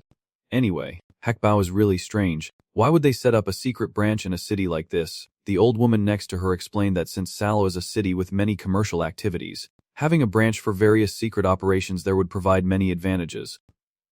Feng pouted, still unable to hide her curiosity, thinking that a secret branch should be hidden somewhere remote. So far I have only caught useless robbers. Oh no, I am screwed. Channel turned pale thinking about that old man. If I report to the manager now, he might lie and say I was helping the enemy. Then the girl suddenly turned to him happily and asked, "By the way, sir, I want to ask one more question." Channel awkwardly smiled and replied, "What do you want to ask?" Then leaned in and said, "Lately in Sala, are there any strange rumors, like strangers appearing out of nowhere or suspicious places?" Hearing this, Channel had nothing left to deny because everything the girl said matched what the strangers had done according to her, so why was she asking me those questions? Could it be that you are so scared you are shitting your pants, and they are actually suspicious of you? While she still does not realize anything, just my overthinking, she tilted her head and asked, "Uncle?" Just hypothetically, Channel swallowed hard and analyzed the situation, weighing his own life on the scale. If they really suspect me, then we are all in trouble. Stay calm. I have heard some strange rumors about a carpenter's guild lately. Is that true? He nodded and said, "Well, I am not entirely sure, but I often see outsiders coming and going from there. I also heard that sometimes they have shipments in the middle of the night." Yet she still believes all sorts of nonsense. Shipments going where? The older sister smiled and said, "I only know up to that point." Hearing a new piece of information, she did not ask or show gratitude, even though he was lying without realizing it. "Thanks again, Uncle, I really appreciate it. Then I turned around and left. Seeing her figure walk away, the channel turned to his comrades and said, Stop worrying. The young man's face was very serious. 5 days later, there was news that the secret branch had been burned down by heroes. Of course. After that, all the nearby secret branches had to be evacuated. Since we could not predict what damage could be caused by leaked information, it was a reasonable decision. However, the members of the organization, those who suddenly lost their jobs, could not help but be furious, and their anger was directed at me. They believed it was all because I failed to stop those guys from the beginning, as I descended deeper into the basement, biting my lip in pain. Outside of it, this organization is truly evil. But I managed to escape the revenge of the branch managers. How? Ken reveals that he received the summons from headquarters. But he did not feel happy about stepping into the headquarters, where only high-ranking members are allowed. Could it be that I was called here to be executed? He reassures himself, trying to think positively. After arriving, the person with him stopped in front of a room and knocked on the door. The channel followed that person into the room, which looked like it was used for experiments. He looked up at you and nodded. Oh, you are here. I see his figure, my heart races. It is over. The leader of the Black Storm. After coming down, he immediately started talking to you. I have heard about you from many reports, even as a low-level team leader. But with a high success rate, the channel calmly replied, It is an honor to be known by you. He looked at you and then sneered. But because of your failed mission, the 4 secret branches had to close. So I suppose we should clarify the responsibilities for this matter. If you speak carelessly now, your head might go far away, as you bowed your head before the leader. Of course, but I also hope you won't overlook the efforts I have made for the organization up to now. He clasped his hands and looked away, trying to justify himself with rewards and punishments. Clever move. Then he stepped closer and widened his eyes at you. But I believe you also know that our organization punishes more severely than it rewards. Kenny was so scared he almost peed himself and did not dare to do anything. I have no intention of avoiding responsibility. He hesitated for a moment and then suggested that if you are willing to put in a little effort, I won't pursue this matter. Hugh curiously raised his head, wondering if that effort was related to this magic barrier. He chuckled happily. Just as he expected, someone could recognize it at a glance. And in the past, touching forbidden magic barriers was very dangerous. Anyone with a clear mind would never dare to do this. But if I refuse, I will only have the path to death left. And he kept swallowing nervously. At this moment, he told him that 5 mages had collaborated to create this magic barrier, but it was still missing the final piece. So he wanted him to complete it. He looked at the magic barrier and thought that even among the 99 mages, no one could complete a barrier alone. But something was off. Why would he reveal the organization's secret to a low-ranking captain? Moreover, the missing piece of the barrier was related to life itself. The leader stared intently at him, involuntarily smiling strangely. I believe you will do well. Ken was so nervous he did not know what to do, afraid to act, but deep down, he did not want to. I bow my head again and agree. I will definitely do well. A few days later, Ken was so angry he was about to explode. Damn it. I have been trying to find a way to escape during this time, but there is no way out. So now I can only stall and hope I won't have to use force. I am locked in this room with no way out because the leader is always watching me 24/7. That old man, that damn fake head, comes here every day. He goes down to where you keep your things and asks, so how's the work going? Well, Ken just regrets not grabbing his chance and keeps circling around. Just stand there and watch when he arrives. Why do you always stick your nose in? Thanks to him, even though I did not want to, I almost found the last piece. Look into the leader's trusting eyes, as if to say that if we delay any longer, he will let me go. There is no other way. I have made up my mind. I think I have found it, the man excitedly exclaims. Really, without many words, the channel immediately heads to the demon circle. The leader eagerly awaits the magic he will create. All right, let us get started. I glance at the scheming old man. What should I do now? Should I pretend to go crazy? But then I will have to fight these experienced villains. Is it worth it? Or do I really have to use my secret weapon here? Ken looked straight ahead and raised his hand to block something. Then suddenly someone stormed in shouting, "It is over." The dark forest suddenly turned as sinister as a funeral. It turned out to be the group from the day before, and Ken could not help but feel a surge of joy inside. Yeah, that is right.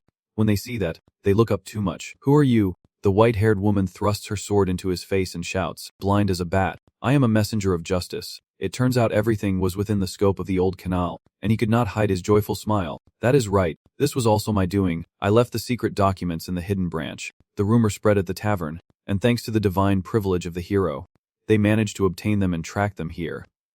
The leader, furious, radiates a murderous aura and roars loudly, "How dare you!" Hung's gang, fine, it is time. While he is distracted, Channel quickly begins his plan. strike hard, and swallow my presence. The spell he concealed himself with is invisibility. This young man is truly cowardly. At this moment, I was about to retreat when I suddenly remembered and turned back, almost forgetting that I still had to create an additional hole in the magic circle. Channel sneered maliciously. I want to forgive those who cause me pain. After causing trouble, he quickly ran outside. So goodbye, Hakbao. Good luck. Ha ha ha. I have to admit this guy's laugh kind of makes him look both villainous and cowardly at the same time. And so, after that incident, Hakbao's leader was pushed to the brink and had to resort to dark magic. Hakbao was discovered by 5 heroes, but his magic circle malfunctioned and failed, causing his magic power to go out of control. It is said that he finally exploded along with the main building. And unfortunately, only one of the 5 heroes survived. So, what do you mean when you say you can cook anything? Now Channel has started a new job, and he respectfully responds, just tell me what dish you want. I will try every way to cook it. He looked pleased and exclaimed, it seems you have quite a bit of experience. Ken replied confidently, yes, I used to serve as a butler for an aristocratic family. Is it difficult to cook? He asked curiously. I answered with my eyes closed, it is not too difficult. Just need to master the basic spells, and that will be enough to satisfy the nobles. Hearing that, he also became more serious when replying, that is right, magic is the foundation of everything. If you like the job of a servant, there is currently a suitable position for you. But you will need to keep your mouth shut a bit. Can you do that? Ken looks cheerful. Of course I can. Keeping my mouth shut is my specialty. And so he had to agree. Fine. For now I will temporarily hire you. Oh. And what was your name again? Entering a new environment. I created a name for myself. Sorry for the late introduction. My name is Kiro V. Svanta. The scene shifts to a small village near the mountain. Jeek grins widely at the person in front of him. Iris looks at him with confusion and asks why he is smiling. Jeek does not hide anything and replies, I am happy to be here with you. This made the girl feel very contemptuous. Is she crazy? Jeek chuckled as he looked at her expression. When I left, I thought I would never see you again. So now that I do, I am very happy. Iris snapped. What is so happy about it? It is confusing to you. Why is that? Iris said something quite heartbreaking. If you stay close to me, people will gossip about you. But Geek did not care at all. That is not true, right? Ben said that if there are any problems with the villagers, just let him handle it. And he even got angry and told me not to listen to such rumors. The girl looked surprised. Ben. Huh. Jeek nodded, but she did not quite understand why, though the village chief also protected me. Hearing this, Iris could not help but chuckle quietly. He is just doing pointless things again. Seeing the person she likes smile, Jeek shyly pointed at herself and exclaimed, I have also worked hard. Iris avoided his gaze. Yeah, you have also struggled with pointless things. Geek pouted in frustration, thinking why was his reaction to me so different. He reassured himself that it was okay. Iris was not just cold to him overnight. It would be fine. Watching the young man next to her do some confusing actions, Iris felt worried and wondered what was going on. Then Jeek suddenly remembered that person and asked her, so that old man did not come with you? Iris looked confused and avoided eye contact as she answered. Because of a few reasons, he could not appear, which made Geek's curiosity grow. What was that reaction? Could it be that the old uncle met someone during his travels and started a new life with that person? He turned around. Should I ask him? Seeing Jeek looking at me, Iris snapped back sharply. What? Do you want to marry him? I only dared to smile but not to say it out loud. No, I feel that if I ask that question they won't tell me the truth then. I just want to know who are the people accompanying you. Iris, sharp-tongued and sarcastic, finds it hard to understand those leeches. Huh. You mean the people who go along with you? She nods. Yes. Those leeches? Iris's face darkens as she responds. Is there a better word to describe those who only sit in other people's houses? It made you so scared you turned pale, and you awkwardly replied no. I think I used the right words. Iris pressed further. Why are you curious? Jeek put on a clueless look and said, I happened to see a red-haired woman entering the village chief's house while running errands. When she came out, the village mayor looked very happy. And I went out with her to leave the village and even bowed to see her off. Iris angrily asked, has the village mayor been protecting us all along? Hearing Iris's question, Jeek and the villagers realized, oh, so that is how it is. She angrily turned her face away and looked up at the sky. Damn it, the damn emperor can't stop abusing money and power even for a second. Then suddenly Jeek overheard something confusing. The emperor, you do not need to know. Iris dismissed his curiosity and Jeek felt sad. He was upset now. Suddenly Iris stood up to leave. I said I am going back, and you also stood up to say goodbye. Goodbye. Watching her figure gradually disappear, Geek was already planning in his mind that even though she still had a cold attitude towards him now, someday the opportunity would surely come, and for now, he needed to meet her every day and create memories together. After returning to the village, someone immediately ran up to ask Geek if he knew that some of them had to go into the forest to find Iris. Geek hesitated and replied, feeling truly guilty, so I have caused a big problem. The person asked for your name. You are Geek, right? Geek nodded and looked up. Yes, that is right.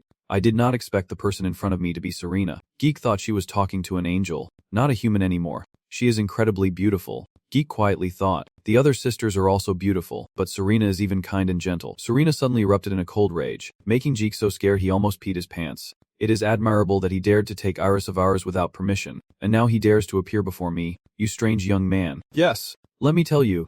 Geek, Iris is my precious family. Geek agreed. Yes. I understand. She is as annoyed as a young mother. This world is full of dangers. If Iris encounters Omo or bandits, what should we do? Geek reassures her little heart, but there are no Ama or bandits around the village. Serena once again pointed her deadly aura at him, emphasizing each word, and he understood. From the words, no, Geek quickly replied. Understood. Understood. We really must always prepare for all possible situations. She advised that if you want to go out with Iris, you should have at least some self-defense skills and confidence in yourself. Do not worry about that because you are the strongest kid in the village. But Serena dismissed all of the boys' efforts. Sorry, but that is still not enough. Strange. I hesitated, talking about a time when a fan boosted about me, but I was confident I could catch a wolf on my own. But Serena just saw it as something completely normal. Any 10-year-old kid should be able to catch a wolf. This makes Jector look completely stunned. Really, is that true? Then he immediately asks her. So I have to do that to be considered enough. Let us see. Serena stroked her chin thoughtfully. At least you have to be strong enough to compete with the Holy Knights to protect Iris. Hearing that, Jackson imagined the Holy Knights, like the priest who tried to take Iris earlier. But the thief then said, I can do it, just bring 2 or 4 people to see. Seeing the boy's determination, Serena was quite surprised, truly a bold statement. She smiled and suggested. But Jack, there are things that can't be proven with words alone. So do you want to take a test? Hearing that, Jack looked confused and checked. Serena chuckled and explained. Winning a fencing match against me would make you shut up. Win what exactly? She said happily. As long as you can touch me, I will admit that you deserve to go out with Iris. Hearing that, Jack loudly shouted, Sure. Too easy. But his confidence was soon shattered as she battered him into a pulp. Serena looked disdainful. Is this all you have got, Jack? Jack's heart sank a little. Who was it who said Serena was weak? Fragile. Kind. Who was it who said that Serena pretends to look pitiful? Too bad. I can't hand Iris over to you anymore. Then she laughs out loud. And by the way, you won't be allowed to see Iris until you beat me. Hearing that, Jack immediately stood up angrily and asked, Where did that rule come from? Serena pretended to be innocent and said, I thought you Jack understood everything clearly. Are you planning to withdraw your statement now? Jack tearfully looks at her like a lost puppy. But that is all there is to it. Serena dismissively turns away and leaves. Jack screams in protest. This is so unfair. This is clearly a scam. Becoming this character has a different intention. It is okay. I can still meet him secretly. That is easy. But life is so messed up. No matter how Jack tries to hide, Serena will find him no matter what.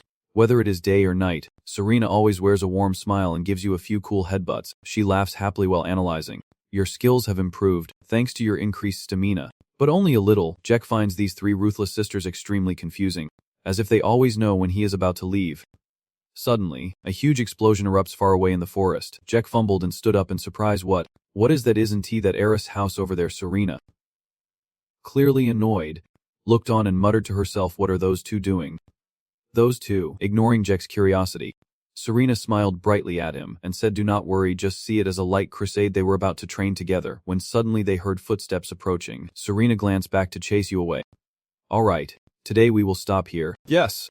Whenever you need help, feel free to come find me. After the kid walks away, Serena turns to smile brightly at the girl, thanking her once again for the information. Thanks to her, I managed to block that bastard today. As for Jack, he was exhausted and muttered to himself, When will I finally be able to beat Serena? No.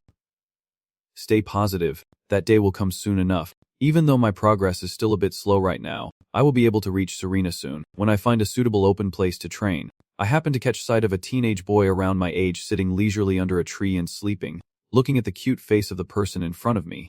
I could guess that it was Ken. Jack was puzzled when he saw the white-haired boy in front of him. Who is this? Could it be one of the girls accompanying Iris? He thought the person in front of him was a girl. Ken's shout startled him. Who is that? He crossed his arms and stared intently at Jack. So it is that scruffy kid. Huh. Then he casually grabbed a rubber band to tie his hair back, looking at the beautiful face in front of him like a rose. Jack could not help but wonder if this really was a boy. Get out. Ken shouted at you, making you freeze in surprise. He repeated, I said get out, kid. Jack snapped back angrily. What is wrong with you? I do not want to waste words. Jack reluctantly walks away. Even from just looking at him you can tell he is extremely weak. I will let it go. You look at him curiously, and Jack's instincts tell you that you do not know why. But I have a feeling that if I make this younger-looking kid angry, I will lose everything. Seeing the kid has not left yet, Ken glared irritably and asked, "Are you not leaving yet?" Jack ignored his rudeness and asked, "Do you live with those sisters? Do you know Serena and Iris?" No matter how I ask, Ken still won't speak. Jack asks again, "Do you not want to answer?" which makes him extremely furious. Thinking about it, Jack sighed in frustration, since Iris even responded to him. But this guy did not. Then he shrugged and walked away. Forget it. I do not need to bother making friends with that guy anyway. However, the fates of these two people did not end there. Wherever Ken appeared, Jack was there too. Even when moving to a new place, Ken tries to carve out some time for himself but is caught by Jack. And once again they meet. Jack's teasing makes Ken extremely furious. "Hey, are you following me?" You are wondering if Jack getting all worked up is a big deal. No, I do not like being followed by someone like you either, even though it is not your fault for accidentally tailing me, and it is just a coincidence that we meet. It is strange. Why do I feel like I am being rejected? Ken asked. So you mean people always happen to pass by where I am? Jack nodded. So that is how it is? Ken muttered irritably under his breath. This guy really is a hero. Senza often encounters me because of my good looks catching the villain's attention. Seeing him muttering something, Jack is confused. Huh, Ken cautiously said. If you want to keep tailing, just do it. It is not a big deal anyway. Jack thought to himself, he is really a strange kid. At this moment, the young master looked at the wooden sword around his waist, returning to the main question, how can I beat Serena? Should I learn swordsmanship? Then he ruffled his hair in frustration. But who will teach me?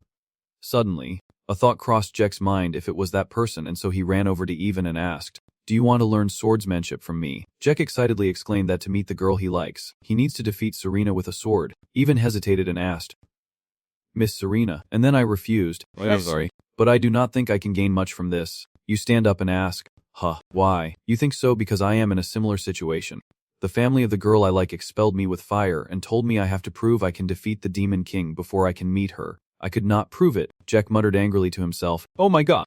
Who would set such an unreasonable condition with those burns on him? Even chuckled and continued. And besides, even if you learned everything from me, you still could not beat her. As far as I know, only 3 swordsmen can match Serena. Hearing this, Jack was left stunned. Really? Even explained to him that the first was a swordsman known as the Bright Swordsman, but he had passed away long ago, so we should exclude him from the discussion. The second was the Longhand Guard, but it is said that it takes 1,000 years to master his swordsmanship. Hearing this, Jack reluctantly gave up. What does that mean? It means even if you apprentice under someone, you still can't learn it. Feeling disappointed, you ask, so who is the last one? That person even revealed to Jack that it was Serena's teacher, and you did not understand. Serena's teacher even explained that honestly, if you want to learn swordsmanship, there is no better teacher than him. Thanks to him, I was able to break through the wall of despair. Jack leaned in curiously and asked, so how can I meet that swordsman? Even shook his head and said, I do not know how to approach the young man directly. His whereabouts are very hard to track, so actively seeking him out is almost impossible. Jack looked down in worry, wondering what he should do now. Even smiled at him and said not to lose hope, that when the time comes, he would meet him. After hearing the vague answer, Jack reluctantly left Ivan's side. The boy hesitated and walked around, lamenting that he only knew Ivan and now wondered who to learn swordsmanship from. Suddenly someone approached and said hello. Short-haired boy, sorry for startling you. I just wanted to ask you one thing. Jack was surprised because he thought it was Serena. Then you nodded in agreement, and she asked, have you seen my master? Jack was confused. Only my master. She nodded and replied yes. Recently I caused a small accident that made someone so angry they left home. What kind of accident was it? I am curious but I want to ask. I have never seen that day before, she asked carefully. Really? Then suddenly rushed towards Jack, sniffing his body. It was clearly the scent of her master. Hey! She shouted. The brown-haired boy. Are you sure you are not hiding my master? Seeing the boy shake his head repeatedly, she just smiled and let it go. It seems you are not lying. All right, if you see anyone with white hair, remember to let me know. Promise me. Jack nodded repeatedly. Yes. I will definitely tell you. I promise. Then she smiled and left, saying goodbye. Take care. After escaping from the twisted woman, Jack finally breathes a sigh of relief. Feeling terrified, a while later, he climbs the mountain himself, preparing what he needs to achieve today, as he must do some special training. Halfway through, Jack suddenly stopped and looked at what was in front of him. Why is this guy here? And Channel comfortably sitting with arms crossed, sleeping under the shade of a tree. Jack could not help but wonder, wait a minute, this guy also has white hair. Should I tell her about this guy? Channel suddenly woke up and shouted, hey kid, why are you looking at me like a hero in distress and do not know what to do with the traitor in front of you? Nothing much. Just now a foolish woman living in my house was looking for a white-haired man. Hearing this, Can's face showed annoyance as he muttered under his breath, damn it. Then he turned to Jack and said, so you are planning to tell that crazy woman about me? Huh. The boy hesitated and explained, I promised her already. Ken warned you not to tell her about me, which confused him. Why? Lloyd just said, after all, she is not looking for you. I told you not to tell, so do not tell. Jack hesitated, scratching his head. Even if he wanted to, the Channel grew angrier inside. Cursing silently, what a hero. This guy always knows how to push himself into tough spots. And when he looked at the wooden sword hanging at Jack's waist, he already knew how to bring it to himself. Hey kid, do you want to learn swordsmanship? Actually, when I say I teach swordsmanship here, I mean making the kid run across dozens of fields. But Jack reluctantly obeyed, stopping after completing the 10th round, gasping like a fish out of water. 2 more rounds, and the devil Channel kept reading while talking, making Jack extremely annoyed. Even though I am already like this, you still make me run more, he casually said, still able to open the tent. So I made the kid run 5 more laps, making him scream. Damn demon. Channel looked at him with contempt, as if this was all the kid could do. If he did not like it, he could rest. The choice was his. It just makes me swallow my anger inside. That damn bastard said he would teach me swordsmanship, but instead makes me train like a dog while he rests under a tree. Just wait. I will persevere to the end, even if I hate that expression of his. Although feeling resentful inside, Jack obediently ran 5 laps as instructed. After a while, evening was approaching, but Jack still tirelessly practiced swordsmanship with dedication. Ken seems indifferent in front of you but is secretly observing Jack's gestures. Your stance is too low, he gently reminds you. Lower. And Jack starts to realize it. Oh, what if I do this then? Then I raised my arm higher and swung it down. You can feel that this way is much less tiring than before. Ken looked at you, a bit annoyed inside. Is he an underdog hero? Because suddenly, his body just moved over from somewhere. You are really helping that kid practice swordsmanship. Huh. Looks like you truly like him. Get out of here. If she is just here to talk nonsense, she should go home. Chat. She approached the little brother like a baby. Do not be so harsh. It is not just you and me here. At that moment, she looked like a bride-to-be in front of everyone, so Jack could not help but overthink, finding it hard to focus on his training while those two were doing whatever in front of him. Wong view is too much. The Channel angrily struggles to break free but is not allowed. What are you looking at? Vong, I am deliberately letting you touch this body. You look uncomfortable, both in your face and your attitude, so do not bother. Jack silently weeps, feeling intense envy towards that guy. Just swap with me if you do not want him. You bastard. He clenches his fists, feeling frustrated inside. Of course I am not jealous of him because I have charisma, but it is really annoying to be practicing and have to watch him flirt with a beauty. Jack continued. But I did not realize that was just the beginning. The next day, another girl came to the Channel, a younger sister who appeared out of nowhere. How did you find your way here? The girl smiled brightly and replied, it is normal for a little sister to know where her brother is. Renner set up a makeshift outdoor party and thoughtfully cooked for him, but Can was too bored to respond, saying that is not how it works. She covered her mouth and laughed. Arrah.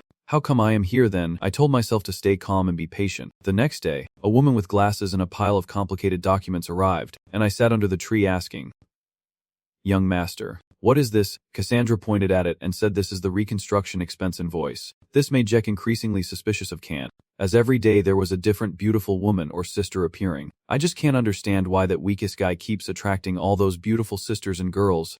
But when I think about it again, he is quite handsome and also seems pretty smart, cooking delicious food. You think about the pile of cakes Channel gave me. Those mushrooms he grilled last time were really good. The more Jack thinks, the more he feels sad and lonely. I hate knowing exactly why.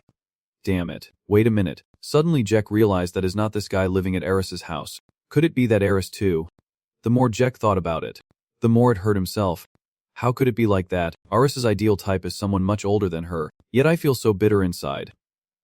Jack continued. After enduring all kinds of hardships and learning swordsmanship with everything she had, she finally achieved some progress. That was during the Neth training session with Serena. Jack finally blocked her attack, and he could not help but shout out in joy. Oh my god, I did it, I finally blocked it. Serena happily cheered along with him. That is amazing, I can't believe he managed to wield a sword properly. Jack turned a bit embarrassed and said, that was a compliment. Yes, a real compliment. She insisted that it is truly hard to find a talented swordsman like you. Jack blushes embarrassed, rubbing the back of his head. I guess you have some talent too. Serena, curious, asks, especially since it is not easy to break bad habits in a short time. I suppose you have found a pretty good teacher. Not at all. Jack dismissively brushed it off, making her freeze in surprise. Huh. You say that everything I do is just listening to your nagging. Just a white-haired kid I happened to meet in the forest.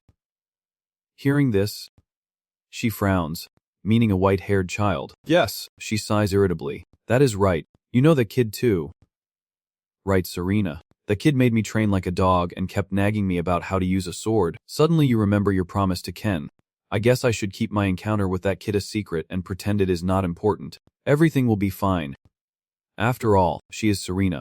Jack has no idea that the sister he cares about desperately wants to teach him, and I have never received such kind guidance before. Seeing Serena whisper something, Jack could not hear clearly and wanted her to repeat. What did you say? She shook her head dismissively. No, it is nothing. Anyway, since you have received those teachings from him, I think I no longer need to go easy on you, pretending to be friendly on the outside but secretly jealous of the boy inside. Seeing that, Jack's face turned pale. Wait a minute, has she been lenient all along? No way. He sweat profusely in fear and stepped back. Serena impatiently struck his head a few times without mercy, causing his head to swell into a big lump. Then she stepped back and warned, be very careful, Jack. From now on if you act recklessly you will really die. He clutches his head and cries, it hurts so much, 10 times worse than before. Serena looks amused, 10 times hup. That is only about 8 or 9 times at most. Jack, feeling upset, wants to ask his sister why she suddenly acts like that. Are you angry with me? Serena smiled kindly, not at all. How could I be jealous of you, Jack, just because you learned a little swordsmanship from him? Your words say one thing, but why does your gaze say another? Serena exudes killing intent, blocking Jack's words. After all, let us keep going so you can't escape. Wait a moment.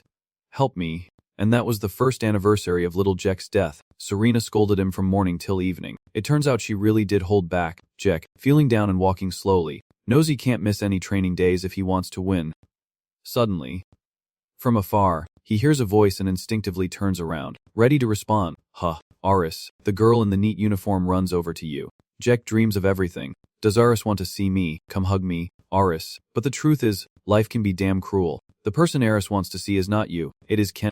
What are you doing here? I do not know why he has so many girls chasing after him, but his face always looks like a duck's ass. Something's wrong. So I sat down and said that I came to find him because he has not been home for a long time. Ken looked fed up, remembering he had said he would not go home for a while. Aris was being clingy, saying she would come here every day until he returned, so he just ignored her and let her do whatever she wanted.